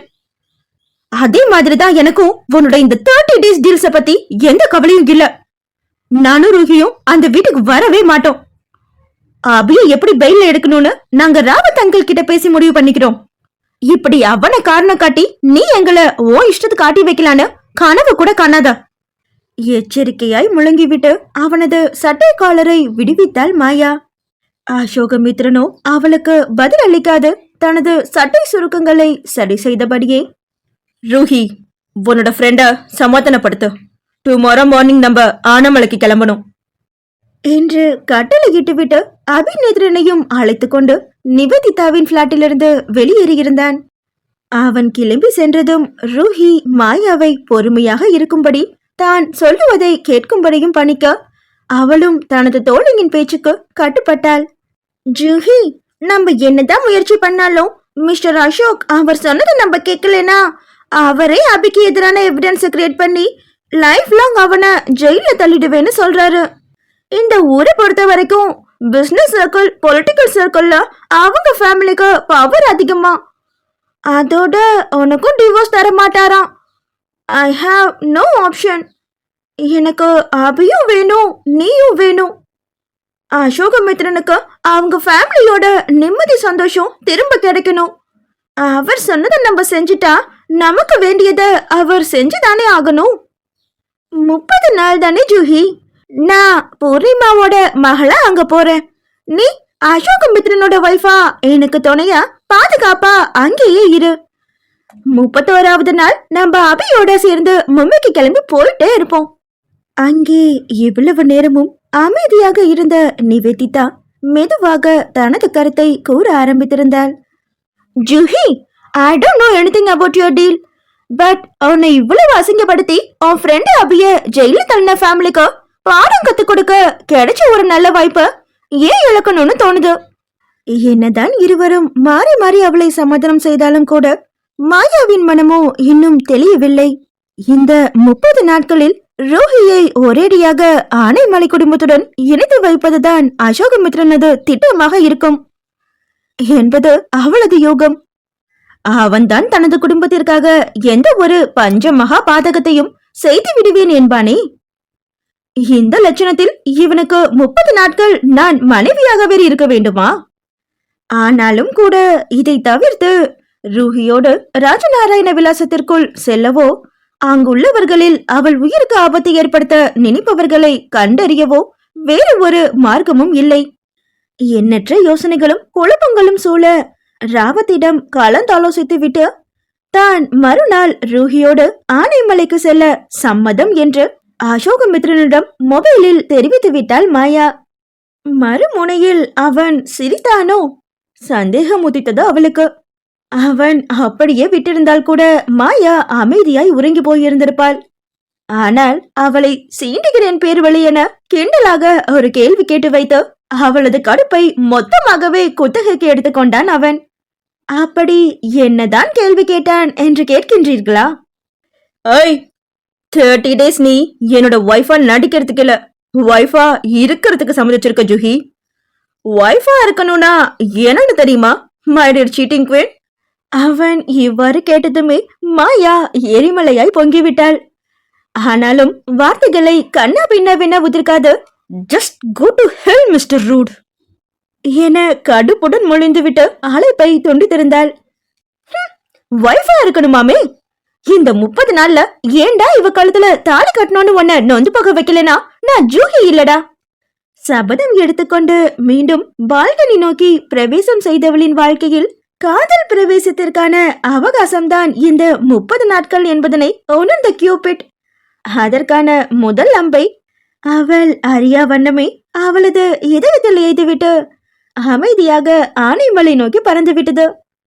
அத்தியாயம் 19. கருப்புக்கும் வெள்ளைக்கும் நடுவுல இதுதானே வரையறுக்க முடியாத கலர்ஸ் நிறைய இருக்கும். அது மாதிரிதான் சரிக்கும் தப்புக்கும் நடுவுல எத்தனையோ பரவாயில்லைகள் இருக்கும் அப்படின்னு சொல்லுவாங்க எங்க அம்மா. அந்த சரியையோ தப்பையோ செஞ்சவங்க நமக்கு வேண்டியவங்களாவோ நம்ம மனச பாதிச்சவங்களாவோ இருக்கிறப்பதான் எந்த மாதிரியான ஒரு சூழ்நிலை வரும். நம்ம மனசால அவங்க பண்ணுனத தப்புன்னு ஏத்துக்க முடியாது. அதே நேரம் நியாயமா யோசிக்கிற நம்மளோட மூளை அத சரின்னு ஒத்துக்காது. இந்த இரண்டுக்கும் இடையில டைலமாவாதான் அந்த பரவாயில்லைங்கிற ஒரு மனநிலை. நமக்கு வேண்டியவங்க தானே, பரவாயில்ல விட்டுருவோம் அப்படின்னு நமக்கு நாமளே சமாதானம் சொல்லிப்போம். இப்படித்தான் தன்னையும் அப்பாவையும் ஒதுக்கி வச்ச தன்னோட பேரண்ட்ஸ மன்னிச்சதா அம்மா அடிக்கடி சொல்லுவாங்க. மாயாவின் நினைவலைகள். ராஜநாராயண விலாசம். மகிழ்ச்சியா அல்லது அதிர்ச்சியா என்று இனம் புரிய முடியாத உணர்வொன்று அங்கே ஆட்கொண்டிருந்தது. பூர்ணிமாவின் மெய்யான வாரிசு வரப்போவதில் அனைவருக்கும் ஆனந்தம் இருந்தாலும் கூட வருபவள் என்ன மாதிரியான மனநிலையில் இருப்பாள் என்ற குழப்பம் வேறு அவர்களுக்கு. விஸ்வநாதனுக்கோ அவள் எப்படிப்பட்டவளாக இருந்தாலும் கவலை இல்லை. அவர் அவளை ஒரு பொருட்டாக கூட மதிக்கப் போவதில்லை. ஆனால் சந்திரிகாவும் கனிஷ்காவும் அப்படி எண்ணக்கூடியவர்கள் இல்லையே. வருபவள் மாயாவின் உற்ற தோழி.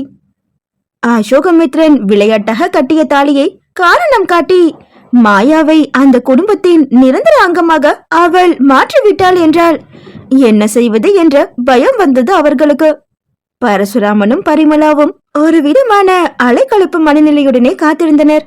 நீங்க மனசை போட்டு குழப்பிக்காதீங்க மாமா, அவ உங்க பேத்தி, உங்களை பத்தி தப்பாலாம் நினைக்க மாட்டா.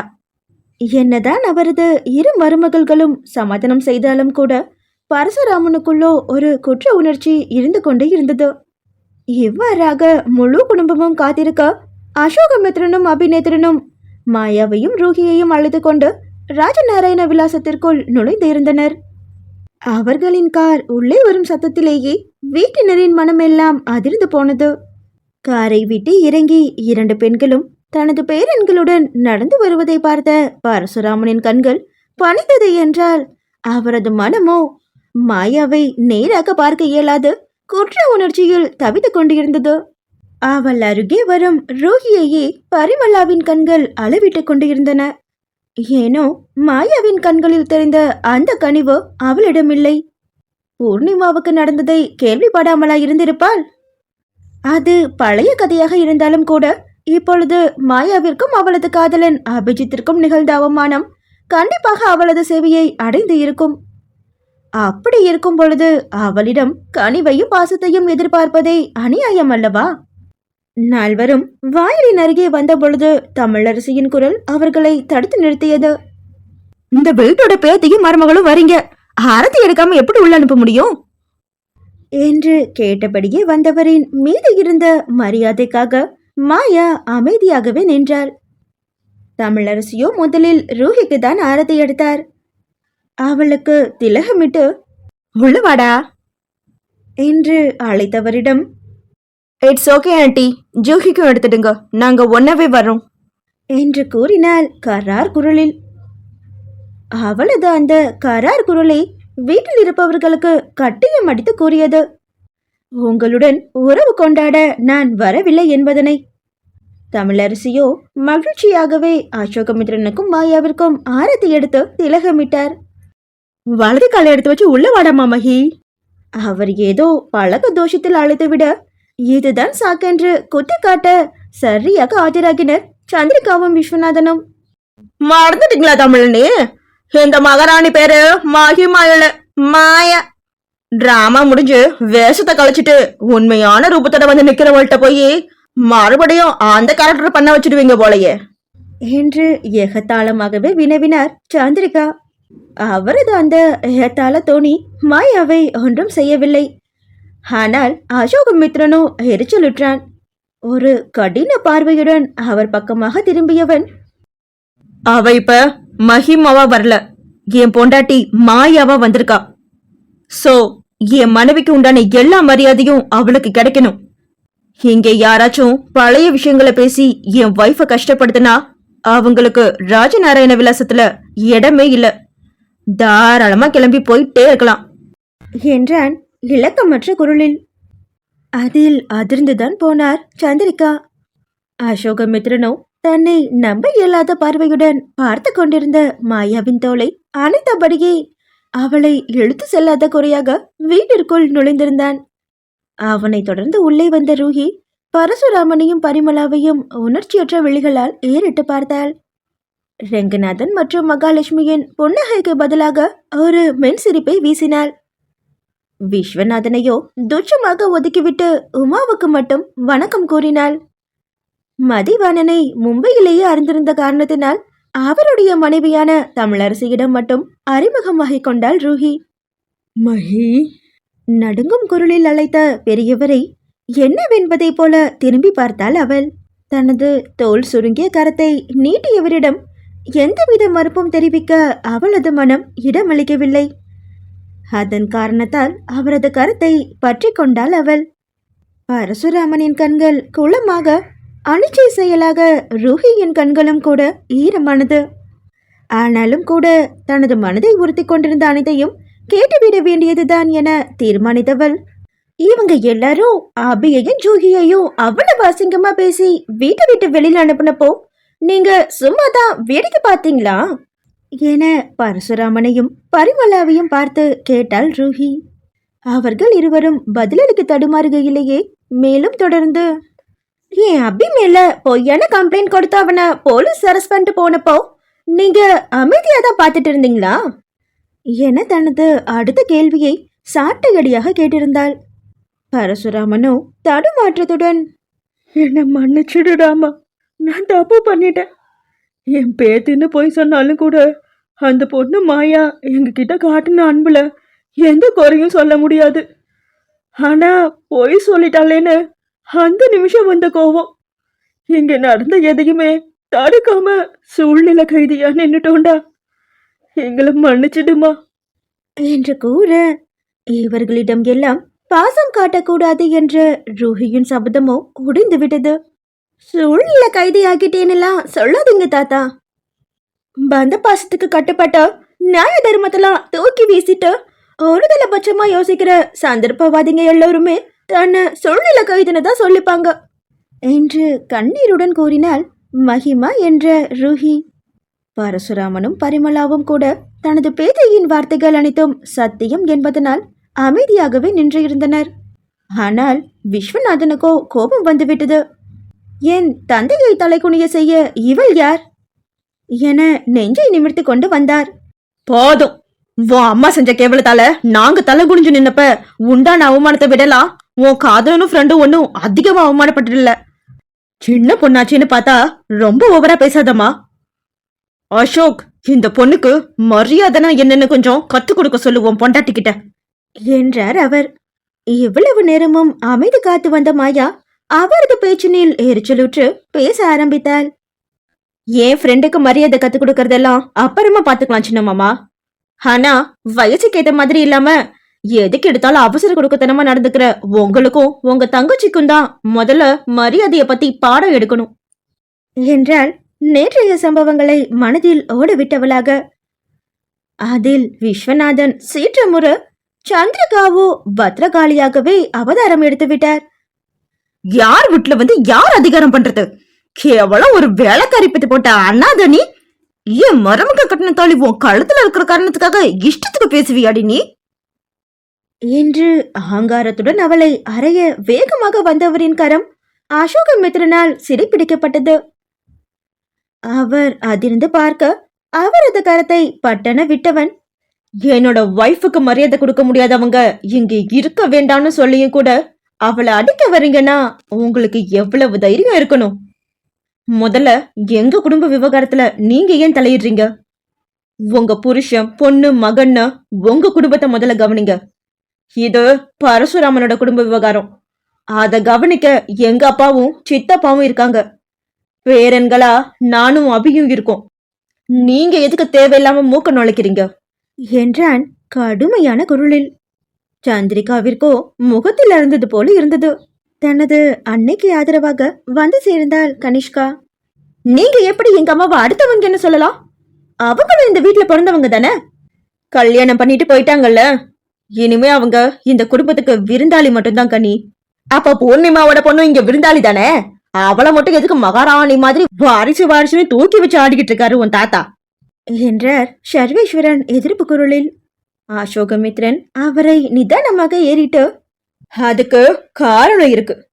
சந்திரிகாத்துக்கு ஊர் மிச்ச வரதட்சணை கொடுத்து கல்யாணம் பண்ணி வச்சிருக்காரு.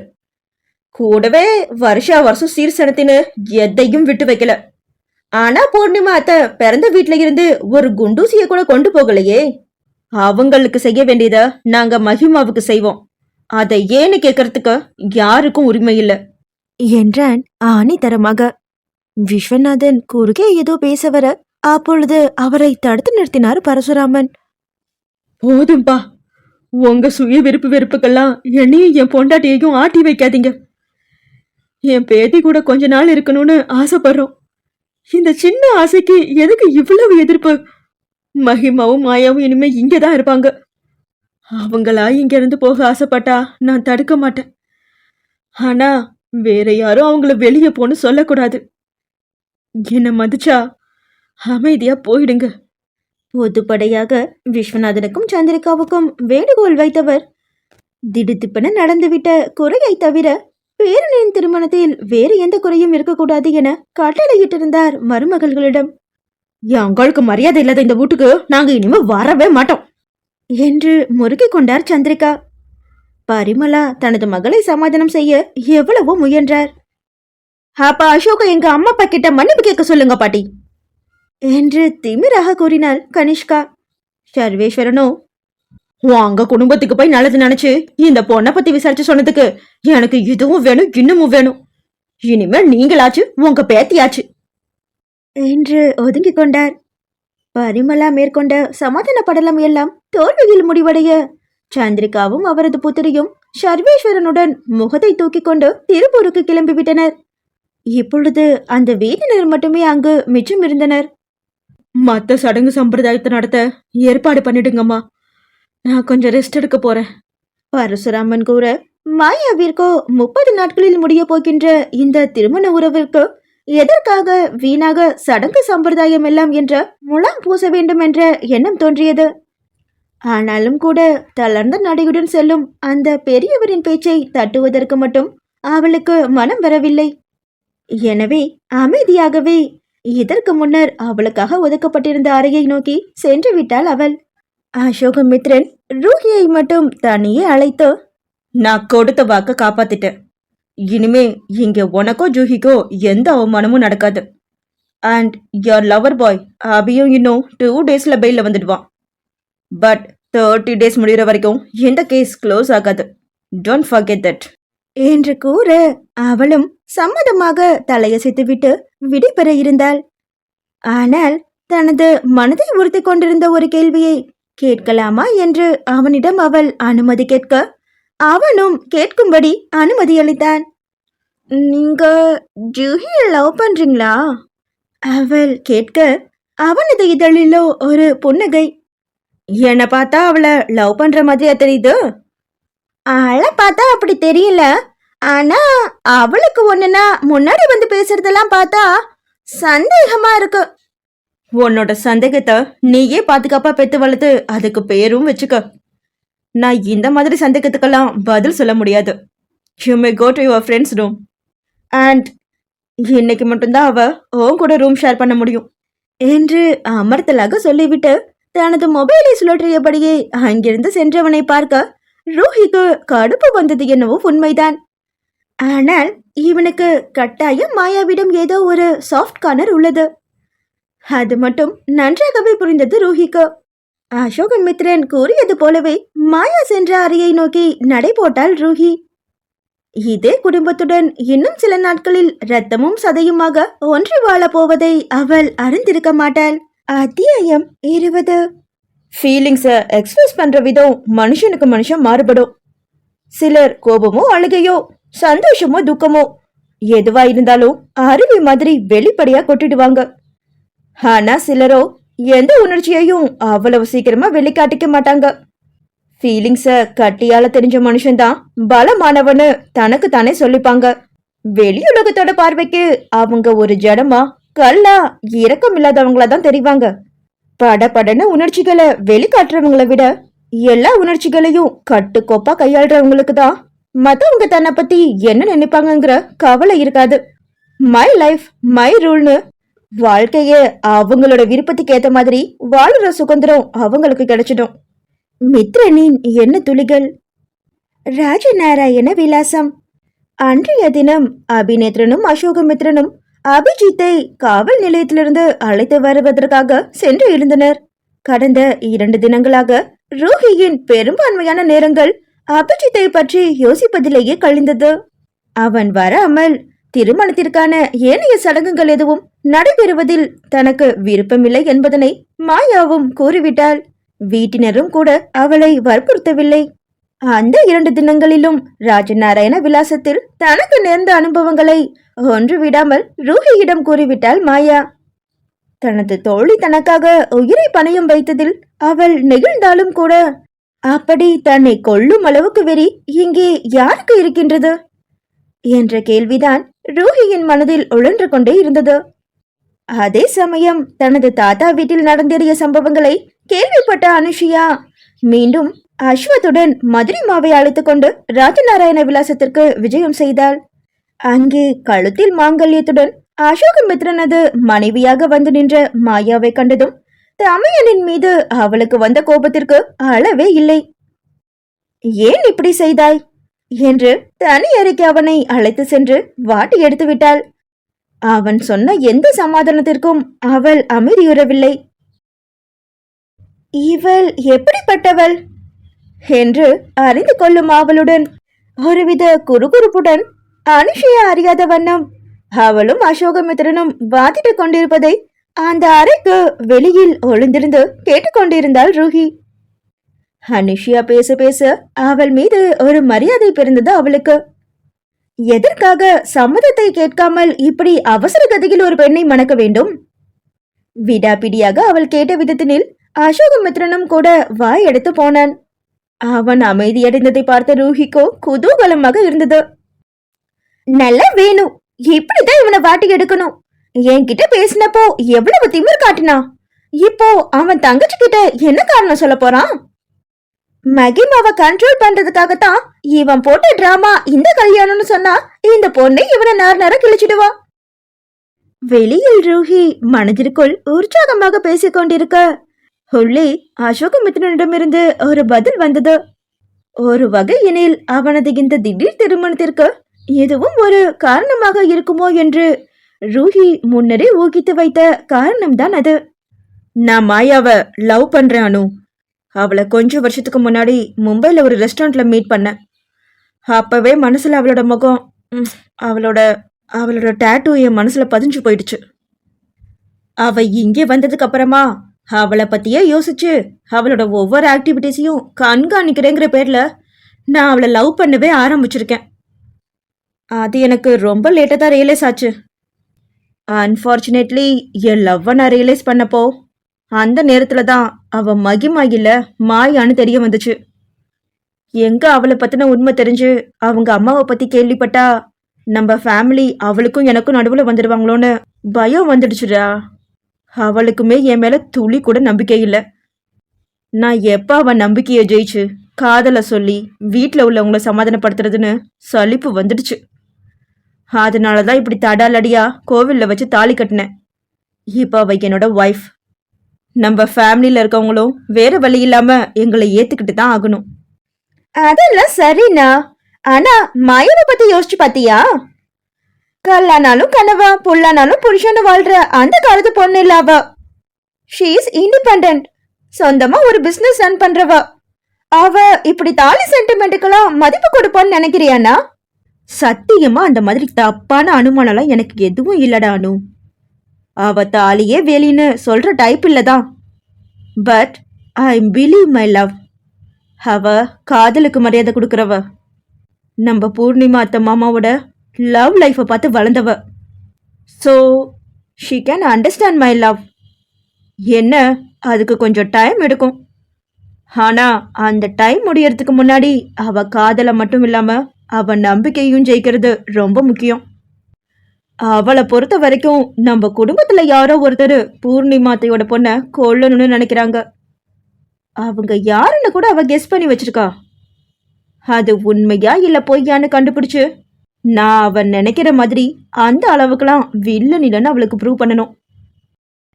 அவன் பேசிய யாவும் அவனது பேச்சு திறமைக்கான சான்றா அல்லது அவனது உள்ளத்தில் உண்மையிலேயே உறைந்திருந்த காதலின் அடையாளமா என்று ரூஹிக்குள் ஒரு குழப்பம். ஆனாலும் தனக்கு எதிராக காய் நகர்த்துபவர்களை கண்டறிவேன் என அவன் சொன்னதை மட்டும் மறக்காமல் மாயாவிடம் வந்து கூறிவிட்டாள். கூடவே அனுஷியா மிகவும் நல்லவள் என்ற சான்றிதழ் வேறு அவள் கொடுத்தாள். மாயாவும் கூட அதை ஆமோதித்தாள். ரூஹியின் அன்னை வழி சொந்தங்களில் சிலராவது நல்லவர்களாக இருப்பதில் அவளுக்கும் மகிழ்ச்சிதான். கூடவே மாயா ரெங்கநாதன், மகாலட்சுமி, உமா, மதிவாணன் மற்றும் தமிழரசியை பற்றியும் ரூஹியிடம் நல்ல விதமாக எடுத்து கூறினாள். அடுத்ததாக அங்கே அபிநேத்ரனது காதலை பற்றிய பேச்சு வந்தது. சின்ன மாமா ரொம்ப பிடிவாதமான மனுஷன். இந்த காலத்திலயும் ஜாதி அந்தஸ்துன்னு பேதம் பாக்குறவரு. நிவி நல்லா படிச்சிருக்கா, நல்ல ஜாப்ல இருக்கா, அவ ஃபேமிலியும் கூட நல்ல மாதிரி தான். ஆனா அவருக்கு அது மட்டும் போதாதே. அவ அவங்க கம்யூனிட்டி இல்ல, கூடவே அப்பர் மிடில் கிளாஸ் ஃபேமிலி வேற. சோ கட்டாயம் அபியோட லவ்வுக்கு அந்த மனுஷன் எண்டு கார்டு போடதான் நினைப்பாரு. இந்த மித்ரன் தான் அவங்க லவ்வுக்கு சப்போர்ட் பண்றேன்னு சொல்லியிருக்கானா. நிவிக்கு அபியை விட மித்ரன் சொன்ன வார்த்தை மேல அவ்வளவு நம்பிக்கை. But I have a doubt Ruhi. இறக்கமே இல்லாத ஒருத்தனால எப்படி காதல் மாதிரியான சாஃப்டான ஃபீலிங்கை எல்லாம் புரிஞ்சுக்க முடியும்? மித்ரனை பொறுத்த வரைக்கும் எல்லாமே கொடுக்கல் வாங்கல் தான். நீ அவனுக்காக ஏதாச்சும் செஞ்சா கைமாறா உனக்கு அவன் நல்லது பண்ணுவா. அவ்வளவுதான் அந்த மிஸ்டர் ரூட். அப்படி இருக்கப்போ அவன் எப்படி இவங்க லவ்வுக்கு சப்போர்ட் பண்ணுவான்னு தெரியல. மாயா கூறிக்கொண்டிருக்க இப்பொழுது ரூஹியின் மனசாட்சியோ அனுஷியாவிடம் அசோகமித்ரன் உருக்கமாக பேசிய வசனங்களை மாயாவிற்கு கூறிவிடு என அவளை தூண்டிவிட்டது. ஆனால் அவளுக்குமே அசோகமித்ரனது வார்த்தைகளை முழுவதுமாக நம்புவதற்கு தைரியம் இல்லை. ஒருவேளை தனது தங்கையை சமாதானம் செய்யக்கூட அவன் அவ்வாறு பேசியிருக்கலாமே. அதனால் அதை பற்றி கூறாமலேயே விட்டுவிட்டாள் ரூஹி. இதோ அவனும் அபிநேத்ரனும் இன்னும் சில மணி நேரங்களில் அபிஜித்தை அழைத்து கொண்டு இங்கே வந்து விடுவார்கள். ரூஹியோ ஆர்வத்தோடு வாயிலுக்கும் ஹாலுக்கும் குட்டி போட்ட பூனை போல நடை போட்டுக் கொண்டிருந்தாள். அவளை ஒரு கண்ணால் பார்த்தபடியே தனது மடிக்கணினியில் தனது நிறுவனத்தில் தங்களுக்கு அடுத்த பொறுப்பில் இருக்கும் ராஷ்மியிடம் வண்ண கலவைகள் பற்றி விவாதித்துக் கொண்டிருந்தாள் மாயா. இந்த முறை அவர்களுக்கு லோனாவாலாவில் இருக்கும் ஒரு ரெசார்ட்டில் புதிதாக தேனிலவு தம்பதிகளுக்காக கட்டப்பட்டிருந்த அறைகளின் உள்கட்டமைப்பை அழகுபடுத்துவதற்கான ஒப்பந்தம் கிடைத்தது. ராஜநாராயண விலாசத்திற்கு வந்து சேர்ந்த 2 தினங்களை வீணாக்காமல் அவள் செய்து முடித்த வேலைதான் இது. ஒப்பந்தத்தை இணையத்தின் வாயிலாகவே பேசி முடித்து அதை ராஷ்மியின் பொறுப்பில் விட்டுவிட்டாள். அவளுக்கு ஏற்படும் சந்தேகங்களை மட்டும் அவ்வப்பொழுது ஜூம் மீட்டிங் மூலமாக தெளிவுபடுத்திக் கொண்டிருந்தாள் மாயா. இப்பொழுது அந்த அறைகளின் உள்பக்கம் வண்ணப்பூச்சு என்ன நிறத்தில் இருந்தால் நன்றாக இருக்கும் என்ற விவாதம் நடந்து கொண்டிருந்தது அவர்கள் இருவருக்கும். ரூம் ரொம்ப அகலமானதுன்னா டார்க் கலர் யூஸ் பண்ணலாம் ராஷ். அப்பதான் அந்த ரூம் பார்க்கறதுக்கு காம்பாக்டே தெரியும். கொஞ்சம் சின்ன ரூம்னா லைட் கலர்ஸ் யூஸ் பண்ணலாம். அது ரூமை கொஞ்சம் அகலப்படுத்தி காட்டும். ஒரு கண்ணை மடிக்கணினி திரையிலும் மறு கண்ணை ரூஹியின் மீதும் வைத்துக் கொண்டபடியே வேலையை முடித்தவள் வெளியில் கார் வரும் அரவம் கேட்கவும், ஓகே ராஷ்மி, ஏதாச்சும் டவுட்னா ப்ளீஸ் கால் மீ, பாய் என்று கூறி தனது ஜூம் மீட்டிங்கை முடித்துக் கொண்டாள். வாயிலை அவளுடன் நோக்கி கொண்டிருந்த கண்கள் அங்கே அபிஜித்தை கண்டதும் மகிழ்ச்சியில் மலர்ந்தது. ரூஹி ஓடி சென்று அவனை அணைத்துக் கொள்ள மற்ற 2 ஆண்களும் விலகி கொண்டனர். ஏன் என்கிட்ட சொல்லாம இங்க வந்த அபி? விம்மலுடன் கேட்டவளின் சிகையை ஆதூரமாக வருடியபடியே அவளை விலக்கி நிறுத்தினான் அபிஜித். இல்ல ரூஹி, ஓப்பனா எல்லா விஷயத்தையும் இவங்க ஃபேமிலி கிட்ட சொல்லிட்டு ஜூஹியை அழைச்சிட்டு போக தான் வந்தேன். ஆனா அதுக்குள்ள என்னென்னவோ ஆகிடுச்சு. இட்ஸ் ஓகே, இப்பதான் எவ்ரிதிங் இஸ் ஓகேனா. இனிமே நீ அழக்கூடாது, சரியா? மிஸ்டர் அசோக் கார்ல வரப்பயே என்கிட்ட எல்லா விஷயத்தையும் பேசிட்டாரு. ஸோ பழச பேச வேண்டாமே. அவன் கூறவும் அதை கேட்ட ரூஹியின் தலை ஆமோதிப்பாக அசைந்து கொடுத்தது. கூடவே 30 நாட்கள் டீலை பற்றி அபிஜித்திடம் வில்லாவாரியாக பேசிவிட்டான் போல என எண்ணி அசோகமித்ரனின் மீது கடுப்பும் வந்தது. அபிஜித்தை உள்ளே அழைத்து கொண்டு வந்த ரூஹி அவன் வரவும் தடுமாற்றத்துடன் சோஃபாவிலிருந்து எழுந்து நின்ற பரசுராமனிடம் அவனை தனது காதலன் என அறிமுகப்படுத்தி வைத்தாள். அபியும் நானும் காலேஜ் டேஸ்ல இருந்து லவ்வர்ஸ். அதுக்கு முன்னாடில இருந்து ஜூஹி இவனும் பயங்கரமான ஃப்ரெண்ட்ஸ். சோ உங்க மக சொன்ன மாதிரி இவங்களுக்குள்ள எந்த மோசமான ரிலேஷன்ஷிப்பும் இல்ல. இவங்க என்னோட ஆக்சிடென்ட்டை பயன்படுத்தி அவங்க கிட்ட ஆள்மாறாட்டம் பண்ணவும் இல்ல. இவங்க பண்ண எல்லாமே என் அம்மாவோட ஆசையை நிறைவேத்துதான். ஆனா இப்பவும் உங்களுக்கு சந்தேகம் தெரியலனா அதுக்கு நான் எதுவும் பண்ண முடியாது தாத்தா. ரூஹி பேசியதும் பரசுராமன் உடைந்து போய்விட்டார். அபிஜித்தை நோக்கி கரம் குவித்தவர், என்ன மன்னிச்சிடுப்பா என்று கூறினார் தளர்ந்த குரலில். அபிஜித் உடனடியாக அவரது கரத்தை கீழே இறக்கிவிட்டவன், நீங்க வயசுல பெரியவர், என்கிட்ட மன்னிப்பு கேட்டு என்ன கெட்டவனாக்காதீங்க. பழச பேச வேணான்னு ரூஹி கிட்ட சொன்னேன், அவ மறந்துட்டா போல. நான் அவளுக்கு ஞாபகப்படுத்திக்கிறேன். நீங்க உங்க பேத்தி கூட சுமூகமான உறவு வேணும்னு ஆசைப்பட்டீங்க. அதனால இப்ப அத பத்தி மட்டும் யோசிங்க. நானும் ஜூஹியோ உங்களுக்கு சம்மதம் இல்லாதவங்க. எங்களை பத்தி யோசிச்சு உங்க மனசை குழப்பிக்காதீங்க என்று கூறினான். அவனது இந்த தெளிவான விளக்கத்தை கேட்டதும் மாயாவின் முகம் கர்வத்தில் ஜொலித்தது. என்னுடைய நண்பன் தான் எவ்வளவு முதிர்ச்சியானவன் பார்த்தீர்களா என்ற பாவனைதான் அவளது வதனத்தில். ஆனால் அபிஜித்தின் கடைசி சில வாக்கியங்களை ஏற்றுக்கொள்ள முடியாது என அசோகமித்திரனது அன்னை மகாலட்சுமியும் கூடவே உமாவும் தமிழரசியும் கூறினர். இத்தனை நாள் எப்படியோ, இப்ப மாயா என்னோட மருமக, நீங்க என் இன்னொரு மருமகளோட வருங்கால கணவன். எனக்கு மகன் முறை வேணும். அதனால இனிமேலும் நீங்க 2 பேரும் எங்களுக்கு சம்மதம் இல்லாதவங்கன்னு சொல்லாதீங்க தம்பி. சில உறவுகள்லாம் உண்டாகிற விதம் வேணும்னா வினோதமா இருக்கலாம். ஆனா அதுக்காக அந்த உறவுக்கான மரியாதைங்கிறது எப்போதுமே குறையாது. தெல்ல தெளிவாக ஆங்கிலத்தில் மகாலட்சுமி உரைக்க, அவரை பற்றி மாயா கூறியது எல்லாம் 100% உண்மை என்பதனை புரிந்து கொண்டாள் ரூஹி. அசோகமித்ரனோ மாயாவின் அருகினில் வந்து நின்று கொண்டவன், உன் ஃப்ரெண்டு வந்தாச்சு. இனிமே மேரேஜ் ரிச்சுவல்ஸ் நடத்துறதுல உனக்கு எந்த பிரச்சனையும் இருக்காதுல்ல. டீல்ல என்னோட பாட்டை நான் கம்ப்ளீட் பண்ணிட்டேன். இப்ப உன்னோட டர்ன் ஜூஹி. நான் சொன்ன வார்த்தையை காப்பாத்துறாள். சோ அடிக்கடி நீ எனக்கு ஞாபகப்படுத்த வேண்டிய அவசியம் இல்லை மிஸ்டர் ரூட். இப்ப என்ன, உன்னோட ஃபேமிலியில இருக்க லேடிஸ் சில ரிச்சுவல் செஞ்சு அபிஷியலா மிஸ்ஸஸ் அசோகமித்ரன் எனக்கு அங்கீகாரம் கொடுப்பாங்க. அத நான் சிரிச்ச முகத்தோட ஏத்துக்கணும், அவ்வளவுதானே? டன். ஓ அப்படியா? நீ இவ்வளவு ஈஸியா ஒத்துக்கிறத பாக்குறப்பதான் எனக்கு சந்தேகம் வருது சீட்டிங் குவீன். மிஸ்ஸஸ் அசோகமித்ரனா ஆனதும் என்ன டார்ச்சர் பண்றதுக்கு எதுவும் பிளான் போட்டிருக்கியா? கண்களில் சந்தேகம் மின்ன அவன் கேட்க, அவளுக்கோ ஜோக் ஆனது.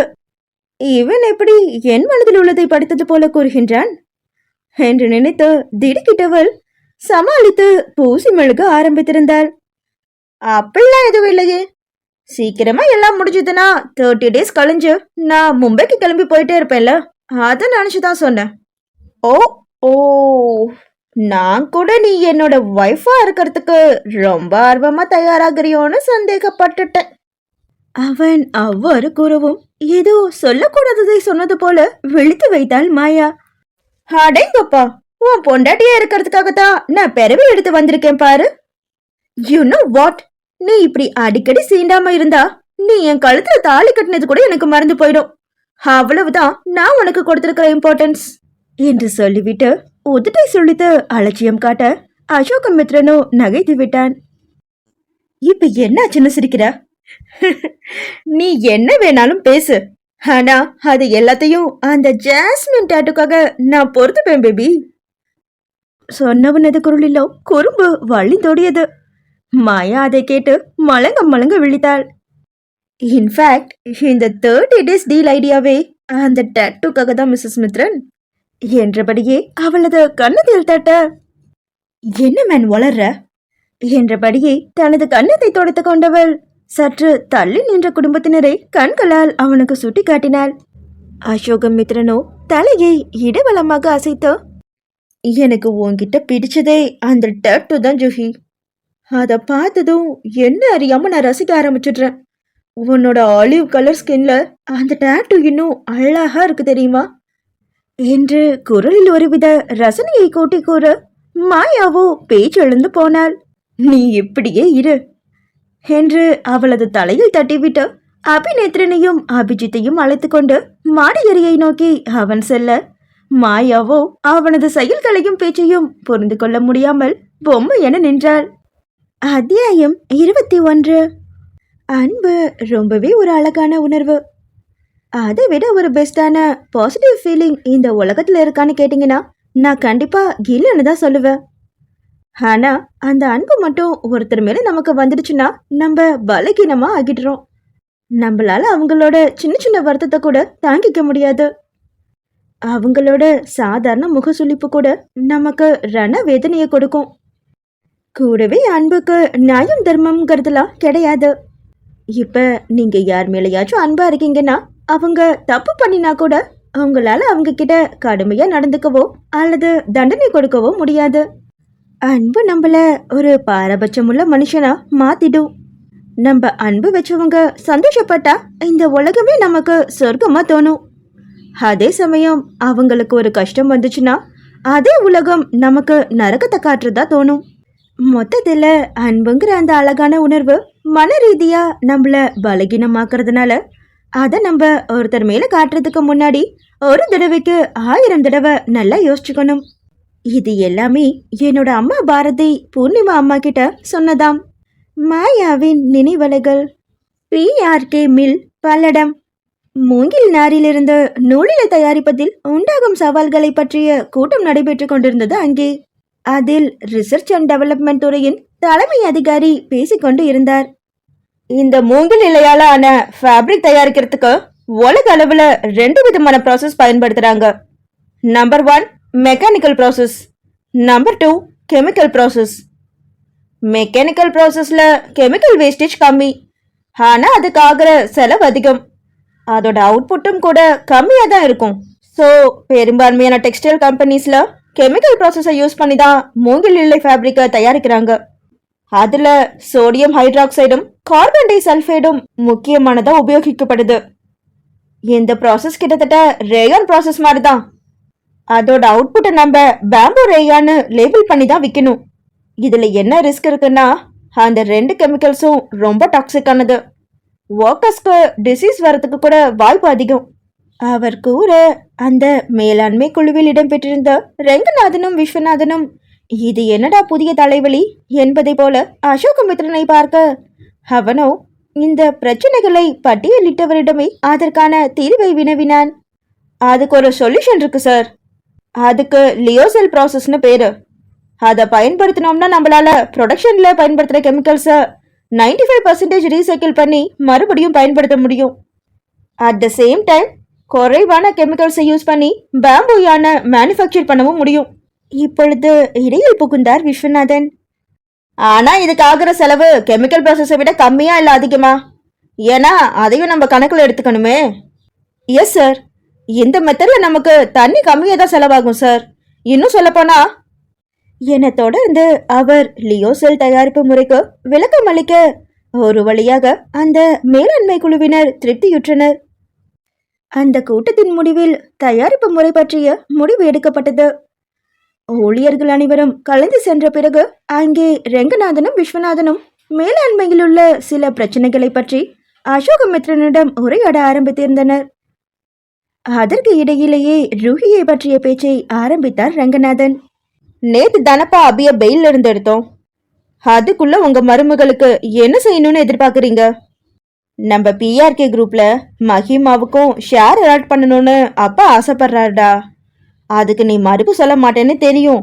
ஆனா சந்திரிகா குடும்பத்துல இருந்து பிரச்சனை வரும். அதை சமாளிக்க நீ தான் உங்க தாத்தாவுக்கு பக்க பலமா இருக்கணும். இன்னைக்கு வீட்டுல சடங்கு இருக்கிறதுனால இன்னும் ஒரு 2 நாள் கழிச்சு மஹிமாவையும் அபிஜித்தையும் ஃபேக்ட்ரி, ஹாஸ்பிட்டல், காலேஜ்னு அதுக்கெல்லாம் ஒரு ரவுண்ட் அழைச்சிட்டு போ அசோக். அப்பதான் அவங்களுக்கும் நம்ம பிசினஸ் பத்தின ஒரு தெளிவு கிடைக்கும். விஸ்வநாதனுக்கோ தமையனின் இந்த ஏற்பாட்டில் எல்லாம் கெஞ்சித்தும் விருப்பமில்லை.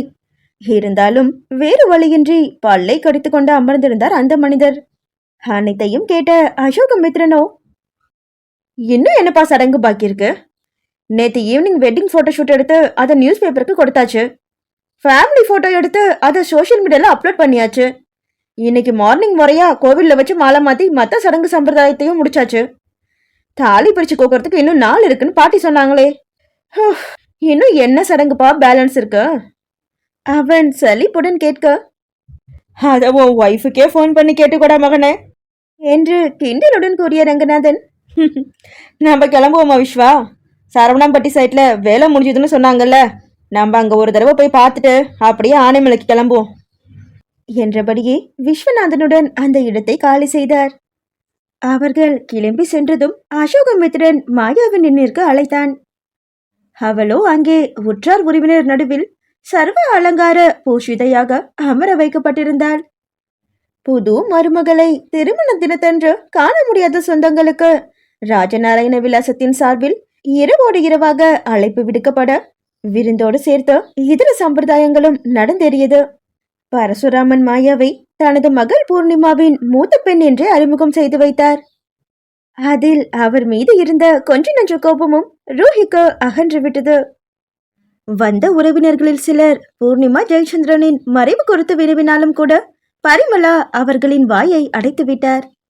என் மக வாழ்க்கையோட கடைசி நாள் வரைக்கும் என் மாப்பிள்ள அவளை மகாராணி மாதிரி தான் வச்சிருந்தாராம். போதாத நேரம் இப்படி 2 பொண்ணுங்களையும் விட்டுட்டு அவங்க போய் சேர்ந்துட்டாங்க. ஆனா அவங்க ஆசீர்வாதம் கூட இருக்க போய் தானே இன்னைக்கு என் பேத்திங்க இப்படி ஆம்பளைங்களுக்கு இணையா ஒரு கம்பெனியை வச்சு நடத்துறாங்க. தந்தையும் தாயும் மாயாவை ஒரேடியாக தூக்கி வைத்து பேச அந்த விருந்தை சாக்காக வைத்து அங்கே வருகை தந்திருந்த சந்திரிகாவிற்கோ எரிச்சல் மண்டியது. இந்த மாயா ஒரு வேலைக்காரி பெற்றெடுத்த பெண் என உரத்த குரலில் கத்த வேண்டும் என்ற அளவிற்கு ஆத்திரம் அவரது நாடி நரம்புகளில் கொப்பளித்துக் கொண்டிருந்தது. ஆனால் அதையெல்லாம் செய்தால் மீண்டும் தந்தையின் முகத்தில் எவ்வாறு விழிப்பது? ஆகவே அமைதியாகவே அமர்ந்திருந்தார் அவர். அவர் அருகினில் அமர்ந்திருந்த கனிஷ்காவின் முகமோ எஞ்சி தின்ற மனிதனின் மூதாதையரை ஒத்து இருந்தது. ஏங்கண்ணே, உன் முகம் இப்படி வாடி போய் கிடக்கு? ஆதூரமாக வினவிய ஒரு சொந்தக்கார மூதாட்டியிடம் எதையோ சொல்லி சமாளித்து வைத்தாள் அவள். ஆனால் வம்பு பிடித்த சில உறவு பெண்களோ, அம்மாச்சி வீட்டுக்கே ராணியாகலன்னு நினைச்சிட்டு இருந்தவளுக்கு போட்டியா இப்ப இந்த மாயா பொண்ணு வந்துடுச்சுல, எல்லாம் அந்த வாட்டம்தான் என்று கூறி அவர்கள் சிரிக்க, அட ஏன் அப்படி பேசுறிய? நம்ம அசோக்குக்கு தானே கல்யாணம் முடிஞ்சிருக்கு, இன்னும் இளையவன் இருக்கானே என குண்டை தூக்கி போட்டது இன்னொரு கூட்டம். அதை கேட்டதும் கனிஷ்கா விசுக்கென்று அங்கிருந்து சென்று விட்டாள். ரூஹியோ மாயாவிடம் அவளை சுட்டிக்காட்டி சிரித்து வைத்தாள். சந்திரிகாவின் முகமோ உடனே மாறிவிட மகாலட்சுமி தான் தனது மருமகளுக்கு நடக்கும் இந்த வைபவத்தில் எந்த ரசாபாசமும் ஆகிவிடக்கூடாது என்ற எண்ணத்தினில் அந்த பேச்சை மாற்றினார். இவையெல்லாம் நடந்து கொண்டிருந்த அந்த நேரத்தில்தான் அசோகமித்ரனது அழைப்பு மாயாவின் மொபைலுக்கு வந்து சேர்ந்தது. அவள் அழைப்பினை ஏற்றதும், இன்னும் என்ன சடங்கு பாக்கி இருக்கு என்று வினவினான் அவன். யாருக்கு தெரியும், எனக்கு உங்க ஊரும் புதுசு அவங்க சடங்கும் புதுசு, நீ ஆன்டி கிட்ட கேட்டுக்கோய என்று கூறினாள் அவள். இவர்கள் இங்கு மொபைலில் பேசிக் கொண்டிருக்க அதை கண்ட உறவுக்கார பெண்மணி ஒருவர் கேலி செய்ய ஆரம்பித்திருந்தார். ஏனம்மா, உன் புருஷனுக்கு பொது பொண்டாட்டிய பிரிஞ்சிருக்க முடியலையாக்கும். இதற்கு என்ன பதிலளிப்பது? பேசாமல் சிரித்தே சமாளிப்போம் என்று நினைத்தவளாய் தனது 32 பற்களையும் காட்டியவளாக அவனது அழைப்பை துண்டித்திருந்தாள் மாயா. அந்த வீட்டினில் அனைவருமே மகிழ்ச்சியோடு அளவலாவிக் கொண்டிருந்தனர். ஆனால் சந்திரிகாவின் மனம் மட்டும் வேறு விதமாக கணக்கு போட ஆரம்பித்து இருந்தது. தனது மூத்த சகோதரனின் மகனை வைத்து தனது மகளை இந்த குடும்பத்தின் ஒரு அங்கமாக்கி விடலாம் என்று அவர் கட்டிய அந்த கனவு கோட்டை திருப்பி எழுப்ப முடியாத அளவிற்கு சுக்குநூறாக உடைந்து விட்டது. அதற்காக அப்படியே விட்டுவிட்டால் எப்படி? அவரது மூளை அடுத்த வாய்ப்பாக தெரிந்த அபிநேத்ரனை கனிஷ்காவுடன் இணைத்து வைப்பது எப்படி என்று சிந்திக்க ஆரம்பித்து இருந்தது. இங்கே நடக்கும் சம்பவங்களுக்கும் எனக்கும் எந்த சம்பந்தமும் கிடையாது என்பதனை போல அந்த வீட்டின் பெரிய வராண்டாவில் ஒரு மினி மேஜையின் மீது தனது மடிக்கணினியை வைத்து தட்டி கொண்டிருந்தான் அபிஜித். கணினி திரையில் ராஷ்மியும் விகாசும் லோனாவாலாவில் இருந்த அந்த ரிசார்ட் அறையில் நின்று கொண்டிருந்தார்கள். அந்த லெஃப்ட் கார்னர் எம்டியா இருக்கு பாரு, அங்க ஒரு விண்டேஜ் ஸ்டைல் ஸ்டூலும் ஃப்ளவர் வாஷும் வச்சா ரிச் லுக்கா இருக்கும்ல. ஃப்ளவர் வாஷுக்கு பதிலா ஏதாச்சும் இன்டோர் பிளான்ட் வச்சா நல்லா இருக்கும்ல அபி. பிளான்ட்ஸ் எல்லாம் வீடு ஆஃபீஸ்க்கு தான் கரெக்டாக வரும். Because I think flower wash is enough. உரையாடல்களுடன் அவனது ஆலோசனைகள் முடிவடைய கரங்களை உயர்த்தி சோம்பல் முறித்தான் அபிஜித். அந்த வீட்டினுள் இன்னும் உறவினர்களின் ஆரவாரம் கேட்டுக்கொண்டு இருந்தது. பூர்ணிமா, ஜெயச்சந்திரன், மகிமா என மூவருடன் மட்டுமே தனது இன்ப துன்பங்களை பகிர்ந்து இருந்தவளுக்கு இன்று இவ்வளவு உறவினர்களின் கூட்டம் கிடைத்திருக்கின்றது. இடையிடையே மாயாவின் சிறுபொலியும் அவன் காதுகளில் விழுந்தது. கூடவே காவல் நிலையத்திலிருந்து அவனை அழைத்து வரும்பொழுது அசோகமித்ரன் கூறிய யாவும் மீண்டும் ஒரு முறை திரைப்படம் போல ஓட ஆரம்பித்தது. 30 days தான். அதுக்கப்புறம் நீயே இங்க இருக்கேன்னு சொன்னாலும் நான் அதுக்கு அலோ பண்ண மாட்டேன். உன்னோட லவ்வர் அண்ட் ஃப்ரெண்டோட நீ மறுபடியும் மும்பைக்கு போயிடலாம். அது வரைக்கும் நாங்க கேஸை ட்ராப் பண்ண மாட்டோம். அப்பொழுது அவன் கூறியதை கேட்டதும் அபிஜித்திற்கு கடும் கோபம் வந்தது என்னவோ உண்மை. காரை நிறுத்து மித்ரன். ஏக வசனத்தில் அவன் கத்த காரும் சட்டென்று நின்றது. அதிலிருந்து இறங்கியவன் அசோகமித்ரனிடம் கேட்டது ஒன்றே ஒன்றுதான். மேரேஜ் டிவோர்ஸ் எல்லாம் உனக்கு எவ்வளவு ஈஸியா இருக்கு? மாயா ஒன்னும் பொம்மை இல்ல, நீ நினைச்சப்ப வச்சு விளையாடிட்டு தூக்கி போடுறதுக்கு. அவளுக்கு மேரேஜ பத்தி எவ்வளவு எதிர்பார்ப்பு இருந்திருக்கும். எல்லாத்தையும் ஒரு நிமிஷத்துல உடைச்சிட்டு இப்ப இவ்வளவு ஆட்டிடியூடா டீல் வேற பேசுற. நீ எல்லாம் என்ன மனுஷன்? நீ இவ்வளவு சொல்றதுனால உன்னோட ஃப்ரெண்ட டிவோர்ஸ் பண்ற ஐடியாவை நான் ஒதுக்கி வச்சிடுறேன். எங்க மேரேஜ் இப்படியே கண்டினியூ ஆகட்டும் என்றான் அசோகமித்ரன் கொஞ்சம் கூட அசராமல். அபிஜித்திற்கோ அவனது வாதம் சுத்தமாக புரியவில்லை. இவனுக்கு என்னதான் பிரச்சனை? இவன் செய்த அனைத்துமே தனது தாத்தா பாட்டியும் சிறிது நாட்களாவது தனது பேத்தியுடன் நிம்மதியாக இருக்கட்டுமே என்ற எண்ணத்தில் தானே.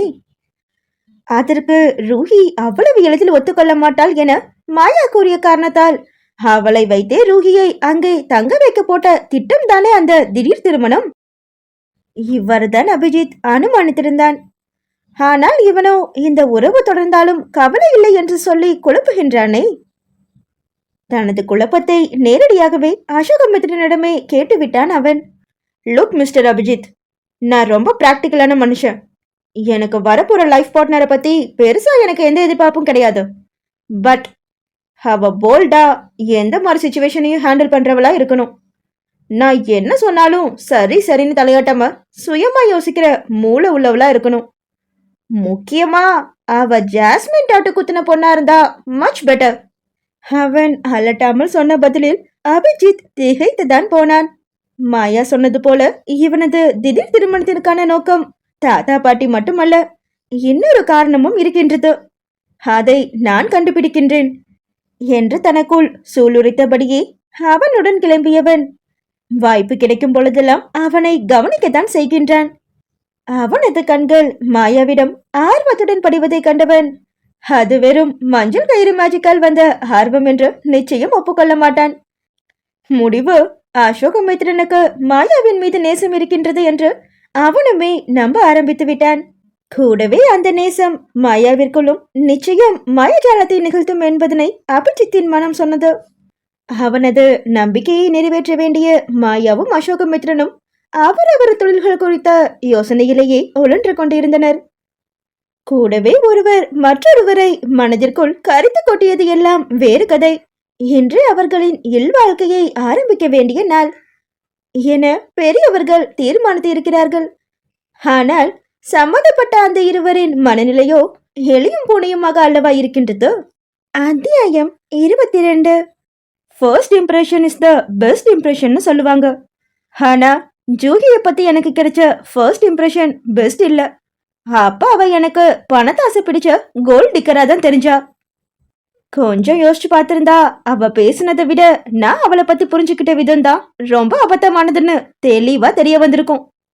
ஆனா அப்ப எனக்கு அதை பத்தி யோசிக்கணும்னு தோணல. தினசரி லைஃப்ல நம்ம சந்திக்கிற எத்தனையோ பேர்ல ஒருத்திய பத்தி நான் ஏன் யோசிக்கணும்? சோ அவளை பிடிக்காம போனாலும் அவ டேட்டூ மட்டும் என்ன ரொம்பவே இம்ப்ரெஸ் பண்ணிடுச்சு. இப்ப அவளை பத்தி A to Z எல்லா விவரமும் தெரிஞ்சதுக்கு அப்புறமா அவ ஒரு இன்ட்ரெஸ்டிங்கான பர்சனாலிட்டின்னு தோணுது.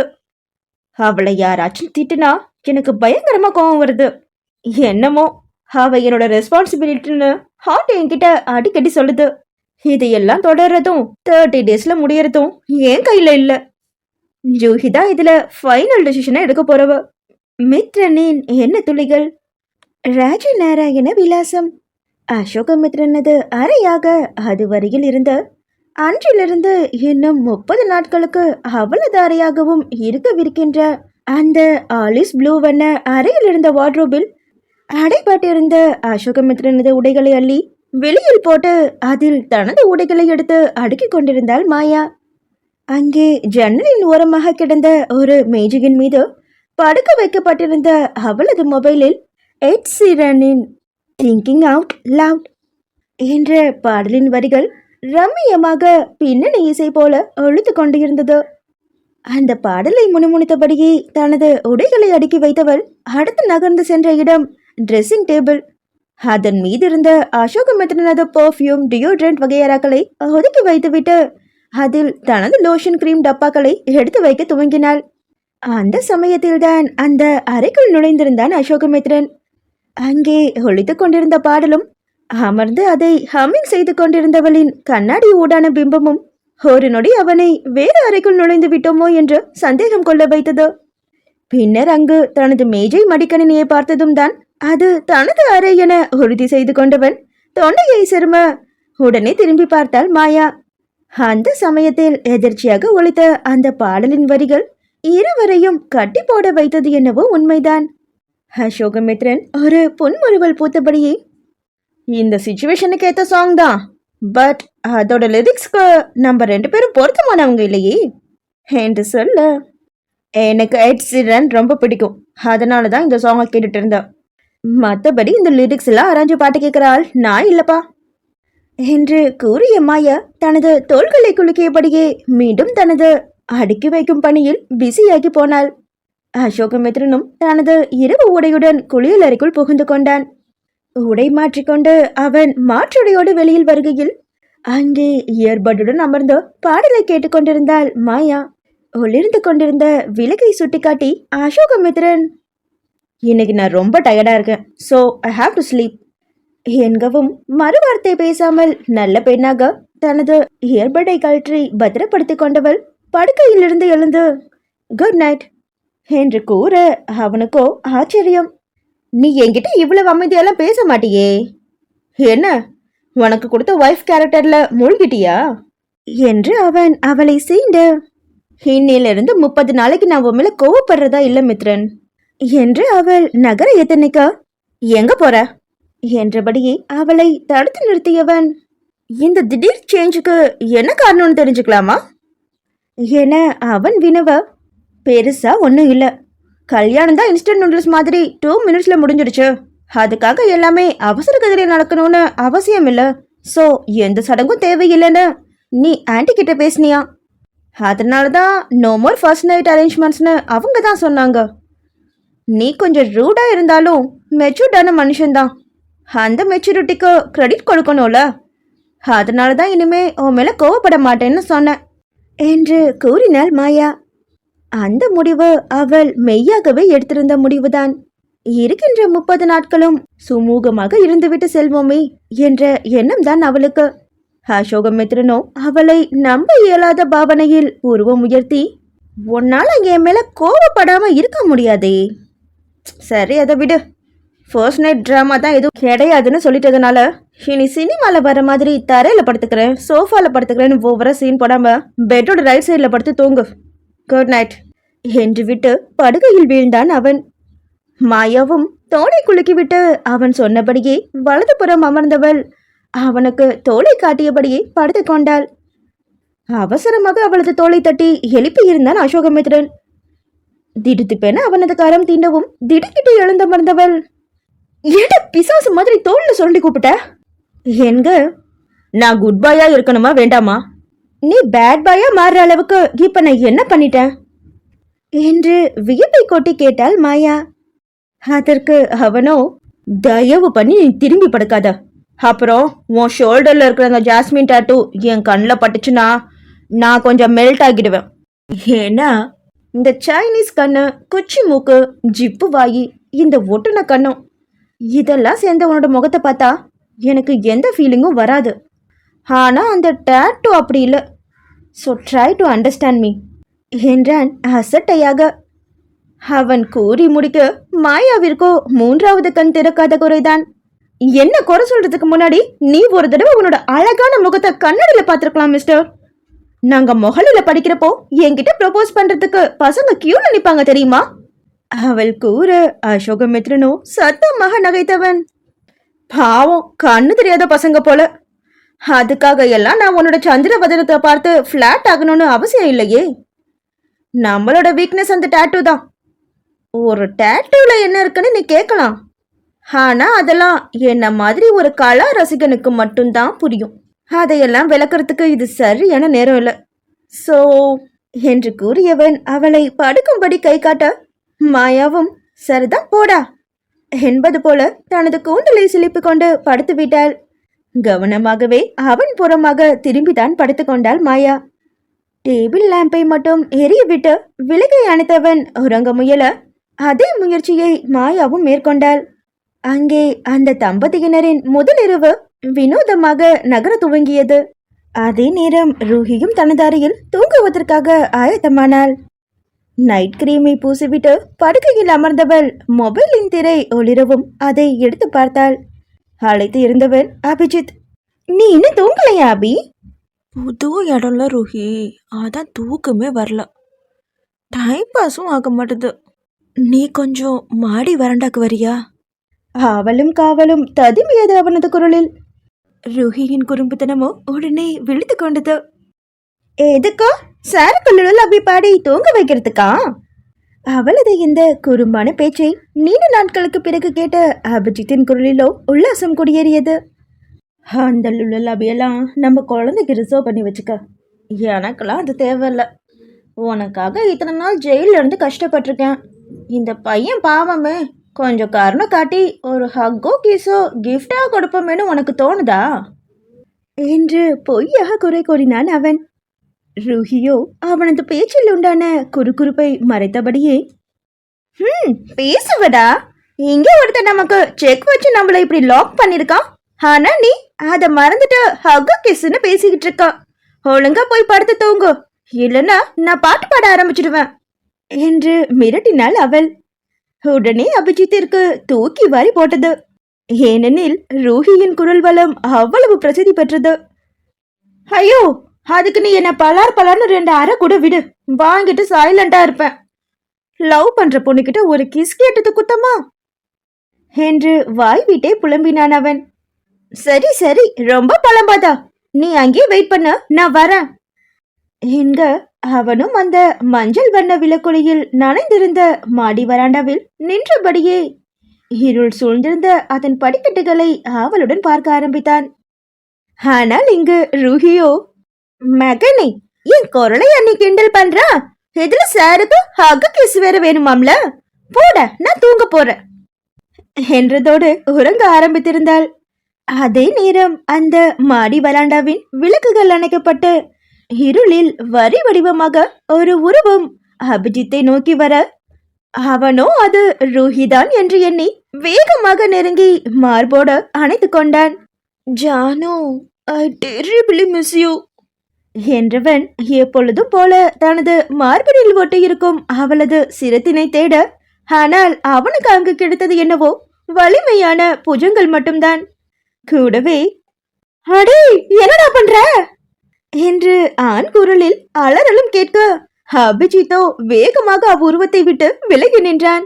அடுத்த நொடியிலேயே மாடி வராண்டாவின் விளக்குகள் எல்லாம் எரிய அங்கே அபிஜித்தை முறைத்து கொண்டு நின்று இருந்தான் அபிநேத்திரன். நீ இங்க என்ன பண்ணிட்டு இருக்க? குழப்பத்துடன் வினவிய அபிஜித்தை கடுப்பேற பார்த்தவன், ஏன் கேட்க மாட்டா? பெங்காலிங்களுக்கு ராத்திரியில கண்ணு தெரியாதோ?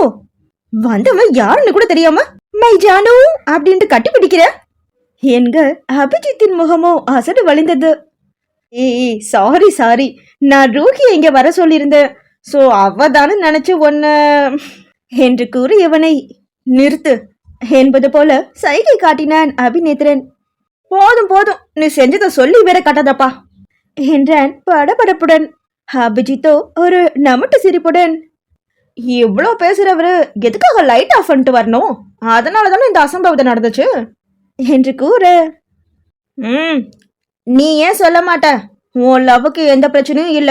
இப்ப நினைச்சாலும் கூட நீயும் ருஹியும் மேரேஜ் பண்ணிக்கலாம். யாரும் அதுல குறுக்க புகுந்து ஒப்பீனியன் சொல்ல மாட்டாங்க. ஆனா எனக்கு அப்படியா? நான் லவ் பண்ற பொண்ணுகிட்ட பேசணும்னா கூட இங்க வந்து இப்படி இருட்டுற திருடன் மாதிரி பேச வேண்டியதா இருக்கு.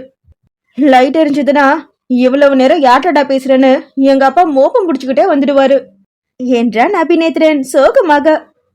அவனது அந்த சோக கதையை கேட்டு அபிஜித் உச்சுக்கொட்ட அதற்குள்ளாகவே கீழே இருந்து விஸ்வநாதனின் குரல் அதடலாக ஒலித்தது. இந்த நேரத்துல யாருப்பா மாடி வந்த லைட்டை போட்டு நடமாடுறது? அவரது சத்தம் கேட்க உடனே இருவரும் உஷாராகிவிட்டனர். இதுக்கு மேல இங்க நின்னும் நமக்கு பாதுகாப்பில்ல. எங்க வீட்டு M10 நைட் விசிட் பண்ண வந்துடுவாரு. நீ போய் தூங்கு, குட் நைட் என்று கூறியபடியே தனது அறைக்குள் ஓடி மறைந்தான் அபிநேத்ரன். அபிஜித்தும் அந்த மனிதரிடம் பேச்சுவார்த்தை வைத்துக் கொள்ள விருப்பமின்றி தனது அறையை நோக்கி சென்றான். சிறிது நேரத்திலேயே மொத்த ராஜநாராயண விலாசமும் நித்ரா தேவியின் பிடியில் மாட்டிக்கொண்டது. அத்தியாயம் 23. கைகள்ல தூண்டிலோட ரிவர் பேங்க்ல உட்கார்ந்துருக்கவனுக்கு அந்த மீன் மேல பாசம்னு சொன்னா நீங்க நம்புவீங்களா? அதே மாதிரிதான் இந்த மித்ரன் அலைஸ் மிஸ்டர் ரூடும் திடுதிப்புன்னு என் மேல அக்கறை எடுத்துக்கிறத என்னால நம்ப முடியல. என்னை பார்த்தாலே சந்தேகப்பட்டு கேள்வி கேட்டு டார்ச்சர் பண்ணணுங்கிற ப்ரீ டிபெண்டன்ட் செட்டிங்கோட சுத்தினவன் திடீர்னு எப்படி இப்படி இவ்வளோ வார்ம் ஹார்ட்டட் பர்சனா மாறுவான்? ஒருவேளை அஃபிஷியலா ஹஸ்பண்ட் அண்ட் ஒய்ஃப்னு ஆனதுனால அவனோட மனசுல என் மேல லவ் கிவன் எதுவும் வந்திருக்குமோ? வந்தாலும் தப்பில்ல. ஆனா அவன்கிட்ட கேட்டா இருக்கு ஆனா இல்ல அந்த டைப்ல தான் ஆன்சர் பண்ணுவான். எனி ஹவ் ஒருத்தரால காதலிக்கப்படுற ஃபீல் ரொம்ப அலாதியானதுன்னு பூர்ணிமா அம்மா அடிக்கடி சிலாகிச்சு சொல்லுவாங்க. அப்பா அவங்களோட முகம் கோல்டன் ஃபேஷியல் பண்ணின மாதிரி ஜொலி ஜொலிக்கும். பெண்களுக்கு காதலிக்கிறத விட காதலிக்கப்படுறதுலதான் விருப்பம் ஜாஸ்தின்னு அப்பாவும் கூட சொல்லுவாரு. எந்த மாதிரி சுச்சுவேஷன்ல எங்களோட ரிலேஷன்ஷிப் ஸ்டார்ட் ஆச்சுன்னு தெரிஞ்சும் கூட என் மேல அக்கறையும் கனிவும் காட்டுறவன் என்னை காதலிச்சா நல்லா இருக்கும்னு எனக்கும் தோணதான் செய்யுது. பட் இந்த விஷயத்துல நான் அவசரப்பட தயாரா இல்ல. மாயாவின் நினைவலைகள். அன்று காலையில் எழுந்ததுமே மாயாவின் கண்கள் தனது அருகினில் துயில் கொண்டிருந்த அசோகமித்ரனை தான் நோக்கியது. உறங்கும் பொழுதுதான் மனிதனின் உண்மையான குணம் அவனது முகத்தில் தெரியும் என்பார்கள். அசோகமித்ரனது முகத்திலோ இப்பொழுது கூட இலக்கம் இல்லை. இவனை கன்சீவ் ஆனப்போ ஆண்டி இஞ்சியும் மிளகாயும் அதிகமா சாப்பிட்டுருப்பாங்க போல என்று முணுமுணுத்தபடியே குளியல் அறைக்குள் சரணடைந்தவள் சில நிமிடங்களிலேயே அங்கிருந்து அலறினாள். அவளது அந்த அலறலில் உறக்கம் கலைந்த அசோகமித்ரன் என்னவோ ஏதோ என்று பதறி போய் குளியலறை கதவில் கை வைத்து தட்டினான். அரே ஓகே ஜூஹி, ஏன் கத்துற? இங்க ஹாட் வாட்டர் வராதா? குளிர்ல வரைச்சு நான் செத்துடுவேன் போலயே. எனக்கு நார்மல் வாட்டர்ல குளிக்க தான் பிடிக்கும், அதனால ஹீட்டர் போடல. இன்னைக்கு ஒரு நாள் மட்டும் அட்ஜஸ்ட் பண்ணிக்க என்று சாவகாசமாக மொழிந்தவன் தனது உடலை முறுக்கி சோம்பல் முறித்து கொண்டான். குளியலறைக்குள் இருந்த மாயாவோ வேறு வழியின்றி அந்த குளிர்ந்த நீரிலேயே குளித்து முடித்து உடையும் மாற்றினாள். பழக்கமற்ற அந்த குளிரில் குளித்துவிட்டு நாடி வெடவெடக்க கூந்தலில் ஈரம் சொட்ட வந்தவள் அங்கே தோட்டத்தை பார்த்தபடி கிடந்த நாற்காலியில் சாய்ந்து மொபைலை நோண்டிக் கொண்டிருந்த அசோகமித்ரனை பார்த்ததும் தனது முகத்தை கடுகடுவென வைத்தபடியே இன்னொரு டவலை தேடிக்கொண்டிருந்தாள்.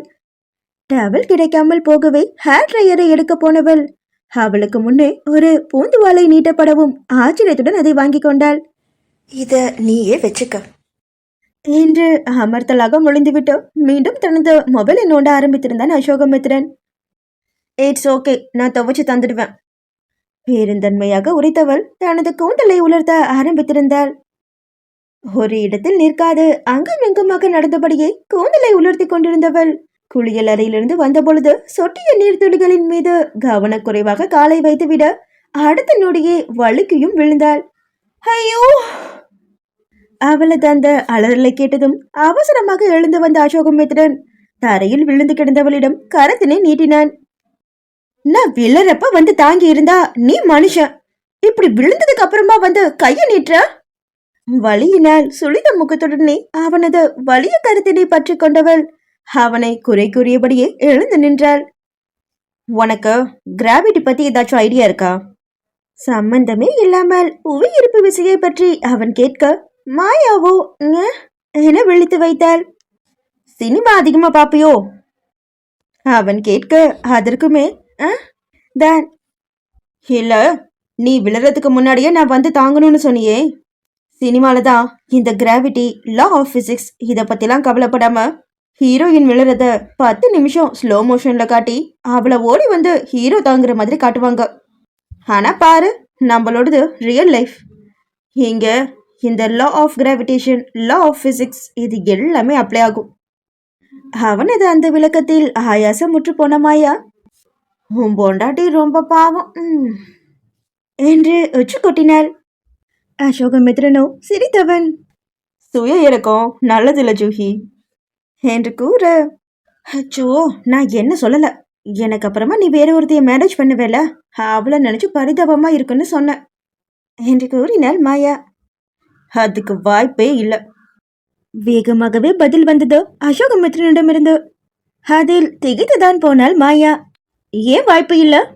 ஹோ, என் பர்மிஷன் இல்லாம தாலி கட்டி என்னோட லைஃபை இப்படி கேலி கூத்தா ஆக்கிட்டோமே அப்படிங்கிற குற்ற உணர்ச்சியில இனிமே கல்யாணமே பண்ணிக்க கூடாதுன்னு சபதம் எடுத்திருக்கியா? கண்களை உருட்டி அவள் கேட்க, அப்படியெல்லாம் எந்த வெட்டியான சபதமும் நான் எடுக்கல. உன்னை மேரேஜ் பண்ணின விதம் சரின்னு சொல்ல மாட்டேன். ஆனா அதுக்காக நீ போனதுக்கு அப்புறமா நான் என் பிரம்மச்சாரியாவே வாழணும். கட்டாயம் நான் ஜாம்னு கல்யாணம் பண்ணிப்பேன். இன்ஃபேக்ட் அசோகமித்ரனுக்கு பொண்ணு கொடுக்க நீ நான் ஆட்கள் கியூல நிக்கிறாங்க தெரியுமா என்று அமர்த்தலாகவே மொழிந்தான் அவன். அப்ப அந்த கியூல நிக்கிற ஒருத்தரோட பொண்ணு கழுத்துல தாலி கட்டிருக்க வேண்டியது தானடா என்று பொறுமினாள் மாயா. அவனோ அதற்கு பதில் சொல்லாமல் தோளை குலுக்கிக் கொண்டான். அந்த நேரம் அவர்களது அறை கதவு தட்டப்பட அவளை அமரும்படி கூறிவிட்டு தானே சென்று கதவினை திறந்தான். வெளியில் காஃபி ட்ரேயுடன் நின்று கொண்டிருந்தாள் கனிஷ்கா. அவளை கண்டதும், இவ இன்னும் ஊருக்கு கிளம்பலையா என்று எரிச்சலுடனே முகத்தை திருப்பிக் கொண்டாள் மாயா. காஃபி கொண்டு வந்தேன் அசோக் என்றபடியே ஏதோ அந்த அறையில் அவன் மட்டுமே இருப்பது போல அந்த கோப்பையை அவனை நோக்கி நீட்டினாள். அசோகமித்ரனும் கோப்பையை வாங்கிக் கொள்ள மாயாவிற்குள்ளோ புகைந்தது. டேய், நான் இங்க ஒருத்தி குத்துக்கள் மாதிரி மெத்தையில உக்காந்துருக்கேன், எனக்கு காஃபி கொண்டு வராம உனக்கு மட்டும் எடுத்துட்டு வந்து நீட்றா அவ. நீயும் அத பல்ல காட்டிக்கிட்டு வாங்கிக்கிறியா? இப்ப நான் உனக்கு சாபம் கொடுக்கறேன்டா. டிவோர்ஸ்க்கு அப்புறமா நீ ஒருத்திய மேரேஜ் பண்ணிக்குவேல, அவ உன்ன நிக்க விடாம வேலை வாங்குவா. காரம் அதிகமா போட்டு சமைச்சு உன் தட்டுல வந்து கொட்டுவா. நீ அதை துப்பவும் முடியாம முழுங்கவும் முடியாம தவிப்ப. மாயாவின் முகம் போகின்ற போக்கை பார்த்தபடியே அவளை நெருங்கி வந்த அசோகமித்ரன் காஃபி கோப்பையை வாசம் பிடித்தான். வாவ், அருமை தூக்குதே. யார் போட்ட காஃபி இது கனி? அவன் வினவியதும் கனிஷ்காவின் முகமோ ஜொலித்தது. நானே என் கையால போட்டு எடுத்துட்டு வந்திருக்கேன் அசோக் என்க அடுத்த நொடியே அந்த காஃபி கோப்பையை மாயாவின் புறமாக நீட்டினான் அசோகமித்ரன். அவனது இந்த செய்கையில் 2 பெண்களுமே திகைத்து மலங்க விழித்து வைத்தனர். இவ்வளவு கஷ்டப்பட்டு காஃபி போட்டு எடுத்துட்டு வந்தது இவளுக்காகவா என கனிஷ்கா பொறுமினாள் என்றால், அச்சோ, இவ்வளவு அன்பா காஃபி கப்பை நீட்டவனை போய் புரிஞ்சுக்காம இப்படி சபிச்சிட்டேனே. இந்த செகண்ட்ல இருந்து நான் கொடுத்த எல்லா சபமும் வாபஸ் என்று தனது சபிக்கும் மனநிலையிலிருந்து காஃபி சாப்பிடும் மனநிலைக்கு மாறிக்கொண்டாள் மாயா. நான் உனக்காக தான் காஃபி போட்டு எடுத்துட்டு வந்தேன் அசோக். கனிஷ்கா குறை கூறுவது போல பேச அசோகமித்ரனோ அவளை வெட்டுவது போல பார்த்து வைத்தான். இங்க என் ஒய்ஃபும் இருக்கான்னு தெரிஞ்சும் நீ எப்படி எனக்கு மட்டும் காஃபி எடுத்துட்டு வந்த? அவனது கேள்வியில் கனிஷ்கா திணறித்தான் போனாள். அவளுக்கு வேணும்னா சர்வன்ஸ் யாருக்கிட்டையாவது வாங்கி குடிக்கட்டுமே, நான் எதுக்காக அவளுக்காக காஃபி போட்டு கொடுக்கணும்? தடுமாற்றத்துடன் உரைத்தவள் அங்கு மெத்தையில் அமர்ந்து காஃபியை சுவைத்துக் கொண்டிருந்த மாயாவை குற்றம் சாட்டும் பார்வை பார்த்து வைத்தாள். மாயாவோ அதை கண்டு கொள்ளாமல் காஃபியை அருந்துவதிலேயே முனைப்பாய் இருந்தாள். அசோகமித்ரன் தான் அவளுக்கு தக்க பதிலடியை கொடுத்தான். அதே மாதிரி இனிமே எனக்கு என்ன வேணும்னாலும் நான் சர்வன்ஸ் கிட்ட கேட்டு வாங்கிக்கிறேன். என்னோட ஒய்ஃபுக்கு என்ன ரூலோ அதே ரூல் தான் எனக்கும் அப்ளிகபிள் ஆகும். அதோட நீ அடிக்கடி இப்படி எங்க ரூமுக்கு வர்றது எனக்கு அன்கம்ஃபர்டபுளா இருக்கு. நியூலி மேரிட் கப்பிளுக்கு பிரைவசி தேவைப்படும்னு கூடவா உனக்கு புரியாது கனி? என்னதான் நாசுக்காக எங்களுக்கு தனிமை வேண்டும் என அவன் கூறினாலும், இல்ல காஃபி கப் என்று கூறியபடியே விடாக்கண்டியாக அங்கேயே நின்று கொண்டிருந்தாள் கனிஷ்கா. அவளது அந்த பிடிவாதத்தில் எரிச்சலுற்று போனாள் மாயா. இப்படியும் ஒருத்தியா என்று எண்ணியவள் அந்த நொடியனில் தங்களின் திருமணம் நடந்த விதத்தினை பற்றி மறந்துதான் போனாள். அவன் தனக்கு சம்மதமின்றியே தாலி கட்டி நிபந்தனை போட்டு இங்கே தங்க வைத்திருப்பதையும் மறந்து போனாள். தனது அருகினில் காஃபி கோப்பையை கனிவு பொங்க நீட்டிய அசோகமித்ரனை மட்டும் மனதில் நிறுத்தி கொண்டவளாக புன்னகையுடன் எழுந்து வாயிலுக்கு வந்தவள், உனக்கு எதுக்கு சிரமம்? மித்ரன் ரெடியானதும் நானும் அவரும் கீழே பிரேக்ஃபாஸ்ட் சாப்பிட வருவோம்ல, அப்ப நான் அந்த கப்பை கிச்சன்ல கொடுத்துட்றேன். உனக்கு ரொம்ப நேரம் நின்று கால் வலிக்கும். So you may go now. என் ஹபி சொன்ன மாதிரி வி நீட் சம் பிரைவசி. முகத்தில் அறிந்தார் போல் சொன்னவள் கதவினையும் மடாரென அரைந்து சாத்தினாள். அவளது அந்த பேச்சினில் அசோகமித்ரனது புருவங்கள் மெச்சுதலாக உயர்ந்தது. என்ன அப்படி பாக்குற? ஓ, உன் அத்தை மகள் அவமானப்படுத்தி அனுப்பிவிட்டேன்னு வருத்தமா? இந்த வருத்தம் எல்லாம் என் கழுத்துல திடுதிப்புன்னு தாலி கட்டுறதுக்கு முன்னாடி வந்திருக்கணும். இப்ப வந்து no use. And one more thing, இன்னிலிருந்து 30 நாளைக்கு நீ கல்யாணமானவன் தான். சோ முன்ன மாதிரி உன்னோட அத்தை பொண்ணு கிட்ட ஃப்ளர்ட் பண்ணவோ ரூட் விடவோ கூடாது. இதெல்லாம் என்ன கல்யாணம் பண்ணதுக்காக நான் உனக்கு கொடுக்கிற பனிஷ்மெண்ட். அவள் ஆற்றிய அந்த பெரிய பிரசங்கத்தை கண்டு கொள்ளாமல் அலட்சியம் செய்தவனாக குளியல் அறைக்குள் புகுந்து கொண்டான் அசோகமித்ரன். மாயாவும் வெளித்து போயென கருணை காட்டியவளாக தான் சொன்னது போலவே காஃபி கோப்பையை சமையல் அறையில் இருந்த பணியாளிடம் கொண்டு வந்து கொடுத்தாள். ரூஹிக்கு காஃபி கொடுத்துட்டீங்களா என்று கேட்டவளிடம், சின்னம்மா ரூம்ல இல்ல மாயாமா என்று பணியாளன் பதிலளிக்க, அதில் மாயாவின் மனதிலோ ஏதோ ஒரு நெருடல் உண்டானது.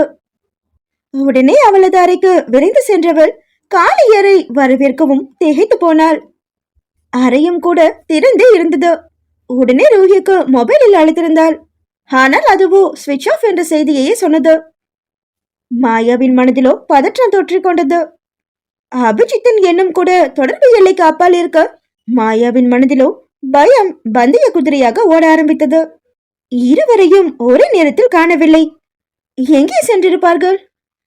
அவள் பரிமலாவிடம் சென்று விசாரிக்க, அவரோ, நாங்க காத்தால பார்த்தப்ப கூட வராண்டால நின்னு சூரிய நமஸ்காரம் பண்ணிட்டு இருந்தாடா என்று கூறினார் அவர்.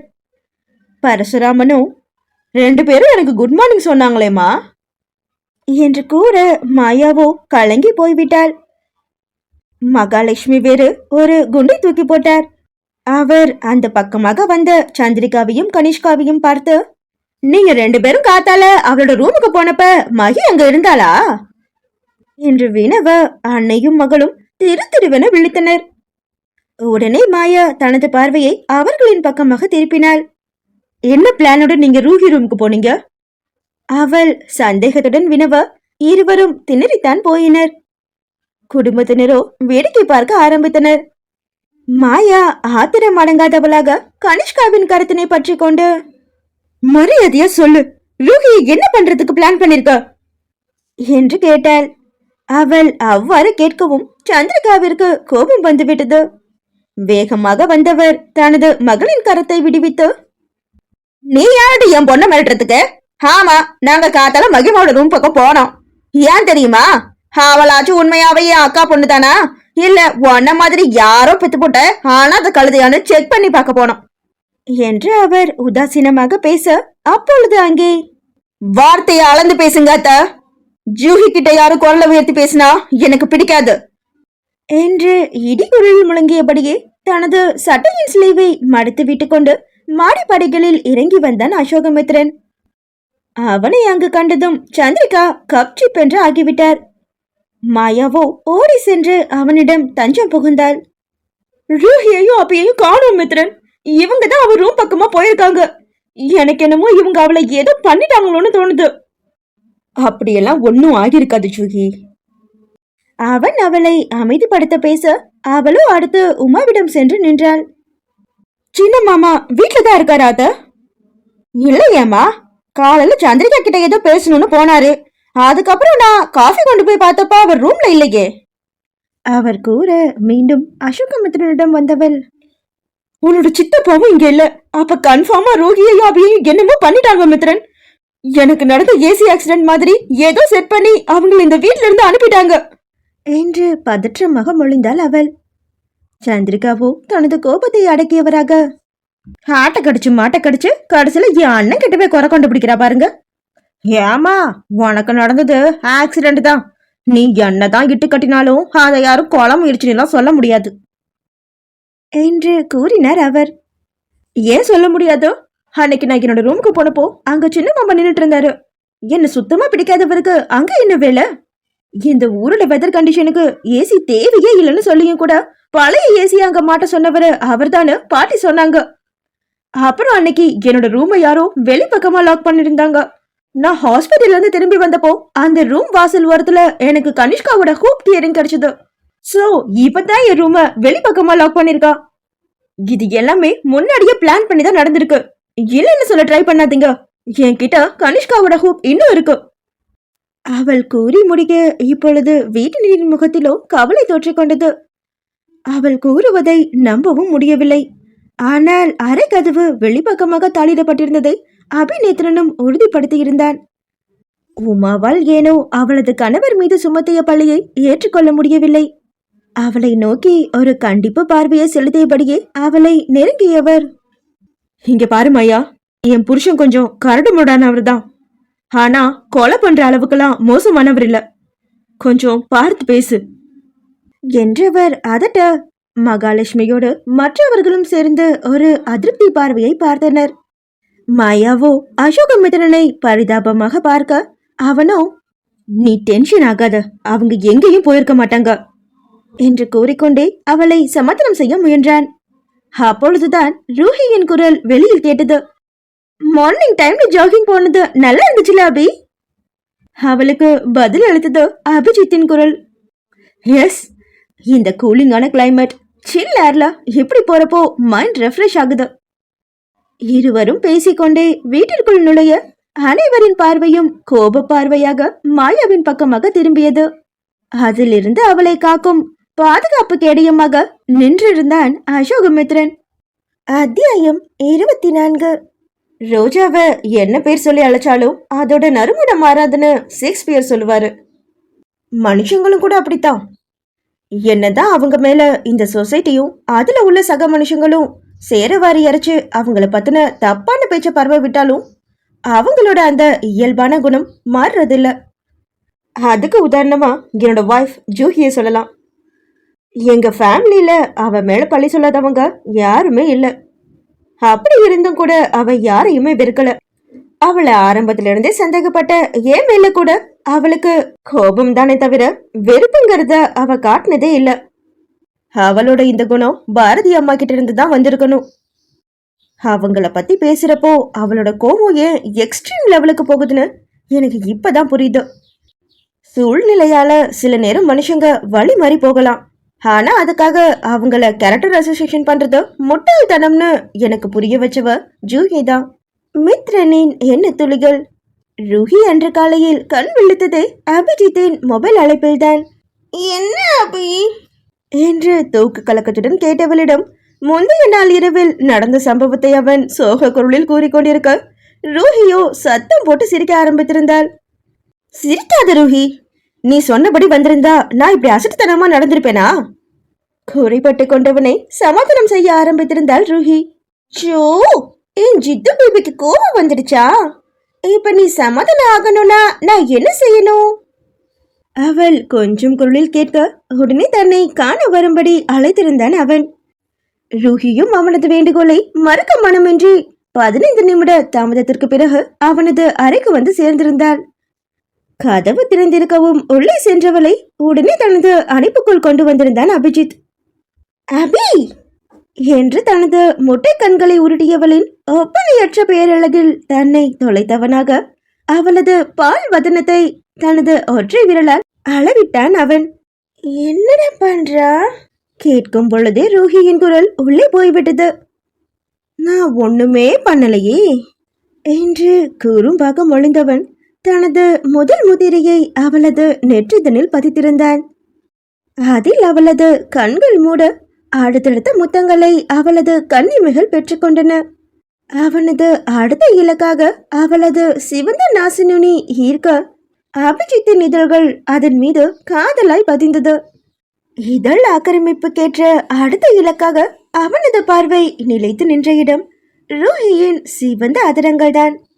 துடித்துக் கொண்டிருந்த அதரங்களை தனது இதழ்களால் அடக்கினான் அபிஜித். வீட்டை சுற்றி இருந்த மரங்களிலிருந்து பச்சைகளின் கானத்தில் தனது மோனநிலை கலந்து விலகி நின்றனர் இருவரும். ரூஹி அவனது மார்பில் செல்லமாக அடித்து அங்கிருந்து கிளம்ப முயல. அதுக்குள்ள எங்க போற?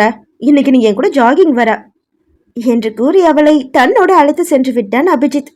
காலை நேரத்தில் அந்த வீட்டை சுற்றிலும் இருந்த மலர் தோட்டமும் சற்று தொலைவில் தெரிந்த அந்த தென்னந்தோப்பும் இன்னும் கூட ரம்யம் கூடி தெரிந்தன. அதையெல்லாம் ரசித்தபடியே ஜாகிங் செய்தனர் இருவரும். சூரியனின் கதிர்கள் அந்த தென்னங்கீற்றுகளின் இடைவெளி வழியே எட்டி பார்க்க அப்பொழுது வீசிய அந்த மெல்லிய காற்றினில் குளிரின் ஆதிக்கம் சற்று அதிகமாகவே இருந்தது. அதை அனுபவித்தபடியே ஓடியவர்களின் மேனியில் வியர்வை பூ பூத்தது.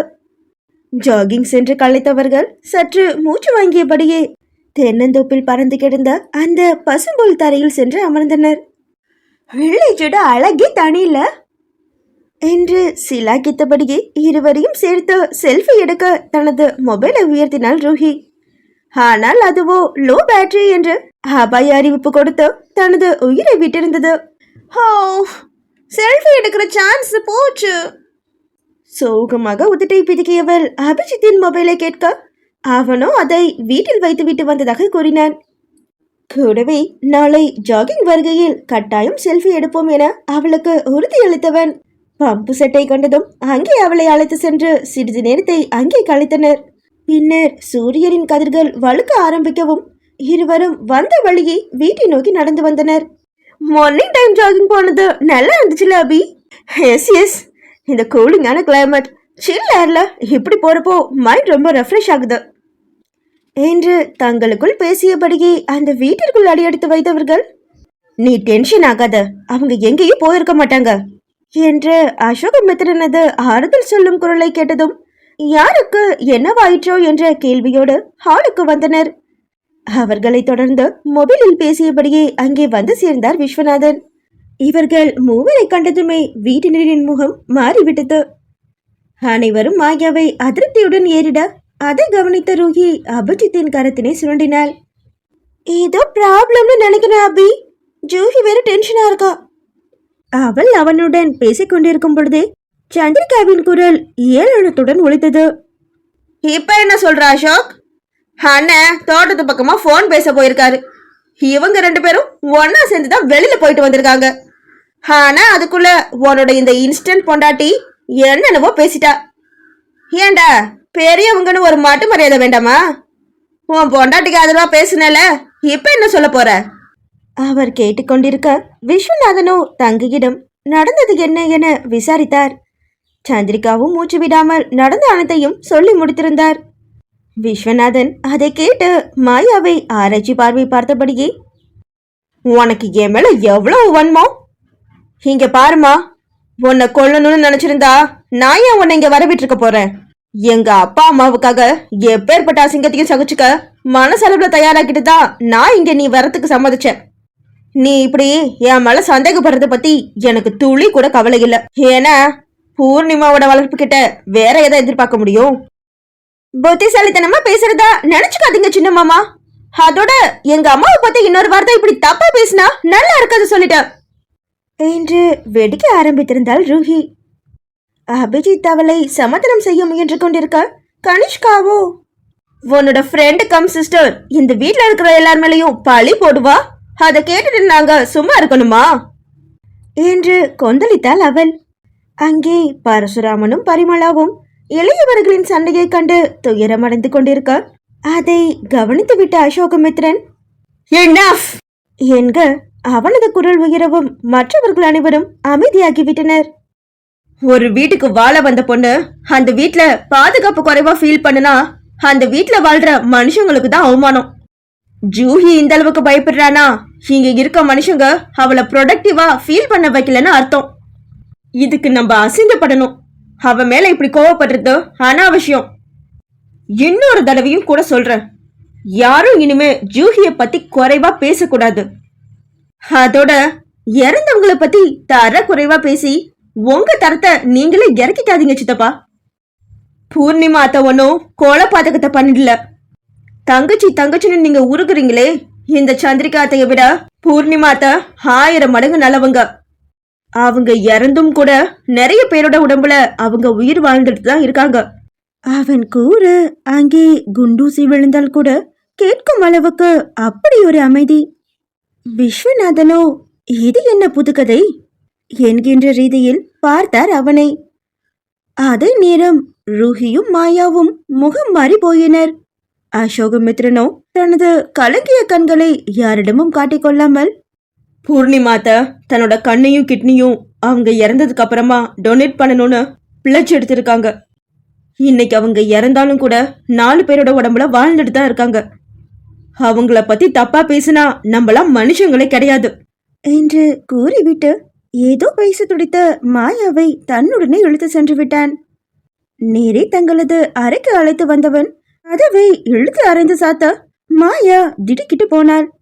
அவளை நெருங்கியவனோ, எத்தனை தடவை சொல்லியிருக்கேன், என்னோட ஃபேமிலியில இருக்கிற யாருக்கும் கொலை பண்ற அளவுக்கு கல் மனசு கிடையாதுன்னு. அதையே நீ புரிஞ்சுக்கவே மாட்ட ஜூஹி. இன்னைக்கு இப்படி எல்லாரும் முன்னாடியும் அத்தை சித்தப்பா கனின்னு 3 பேர் மேலேயும் கொலகாரங்க பட்டம் கட்டுற. அவங்களுக்கு சொன்னதுதான் உனக்கும். இனிமே என்னோட ஃபேமிலிய பத்தி தப்பா பேசாத என்றான் எச்சரிக்கும் குரலில். அதை கேட்ட மாயாவிற்கோ இவ்வளவு நேரமும் தனக்காக அவன் பரிந்து பேசியது எல்லாம் மறந்தே போய்விட்டது. ஏன் பேசக்கூடாது? அந்த கனிஷ்காவும் அவ அம்மாவும் நீ நினைக்கிற அளவுக்குலாம் இன்னசென்ட் இல்ல. அவங்களும் உன்னோட சித்தப்பாவும் சேர்ந்துதான் என்னை என் ரூம்லயே சமாதி கட்ட பார்த்தாங்க. ஆனா அத நீ நம்ப மாட்ட. இந்த வீடு எவ்வளவு டேஞ்சரானதுன்னு தெரிஞ்சுதான் ரூஹியை இங்க அனுப்பி வைக்காம நானே இங்க டைரக்டா வந்தேன். கொஞ்சம் ஏன் நிலைமையில இருந்து நீ யோசிச்சிருந்தா நீயும் கூட அவளை இங்க அழைச்சிட்டு வந்திருக்க மாட்ட. யார் உயிர் போனா உனக்கு என்ன? உன்னோட தாத்தாவும் பாட்டியும் மட்டும் நிம்மதியா இருந்தா போதும் உனக்கு.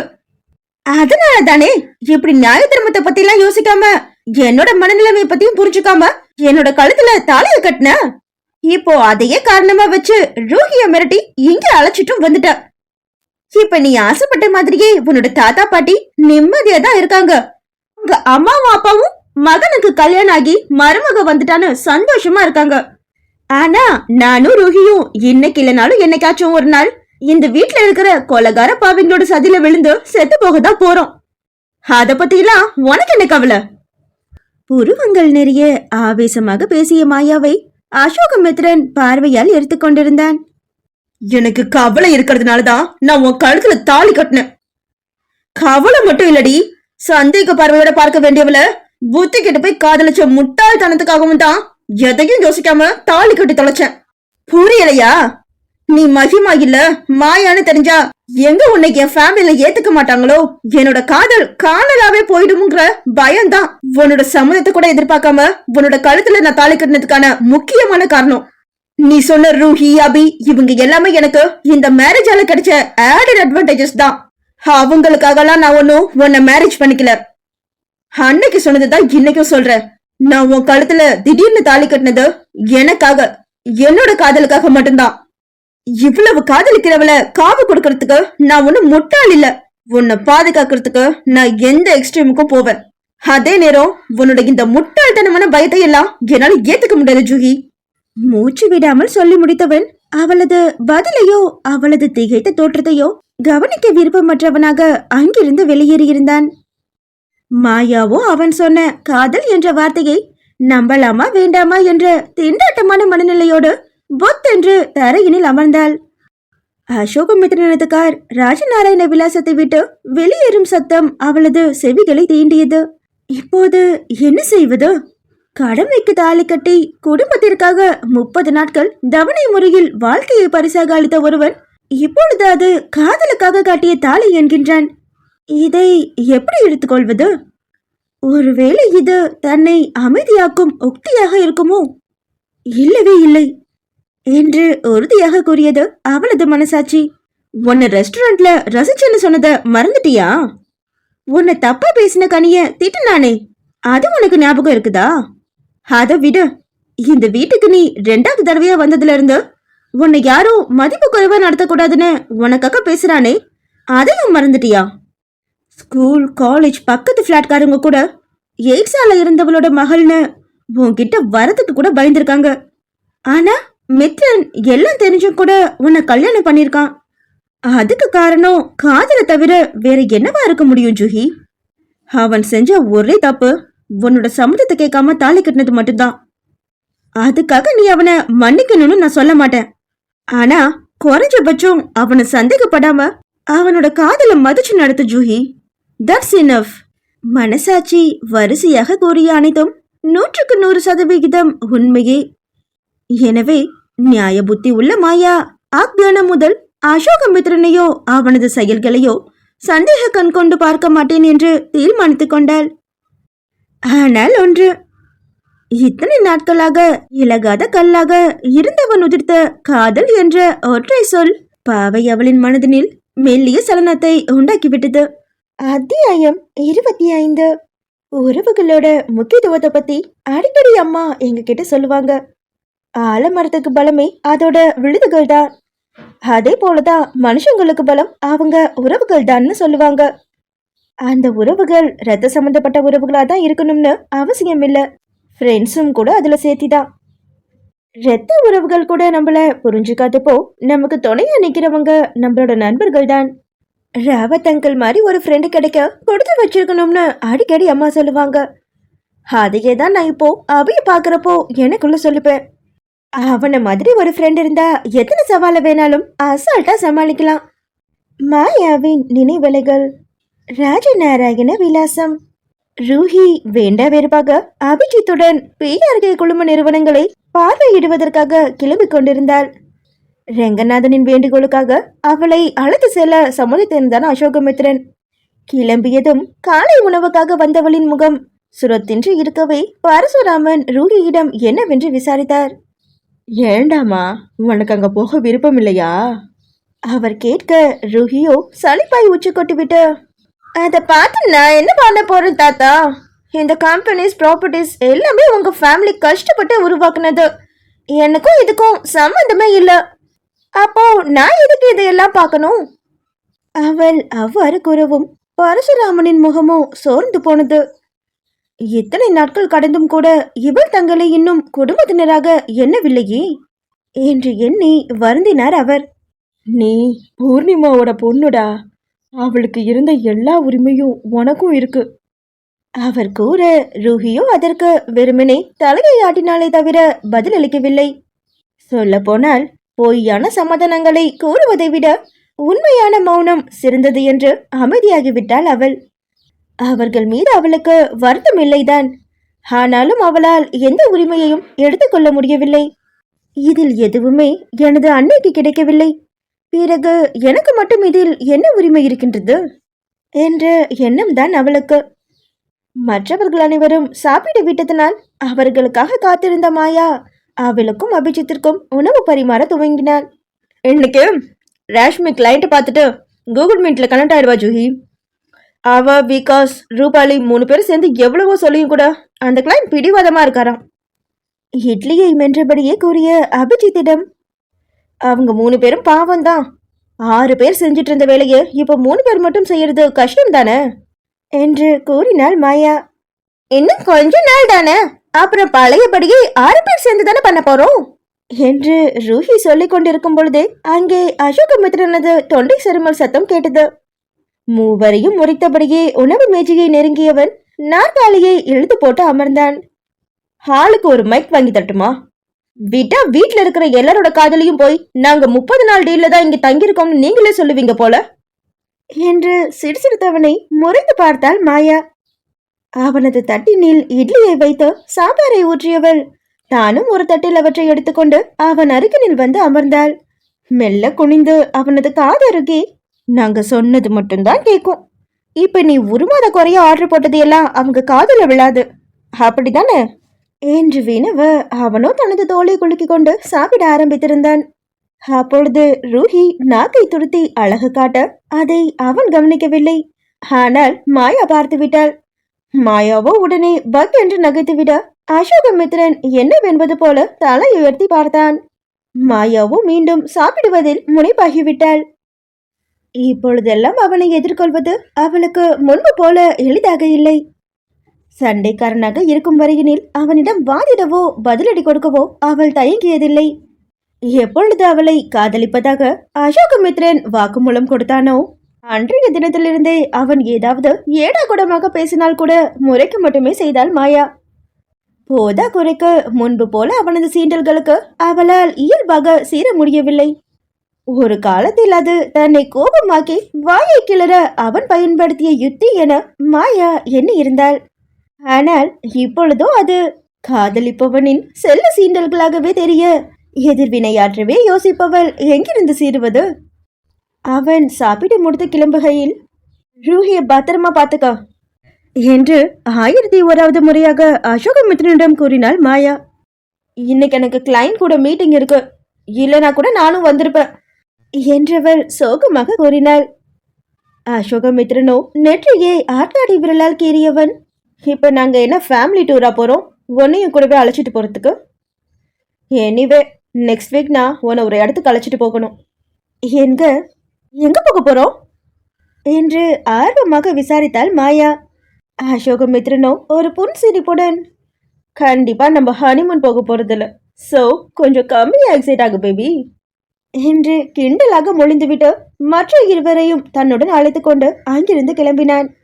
ரூஹி மாயாவை திரும்பி பார்த்து கண் சிமிட்டியவள் தனது கரத்தினால் அசோகமித்ரனையும் அவளையும் மாறி மாறி சுட்டிக்காட்டி கரங்களை கோர்த்து காட்ட மாயாவோ அவசரமாக தலையாட்டி மறுத்தாள். பொய் சொல்லாதா என்பதனை போல தனது ஆட்காட்டி விரலை காட்டியவளின் தலையில் தட்டி அழைத்து சென்றிருந்தான் அபிஜித். அசோகமித்ரனின் காதல் வாக்குமூலத்தை அவர்களிடம் அவள் மறைக்காமல் உரைத்திருந்தாள். இயல்பிலேயே குறும்புக்காரியான ரூஹி அடிக்கடி அதை கூறி அவளை கிண்டல் செய்வதை ஒரு வழக்கமாகவே செய்து வந்தாள். இப்பொழுதெல்லாம் அந்த பொழுதுகளில் அபிஜித் தான் தனது தோளுக்கு துணையாக ரூஹியிடம் மல்லு கட்டுவான். மூவரும் கிளம்பி சென்றுவிட மாயா தனது வேலையை கவனிக்க சென்றாள். வராண்டாவினில் குட்டி மேஜை, நாற்காலி, மடிக்கணினி சகிதம் அமர்ந்து கொண்டவள் சிறிது நேரத்திலேயே ராஷ்மியிடம் கேட்டுவிட்டு கூகுள் மீட்டிங்கில் நுழைந்தாள். லோனாவாலா ரிசர்ட் கிளைண்ட்டுக்கு வண்ண கலவை தேர்ந்தெடுத்ததில் அதிருப்தி போல அது அவரது பேச்சிலேயே நன்றாக தெரிந்தது. பேஸ்டல் கலர்ஸை பார்த்தாலும் வெறுமையா ஃபீல் ஆகும் மேடம், ஆனா நீங்க அதை கப்பிள்ஸ் ரூமோட இன்டீரியர் கலரா ஃபிக்ஸ் பண்ணிருக்கீங்க, எனக்கு இது சரியா வரும்னு தோணல அவர் கூற அவர் அருகினில் அமர்ந்திருந்த ராஷ்மியோ, எப்படி வந்து சிக்கியிருக்கோம் பாத்தியா என்ற ரீதியில் மாயாவை பரிதாபமாக பார்த்தாள். மாயா அவளுக்கு அபயம் அளிக்க வந்தாள். கிளைண்டிடம் வண்ணக்கலவையை தேர்ந்தெடுத்த காரணத்தை விளக்க ஆரம்பித்திருந்தாள் அவள். மோஸ்ட்லி பாஸ்டல் கலர் ஒரு ஃப்ரெஷ்ஷான ஃபீலிங்கை கொடுக்கும் சார். இந்த கலர்ஸ் வசந்த காலத்தோட அடையாளமா சில நாடுகள்ல பார்க்கப்படுது. மோஸ்ட்லி வார்ம் கலர்ஸை விட பாஸ்டல் கலர்ஸை பார்க்குறப்போ நமக்குள்ள ஒருவித அமைதியும் சாந்தமும் உண்டாகும். ஏன்னா அந்த கலர்ஸ் கண்ணை உறுத்தி டிஸ்டர்ப் பண்ணாது. பட் எனக்கு வார்ம் கலர்ஸ் தான் பெஸ்ட்னு தோணுது அந்த கிளைண்ட் மனம் என்று கூறினார். மாயாவும் சில நிமிடங்கள் யோசித்துவிட்டு, give me a minute sir என்று கூறியவள் தனது மடிக்கணினியில் சேமித்து வைத்திருந்த வண்ண பலட்கள் பற்றிய குறிப்புகளை அலச ஆரம்பித்திருந்தாள். அதில் ஒரு குறிப்பை படித்ததும் அவளது முகம் பளிச்சிட்டது. மீண்டும் கூகுள் மீட்டிங்கில் இணைந்து கொண்டவள், உங்களுக்கு வார்ம் கலர்ஸ் தான் பிடிக்கும், அதே நேரம் கப்பிள்ஸ் ரூம்ல ஓவர் பிரைட்டான கலர்ஸ் யூஸ் பண்ணா நல்லா இருக்காது, ஸோ பேஸ்டல் கலர்லயே கொஞ்சம் வார்ம் டோன் வர கலரா தேடி பார்த்தேன் sir. I think this salmon pink colour is the best அவள் கூற கிளைண்ட்டுக்கும் கூட அந்த வண்ணம் பிடித்து போய்விட்டது. ஒரு வழியாக கூகுள் மீட்டிங் இனிதே நிறைவுற்றது. அவளது இந்த பேச்சுவார்த்தைகளை சாய்வு நாற்காலியில் அமர்ந்து பார்த்து கொண்டிருந்தார் பரசுராமன். புத்திசாலித்தனமான பெண், தைரியமானவளும் கூட. இவளை தனது பேரன் மனைவியாக தேர்ந்தெடுத்ததில் ஆச்சரியமே இல்லை. எண்ணியபடியே நாற்காலியில் சாய்ந்தவருக்கு திடீரென இருமல் வர நெஞ்சை பிடித்தபடி இருமிக் கொண்டார். மாயாவின் கவனம் அவர் புறம் திரும்ப விடாமல் இருமியவரிடம் வந்து நின்றவள், என்னாச்சு தாத்தா, ஏன் இருமுறீங்க என்று கேட்க, மார்னிங் கொஞ்சம் பனியில நடந்துட்டேன்டா, அதான் விடாம இருமல் வருது என்றவர், பைமலா எனக்கு மல்லி மிளகு போட்டு கஷாயம் கொண்டு வா என்று மனைவியை அழைத்தார்.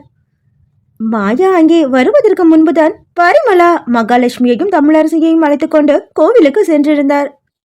மாயா தான் அருந்து வைத்திருந்த தண்ணீரை பரசுராமனிடம் கொடுத்துவிட்டு, பாட்டி இல்ல தாத்தா, நான் போய் கிச்சன்ல கேட்டு கஷாயத்தை எடுத்துட்டு வந்துடுறேன் என்று கூறியபடியே சமையல் அறையை நோக்கி சென்றார்.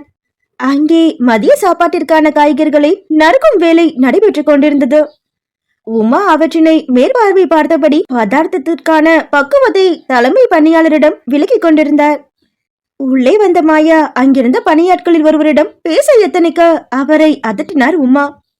இன்னைக்கு சர்வேஸ்வரனான மதிய சாப்பாட்டுக்கு வராரு, சும்மா வேண்டத பேச்சு பேசி நேரத்தை போக்காம வேலையை பாரு வலியம்மா அவர் கூற, அந்த பெண்மணியோ தயக்கத்துடன் மாயாவை நோக்க, மாயாவோ உமாவின் புறம் திரும்பினாள். ஆனால் அவரோ முகத்தை திருப்பிக் கொண்டு மீண்டும் அந்த தலைமை பணியாளரிடம் பேச ஆரம்பித்தார். எனவே மாயா தானே மிளகையும் மல்லியையும் எடுத்து சிறிய உருளிலிட்டு இடித்து பரசுராமனுக்காக கஷாயம் போட ஆரம்பித்திருந்தாள். உமாவோ அதனை கண்டும் காணாதது போல அங்கிருந்து சென்று விட்டார். தனது கணவர் மீது கொலை பழி சுமத்து விட்டாள் என்ற காரணத்திற்காக சமீப நாட்களாக அவர் மாயாவிடம் முகம் கொடுத்து பேசுவதில்லை. மகாலட்சுமியும் தமிழரசியும் கூட ஒட்டியும் ஒட்டாமலும் தான் அவளிடம் நடந்து கொண்டனர். மாயாவிற்கு இவர்கள் யாரையும் குறை சொல்ல பிடிக்கவில்லை. இவர்களுடன் நிரந்தரமாகவா இருக்கப் போகின்றோம் என்ற எண்ணத்திலேயே அவர்களின் இந்த உதாசீனத்தை ஓரம் தள்ளிவிட்டாள். பனை வெல்லம் போட்டு சுடு சுட தயாரான கஷாயத்துடன் வராண்டாவுக்கு வந்தவள் அதை பரசுராமனிடம் நீட்டினாள். வாங்கி கொண்டவர், நீயே போட்டியம்மா என்று வினவ, ஆமா தாத்தா, டேஸ்ட் முன்ன பின்னதான் இருக்கும், கொஞ்சம் அட்ஜஸ்ட் பண்ணிக்கோங்க என்க. பரவாயில்லடா, பாசத்தோட ஒருத்தர் பழைய சோறு கொடுத்தாலும் சந்தோஷமா சாப்பிடணும்னு பூர்ணிமா எப்போதும் சொல்லுவா. அவ வளர்ப்பு நீ என்ன கொடுத்தாலும் நான் மறுக்காம சாப்பிடுவேன் என்று சொன்னவர் அந்த கஷாயத்தை குடித்தபடியே மாயாவிடம் தொடர்ந்து பேச ஆரம்பித்தார். கொஞ்ச நாளாவே எனக்குள்ள ஒரு பயம் இருந்துச்சு. மகிமாவுக்கு எங்க மேல ஒட்டுதல் வரவே இல்லை. அவ போயிட்டா நானும் பரிமளாவும் பழையபடி தவிப்போமேனு பயந்து போனேன். ஆனா அவ போனாலும் கூட அசோகோட பொண்டாட்டியா நீ இங்க இருப்ப. இந்த சின்ன சந்தோஷம் போதும் எனக்கு என்று கூறிக்கொண்டிருந்தார் அவர். மாயாவோ தானும் இன்னும் சில தினங்களில் இவர்களை விட்டு சென்று விடுவேன் என்ற உண்மையை சொல்ல எண்ணினாள். ஆனால் அசோகமித்திரனது நிபந்தனை நினைவில் வரவும் வாயை மூடிக்கொண்டாள் அவள். இருப்பினும் கூட இந்த பெரியவரின் நம்பிக்கை பொய்க்க போகின்றதே என்ற வருத்தம் அவளுக்குள் நிழலாய் படிந்தது. அந்த நேரம் விஸ்வநாதனின் கடுமையான குரல் அவள் செவிகளை துளைத்தது. மிஸ் ஆகிடுச்சுன்னு சொன்னா என்ன அர்த்தம் சொல்? உன்னை நம்பி ஒரு பொறுப்பை கொடுத்தா இப்படிதான் கோட்டை விட்டுட்டு சாக்கு போக்கு சொல்லுவியா? வராண்டாவில் யாரும் இருக்க மாட்டார்கள் என்ற நினைப்பில் சத்தமாகவே பேசிக்கொண்டு வந்தவர் அங்கே தனது தந்தையும் மாயாவும் அமர்ந்திருப்பதை கண்டதும் தனது முகபாவம் மற்றும் குரல் இரண்டையும் மாற்றிக்கொண்டார். சரி சரி, நான் அப்புறமா அடுத்து என்ன செய்யணும்னு இன்ஸ்ட்ரக்ஷன் கொடுக்கறேன் என்று கூறியபடியே அழைப்பை துண்டித்தவர் பரசுராமரிடம் வந்து வியாபாரம் சம்பந்தப்பட்ட பேச்சை ஆரம்பித்தாள். மாயா அங்கிருந்து நகர்ந்து தனது பழைய இடத்திற்கே வந்து அமர்ந்து விட்டாள். அமர்ந்தவளின் பார்வையோ அடிக்கடி விஸ்வநாதனை தொட்டுவிட்டு மீண்டது. எப்பொழுதும் அவரிடம் இருக்கும் கடுமைக்கு பதிலாக ஒரு பதற்றம் அவரிடம் தெரிந்தது. கண்கள் அடிக்கடி மொபைலை நோட்டமிட சமாளிக்கும் விதமாகவே பரசுராமனிடம் உரையாடுபவரை போல நடந்து கொண்டார் அவர். இங்கே மாயா அவரை சந்தேகமாக பார்த்து கொண்டிருக்கையில் அங்கே PRK மில்லில் அசோகமித்திரனது அலுவலக அறை கண்ணாடி கதவில் ஒரு துளை ஏற்பட்டு கண்ணாடி நொறுங்கி கிடந்தது. அந்த அறையினுள் ரூஹி நடுங்கியபடியே அபிஜித்தின் அணைப்பில் இருக்க, அசோகமித்திரனோ அலுவலக பணியாட்களை இறுகிய முகத்துடன் விசாரித்துக் கொண்டிருந்தான். என்னோட ரூம்ல இருக்கிறவங்கள துப்பாக்கியால சுடுற அளவுக்கு இங்க பாதுகாப்பு கேள்விக்குறியாகிடுச்சுல. இந்த காரிடார்ல இருந்த CCTV கரெக்டா இன்னைக்கு மார்னிங்ல இருந்து வேலை செய்யல. என்ன நடக்குது ஆபீஸ்ல? அவன் கேட்க அந்த பகுதிக்கான கண்காணிப்பாளரோ தயங்கியபடியே, சந்தேகப்படுற மாதிரிலாம் வேற யாரும் இங்க வரல. ஆனா கொஞ்சம் மாசத்துக்கு முன்னாடி அக்கௌண்ட்ஸ்ல ஃப்ராட் பண்ணின வினயன் தான் வந்திருந்தாரு. அவரோட PF கணக்குல ஏதோ பிரச்சனைன்னு ஆபீஸ் பக்கம் போனதை நான் பார்த்தேன் என்றார் அவர். உடனே அசோகமித்திரனது மூளையில் 1000 கேள்விகள் உதித்தன. வினயன் எத்தனை நாள் இங்க வந்துட்டு இருக்காரு? ஒரு வாரமா வராரு சார். யோசனை வைக்கப்பட்டவன் அவர்கள் அனைவரையும் வெளியேறுமாறு சொல்ல ஊழியர்களும் அங்கிருந்து வெளியேறி சென்றனர். அவர்கள் சென்ற பின் அசோகமித்ரன் அபிஜித்திடம் காவல் நிலையத்தில் புகார் அளிக்கலாமா என்று வினவ அவனும் சரி என்று சொன்னான். பிறகு ரூஹியை நோக்கினான். அவளுக்கோ இன்னும் நடுக்கம் தீரவில்லை. ERK குழுமத்தின் பல்வேறு நிறுவனங்களை பார்வையிட்ட கையோடு தங்களது பல்லடம் மில்லுக்கும் அவர்களை அழைத்து வந்திருந்தான் அசோகமித்ரன். அனைத்து நிறுவனங்களிலுமே பரசுராமனின் தந்தையின் புகைப்படத்தோடு பூர்ணிமா மற்றும் ஜெயச்சந்திரனின் புகைப்படமும் மாட்டப்பட்டிருக்க தனது பெற்றோருக்கு இறுதியாக அங்கீகாரம் கிடைத்ததை போன்று உணர்ந்தாள் ரூஹி. அபிஜித்தும் கூட கண் கலங்கி போய்விட்டான். இத்தகைய மனநிலையோடுதான் அவர்கள் பல்லடம் மில்லுக்கு வந்து சேர்ந்தனர். அங்கிருந்த அலுவலக பணியாட்களின் கூட்டத்தினில் அசோகமித்ரனால் ரூஹி ERK குழுமத்தின் முக்கிய பங்குதாரராக அறிமுகப்படுத்தி வைக்கப்பட்டாள். பின்னர் கூட்டம் முடிந்து அசோகமித்ரனது அலுவலக அறைக்கு வந்த பொழுது கூட இது எல்லாம் தனக்கு தேவையில்லை என்று மறுத்தவளை அசோகமித்ரன் தான் பல காரணங்களை கூறி பங்கு மாற்றத்திற்கு சம்மதிக்க வைத்திருந்தான். அது சம்பந்தப்பட்ட ஆவணங்களில் கையெழுத்து வாங்க வந்த விவேக்கை அபிஜித் அடையாளம் கண்டு கொண்டான். நீங்க தானே அன்னைக்கு ஹாஸ்பிட்டல் ஸ்டாஃப் கிட்ட பேசினது? அவன் கேட்க விவேக் தயக்கத்துடன் அசோகமித்ரனை பார்க்க அவனோ, அவர் இப்போ எங்க வீட்டு மாப்பிள்ள தான் விவேக், பயப்படாம நீங்க பேசலாம் என்க அவனும் நிம்மதியுற்றான். ஒன்னு நான் வேறு விதமா கணிச்சிருந்தேன். ஆனா த கிரேட் அசோகமித்ரன் என்னோட கணிப்புக்கு அப்பாற்பட்ட மனுஷனா இருக்கான். விவேக் சென்றதும் அபிஜித் அசோகமித்ரனிடம் புன்னகையுடன் கூறினான். அசோகமித்ரனோ, என்ன வில்லனா இமேஜின் பண்ணிருப்ப, இப்ப நடக்கிற சம்பவங்களால ஹீரோன்னு நினைக்கிற. பட் ஒரு விஷயத்த மறந்துடாத, நாங்க இன்னும் அந்த கேஸ வாபஸ் வாங்கல. அது 30வது நாள்ல தான் நடக்கும் என்க. உங்க கேஸ நீங்களே வச்சுக்கோங்க, விட்டா ஷேர் டிரான்ஸ்பர் பண்றதுக்கு சம்மதிக்கலைன்னா கூட கேஸ வாபஸ் வாங்க மாட்டேன்னு மிரட்டுவீங்க போல என்று உதட்டை சுழித்தபடி கூறினாள் ரூஹி. வாய்ப்பு இருக்கு என்று அசோகமித்ரன் கூற அதற்கு அபிஜித் நம்மட்ட சிரிப்பு சிரித்தான். ரூஹி அவனை முறைத்து கொண்டு, சிரிக்காத அபி, உன்னை கொண்டுடுவேன் என்றபடியே அவனது கழுத்தை நோக்கி அவளது கரத்தை கொண்டு சென்ற நொடியினில் ஹே என்று விளையாட்டாக அவளை இழுத்து நிறுத்தினான் அபிஜித். அந்த நொடியினில் தான் அசோகமித்ரன் அறையின் கண்ணாடி கதவினை சிலீர் என்ற சத்தத்துடன் உடைத்து கொண்டு வந்தது துப்பாக்கியின் தோட்டா ஒன்று. அபிஜித் இழுத்து நிறுத்திய காரணத்தினால் ரூஹி மயிரிழையில் உயிர் பிழைத்தாள். இருப்பினும் கூட நடந்த சம்பவத்தினால் மூவருக்குமே அதிர்ச்சிதான். இத்தனைக்கும் கூட அடுத்த நொடியே வெளியில் ஓடி சென்று சுட்டது யார் என்று கண்டுபிடிக்க அசோகமித்ரன் முயன்றான் தான். ஆனால் அந்த கொலைகாரனோ காற்றில் கற்பூரம் கரைவது போல மறைந்து விட்டான். பிறகு அலுவலக பணியாட்கள் மற்றும் கண்காணிப்பாளரை விசாரித்த பிற்பாடுதான் CCTV பிரச்சனையும் வினயனின் வருகையும் அவனது காதிற்கு வந்தது. ஒருவேளை வினயன் தான் இதற்கு காரணமோ? அவரை வைத்துதான் யாரோ கால் நகர்த்துகிறார்களோ? இத்தனை நாட்களாக மாயா கூறியது போல யாரோ பூர்ணிமாவின் வாரிசை இவ்வுலகத்தை விட்டே அனுப்ப துடிப்பாக செயலாற்றுவதை அன்றுதான் அனுபவபூர்வமாக தெரிந்து கொண்டான் அசோகமித்ரன். அத்தியாயம் 26. சில துன்பங்களை நம்மளே ஃபேஸ் பண்ணினாதான் அது எவ்வளவு பயங்கரமானதுன்னு நமக்கு ரியலைஸ் ஆகும். அந்த துன்பங்களை கொடுக்கறவங்கள எவ்வளவு சீக்கிரமா கண்டுபிடிச்சு களை எடுக்கிறோமோ அவ்வளவு சீக்கிரம் நமக்கு நல்லது. ஏன்னா கண்ணுக்கு தெரிஞ்ச எதிரிய சமாளிக்கிறது சுவாரஸ்யமானது. ஆனா நல்லவங்க வேஷம் போட்டு கூடவே இருந்து உள்வேல பாக்குற துரோகிய சமாளிக்கிறது கொஞ்சம் டேஞ்சரானது. அவங்க முகமூடியோட நம்ம கூட உலாவறதுனால ஃபிராக்ஷன் ஆஃப் செகண்ட்ஸ்ல நமக்கு தோல்வியை கொடுத்துடுவாங்க. அதுல சில தோல்வி மறக்க முடியாத காயத்தை கூட உண்டாக்கிட்டு போயிடும். மித்ரனின் என்ன துளிகள். ரூஹியை பல்லடம் மில்லில் வைத்து கொல்ல நடந்த முயற்சியை வீட்டினரிடமும் மாயாவிடமும் மூவருமே கூறவில்லை. ஆனால் அசோகமித்ரன் காவல் நிலையத்தில் புகார் அளித்திருந்தான். அதில் சந்தேகப்படுவோரின் பட்டியலில் முதல் பெயராக வினயனின் பெயரைத்தான் அவன் குறிப்பிட்டிருந்தான். அவன் சந்தேகப்பட்டதற்கிணங்க வினயனும் கூட தலைமறைவாகிவிட காவல்துறையும் அவனை தேடிக்கொண்டுதான் இருந்தது. இதற்கு இடையில் தங்களின் இன்டீரியர் டிசைனிங் நிறுவனம் எடுத்திருந்த லோனாவாலா ரிசார்ட் ஒப்பந்தம் நல்ல முறையில் முடிந்துவிட தாங்கள் மும்பை திரும்புவதற்கு இன்னும் 17 நாட்களே இருந்த நிலையில் ரூஹியும் அபிஜித்தும் அசோகமித்ரனை ஓரளவுக்கு புரிந்து கொள்ள ஆரம்பித்திருந்தனர். அவனது அலட்சிய பேச்சு, கரார் நடவடிக்கை, எதையும் வியாபாரம் போல கருதும் மனப்பாங்கு, இவை எல்லாம் தான் அவனை தங்களுக்கு வில்லனாக காட்டிவிட்டது என்பதனை அவனுடன் பழகிய தருணங்களில் இருவருமே கண்டு கொண்டனர். கூடவே அவனுக்கு மாயா மீது இருக்கும் காதலையும் சேர்த்து புரிந்து கொண்டனர். இப்பொழுது அதை பற்றிதான் மாயாவிடம் பேசிக் கொண்டிருந்தாள் ரூஹி.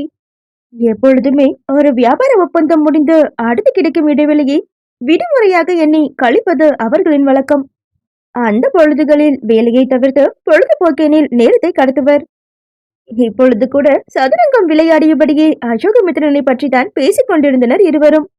ஜூஹி, மித்ரன் உன்னை லவ் பண்றான்னு நினைக்கிறான். ரூஹி சொல்ல சிப்பாயை எங்கே நகர்த்துவது என்று நகம் கடித்து யோசித்துக் கொண்டிருந்த மாயாவோ திகைத்து போனாள். நகத்தை கடிப்பதை நிறுத்திவிட்டு உதட்டை கடித்துக் கொண்டாள் அவள். நீ ரொம்ப யோசிக்காத ஜூஹி. ஒரு பையனோட பார்வையை வச்சு அவன் பாக்குற பொண்ணு மேல என்ன மாதிரியான ஃபீலிங் அவனுக்கு இருக்குன்னு நான் கண்டுபிடிச்சிடுவேன். He loves you so much, dear. கோபத்துல கூட ஒரு நாள் அவன்கிட்டவே ஓப்பனா சொன்னார்னு சொன்னல. Then why don't you give him a chance? என்று கேட்க அவளது தலையில் குட்டினாள் மாயா. அவன் தான் கோபத்துல பேசினான்னு தெளிவா சொன்னேனே. அதோட கொஞ்சம் கூட என்ன பத்தி யோசிக்காம என்னோட கழுத்துல கட்டாயமா தாலி கட்டினவனுக்கு நான் இதுக்காக சான்ஸ் கொடுக்கணும். இங்க பாரு, காமால நோய் வந்தவங்களுக்கு பாக்குற எல்லாமே எல்லோ கலர்ல தெரியுமா? அது மாதிரிதான் ஒன்ன மாதிரி காதல் நோய் வந்தவங்களுக்கு பாக்குற எல்லோருமே லவர் வகைதான் தெரிவாங்க. ஈவன் அவங்க மிஸ்டர் ரூட் மாதிரி வில்லனா இருந்தா கூட. ரூஹி தலையை தடவிக்கொண்டே உதறி சுழித்துக் கொண்டாள்.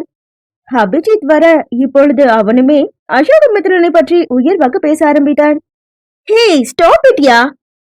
அவன் உன் மேல கொடுத்த கம்ப்ளைண்ட் இன்னும் வாபஸ் வாங்கல. நல்ல ஞாபகம் வச்சுக்க.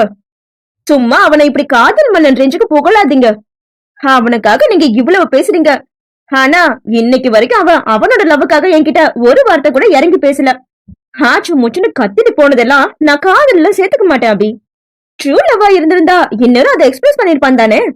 அவன் சும்மா லுல்லாய்க்கு சொல்ற லவ் ஸ்டோரிய நீங்க நம்பிட்டீங்க. ஆனா அத நான் நம்ப மாட்டேன். எப்படியோ அவர்கள் இருவரையும் சமாளித்து அனுப்புவதற்குள் மாயாவிற்கு இன்னும் 10 வருடங்கள் கூடுதல் வயதாகிவிட்டது.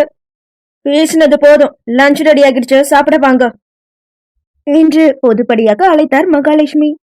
தரையில் இலை போடப்பட்டிருக்க ஆளுக்கொன்றின் முன்னே அமர்ந்தனர் மூவரும்.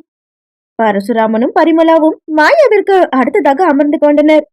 விஸ்வநாதன் வழக்கமான முறைப்போடு தமிழனுக்கு அருகில் அமர்ந்து கொண்டார். இலையில் சாதம் போடப்பட்டு சாம்பாரும் இதர காய்கறிகளும் பரிமாறப்பட சாதத்தின் நடுவே கோடு போட்டவள் ஒரு பிரிவை சாம்பாரில் குளிப்பாட்டி அதிலிருந்து முதல் பிடியை எடுத்து இலையின் இடது ஓரமாக வைத்தாள். அதை கவனித்த பரசுராமன், என்னடாமா அது என்று வினவ, என் பாரதிமாக்காக என்று கூறியவள் தலையை குனிந்து கொண்டே சாப்பிட ஆரம்பித்திருந்தாள். இவ்வளவு நேரமும் அங்கே இருந்த கலகலப்பு அடங்கி அமைதியாகிவிட அதை எதையும் கவனியாதது போலவே மாயாவும் சாப்பிட்டு முடித்து எழுந்தாள். சாப்பிட்டு முடித்ததும் தங்களது அறையை நோக்கி செல்ல எத்தனித்தவளை பரசுராமனின் குரல் தடுத்து நிறுத்தியது.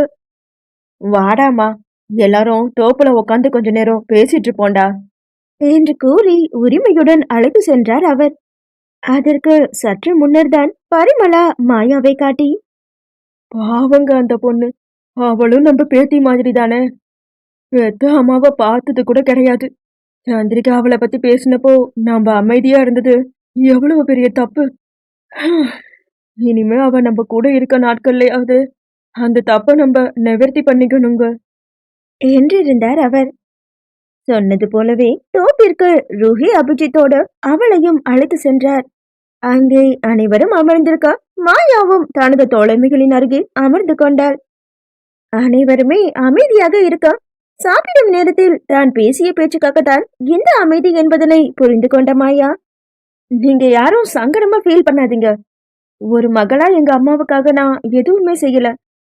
என்னால முடிஞ்சது நான் சாப்பிடுற சாப்பாட்டுல முதல் கவலத்தை அவங்களுக்காக எடுத்து வைக்கிறது மட்டும்தான். அது கூட ஃபுட் வேஸ்ட் தான். ஆனா அதை செஞ்சா அம்மாவுக்கு சாப்பாடு போட்ட மாதிரி மனசுக்குள்ள ஒரு அல்ப சந்தோஷம் என்று கூறி புன்னகைக்க அங்கிருந்த பெண்களுக்கோ அவள் மீது இருந்த கோபம் அகன்று விட்டது.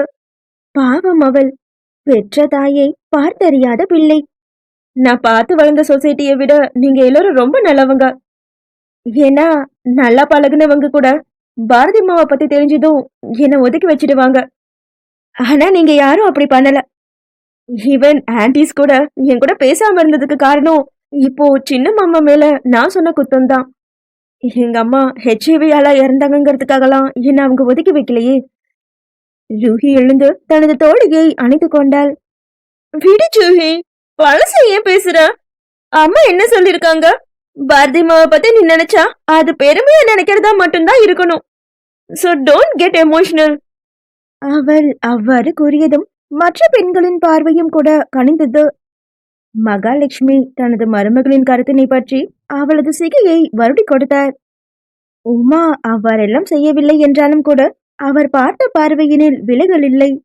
சரவணம்பட்டி, கட்டுமான பணி, மின்சார இணைப்பு என அனைத்தும் முடிவடைந்த தங்களது மல்டி ஸ்பெஷாலிட்டி மருத்துவமனை கட்டிடத்தில் முன்னே நின்று கொண்டிருந்தனர் அசோகமித்ரனும் அபிநேத்ரனும். இன்னும் வண்ணப்பூச்சுகளும் சின்ன சின்ன வேலைகளும் மட்டும்தான் அங்கே பாக்கி. பெட் வசதி, மருத்துவமனை உபகரணங்கள், இதர பொருட்கள் போன்றவைகள் ஏற்கனவே கொள்முதல் செய்யப்பட்ட PRK குழுமத்தின் பண்டக சாலையில் பாதுகாப்பாக வைக்கப்பட்டிருந்தன. இன்னொரு பக்கம் மருத்துவர் குழுவை தேர்ந்தெடுத்து அவர்களை பணியில் அமர்த்தும் வேலையை ரெங்கநாதனுடன் சேர்ந்து மதிவாணனும் கவனித்து வந்தார். அதில் உள்கட்டமைப்பு வேலைகள் மட்டும் பாக்கி என்ற நிலையில் ஓரளவுக்கு முடிவடைந்திருந்தது அந்த மருத்துவமனை கட்டிடம். அவற்றினை எல்லாம் கட்டுமான நிறுவனமே கவனித்துக் கொள்ளும் என்றாலும் கூட மருத்துவர்களின் அறை மற்றும் மருத்துவமனை நுழைவில் இருக்கும் வரவேற்பு பகுதிக்கான உள் அலங்கார வேலைகளை மட்டும் மாயாவிடம் கொடுத்து விடலாம் என்பது அசோகமித்ரனது முடிவு. இன்னும் சில நாட்களில் அவள் மும்பைக்கு பறந்து விடுவாள். இருக்கின்ற நாட்களில் அவளுடன் நேரத்தை செலவிட அவனது மனம் விரும்பியது. அந்த ஒரு காரணத்திற்காகத்தான் தினமும் ஆனைமலைக்கும் பல இடத்திற்கும் அலைந்து கொண்டிருக்கின்றான் அவன். அபிநேத்ரனோ அவனது இந்த விருப்பத்தை கேட்டதும் தலையில் அடித்துக் கொண்டான். அண்ணா, she is your wife. நீ இப்ப நினைச்சாலும் இந்த 30 days டீலாவது மண்ணாங்கட்டியாவதுன்னு சொல்லிட்டு நடந்த மேரேஜையும் உன்னோட லவ்வையும் காப்பாத்திக்கலாம். அதை விட்டுட்டு இருக்கிற வரைக்கும் சேர்ந்திருக்கேன்னு இந்த மெலோ டிராமாலாம் தேவையா? இல்லடா, ஆல்ரெடி இந்த கல்யாணம் நடந்த முறையில ஜூஹி ஹர்ட் ஆயிருப்பா. இப்ப அதையே ஆயுள் தண்டனையா கொடுத்து அவளை இன்னும் ஹர்ட் பண்ண நான் தயாரா இல்ல. அவளுக்கே என் மேல லவ் வந்துச்சுன்னா ஓகே, ஆனா கட்டாயப்படுத்தியெல்லாம் அவளை என் கூட வாழ வைக்கிற ஐடியா எனக்கு இல்ல. ஹோ, அப்ப பிரிஞ்சிடுவோன்னு நினைச்சுதா அவ கழுத்துல தாலி கட்டினியா? நோடா, என் கூட இருக்கிற கொஞ்ச நாட்கள்ல அவ என்ன புரிஞ்சுப்பாங்கிற நம்பிக்கையில தான் கட்டினேன். இரு சகோதரர்களும் பேசிக்கொண்டிருக்க அப்பொழுது அபிநேத்ரனுக்கு நிவேதிதாவின் வாட்ஸ்அப்பிலிருந்து ஒரு செய்தி வந்தது. அந்த செய்தியை பார்த்த அபிநேத்ரனோ கொதித்து போய்விட்டான். என்னாச்சுடா? வினவிய அசோகமித்ரனிடம் மொபைலின் தொடுதிரையை சுட்டிக்காட்டினான் அவன். அதிலிருந்து புகைப்படத்தில் ஏதோ ஒரு ரெஸ்டாரண்டில் காஃபி அருந்து கொண்டிருந்தார் ரசூல். ரசூலோட பிக் எப்படி நிவிக்கிட்ட? சித்தப்பா அவனை வேலை விஷயமா கேரளாக்கு அனுப்புனதா சொன்னாரே. எல்லாமே பொய். அப்பா என்னையும் நிவியும் கண்காணிக்க இவனை ஏவி விட்டுருக்காருனா. இது ரொம்ப நாளா நடக்குது. நிவி என்கிட்ட யாரோ தன்னை ஃபாலோ பண்றதா சொன்னப்ப கூட நான் நம்பல. ஆனா இப்ப போட்டோவோட சொல்றா. நம்பாம என்ன பண்றது? ஏன்னா அப்பா இப்படி இருக்காரு? காதலிக்கிறது என்ன உலக மக்கா தப்பா? சினமும் ஆற்றாமையும் பொங்க கேட்டான் அபிநேத்ரன். அசோகமித்ரன் அவனது தோளில் ஆறுதலாக தட்டிக்கொண்டே, சரி விடு, இன்னைக்கு சித்தப்பா கிட்ட நீ டைரக்டா பேசிடு. உன்னோட லவ்ல நீ ஸ்ட்ராங்கா இருந்தா யாராலையும் ஒன்னையும் நிவியையும் பிரிக்க முடியாது அபி. இரண்டு சகோதரர்களும் ஆனைமலையை வந்து அடைய மாலை மங்கும் நேரமானது. வீட்டினருக்கு தேநீரும் சிற்றுண்டியும் பட்டுவாட செய்யப்பட்டு கொண்டிருந்தது. உமாவும் மகாலட்சுமியும் மாயாவிடம் முகத்தை திருப்பாமல் பேசிக் கொண்டிருக்க அதை ஆச்சரியமாக பார்த்தபடியே தோட்டத்தில் கிடந்த மூங்கில் இருக்குகளை ஆக்கிரமித்தனர் அசோகமித்ரனும் அபிநேத்ரனும். அவர்களிடமும் தேநீர் கோப்பைகள் நீட்டப்பட, என்ன இன்னைக்கு வீட்டோட சூழ்நிலையே தலைகீழ மாறிடுச்சு என்று இருவருமே அபிஜித்திடம் விசாரித்தனர். அவனும் மதியம் நடந்தவற்றை விளக்கினான். ஓ, அப்ப சீட்டிங் குவீன் சிம்பதி கிரியேட் பண்ணி அம்மா சித்தியோட மனசை இழக்க வச்சுட்டா போல தனக்குள்ளாகவே சொல்லிக் கொண்டான் அசோகமித்ரன். அப்பொழுது ரெங்கநாதனுடன் காலார நடந்துவிட்டு தேநீர் அருந்த வந்த விஸ்வநாதனை கண்டதும் அபிநேத்ரனது மனதில் இருந்த கோபமெனும் வேதாளம் மீண்டும் முருங்கை மரத்தில் ஏறி தலைகீழாக தொங்க துவங்கியது. அபிநேத்ரன் சற்றும் தயக்கமின்றி, அப்பா, நீங்க என்னையும் என் லவரையும் வேவு பாக்குறதுக்கு ரசூலை ஏவி விட்டுருக்கீங்களா என்று பொட்டில் எடுத்தார் போல கேட்டுவிட்டான் அவன். அங்கே இவ்வளவு நேரமும் இருந்த இனிமையகன்று அசௌகரியம் சூழ்ந்தது. அவன் கேட்ட கேள்விக்கு விஸ்வநாதன் அதிராமல், ஆமா, ஏன்னா நம்ம தகுதிக்கு குறைஞ்ச ஒருத்தி எனக்கு மருமகளா வருதுல எனக்கு துளி கூட இஷ்டம் இல்ல. அவங்க ஃபேமிலிய பத்தி ரசூல் விசாரிச்சான். அப்பா சென்ட்ரல் கவர்மெண்ட் எம்ப்ளாயி, அம்மா housewife. Typical upper middle class family போல. அவங்கள அவனை வச்சே வார்ன் பண்ணலாம் தான் நினைச்சேன். ஆனா அவங்க மிஸ் ஆகிட்டாங்க. அதோட அவங்க நம்ம ஆளுங்க இல்லையே. சோ நானே நேர்ல போய் இன்னும் 2 நாள்ல அந்த பொண்ணு ஃபேமிலிய பார்த்து வார்ன் பண்ணலான்னு இருந்தேன் என்று சாவகாசமாக கூறியபடியே மூங்கில் இருக்கையில் கால் மேல் கால் போட்டு அமர்ந்து தேநீரை சுவைக்க ஆரம்பித்திருந்தார் அவர். உடனே அபிநேத்ரனுக்கு வந்ததே ஆத்திரம். கையில் இருந்த தேநீர் கோப்பையை தரையில் வீசி எடுத்தபடியே எழுந்தவன், எல்லாமே பிரிக்க உங்களால முடியாது. நான் ஆல்ரெடி நிவியோட பேரண்ட்ஸ் கிட்ட சம்மதம் வாங்கிட்டேன். உங்ககிட்ட நான் சொல்ல தயங்கினதுக்கு காரணம் உங்களோட ஜாதி வெறியும் அந்தஸ்து வெறியும் தான். நான் நிவிய காதலிக்கிறேன், அவளதான் கல்யாணம் பண்ணிக்க போறேன். இதுக்கு உங்க சம்மதம் எனக்கு தேவையில்லை. ஆல்ரெடி ஜோகி பிரச்சனையில நீங்க என்கிட்ட ஒப்படைச்ச எந்த தொழிலையும் நான் மேனேஜ் பண்ண மாட்டேன்னு சொன்னேன்ல. இப்ப நீங்க என் லவ் பிரிக்க நினைச்சீங்கன்னா நீங்க யாருமே வேண்டான்னு தலை முடிக்கிட்டு மாச சம்பளத்துக்கு எங்கேயாச்சும் வேலைக்கு போயாச்சு என் நிவியோட நான் வாழ ஆரம்பிச்சிடுவேன் என்றான் அவன் தீர்மானமாக. என்னடா சொன்ன?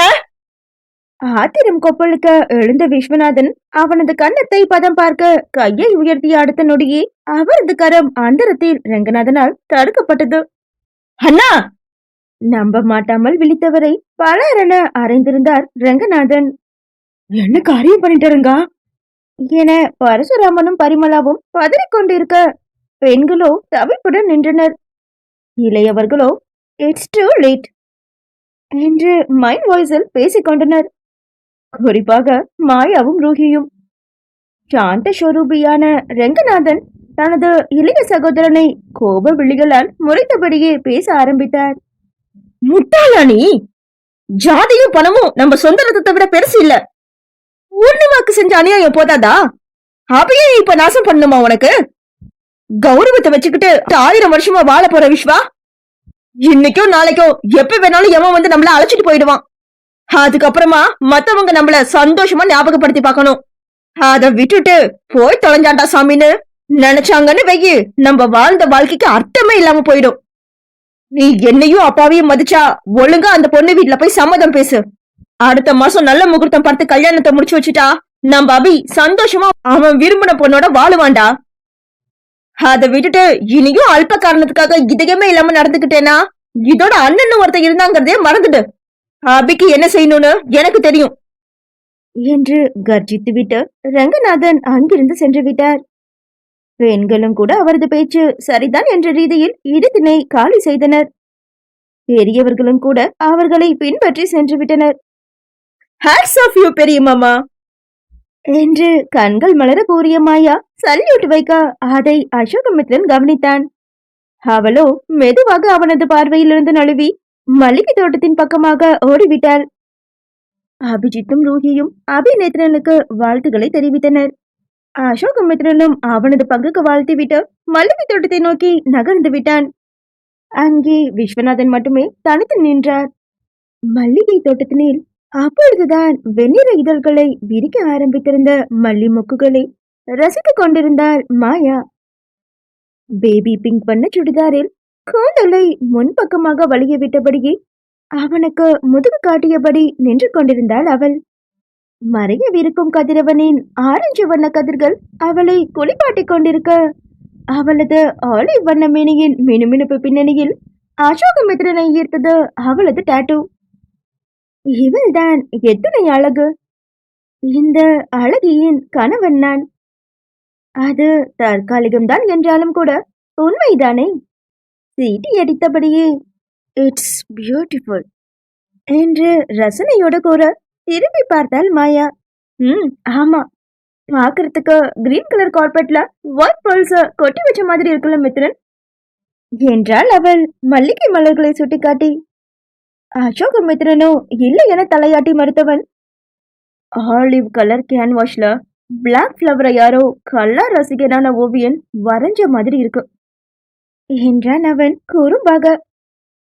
மாயா புரியாத விழிக்கையிலேயே அவளை தன்னோடு இழுத்து அணைத்தவன் தனது விரல்களை அவளது மேல்தோல் டாட்டுவின் மீது ஓடவிட்டான். மாயாவோ கண்களை இறுக மூடிக்கொண்டாள். அசோகமித்ரன் அவளது ஷியா பட்டர் மேனியின் வலுவழுப்பை ரசித்தபடியே தனது கரங்களை கழுத்தை கடந்து அவளது முகத்தில் கொண்டு வந்து நிறுத்தினான். பார்த்த உடனே நிமிர்ந்து தோன்ற கியூட்டான மூக்கு, என்னை கிள்ளி பாருன்னு சேலஞ்ச் பண்ற கண்ணும், கிஸ் மீனு சொல்லாம சொல்ற லிப்ஸ். ஷப்பா, சீட்டிங் குவீன் நாளுக்கு நாள் அழகாயிட்டே போறான். அவளது முகத்தினை விரல்களால் அளந்தபடியே வர்ணிதவனின் குரல் ஹஸ்கியாய் ஒலித்தது மாயாவின் செவிகளில். இனிய மாலை நேரத்தில் மனம் மயக்கும் நறுமணம் வீசும் தோட்டத்தின் நடுவே ஆடவன் ஒருவனின் அணைப்பில் கட்டுண்டு அவனது காதல் மொழிகளை கேட்டபொழுது ஒரு பெண்ணாய் மாயா மதிமயங்கிதான் போனாள். கண்களை மூடியபடியே இதழ் விரித்து ஒரு பொன் சிரிப்பை உதிர்த்தவள், அவ்வளோ அழகா மித்ரன் என்று கேட்க, நான் சொன்ன எந்த வர்ணனையும் தேவைப்படாத பரிசுத்தமான அழகு உன்னோடது. ஐ லவ் தட் என்றவன் கண்கள் மூடி நின்றவளின் இதழ்கள் விடுத்த அழைப்பை தற்காலிகமாக மறுத்துவிட்டு இப்பொழுதுக்கு கண்ணம் மட்டுமே போதும் என்று அதில் தனது இதழ்களை அழுத்தமாக பதிய வைத்தான். அவனது இதழ் வன்மையை கன்னத்தில் பதித்து மாயாவிற்குள் இனிய ரசாயன மாற்றத்தை உண்டாக்கிய நொடியினில் ஐ லவ் யூ மாயா என்று கரகரத்த குரலில் கூறிவிட்டு அவளை மூல நிலையில் தள்ளி அங்கிருந்து சென்றிருந்தான் அசோகமித்ரன். அத்தியாயம் 27. தனிமையை பத்தி நீங்க என்ன நினைக்கிறீங்க? பல நேரங்கள்ல நமக்கு ஆசான், சில நேரங்கள்ல நம்ம துன்பத்தை போக்குற மருந்து. எவ்வளவுதான் தனிமையை பத்தி நான் வச்சிருந்த ஒப்பீனியன், ஆனா மனசுக்கு நெருக்கமானவங்களோட கிடைக்கிற தனிமைங்கிறது ஒரு வரம். அத அணுவா அனுபவிச்சாதான் அதோட அருமை தெரியும். மற்ற நேரத்துல வர ஆர்கியூமெண்ட்ஸ், ஃபைட்ஸ், கருத்து வேறுபாடுகள் எல்லாம் மாயமா மறைஞ்சு போயிடும். கண்ணும் மனசும் அவங்கள மட்டும்தான் நினைக்கும். அவங்களோட ஸ்பரிசத்துக்காக நம்மள இயங்க வைக்கும். அவங்க விரலோட விரல் ஒரு சொன்னா கூட சிலிர்னு மனசுக்குள்ள ஒரு ஃபீல் ஆகும். ஒரே ஒரு தடவை அவங்க கைக்குள்ள அடங்கிட மாட்டோமான மனசு வெக்கம் கிட்ட போய் யோசிக்கும். அவங்க கிட்ட இருந்து ஒரு டைட் ஹக், ஸ்வீட் கிஸ், உனக்காக நான் இருக்கேன் கண்ணமானு கனிவா ஒரு பார்வை, தட்ஸ் எனஃப். இதை விடவும் பெரிய கிஃப்ட் எதுவும் நமக்கு தேவைப்படாது. முக்கியமா விரும்புறவங்களோட செலவழிக்கிற தனிமைக்கு மட்டும்தான் எந்த கிஃப்ட்ஸ நமக்கு கொடுக்கிற வல்லமை இருக்கு. மாயாவின் நினைவலைகள். அணைமலை காவல் நிலையம். காவல் ஆய்வாளரிடம் விசாரித்து கொண்டிருந்தனர் அசோகமித்ரன், அபிநேத்திரன் மற்றும் அபிஜித் மூவரும். ரூஹியை கொலை நடந்த முயற்சியின் போது அசோகமித்ரனது அலுவலக அறையை நோக்கி வந்தவர்கள் மூவர். முதலாவது வினயன், இரண்டாவது நபர் விஸ்வநாதனின் உதவியாளன் ரசூல், மூன்றாம் அவர் சந்திரிகாவின் கணவர் சர்வேஸ்வரன். இந்த மூவரில் காவல்துறையின் சந்தேகம் முழுவதுமாக குவிந்தது வினயனின் மீதுதான். ஏனெனில் அந்த சம்பவம் நடந்தேறிய பிறகு மில்லை விட்டு அவசர அவசரமாக வெளியேறியது வினயன்தான். ரசூல் விஸ்வநாதனுக்காக அபிநேத்திரனை உளவு பார்க்க வந்தது அவன் அலுவலக பியூனிடம் அபிநேத்திரனை பற்றி விசாரித்ததில் புரிந்துவிட்டது. சர்வேஸ்வரனோ புதிதாக திருப்பூரில் கோடிக்கணக்கில் செலவு செய்து கட்டிய வீட்டின் புதுமனை புகுவிழாவிற்காக அசோகமித்ரனுக்கு பிரத்யேகமாக அழைப்பு விடுக்க வந்திருந்தார். அவன் முக்கியமான மீட்டிங்கில் ரூஹியை அறிமுகப்படுத்திக் கொண்டிருப்பதாக விவேக் கூறவும் அவனிடமே அழைப்பிதழை கொடுத்திருக்கின்றார். இந்த தகவலும் மித்ரனின் காதிற்கு ஏற்கனவே வந்த தகவல்தான். அதை காவல் ஆய்வாளரிடம் மீண்டும் உறுதிப்படுத்தினான் அவன். அந்த சம்பவம் நடந்த இடத்துல கிடைச்ச புல்லட்டோட கேட்ரேஜ சர்ச் பண்ணி பார்த்தப்போ அது பேனா ஷேப்ல தயாரிக்கப்பட்ட துப்பாக்கின்னு தெரிய வந்திருக்கு. அவ்வளவு சீக்கிரம்லாம் இது கிடைக்காது. மோஸ்ட்லி அப்டேட்டா நடக்கிற கிரைம்ஸ் எல்லாம் இந்த மாதிரி வெப்பனால தான் நடக்குது. ஆய்வாளர் கூறியதை கேட்ட அசோகமித்ரனுக்கும் யோசனைதான். நாங்க வினயனை தான் வலை வீசி தேடிட்டு இருக்கோம். அந்த ஆளு கிடைச்சிட்டா எல்லா சந்தேகமும் தீர்ந்துடும். ஆய்வாளர் கூறிய பதிலில் திருப்தியுற்று மூவருமே கிளம்பினர். இவ்வளவு விலையுயர்ந்த ஆயுதத்தை வாங்கும் அளவிற்கு வினயனின் பொருளாதார நிலை இல்லை என்பதனை விவேக் ஏற்கனவே சொல்லியிருந்தான். இந்த சிச்சுவேஷன்ல கண்டிப்பா உங்க மாமாவோட ஹவுஸ் வார்மிங் ஃபங்க்ஷனுக்கு போகணுமா மித்ரன்? அபிஜித்தின் குரலில் காதலை மீதான அக்கறையும் கவலையும் தெரிந்தது. டோன்ட் வரி அபி, நீ என்ன நம்புறல. ரூஹிக்கு எதுவும் ஆகாம பத்திரமா போயிட்டு வந்துடலாம். இல்லைன்னா சந்திரிகாத்த மூக்கால பாடுற முகாரி ராகத்தை நம்ம எல்லோருமே கேட்கணும். ஐயோ, அதுக்கு நான் கிரகப்பிரவேசத்துக்கே போயிடலாம்ப்பா. அலறிய அபிஜித்தை பார்த்து சிரித்தபடியே காரை வீட்டை நோக்கி செலுத்தினான் அசோகமித்ரன். சென்று கொண்டிருக்கும் வழியிலேயே மொபைலில் அழைப்பு வர ப்ளூடூத்தில் அழைப்பை ஏற்றவன், சொல்லுடா ருத்ரா என்று பேச ஆரம்பித்தான். அவங்க 3 பேருமே வெல் எக்ஸ்பீரியன்ஸ் இன்டீரியர் டிசைனர்ஸ். மும்பைல சொந்தமா கன்சர்ன் நடத்துறாங்க. ஹே, நோ, என் ஒய்ஃபும் கசினும் அதுல பார்ட்னர்ஸ்ங்கிறதுனால சொல்லல. விவேக் அவங்கள பத்தி விசாரிக்க போனப்போ அவங்க கன்சர்னோட ஓல்ட் அண்ட் ரீசன்ட் ப்ராஜெக்ட்ஸ் பத்தியும் விசாரிச்சு சொன்னாருடா. எல்லாமே த பெஸ்ட்னு சொல்லலாம். ஈவன் அதை நம்பிதான் எங்க மல்டி ஸ்பெஷாலிட்டி ஹாஸ்பிட்டலோட சில பகுதிகளை டிசைன் பண்ற வேலையை அவங்க கிட்ட கொடுத்துருக்கோம். ஸோ நீ திடீர்னு உன்னோட ரிசார்ட்ல ஹனிமூன் வில்லாஸ் இன்டீரியரை சேஞ்ச் பண்ணணும்னு சொன்னப்போ எனக்கு அவங்க ஞாபகம் வந்துச்சு மேன். அபிஜித் அபிநேத்ரனிடம் என்ன பேசுகின்றான் என்று கேட்க அவனோ தமையனின் பேச்சை ஹிந்தியில் மொழிபெயர்த்தான். பேசுறது அண்ணனோட ஃப்ரெண்டு ருத்ரா. அவங்க ஃபேமிலி ஊட்டில பெரிய ஹோட்டலியர்ஸ். கிரேட் மவுண்டன் நேம்ல ஹோட்டல்ஸ் மட்டுமில்ல, ரெசார்ட்ஸ், வில்லாஸ், காட்டேஜ்னு அவங்க பிசினஸ் ரொம்ப பெருசு. அவங்களுக்கு வாழக்கொம்பு நாகூர் பக்கத்துல கோகோ லகூன்னு ஒரு ரிசார்ட் இருக்கு. அதுல சின்ன சின்ன சேஞ்சஸ் கொண்டு வரணும்னு ருத்ரன் ஆசைப்படுறாராம். அதுக்காக இன்டீரியர் டிசைனிங்ல பெஸ்டான ப்ரொஃபஷனல்ஸா தேடி தந்திருப்பாரு போல. எதிர்ச்சியா அண்ணா கிட்ட அதை பத்தி சொன்னப்போ அண்ணா உங்க கன்சர்னை ரெக்கமெண்ட் பண்ணிருக்காரு. வாவ், எங்க டேலண்ட காட்டுறதுக்கு இதை விட பெஸ்டான சான்ஸ் தமிழ்நாட்டுல கிடைக்காதே. இப்பவே நான் ஜோகிக்கு கால் பண்ணி இந்த ஸ்வீட் நியூஸை ஷேர் பண்ண போறேன். அவசரமாக மொபைலை எடுத்த அபிஜித்தை அவனை விட அவசரமாக தடுத்து நிறுத்தினான் அபிநேத்ரன். என்னையா நீ அவசரத்துக்கு பிறந்தவனா இருப்ப போலயே. அண்ணா ஜூஹிக்கு இதை சர்ப்ரைஸா பண்ணலான்னு பிளான் பண்ணிருக்காரு. நீ உன்னோட ஆர்வத்தை கொஞ்சம் அடக்கு. அவரும் ஜூஹியும் கிளம்புனதும் ரூஹி கிட்ட சொல்லிக்கோ. பேசிக்கொண்டே மூவரும் ராஜநாராயண விலாசத்தை அடைந்தனர். எந்த நேரத்தில் வீட்டிற்கு எதற்கு வந்தார்கள் என அசோகமித்ரனையும் அபிநேத்ரனையும் கேள்வி கண்ணைகளால் சுற்றி வளைத்தார் பரசுராமன். ருத்ரா கால் பண்ணான் தாத்தா. அவங்களோட ரெசார்ட் ஒண்ணு வாழக்கொம்பு பக்கத்துல இருக்குல்ல, அதுல ஹனிமூன் விழால மட்டும் இன்டீரியரை சேஞ்ச் பண்ணலான்னு ஐடியாவாம். நல்ல டேலண்டான இன்டீரியர் டிசைனரா ரெக்கமெண்ட் பண்ணணும்னு சொன்னான். நம்ம வீட்லயே 3 பேர் இருக்கப்போ மத்தவங்களை எதுக்காக ரெக்கமெண்ட் பண்ணணும்? அதான் கையோட ஜூஹியை அழைச்சிட்டு போய் டீல பேசி முடிக்கலான்னு வந்தேன்.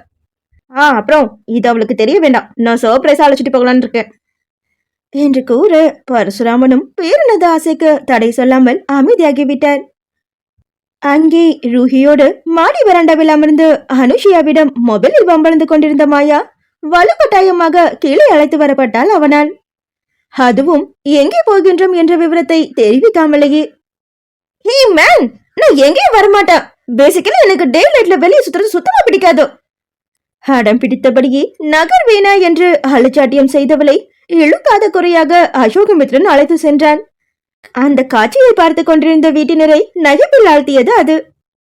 அவர்கள் அங்கு சிரித்து கொண்டிருக்க அசோகமித்ரனோ, ஏன் நீ என்ன டிராகுலாவா இல்ல வேம்பயரா?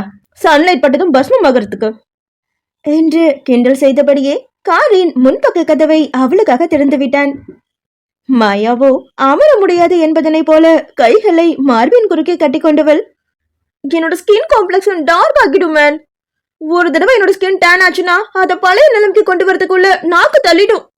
சோ ப்ளீஸ் நீ மட்டும் தனியா போய என்று கூற, கேவலமான சாக்கு போக்கு மிஸ்ஸஸ் மித்ரன். நெக்ஸ்ட் டைம் பெட்டரா சமாளிக்க ட்ரை பண்ண என்றவன் முன்னிருக்கையில் அவளை தள்ளி கதவை அடைத்தான். அவள் அருகில் வந்து அமர்ந்தவனை கொலை வெறியுடன் மாயா பார்க்க அவனும் அதையெல்லாம் கண்டு கொள்ளாமல் காரை கிளப்பி கொண்டு போனான். அசோகமித்ரனது கார் அங்கிருந்து கிளம்பியதும் தான் ரூஹியிடம் அனைத்து தகவல்களும் முழுவதுமாக தெரிவிக்கப்பட்டது. இதுதான விஷயம்? நான் கூட திடீர்னு உங்க அண்ணனுக்கு ஒய்ஃப் மேல பயங்கரமா லவ் வந்து அவளை அவுட்டிங் அழைச்சிட்டு போறாரோன்னு நினைச்சிட்டேன். நம்பர் 1 அன்ரொமான்டிக் பர்சனா இருக்காரு. ரூஹி சலித்துக் கொள்ள, ஹே, அன்னைக்கு ஜூஹி சொன்னது மறந்து போச்சா?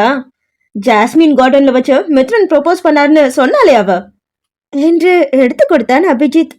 அதற்கும் சலிப்பான பதிலை ரூஹியிடமிருந்து வந்தது.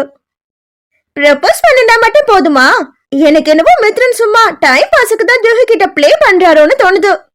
மிஸ்டர் நேத்ரன், நீங்க என்ன சொல்றீங்க என்று அபிநேத்ரனை கேட்டாள் அவள்.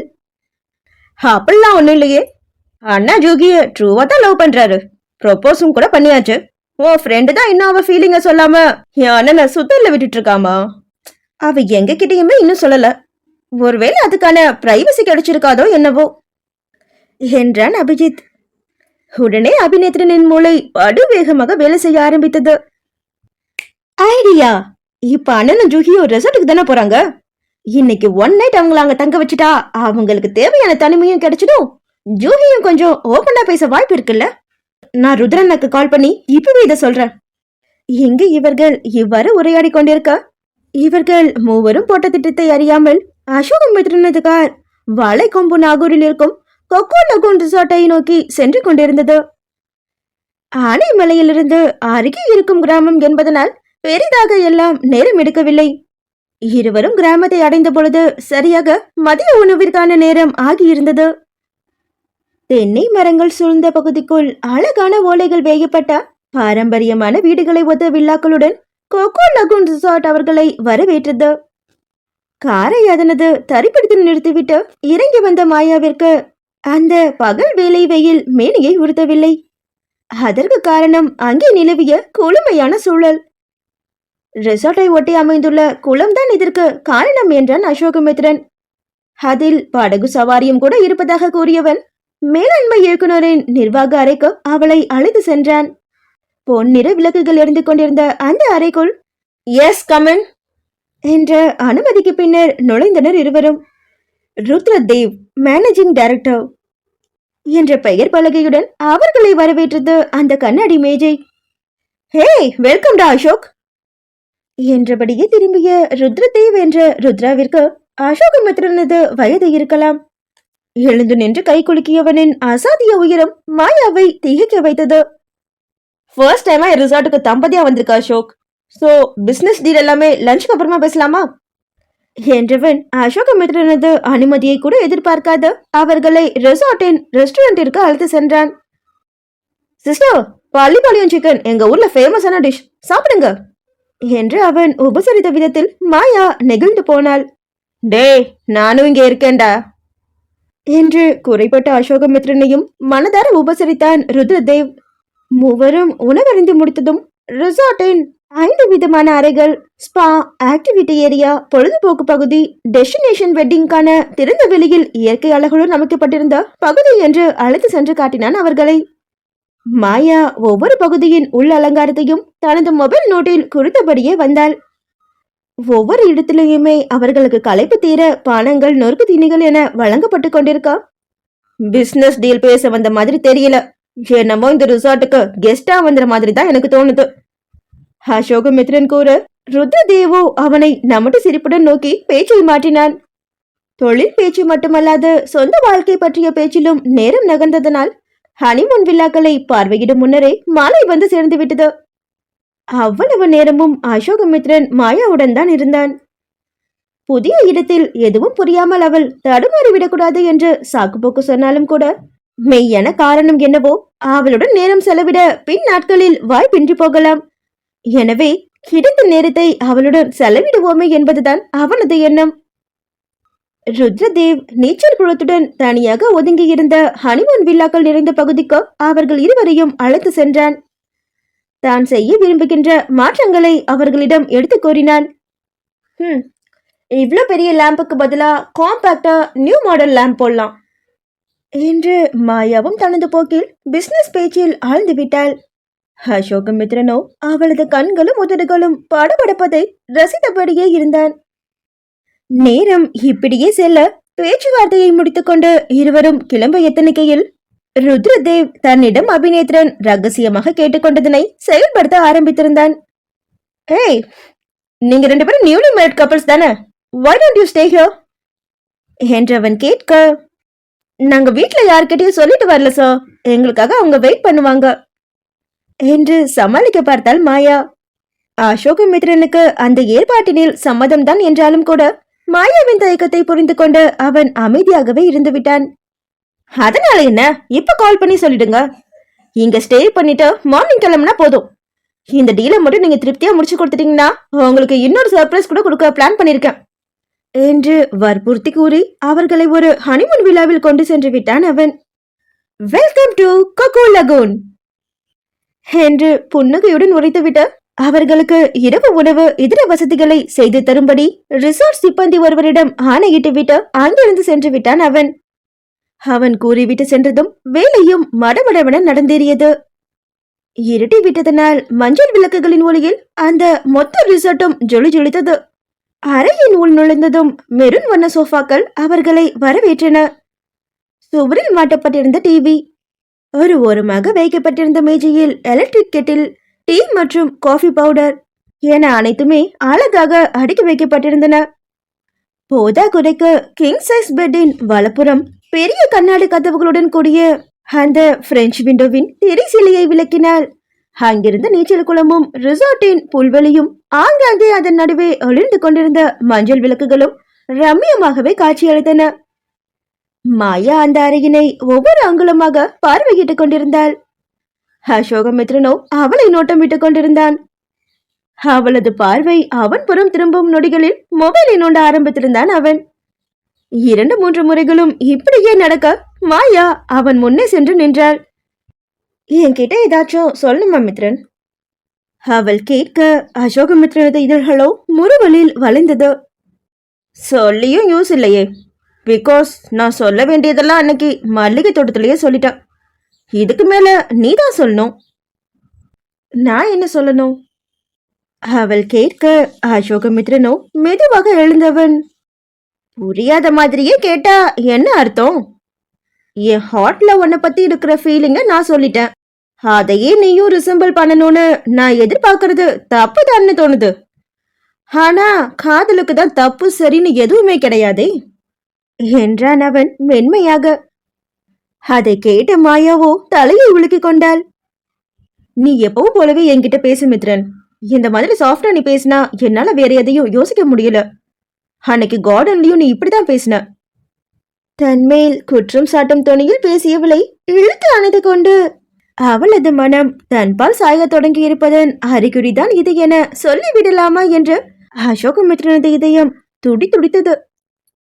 ஆனால் அப்படியெல்லாம் ஏடாகுடமாக நடந்து கொண்டால் 30 நாட்கள் முடியும் வரையில் காத்திராது அவள் உடனடியாகவே மும்பைக்கு பறந்து விடுவாள் என்பது திண்ணம். எனவே தனது இதயத்திடம் பொறுமையாக இரு என்று தனது இடப்பக்க மார்பில் மெதுவாக தொட்டு அறிவுறுத்திக் கொண்டிருந்தான் அவன். மாயா அவனது இந்த விசித்திரமான செய்கையை பார்த்து சிரிக்க ஆரம்பித்திருந்தாள். அவனது பார்வையோ அவளது புன்னகையில் விரிந்த செவ்விதழில் நிலைய துவங்கியது. அவனது பார்வை கனிய ஆரம்பித்த நொடியினில் அவனது காலடிகள் அவளை நெருங்கி இருக்க மாயாவோ மெதுவாக பின்னோக்கி நகர்ந்தாள். நகர்ந்தவள் சரியாக அங்கே பால் பவுடர் தண்ணீர் டீ-தூள் வைத்திருந்த மேஜையில் எடுத்துக்கொள்ள அந்த மேஜையில் உள்ள ட்ரே சரிந்து அதில் இருந்த பொருட்கள் அனைத்தும் அவளது உடையில் கொட்டி சிந்தியது.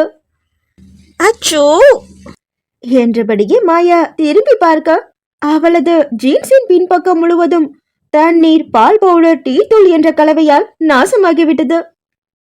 அச்சோ, என் ஜீன்ஸ் நனைஞ்சிடுச்சு என்று உதட்டை பிதுக்கியவள் அங்கே மாற்றுடை இல்லாமல் இப்பொழுது என்ன செய்வது என்று விழித்தாள். அசோகமித்ரனோ அங்கிருந்த வார்ட்ரோபை ஆராய்ந்து அங்கிருந்த பைஜாமா மாடல் இரவு உடையை அவளிடம் கொண்டு வந்து நீட்டினான். இத போட்டுக்க, மார்னிங் ஜீன்ஸ் மாத்திக்கலாம் என்று கூற மாயாவும் குளியல் அறைக்குள் புகுந்து உடை மாற்றிவிட்டு வெளியில் வந்தாள். வெளியில் வந்தவள் கண்டது சோஃபாவில் சாய்ந்து கண்ணாடி கோப்பையில் இருந்த திரவத்தை அறிந்து கொண்டிருக்கும் அசோகமித்ரனை. அதிர்ச்சியோடு அவனை நெருங்கியவள், என்னடா பண்ற என்று அதட்டலாய் கேட்க, பார்த்தா தெரியலையா என்று அவன் கண்ணாடி கோப்பையை ஆட்டி காட்ட அதில் இருந்த பொன்னிற திரவம் ஆடி அடங்கியது. மாயாவோ கடுப்பாக, யோ, ஒரு பொண்ணோட ரூம்ல இருக்கிறப்ப ட்ரிங்க் பண்ணக்கூடாதுன்னு தெரியாதா உனக்கு என்று வினவ, தெரியுமே, ஆனா அந்த பொண்ணு என்னோட பொண்டாட்டியா இருக்கிறப்போ நான் எதுக்கு யோசிக்கணும் என்று அலட்சியமாக கூறிவிட்டு மீண்டும் அதை அருந்த முற்பட்டான். மாயாவோ வேகமாக அதை பறித்து கொண்டவள் அவன் முன்னே இருந்த பாட்டிலையும் கைகளில் எடுத்துக்கொண்டாள். என்ன பண்ற என்று அசோகமித்ரன் கத்திக் கொண்டிருக்கும் பொழுது விறுவிறுவென அவற்றை குளியல் அறைக்குள் கொண்டு சென்று அங்கிருந்த சிங்கில் ஊற்றினாள். அசோகமித்ரன் சென்று பார்க்கையில் முழு பாட்டிலும் காலியாகி இருக்க மாயாவோ அலட்சியமாக தோலை குலுக்கிக் கொண்டு அவனை கடக்க முற்பட்டாள். ஆனால் அடுத்த நொடியே அவள் அசோகமித்ரனது பிடியில் இருந்தாள். இருவருக்கும் இடையே இடைவெளி என்பது இல்லை. இதய துடிப்போ மத்தளம் போல கேட்டது. அசோகமித்ரன் அவளது வதனத்தை ஆராய்ந்தபடியே, ட்ரிங்க் பண்ணிட்டு நான் ஏடா கூடமா நடந்துப்பேன்னு பயந்துட்டியா ஜூஹி என்று கேட்க, அது இல்ல மித்ரன், நான் என்று மாயாவின் வாயோ தந்தி அடிக்க துவங்கியது. அவளது அந்த தடுமாற்றத்தை ரசித்தபடி அவனும், அவனது அந்த அருகாமை கொடுத்த அனுபவத்தை ரசித்தபடியே அவளும் சில நிமிடங்கள் மௌனமாய் நின்றனர். பின்னர் ஒரு முடிவுக்கு வந்தவனைப் போல, நீ என்னோட ஒய்ஃப் தான், ஆனா அந்த உறவு நிரந்தரமாகிற வரைக்கும் அதுக்கான உரிமையை நான் எடுத்துக்க மாட்டேன் என்று கூற, அதை கேட்ட மாயாவின் முகத்திலோ மலர்ச்சி. இவன் தான் எவ்வளவு முதிர்ச்சியாக சிந்திக்கின்றான். மனதில் அவனால் உண்டான சலனம் மெதுவாக ஈர்ப்பாக உருவெடுக்க, மித்ரன் என்று மட்டும் முணுமுணுத்தவள் அவனது மார்பினில் சாய்ந்து கொண்டாள். ஏசியின் மெல்லிய குளியலறை கதவு திறந்திருந்த காரணத்தினால் உள்ளே வர, அதை தடுக்கும் கேடயமாக அசோகமித்ரனது கதகதப்பான அணைப்புக்குள் அடங்கிக் கொண்டாள் அவள். அவளது மேனி தீண்டியதும் சில நொடிகளுக்கு முன்னர் சொன்ன வார்த்தைகளை இந்த ராட்சசி மீற வைத்து விடுவாள் போல என்று போலியாக அழுத்து கொண்டது அசோகமித்ரனது மனசாட்சி. நான் ஹஸ்பண்டுக்கான உரிமையை தான் எடுத்துக்க மாட்டேன்னு சொன்னேன், காதலனுக்கான உரிமையே இல்லையே, நான் அதை எப்பவும் விட்டு கொடுக்க மாட்டேன் அவன் கூற, மாயா அதை கேட்டு மார்பில் புதைந்திருந்த தலையை உயர்த்தி அவனது விழிகளை ஆழ்ந்து நோக்கினாள். இந்த முறை அவளிடம் பதற்றமில்லை, கண்களில் ஏதோ ஒரு எதிர்பார்ப்பு. மயிர்கூச்சேறிய அவளது வதனத்தை தாங்கிக் கொண்டது அசோகமித்ரனது கரங்கள். அடுத்த நொடியினில் மஞ்சள் விளக்கின் ஒளியில் பொறுப்பாவையாய் மிளர்ந்தவளின் செவ்விதழை தனக்குள்ளாக புதைத்து முத்தமெனும் முக்தியை தேடிக்கொண்டன அவனது இதழ்கள். அத்தியாயம் 28. ஒருத்தன் காதல் வரக்கூடாதுன்னு அவன் மனசோட கதவை பூட்டி வச்சானா, ஆனா அந்த பொல்லாத காதல் அவன் மனசோட ஜன்னலை திறந்துக்கிட்டு உள்ள புகுந்துடுச்சான். அதாகப்பட்டது என்னன்னா, காதல் ஒருத்தருக்குள்ள வரணும்னு முடிவு பண்ணிட்டா அந்த ஒருத்தன் பகீரத பிரயத்தனம் செஞ்சாலும் கூட நோ யூஸ், அது வந்தே தான் தீரும். எனக்கு ஜூஹி மேல வந்தது போல. மித்ரனின் என்ன துளிகள். ருத்ரதேவின் ரிசார்ட் வேலைகளை மாயாவுடன் சேர்ந்து ருஹியும் அபிஜித்தும் திருப்திகரமாகவே முடித்து கொடுத்தனர். அங்கே அறைகளில் மாட்டி வைப்பதற்காக மரத்திலால் ஆன கலைப்பொருட்களை தனது மும்பை தோழர்கள் மூலம் கொள்முதல் செய்து கொண்டனர் அவர்கள். வேலையின் முடிவினில் ருத்ரதேவ் தான் கொடுத்த வாக்கை காப்பாற்றுவதாக சொல்லி அசோகமித்ரனிடம் ஏதோ கிசுகிசுத்துக் கொண்டிருக்க, அவன் அதற்கு மறுபாக தலையசைத்துக் கொண்டிருக்க என்று அரங்கேறி கொண்டிருந்த அந்த காட்சியினை மாயா பார்த்துவிட்டு அது குறித்து அவனிடம் வினவினாள். அவனோட ஊட்டி கிளாம்பிங் பிளேஸ்ல நம்ம ஹனிமூன் கொண்டாடுறதுக்காக சார் நம்மளை இன்வைட் பண்ணியிருக்காரு. அந்த மடையனுக்கு இன்னும் நீ 10 நாள்ல மும்பை பறந்துடுவேன்னு தெரியாதுல்ல, அதான் என்று கூறிவிட்டான் அவன். அவன் கூறிய அந்த 10 நாட்கள் கணக்கை மாயாவால் ஜீரணிக்க முடியவில்லை. இன்னும் 10 நாட்கள்தான். அதன் பிறகு தினமும் காலை தனக்காக மறக்காமல் சுடுநீர் குழாயை திருகி வைப்பவனின் அந்த அக்கறையை அனுபவிக்க இயலாது. எங்கே யாருடன் பேசிக் கொண்டிருந்தாலும் கூட அவளையே வலம் வந்து கொண்டிருக்கும் அந்த கண்களை காண முடியாது. சீண்டலும் கொஞ்சலுமாக அவன் பேசுவதையெல்லாம் கேட்க முடியாது. இவ்வளவு ஏன், தனது பேத்தி சென்று விட்டாலும் கூட மாயா தங்களுடன் இருப்பாள் என்ற சந்தோஷத்துடன் நாட்களை கழித்து கொண்டிருக்கும் இந்த முதியவர்களின் நம்பிக்கையும் சுக்கு நூறாகிவிடும். இவையெல்லாம் நினைக்கும் பொழுதே அன்று மல்லிகை தோட்டத்தில் அசோகமித்ரனது விரல்களின் குறுகுறுப்பும், கொக்கோ லகூனில் அவனது இதழ்கள் செய்த மாயத்தையும் இனி கற்பனையில் மட்டுமே அனுபவிக்க முடியும் என்ற நிதர்சனம் மாயாவின் கன்னத்தினில் பல்லாரென அறைந்தது. அவ்வளவுதானா? யோசனையுடனே கழுத்தில் தொங்கிக் கொண்டிருந்த மாங்கல்யத்தை கைகளில் எடுத்து நோக்கினாள் அவள். மற்றவங்க கழுத்துல ஏறின மாதிரியே என் கழுத்துலையும் நீ ஏறி இருக்கலாம். மித்ரன் கூட டீலுக்காக வாழாம அவனோட காதலுக்காக நானும் வாழ ஆரம்பிச்சிருக்கலாம். ஆனா இது எதுவுமே நடக்கலையே. தன் போக்கில் அவள் பேசிக் கொண்டிருக்கையிலேயே அந்த அறைக்குள் நுழைந்தான் அசோகமித்ரன். தனது சட்டையின் ஸ்லீவை மடித்தபடியே மேஜையில் எதையோ ஆராய்ந்து கொண்டிருந்தவனின் பக்கவாட்டு தோற்றத்தில் கண் பதித்தாள் மாயா. இன்னும் 10 நாட்களுக்கு பிறகு இவன் யாரோ நான் யாரோ நினைத்தாலே மனமெல்லாம் வலித்தது அவளுக்கு. இந்த வலியை அனுபவிப்பதற்கு பதிலாக ஏன் வலிக்கின்றது என்று ஆராய்ந்து பாரடி முட்டாள் என மனசாட்சி அவளை சீண்டியது. அந்த சீண்டலின் முடிவில் கிடைத்த தீர்வு என்னவென்றால், அவளுக்கு அசோகமித்ரனின் மீது காதல் முற்றிவிட்டது. ஆனால் அதை ஈகோ வாயை திறந்து சொல்ல விடாமல் தடுக்கின்றது. இங்க பாரு ஜூஹி, அளவுக்கு மீறின ஸ்வீட் உடம்புக்கு கெடுதல், அளவுக்கு மீறின ஈகோ உறவுக்கு கெடுதல். ஒழுங்கா மித்ரன் கிட்ட உன் மனசுல இருக்கிறத சொல்லிட. ஏன்னா சொல்லாத காதல் சொர்க்கத்துல கூட சேராதாம் என்று கூறியது அவளது மனசாட்சி. அதில் தைரியம் பெற்றவளாக கோப்புகளுடன் வெளியேற எத்தனைத்தவனது கருத்தினை பற்றி நிறுத்தினாள் அவள். I love you Mithran. அதிகம் யோசிக்காமல் அலங்கார வார்த்தைகளை தேடாமல் மனதில் இருப்பதை பட்டென்று கூறியும் விட்டாள். தான் காதலை சொன்னதும் அசோகமித்ரனின் வதனம் பூரித்துவிடும்.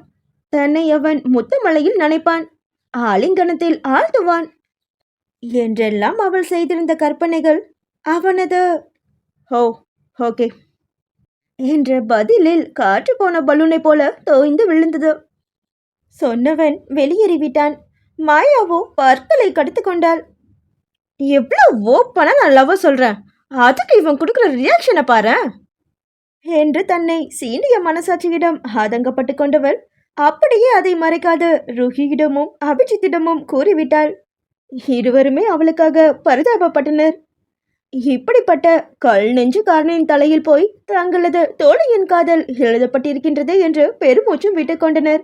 ஆனால் சற்று நேரத்திலேயே சந்திரிகாவும் சர்வேஸ்வரனும் தங்களது புத்திர செல்வங்களோடு ஆர்ப்பாட்டமாக ராஜநாராயண விலாசத்தில் வந்து இறங்க அவர்கள் செய்த கூத்தை பார்த்து ரசிப்பதிலேயே மூவரின் நேரமும் கழிந்தது.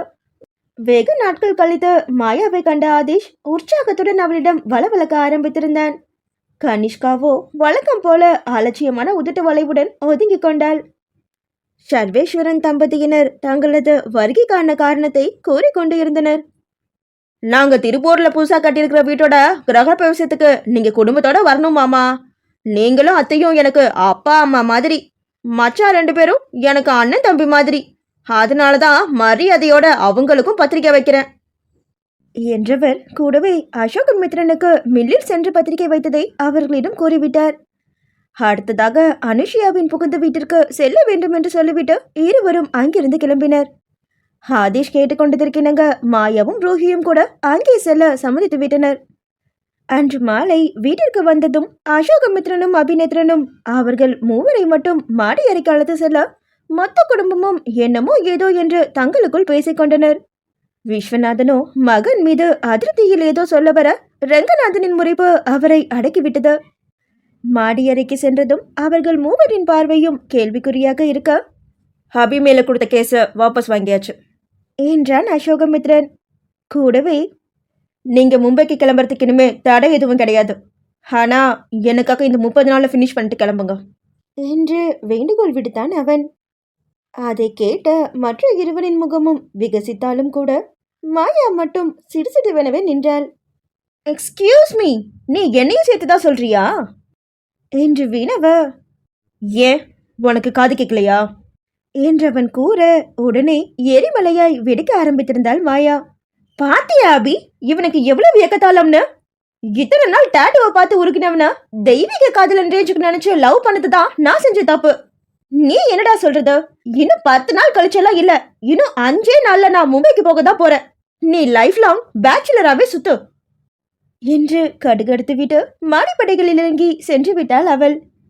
ரூஹியோ அசோகமித்ரனை முறைத்தபடியே பேச ஆரம்பித்தாள். என்ன நடக்குதுங்க? நான் செஞ்சது எல்லாமே ஜூஹி மேல வச்ச லவ்வுக்காகத்தானு பக்கம் பக்கமா அன்னைக்கு டைலாக் பேசின மித்ரன் எங்க போனாரு அவள் கேட்க, அவர் எங்கும் போகவில்லை, உங்கள் கண் முன்னாடிதான் நிற்கின்றார் என்றான் அபிநேத்ரன்.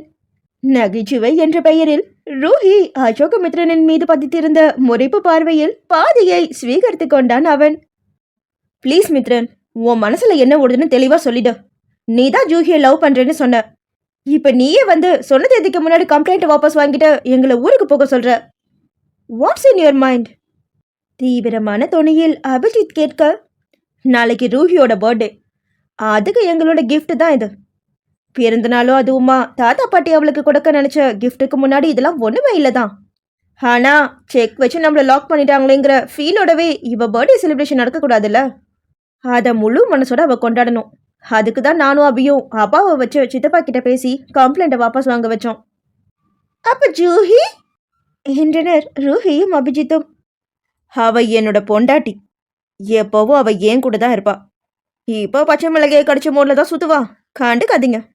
அவளுக்காக நான் ஒரு சர்ப்ரைஸ் வச்சிருக்கேன் என்றான் அசோகமித்ரன் கண் சிமிட்டியபடியே. உடனே அபிநேத்ரனோ இடையில் புகுந்தவன், நாட் ஒன்லி அண்ணா, ஹோல் ஃபேமிலியுமே ஒரு சர்ப்ரைஸ் பிளான் பண்ணிருக்காங்க. அது என்னன்னு தெரிஞ்சுக்க காத்திருங்க என்று கூறினான் அவன். அப்படி என்ன சர்ப்ரைஸ் என்ற கேள்வியுடனே ரூஹியும் அபிஜித்தும் காத்து இருக்க, அன்று இரவு முழுவதையுமே அசோகமித்ரனை முறைத்தபடியே கழித்தாள் மாயா. மறுநாள் காலையில் விழிக்கும் பொழுதே ராவத்தின் குரல் பெரிதாக ஒலிக்க, மாயாவோ அடுத்து பிடித்து கொண்டு எழுந்து அவரை காண ஓடினாள். அங்கே ஹாலில் அமர்ந்து இருந்தவரிடம் ரங்கநாதன் பேசிக் கொண்டிருக்க, அரக்க பறக்க ஓடி வந்த மாயாவிடம், குட் மார்னிங் ஜூஹி என்றார் ராவத்.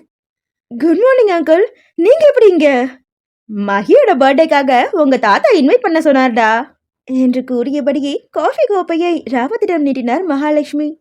அப்பொழுதுதான் மாயா ஒன்றை கவனித்தாள். அங்கே பெண்கள் அனைவரும் பட்டு சீலையில் மின்னிக் கொண்டிருக்க, ஆண்கள் ஏதோ திருமண வீட்டிற்கு செல்பவர்களைப் போல வேஷ்டி சட்டையில் வலம் வந்தனர்.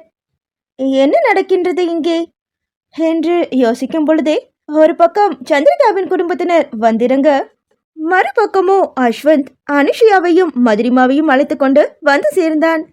நீ என்ன மசமசன்னு நிக்கிற? போய் குளிச்சுட்டு சாரியை கட்டு, எல்லாரும் கோவிலுக்கு போறோம் என்ற உமாவிடம் மாயா, கோயிலுக்கா என்று கேட்க, ஆமாண்டா, இன்னைக்கு மகியோட பர்த்டேக்கு ஸ்பெஷல் அர்ச்சனைக்கு கொடுத்துருக்கோம் என்றார் தமிழரசி.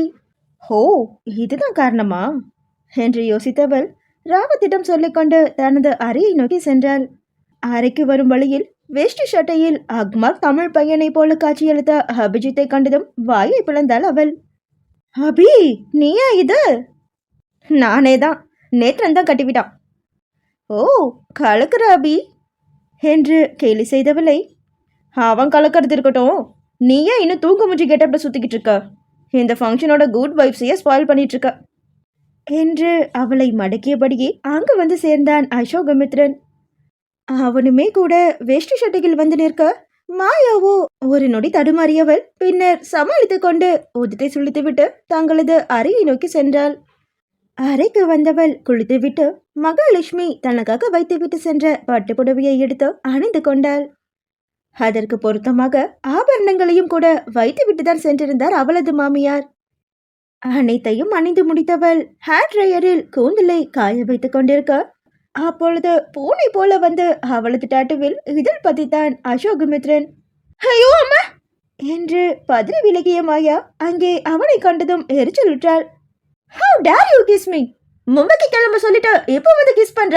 உனக்கு வெக்கமா இல்லையா மேன் என்றவள் கேட்க, அசோகமித்ரனோ வழக்கமான அலட்சிய பார்வையை அவளை நோக்கி உதிர்க்க, விலகி நகர்ந்தவள் அவன் வேகமாக அவளை இழுத்து பின்னோடு அணைக்கவும் மீண்டும் தடுமாறி போனாள். அப்பொழுதுதான் அவள் குளியலை முடித்திருந்த காரணத்தினால் தோல் வளைவுகள் இன்னும் செல்லிட்டுதான் இருந்தன. அதில் சூடாய் பதிந்தது அசோகமித்ரனது அதிரங்கள். மாயாவோ மெய் சிலிர்க்க கண்களை இறுக மூடிக்கொண்டாள். அவனது இதழ்கள் தோல் வளைவில் ஆரம்பித்து காது மடல் வரை நடத்திய ஊர்வலத்தில் உருகித்தான் போனாள் அவள். அசோகமித்ரனது கரங்கள் அவளது இடையை வலுவாக பற்றி கொண்டு அதில் நகர ஆரம்பித்தது. அவனது முத்தங்களையும் ஸ்பரிசத்தையும் திகிட்டு திகிட்டு அனுபவித்தவள் அடுத்த நொடியே அசோகமித்ரன் தன்னை மும்பைக்கு கிளம்ப சொன்னது நினைவில் வர அவனை உதிரி தள்ளிவிட்டாள். முறைப்புடன் விலகி கண்ணாடி முன்னே நின்று சிகை அலங்காரம் செய்து கொண்டவள் அவர்களின் அந்த போராட்டத்தில் கொசுவம் கலைந்து விட்டதை பின்னர் தான் கவனித்தாள். சரி செய்ய அசோகமித்ரன் உதவிக்கு வர, ஒன்றும் தேவையில்ல என்று மறுத்தாள் அவள். நீ சொன்னா கேட்க மாட்டேல என்றவன் வம்பிடியாக அவளை பிடித்து வைத்து கொசுவத்தை சரி செய்து விட்டான். அந்த நேரம் பார்த்து அவர்களின் அறைக்குள் அனுமதியின்றி நுழைந்து விட்டார் சந்திரிகா. இந்த ஒமா, நீ உனக்கு மல்லிகைப்பூ கொடுத்து விட்டாங்க என்று அறிவிப்புடன் உள்ளே வந்தவர் அங்கே தமையனின் மகன் மனைவியின் காலடியில் அமர்ந்து கொசுவத்தை நீவி சரி செய்வதை பார்த்ததும் பேச்சு முற்றற்று போனார். அவரது அந்த திகைத்த தோற்றத்தை கண்டு உதடுக்குள் சிரித்துக் கொண்ட அசோகமித்ரன், வச்சுட்டு போங்கத்த என்க சந்திரிகாவும் நொடியில் ஓடி மறைந்தார். அவர் சென்ற பிறகு மாயாவின் கூந்தலில் மல்லிகையை சூடிவிட்டவன், போலாமா என்று உரிமையோடு அவளது கரத்தை பற்றி ஹாலுக்கு அழைத்து வந்தான். அப்பொழுதுதான் அங்கே நிவேதிதாவும் வந்திருப்பதை கவனித்தாள் மாயா. அவள் கண்களால் அபிநேத்ரனிடம் எப்படி என்று வினவ, அப்பாவோட கண்ட்ரோல் இப்ப பெரியப்பா கிட்ட இருக்கு என்று ஜாடை காட்டினான் அவன். எப்படியோ ரெங்கநாதன் சொல்லையாவது இந்த மனிதர் கேட்கின்றாரே என்று எண்ணிக்கொண்டாள் மாயா. அப்பொழுதுதான் தனது அறையிலிருந்து பட்டுப்புடவை சகிதம் தேவதை பெண்ணாக வெளியில் வந்தாள் ரூஹி. அவளை அழைத்து வந்து கொண்டிருந்த அனுஷியா அபிஜித்தை காட்டி ஏதோ சொல்ல வெட்கத்தில் புன்னகைத்தாள் அவள். அவள் வந்ததும் அனைவரும் கையோடு கிளம்பி கோவிலுக்கு வந்தனர். அங்கே ரூஹிக்காக சிறப்பு அர்ச்சனைகளும் பூஜைகளும் சிறப்பாக நடந்தேறியது. பின்னர் பிரசாதம் விநியோகிக்கப்பட பரசுராமன் மற்றும் பரிமளாவின் கால்களில் விழுந்து ஆசீர்வாதம் வாங்கிக் கொண்டாள் ரூஹி.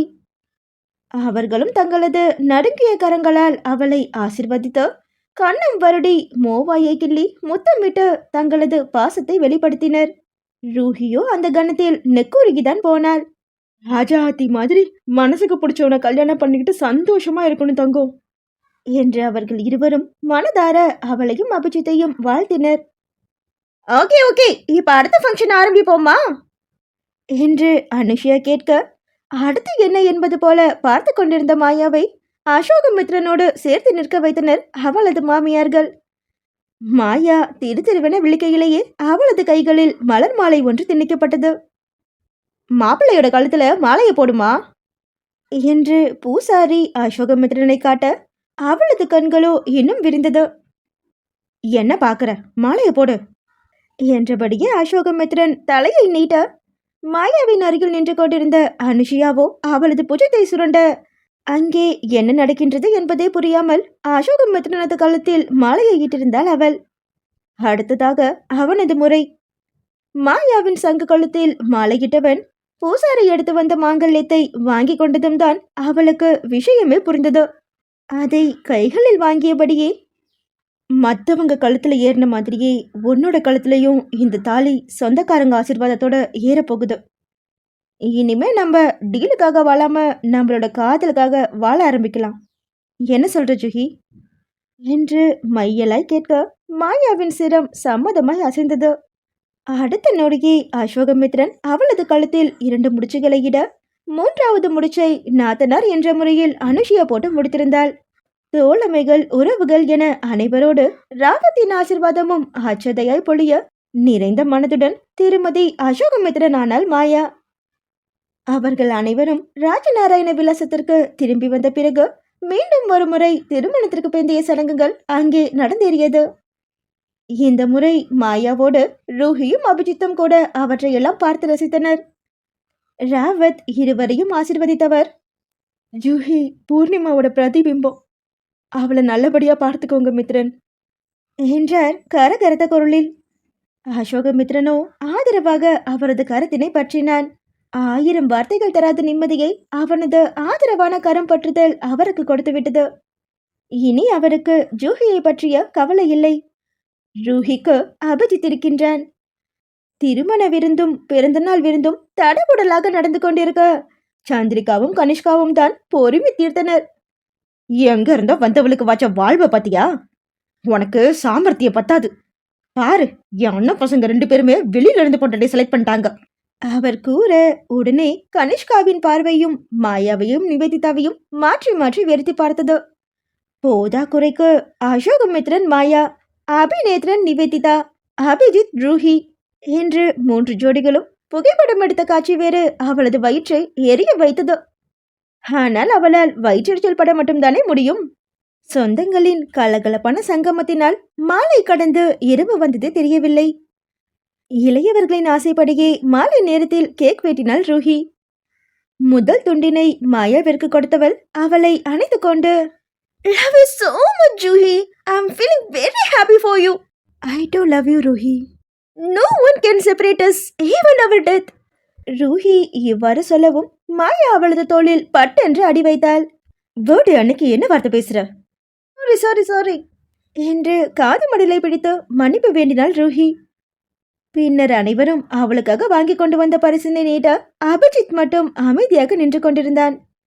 அனைவரும் விலகியதும் மெல்ல அவளை அழைத்துக் கொண்டு வெண்ணிற விளக்குகளின் ஒளியில் மின்னிக் கொண்டிருந்த தோட்டத்திற்கு வந்து சேர்ந்தான்.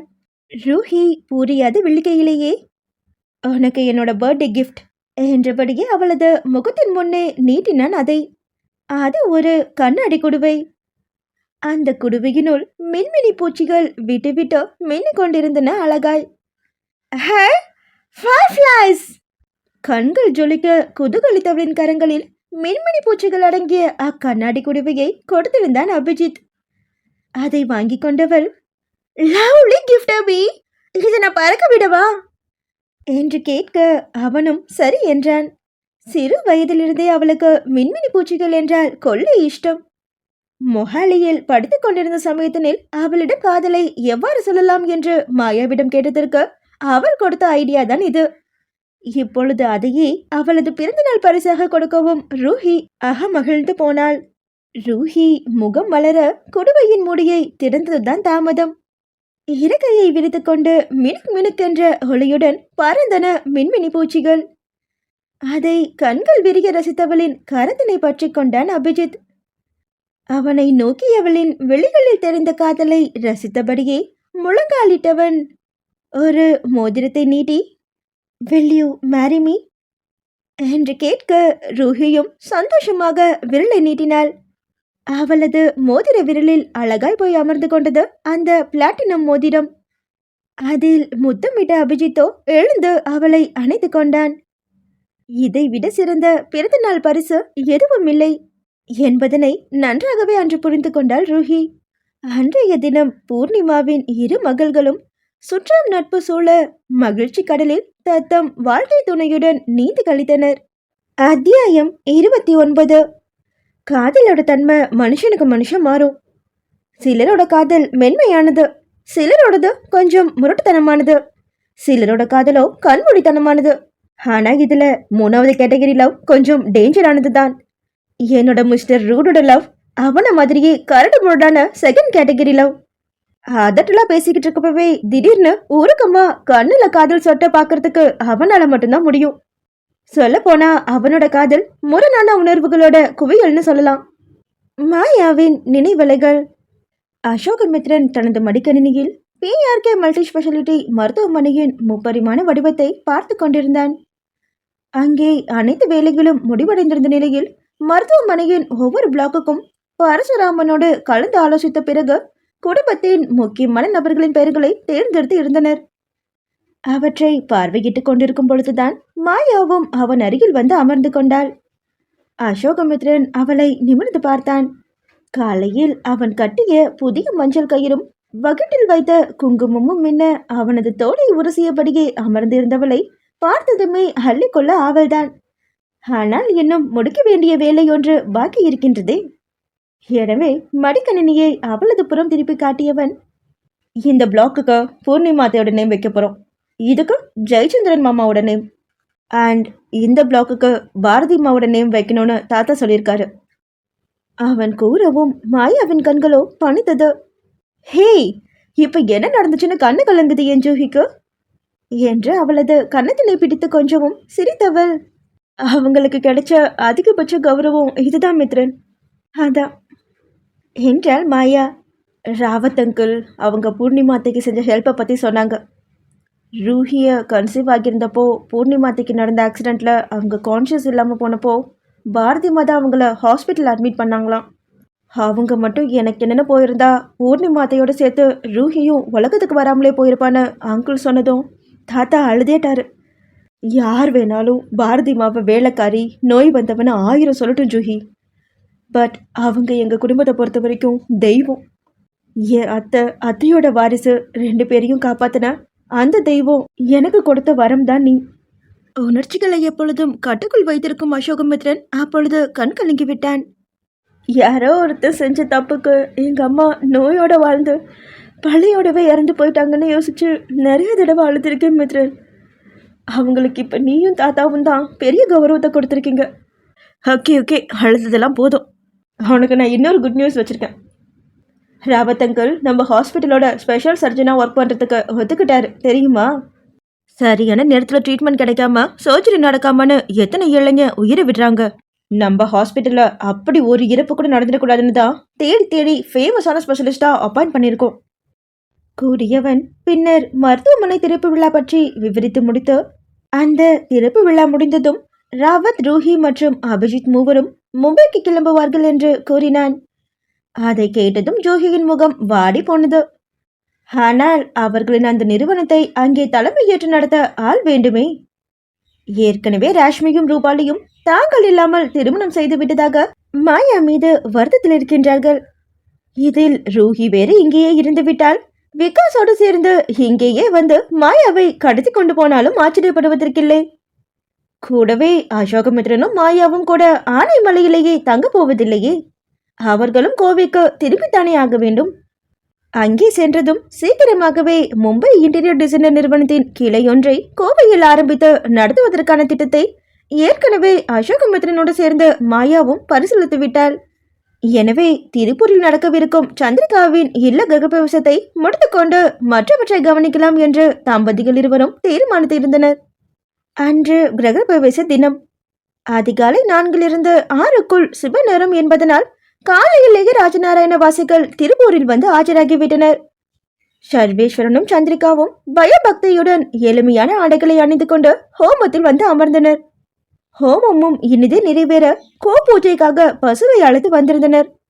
அதற்கு சந்தனம் குங்குமம் விட்டு அகத்திக்கீரை கொடுத்த கையோடு பால் காய்ச்சுவதற்காக சந்திரிகா சமையல் அறைக்குள் நுழைந்து கொண்டார்.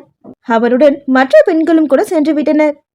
ரெங்கநாதனும் விஸ்வநாதனும் சர்வேஸ்வரனிடம் வீட்டை காட்டி அழகாக இருக்கிறது என்று கூற அவரும் தனது வழக்கமான அசட்டு புன்னகையுடன் பேச ஆரம்பித்தார்.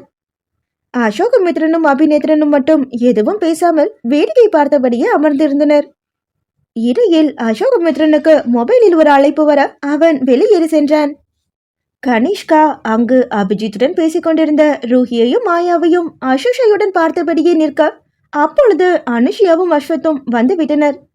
மதுரிமாவை கொஞ்சுவது போல இடத்தை காலி செய்திருந்தாள் அவள். சர்வேஸ்வரனின் உறவினர்களும் வருகை தந்திருக்க அந்த இல்லம் உறவுக்காரர்களின் கூட்டத்தால் நிரம்பி வழிந்தது. பால் காய்ச்சி முடித்ததும் அதை ஹோமம் வளர்த்த ஹாலில் இருந்த சுவாமி படங்களின் முன்னே வைத்து பூஜை செய்து ஆரத்தி காட்டி என புதுமனை புகுவிழா நிகழ்வை இனிது நிகழ்த்தி முடித்தனர். ஆதேஷ் அங்குமிங்குமாக ஓடிக்கொண்டிருந்தவன் அப்பொழுது மொபைலில் பேசிவிட்டு வந்த அசோகமித்ரனின் மீது மோதிக்கொண்டான். அவன் கைகளிலிருந்து விழுந்து உருண்டோடியது ஒரு பேனா. அசோகமித்ரன் அதை எடுத்து பார்க்க, இது அப்பாவோட பழைய டேபிள்ல இருந்துச்சு மாமா என்று கூறினான் ஆதேஷ்.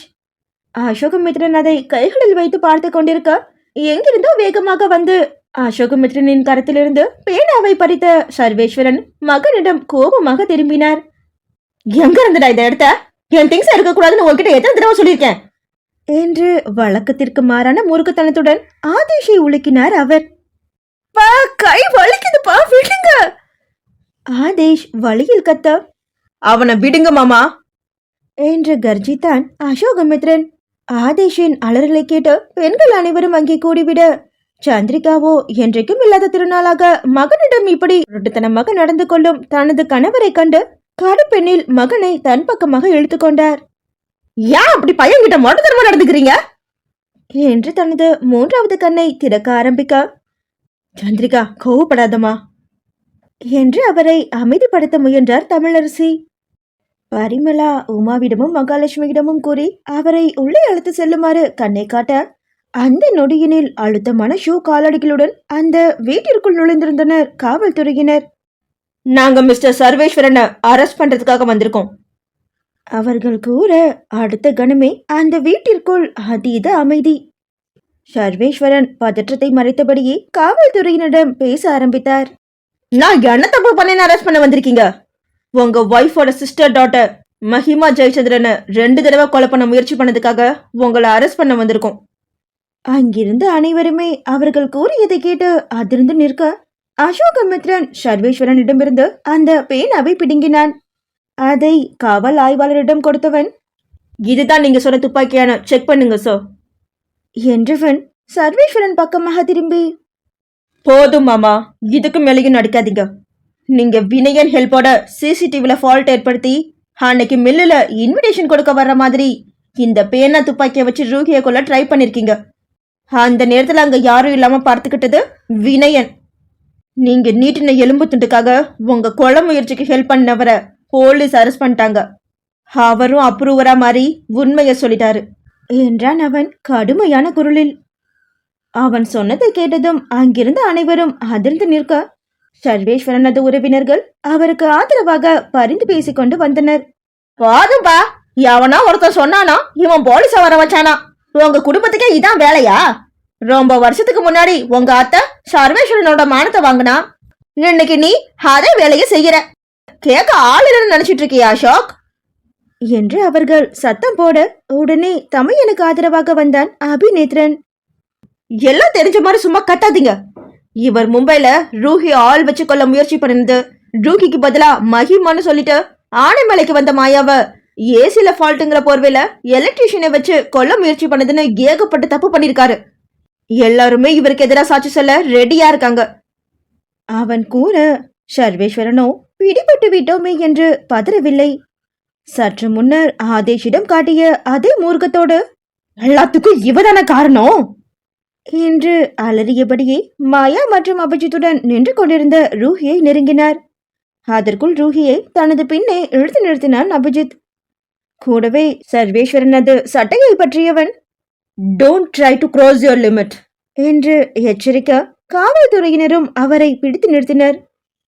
அவரோ கையை உதற முயன்றபடியே, மாட்டேன்டா, விடமாட்டேன். ஜெயில இருந்து வெளியே வந்ததும் இவளை கண்டிப்பா கொள்ளுவேன். இவளோட அம்மா என்ன கல்யாணம் பண்ணிக்க மாட்டேன்னு சொல்லிட்டு வீட்டை விட்டு ஓடி போனாலே, அன்னைக்கு ஊர்க்காரங்க என்ன பத்தி என்னென்ன பேசினாங்க தெரியுமா? நான் ஆம்பளையே இல்லைன்னு எத்தனை பேர் பேசினா. இவ அம்மாவால நான் பட்ட அசிங்கம் அவமானம் எல்லாமே என் மனசுல இன்னும் பச்சரணமா இருக்கு. அதான் அம்மாவுக்கு பதிலா மகளை கொலை நினைச்சேன். எவளை தேடுறீங்கன்னு தெரிஞ்சதும் உங்களுக்கு முன்னாடி நான் ஆள் வச்சு தகவலை கலெக்ட் பண்ணேன். நான் தேடினாலும் மாயாவை மகிமான்னு என்கிட்ட சொல்லியிருக்கான். நானும் மாயாவை கொள்ள ஆள் செட் பண்ணேன். ஆனா அந்த இடத்துக்கு இந்த மகிமா, அதான் இந்த ரூஹி வந்து மாட்டிக்கிட்டா. ஆக்சிடென்ட் ஆகி ஹாஸ்பிட்டல்லையும் படுத்துட்டா. நான் அடுத்த பிளான போடுறதுக்கு முன்னாடிதான் மதி இவளை ஆனமலை கழிச்சிட்டு வர செய்தி ஏன் காதுக்கு வந்துச்சு. வந்தன்னைக்கே அவளுக்கு சமாதி கட்டணும்னு தான் ஏசில பிரச்சனைன்னு சொல்லி எலக்ட்ரிஷியனை வர வச்சு அதை சரி செஞ்சு விஸ்வா மச்சான் மூலமா அதை அவ ரூம்லயே மாட்ட வச்சேன். அன்னைக்கு எலக்ட்ரிஷியன் சொன்ன மாதிரி பவர் கட் ஆகி கரண்ட் வந்தப்புறமும் இன்வெர்டரை நான் தான் ஆஃப் பண்ணல. ஆனா இந்த அசோக் அவளை காப்பாத்திட்டான். இதுக்கு நான் ஈவி வயர்மேன் எலக்ட்ரிஷியன் எவ்வளவு தண்டம் ஆளுதுன்னு எனக்கு தான் தெரியும். இது சரிப்பட்டு வராதுன்னு தான் நானே களத்துல இறங்கி பூர்ணிமா குடும்பத்தை பத்தி விசாரிக்க மும்பைக்கு போனேன். காசை விட்டு ஒரிஜினல் மகிமாவை கண்டும் பிடிச்சேன். உங்களை பார்க்க வரதுக்கு முன்னாடி அவளை கொல்ல காத்திருந்தேன். மாயாவோட அம்மாவை பத்தி சந்திரிகா கிட்ட சொல்லி அவளை அசிங்கப்படுத்தினதும் நான் தான். அவளை கொல்ல வினயன் கிட்டையும் அசோக்கோட ஆபீஸ் பிளாக் சூப்பர்வைசர் கிட்டையும் ஹெல்ப் கேட்டதும் நான் தான். வெறி பிடித்தவர் போல கத்தினார் அவர். அவர் பேச பேச சந்திரிகாவிற்கும் கனிஷ்காவுக்கும் பேரதிர்ச்சி. காவல்துறையினர் அவரை அங்கிருந்து இழுத்து செல்ல முற்பட அவரோ அடுத்ததாக பரசுராமனை நோக்கி பழியை வீசினார். மூத்த பொண்ணுக்கு பதிலா இளைய பொண்ணை கட்டி வச்ச உத்தமரே, உங்க இளைய பொண்ணு ஒரு நாளாச்சும் என்ன மதிச்சிருப்பாளா? ஏதோ நீங்க சொன்ன கடமைக்கு எனக்கு கழுத்தை நீட்டி கடமைக்கு பிள்ளைங்களை பத்து என்ன கிள்ளுக்கிற மாதிரி நடத்தினா. பூர்ணிமா மேல ஆத்திர வரத்துக்கு இவ்வளவு ஒரு காரணம் தான். 2 பொண்ணுங்களை பத்து ஒருத்தி எனக்கு நிச்சயம் பண்ணி இன்னொருத்தி என் தலையில கட்டி வச்சு என் வாழ்க்கையை நாசம் பண்ணது நீங்க தாயா என்று கத்திக்கொண்டே அவர்களுடன் சென்று விட்டார் அவர். சந்திரிகாவோ இடிந்து போய் அமர்ந்து விட்டார். கனிஷ்காவும் ஆதேஷும் அழுதபடி நின்றனர். பரசுராமனை ரங்கநாதனும் விஸ்வநாதனும் கைத்தாங்கலாக பிடித்துக்கொள்ள சந்திரிகாவிற்கு ஆறுதலாக உமா, தமிழரசி மற்றும் மகாலட்சுமி மூவரும் அமர்ந்து கொண்டனர். மொத்தத்தில் அந்த புதுமனை புகுவிழா நடந்த வீடு பூகம்பம் வந்ததை போல மாறிவிட்டது. அனைத்தையும் பார்த்து கலங்கி நின்ற ரூஹி, அசிட்டு மனுஷன்னு நினைச்சவரு எப்பேற்பட்ட கல் நெஞ்சுக்காரனா இருந்திருக்காருல என்று கூற, நான் கூட சின்ன மாமா சித்தி கனியை தான் சந்தேகப்பட்டேன். எனக்கு இவர் மேல துளி கூட சந்தேகம் வரல ரூஹி. ஆனா மனசுக்குள்ள எவ்வளவு வன்மத்தை வச்சுட்டு நடமாடிக்கிட்டு இருந்திருக்காரு பாரு என்றாள் மாயா ஆற்றாமையுடன். அசோகமித்திரன் தங்களது குடும்பத்தினரை தவிர அனைவரையும் களையும்படி கூறி, அத்தையும் கனியும் மனசு உடைஞ்சு போயிருப்பாங்க, நம்ம இன்னைக்கு அவங்களோடவே தங்கிக்கலாம் என்று கூற யாரும் அதற்கு மறுபேச்சு பேசவில்லை. மௌனத்திலேயே நேரம் கழிந்தாலும் கூட வயிறென்ற ஒன்று இருக்கிறதல்லவா? நிவேதிதா தான் அனைவருக்கும் ஹோட்டலிலிருந்து சாப்பாட்டை ஏற்பாடு செய்து வரவழைத்திருந்தாள். அபிநேத்ரன் நிலவரத்தை எடுத்து கூறியதும் அங்கே வந்தவள் செய்த முதல் காரியமே சாப்பாட்டை வரவழைத்ததுதான். சாப்பிடாமல் பட்டினி கிடந்தால் மட்டும் நடந்த அனர்த்தம் எதுவும் இல்லை என்று ஆகிவிடுமா என்ன? அதட்டியே அனைவரையும் சாப்பிட வைத்திருந்தாள் அவள். சாப்பிட்டு முடித்து ஆளுக்கு ஒரு அறையில் முடங்கிக் கொள்ள மாயாவும் ரூஹியும் மட்டும் சந்திரிகாவையும் அவளுக்கு ஆதரவாக அமர்ந்திருந்த விஸ்வநாதனையும் நெருங்கி சென்றனர். இவர்கள் வருவதை பார்த்து இருவரும் நிமிர்ந்து பார்க்க, சாரி மாமா, சாரி சித்தி, நாங்க உங்களை சந்தேகப்பட்டு பெரிய தப்பு பண்ணிட்டோம் என்று மன்னிப்பு வேண்டினர் இருவரும். சந்திரிகாவோ விரக்தியாய் சிரித்தவர், ஓடி போனவளால நடந்த அவமானத்துக்கு பிடிக்காத ஆளை கல்யாணம் பண்ணிக்கிட்டதுக்குன்னு நான் கூட தான் உங்க 2 பேர் மேலேயும் ஏகப்பட்ட வஞ்சத்தை கொட்டினேன். எனக்கு பூர்ணிமாக்க செஞ்ச காரியத்துல இப்பவும் கூட அவ மேல வருத்தம் தான். ஆனா அவ பெத்த மகளை கொல்ற அளவுக்குள்ள நான் மோசமானவ இல்லை என்றார் அவர். விஸ்வநாதனும், நானும் சந்திரிகாவும் இந்த விஷயத்துல ஒண்ணுதான். பூர்ணிமா மேல இருந்த வருத்தத்தை உங்க மேல கோபமா காட்டினோம். நாங்க வாழ்ந்த சூழ்நிலை எங்களுக்கு கொஞ்சம் அதிகமான திமிரை கொடுத்துருச்சு. அந்த திமிரு தான் எங்களுக்கு கௌரவம் பார்க்குற குணத்தை கொடுத்துருக்கு. அதுதான் எங்களை கெட்டவங்களாவும் காட்டிடுச்சு என்று கூறினார். இவ்வளவையும் வேடிக்கை பார்த்தபடி அமர்ந்திருந்த பரசுராமனின் தேகம் தளர்ந்து போயிருந்தது. மதிவாணனும் அசோகமித்ரனும் தான் அவரது கையை பிடித்து கொண்டனர். எல்லா பிரச்சனையும் முடிஞ்சாச்சியா, இனிமே ஏன் கவலைப்படுறீங்க என்றார் மதிவாணன் ஆதரவாக.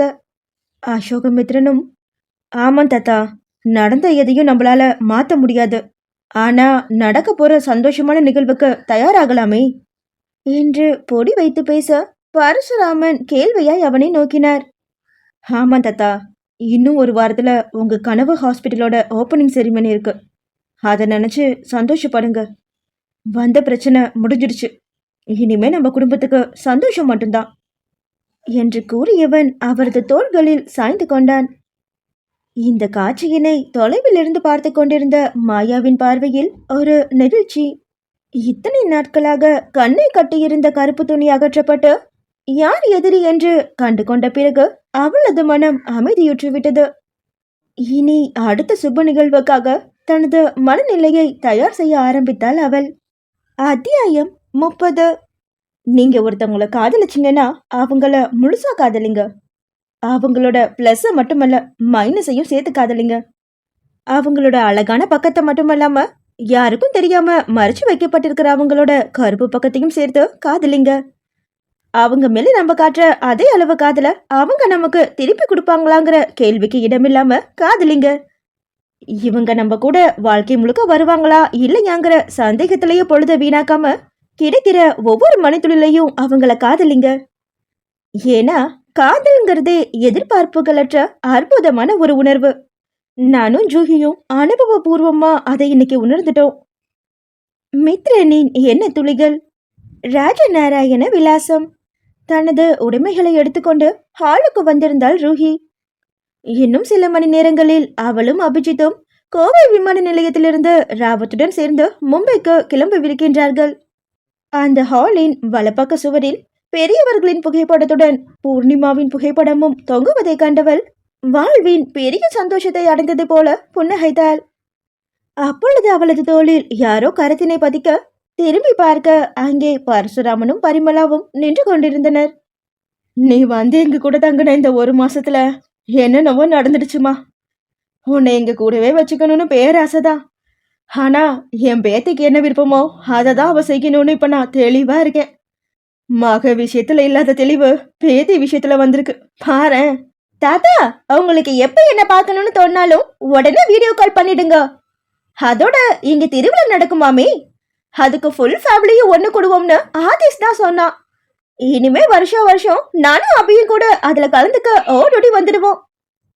அதான் என்னோட பிரதிபிம்பத்தை மாயாங்கிற பேர்ல இங்க தானே விட்டுட்டு போறேன்.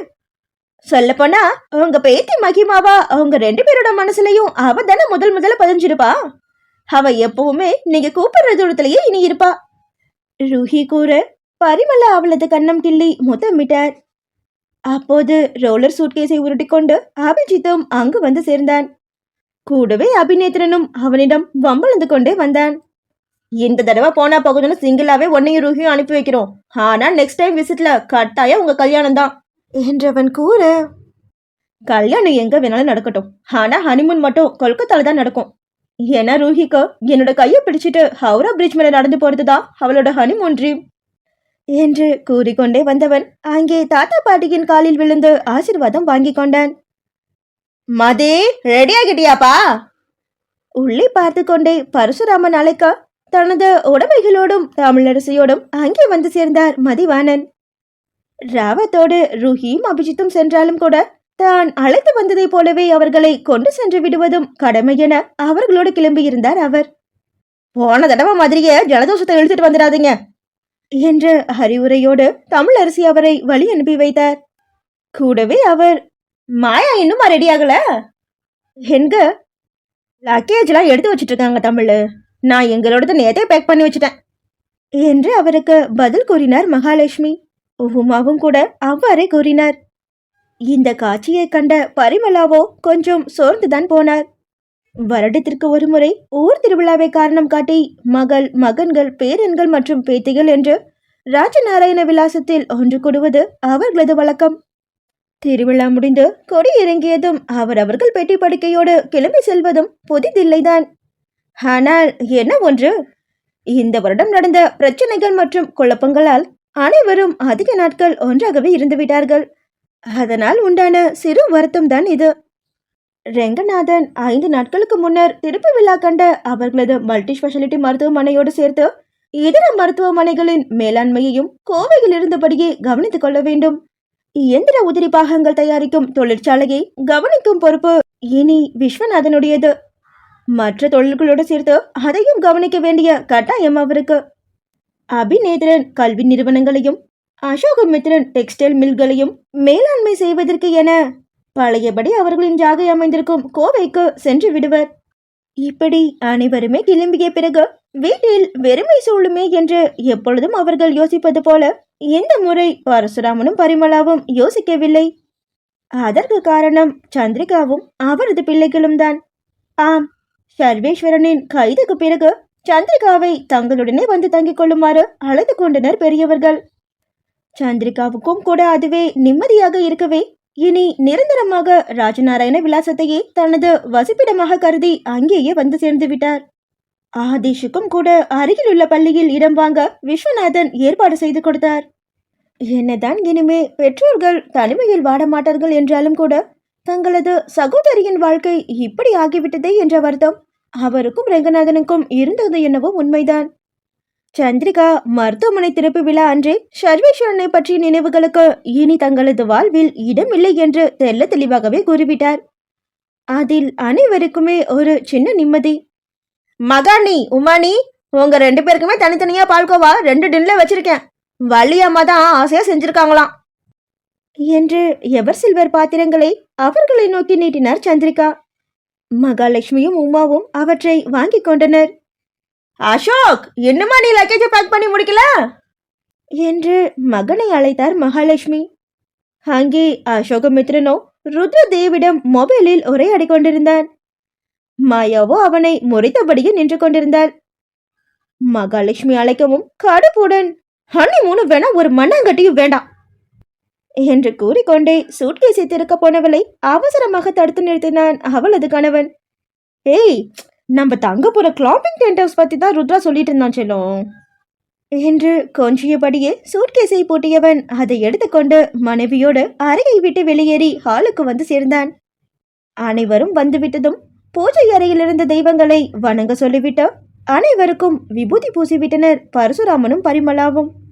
பயணம் பாதுகாப்பாக இருக்க வேண்டுமென தெய்வத்திடம் வேண்டுதல் வைத்துவிட்டு கிளம்பினால் நல்லபடியாக அமையும் என்பது பெரியவர்களின் நம்பிக்கை. விபூதி பூசிக்கொண்டதும் அனைவரும் விடை பெற்றுக் கொண்டனர். வீட்டின் பணியாட்களிடம் பெரியவர்களையும் சந்திரிகாவையும் பத்திரமாக பார்த்து கொள்ளும்படி கேட்டுக்கொண்டு அனைவரும் தயாராக நின்றிருந்த அவரவர் கார்களில் ஏறிக்கொண்டனர். மாயாவும் அசோகமித்ரனும் அவர்களது தேனிலவை முடித்துவிட்டு மும்பைக்கு ஒரு விசிட் அடிக்கும்படி ரூஹி கேட்டுக்கொண்டிருந்தாள். ரஷ்மி, ரூபாலி 2 பேருமே உங்களை செம கோவத்துல இருக்காங்க. ஸோ நீ கண்டிப்பா எங்களுக்கு ட்ரீட் வச்சே ஆகணும். என்ன சொல்றீங்க மித்ரன்? ட்ரீட் தானே, வச்சுட்டா போச்சு. நான் ஜூகியை ஃபர்ஸ்ட் டைம் பார்த்த அந்த ஸ்வீட் அண்ட் சால்ட் ரெஸ்டாரண்ட்லயே ட்ரீட் வச்சுடுவோம். எனக்கும் கூட ஓல்டு மெமரிஸை ரீகால் பண்ணுறதுக்கு சான்ஸ் கிடைக்கும்ல. ஓ, ஓகே ஓகே. ஆனால் இந்த தடவை எக்ஸ்பீரியன்ஸ் நீ வாழ்க்கை முழுக்க மறக்க மாட்டேன் மித்ரன். ஏன்னா ட்ரீட்னு வந்துட்டா நம்ம ரூஹி ஜப்பான் சும்மாக்கே டஃப் கொடுப்பா பார்த்துக்கோ. உன் பர்ஸ் மட்டும் இல்லை, பேங்க் பேலன்ஸையும் சேர்த்து காலி பண்ணிட்டு தான் விடுவா என்றான் அபிஜித் கேலியாக. போடா என்று சினிங்கினாள் ரூஹி. நீ அவளை குறை சொல்லாதாபி. இப்படி நினைச்சப்ப காஸ்ட்லியான ரெஸ்டாரண்ட்ல சாப்பிடணும்னு தான் மிஸ்டர் ரூட வேற வழி இல்லாம நான் கல்யாணம் பண்ணியிருக்கேன் என்று தோழிக்கு ஆதரவாக பேசுகின்றேன் என்று கணவனின் காலை வாரிவிட்டாள் மாயா. இவ ஒருத்தி இதை மறக்கவே மாட்டா போல என்று வாய்க்குள் முழுமுணுத்துக் கொண்டான் அசோகமித்ரன். அபிஜித் அனைவரிடமும் விடை பெற்று காரில் ஏறினான். ராவத் மாயாவை பத்திரமாக பார்த்து கொள்ளும்படி அசோகமித்ரனிடம் கூறிவிட்டு அவரும் சென்று மதிவாணனுடன் காரில் அமர்ந்தார். அடுத்து ரூஹி அபிஜித்தின் திருமணம், அபிநேத்ரன் நிவேதிதாவின் திருமணம், கனிஷ்காவின் திருமணம் என அவர்கள் ஒன்று கூட அடுத்தடுத்த வாய்ப்புகள் வரிசையாக இருக்கின்றதே. அக்கா, நான் எக்ஸாம் ஹாலிடேஸ்க்கு மும்பைக்கு வரவா? ரூஹி கிளம்பிய பொழுது ஆசையாக கேட்டான் ஆதேஷ். அவளோ அவனது பின்னே நின்று கொண்டிருந்த கனிஷ்காவை காட்டி, 2 பேரும் வாங்க, அங்க உங்களுக்கு ஊர் சுத்தி காட்ட என்னோட ஃப்ரெண்ட் விகாஸ் இருக்கான், ஜாலியா என்ஜாய் பண்ணலாம் என்றவள் கனிஷ்காவிடமும் இன்முகத்துடன் விடை பெற்றாள். முந்தைய நாளின் நிறைவில்தான் கனிஷ்கா மாயாவிடமும் அவளிடமும் மன்னிப்பு கேட்டிருந்தாள். அன்னைக்கு எனக்கு முன்னாடி நீ அசோக்கை பார்த்துடக்கூடாதுன்னு தான் நான் டோரை வெளிப்புறமா லாக் பண்ணேன் மாயா. மற்றபடி அப்பா செஞ்ச சதி பத்தி எனக்கும் அம்மாவுக்கும் எதுவும் தெரியாது என்று அழுதபடி சொன்னவளை தோள் நினைத்து ஆறுதல் கூறினர் தோழியர் இருவரும். எனவேதான் இப்பொழுது அவளிடம் இன்முகம் காட்ட தயங்கவில்லை ரூஹி. மாயாவிற்கும் அசோகமித்ரனுக்கும் டாடா காட்டிவிட்டு அவர்களுக்கான காரில் ஏறி அமர்ந்தனர். அபிநேத்ரன் அபிஜித்துக்கு அழைத்து கிளம்பி விட்டார்களா என வினவினான். அவனும் நிவேதிதாவும் இவர்கள் மூவருக்காக கோவை விமான நிலையத்தில் காத்திருக்கின்றான்.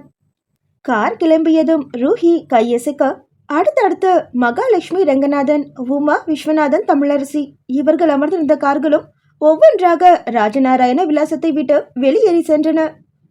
நம்மளும் கிளம்பலாமா என்றபடியே அசோகமித்ரனும் தாத்தா, பாட்டி மற்றும் அத்தையிடம் விடை பெற்றான். எதுவும் அவசரம்னா எனக்கு கால் பண்ணும், அத்தையை கஷ்டப்படுத்தக்கூடாது என்று கனிஷ்காவிற்கும் ஆதேஷிற்கும் அறிவுரை வேறு வழங்கினார்கள். பரசுராமன் பரிமளாவோடு சேர்த்து சந்திரிகாவும் அந்த தேனிலவு தம்பதிகளை பத்திரமாக செல்லும்படி கேட்டுக்கொண்டார். அசோகமித்ரன் காரில் சென்று அமர மாயாவும் அவன் அருகே முன்னிருக்கையில் அமர்ந்து கொண்டார். அவர்களது காரும் வேகம் எடுத்தது. அசோகமித்ரனும் மாயாவும் செல்வது ஊட்டியில் உள்ள பர்ன்ஹில் பகுதியில் பசுமை சூழ்ந்த பள்ளத்தாக்கில் ருத்ரதேவின் ஹோட்டல் குழுமம் புதுமையான வகையில் ஆரம்பித்திருக்கும் ஸ்கை கிளாம்ப் என்ற நவீன வகை கிளாம்ப் ஹவுஸிற்கு தான். இந்தியாவிலேயே முதல் முறையாக அவனது ஹோட்டல் நிறுவனம்தான் இந்த கிளாம்பிங் ஹவுஸை நடைமுறைக்கு கொண்டு வந்துள்ளது. இவர்களின் இந்த தேனிலவு மறக்க முடியாத ஒரு அனுபவமாக இருக்கும் என்று அவன் கூறியதை அப்பொழுது அசோகமித்ரன் நம்பவில்லைதான். ஆனால் ஸ்கை கிளாம்ப் அமைந்துள்ள பர்ன்ஹில் பகுதியின் பள்ளத்தாக்கு நுழைவு வாயிலில் இறங்கி நடந்து வந்த பொழுதுதான் அது எந்த அளவுக்கு உண்மை என்று அசோகமித்ரனுக்கு புரிந்தது.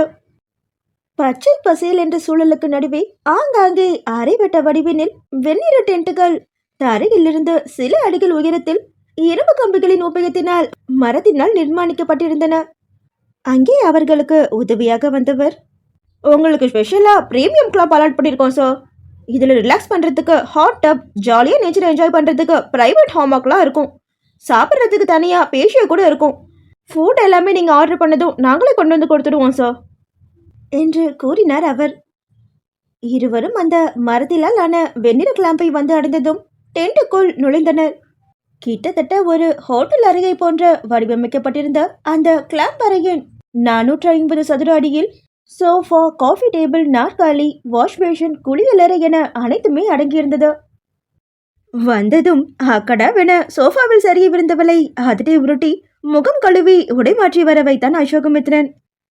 அவள் இலகு உடைக்கு மாறி வருகையிலேயே அவனுமே உடையை மாற்றிவிட்டு அவர்களுக்கென காஃபியை சுட சுட தயாரித்துக் கொண்டிருந்தான்.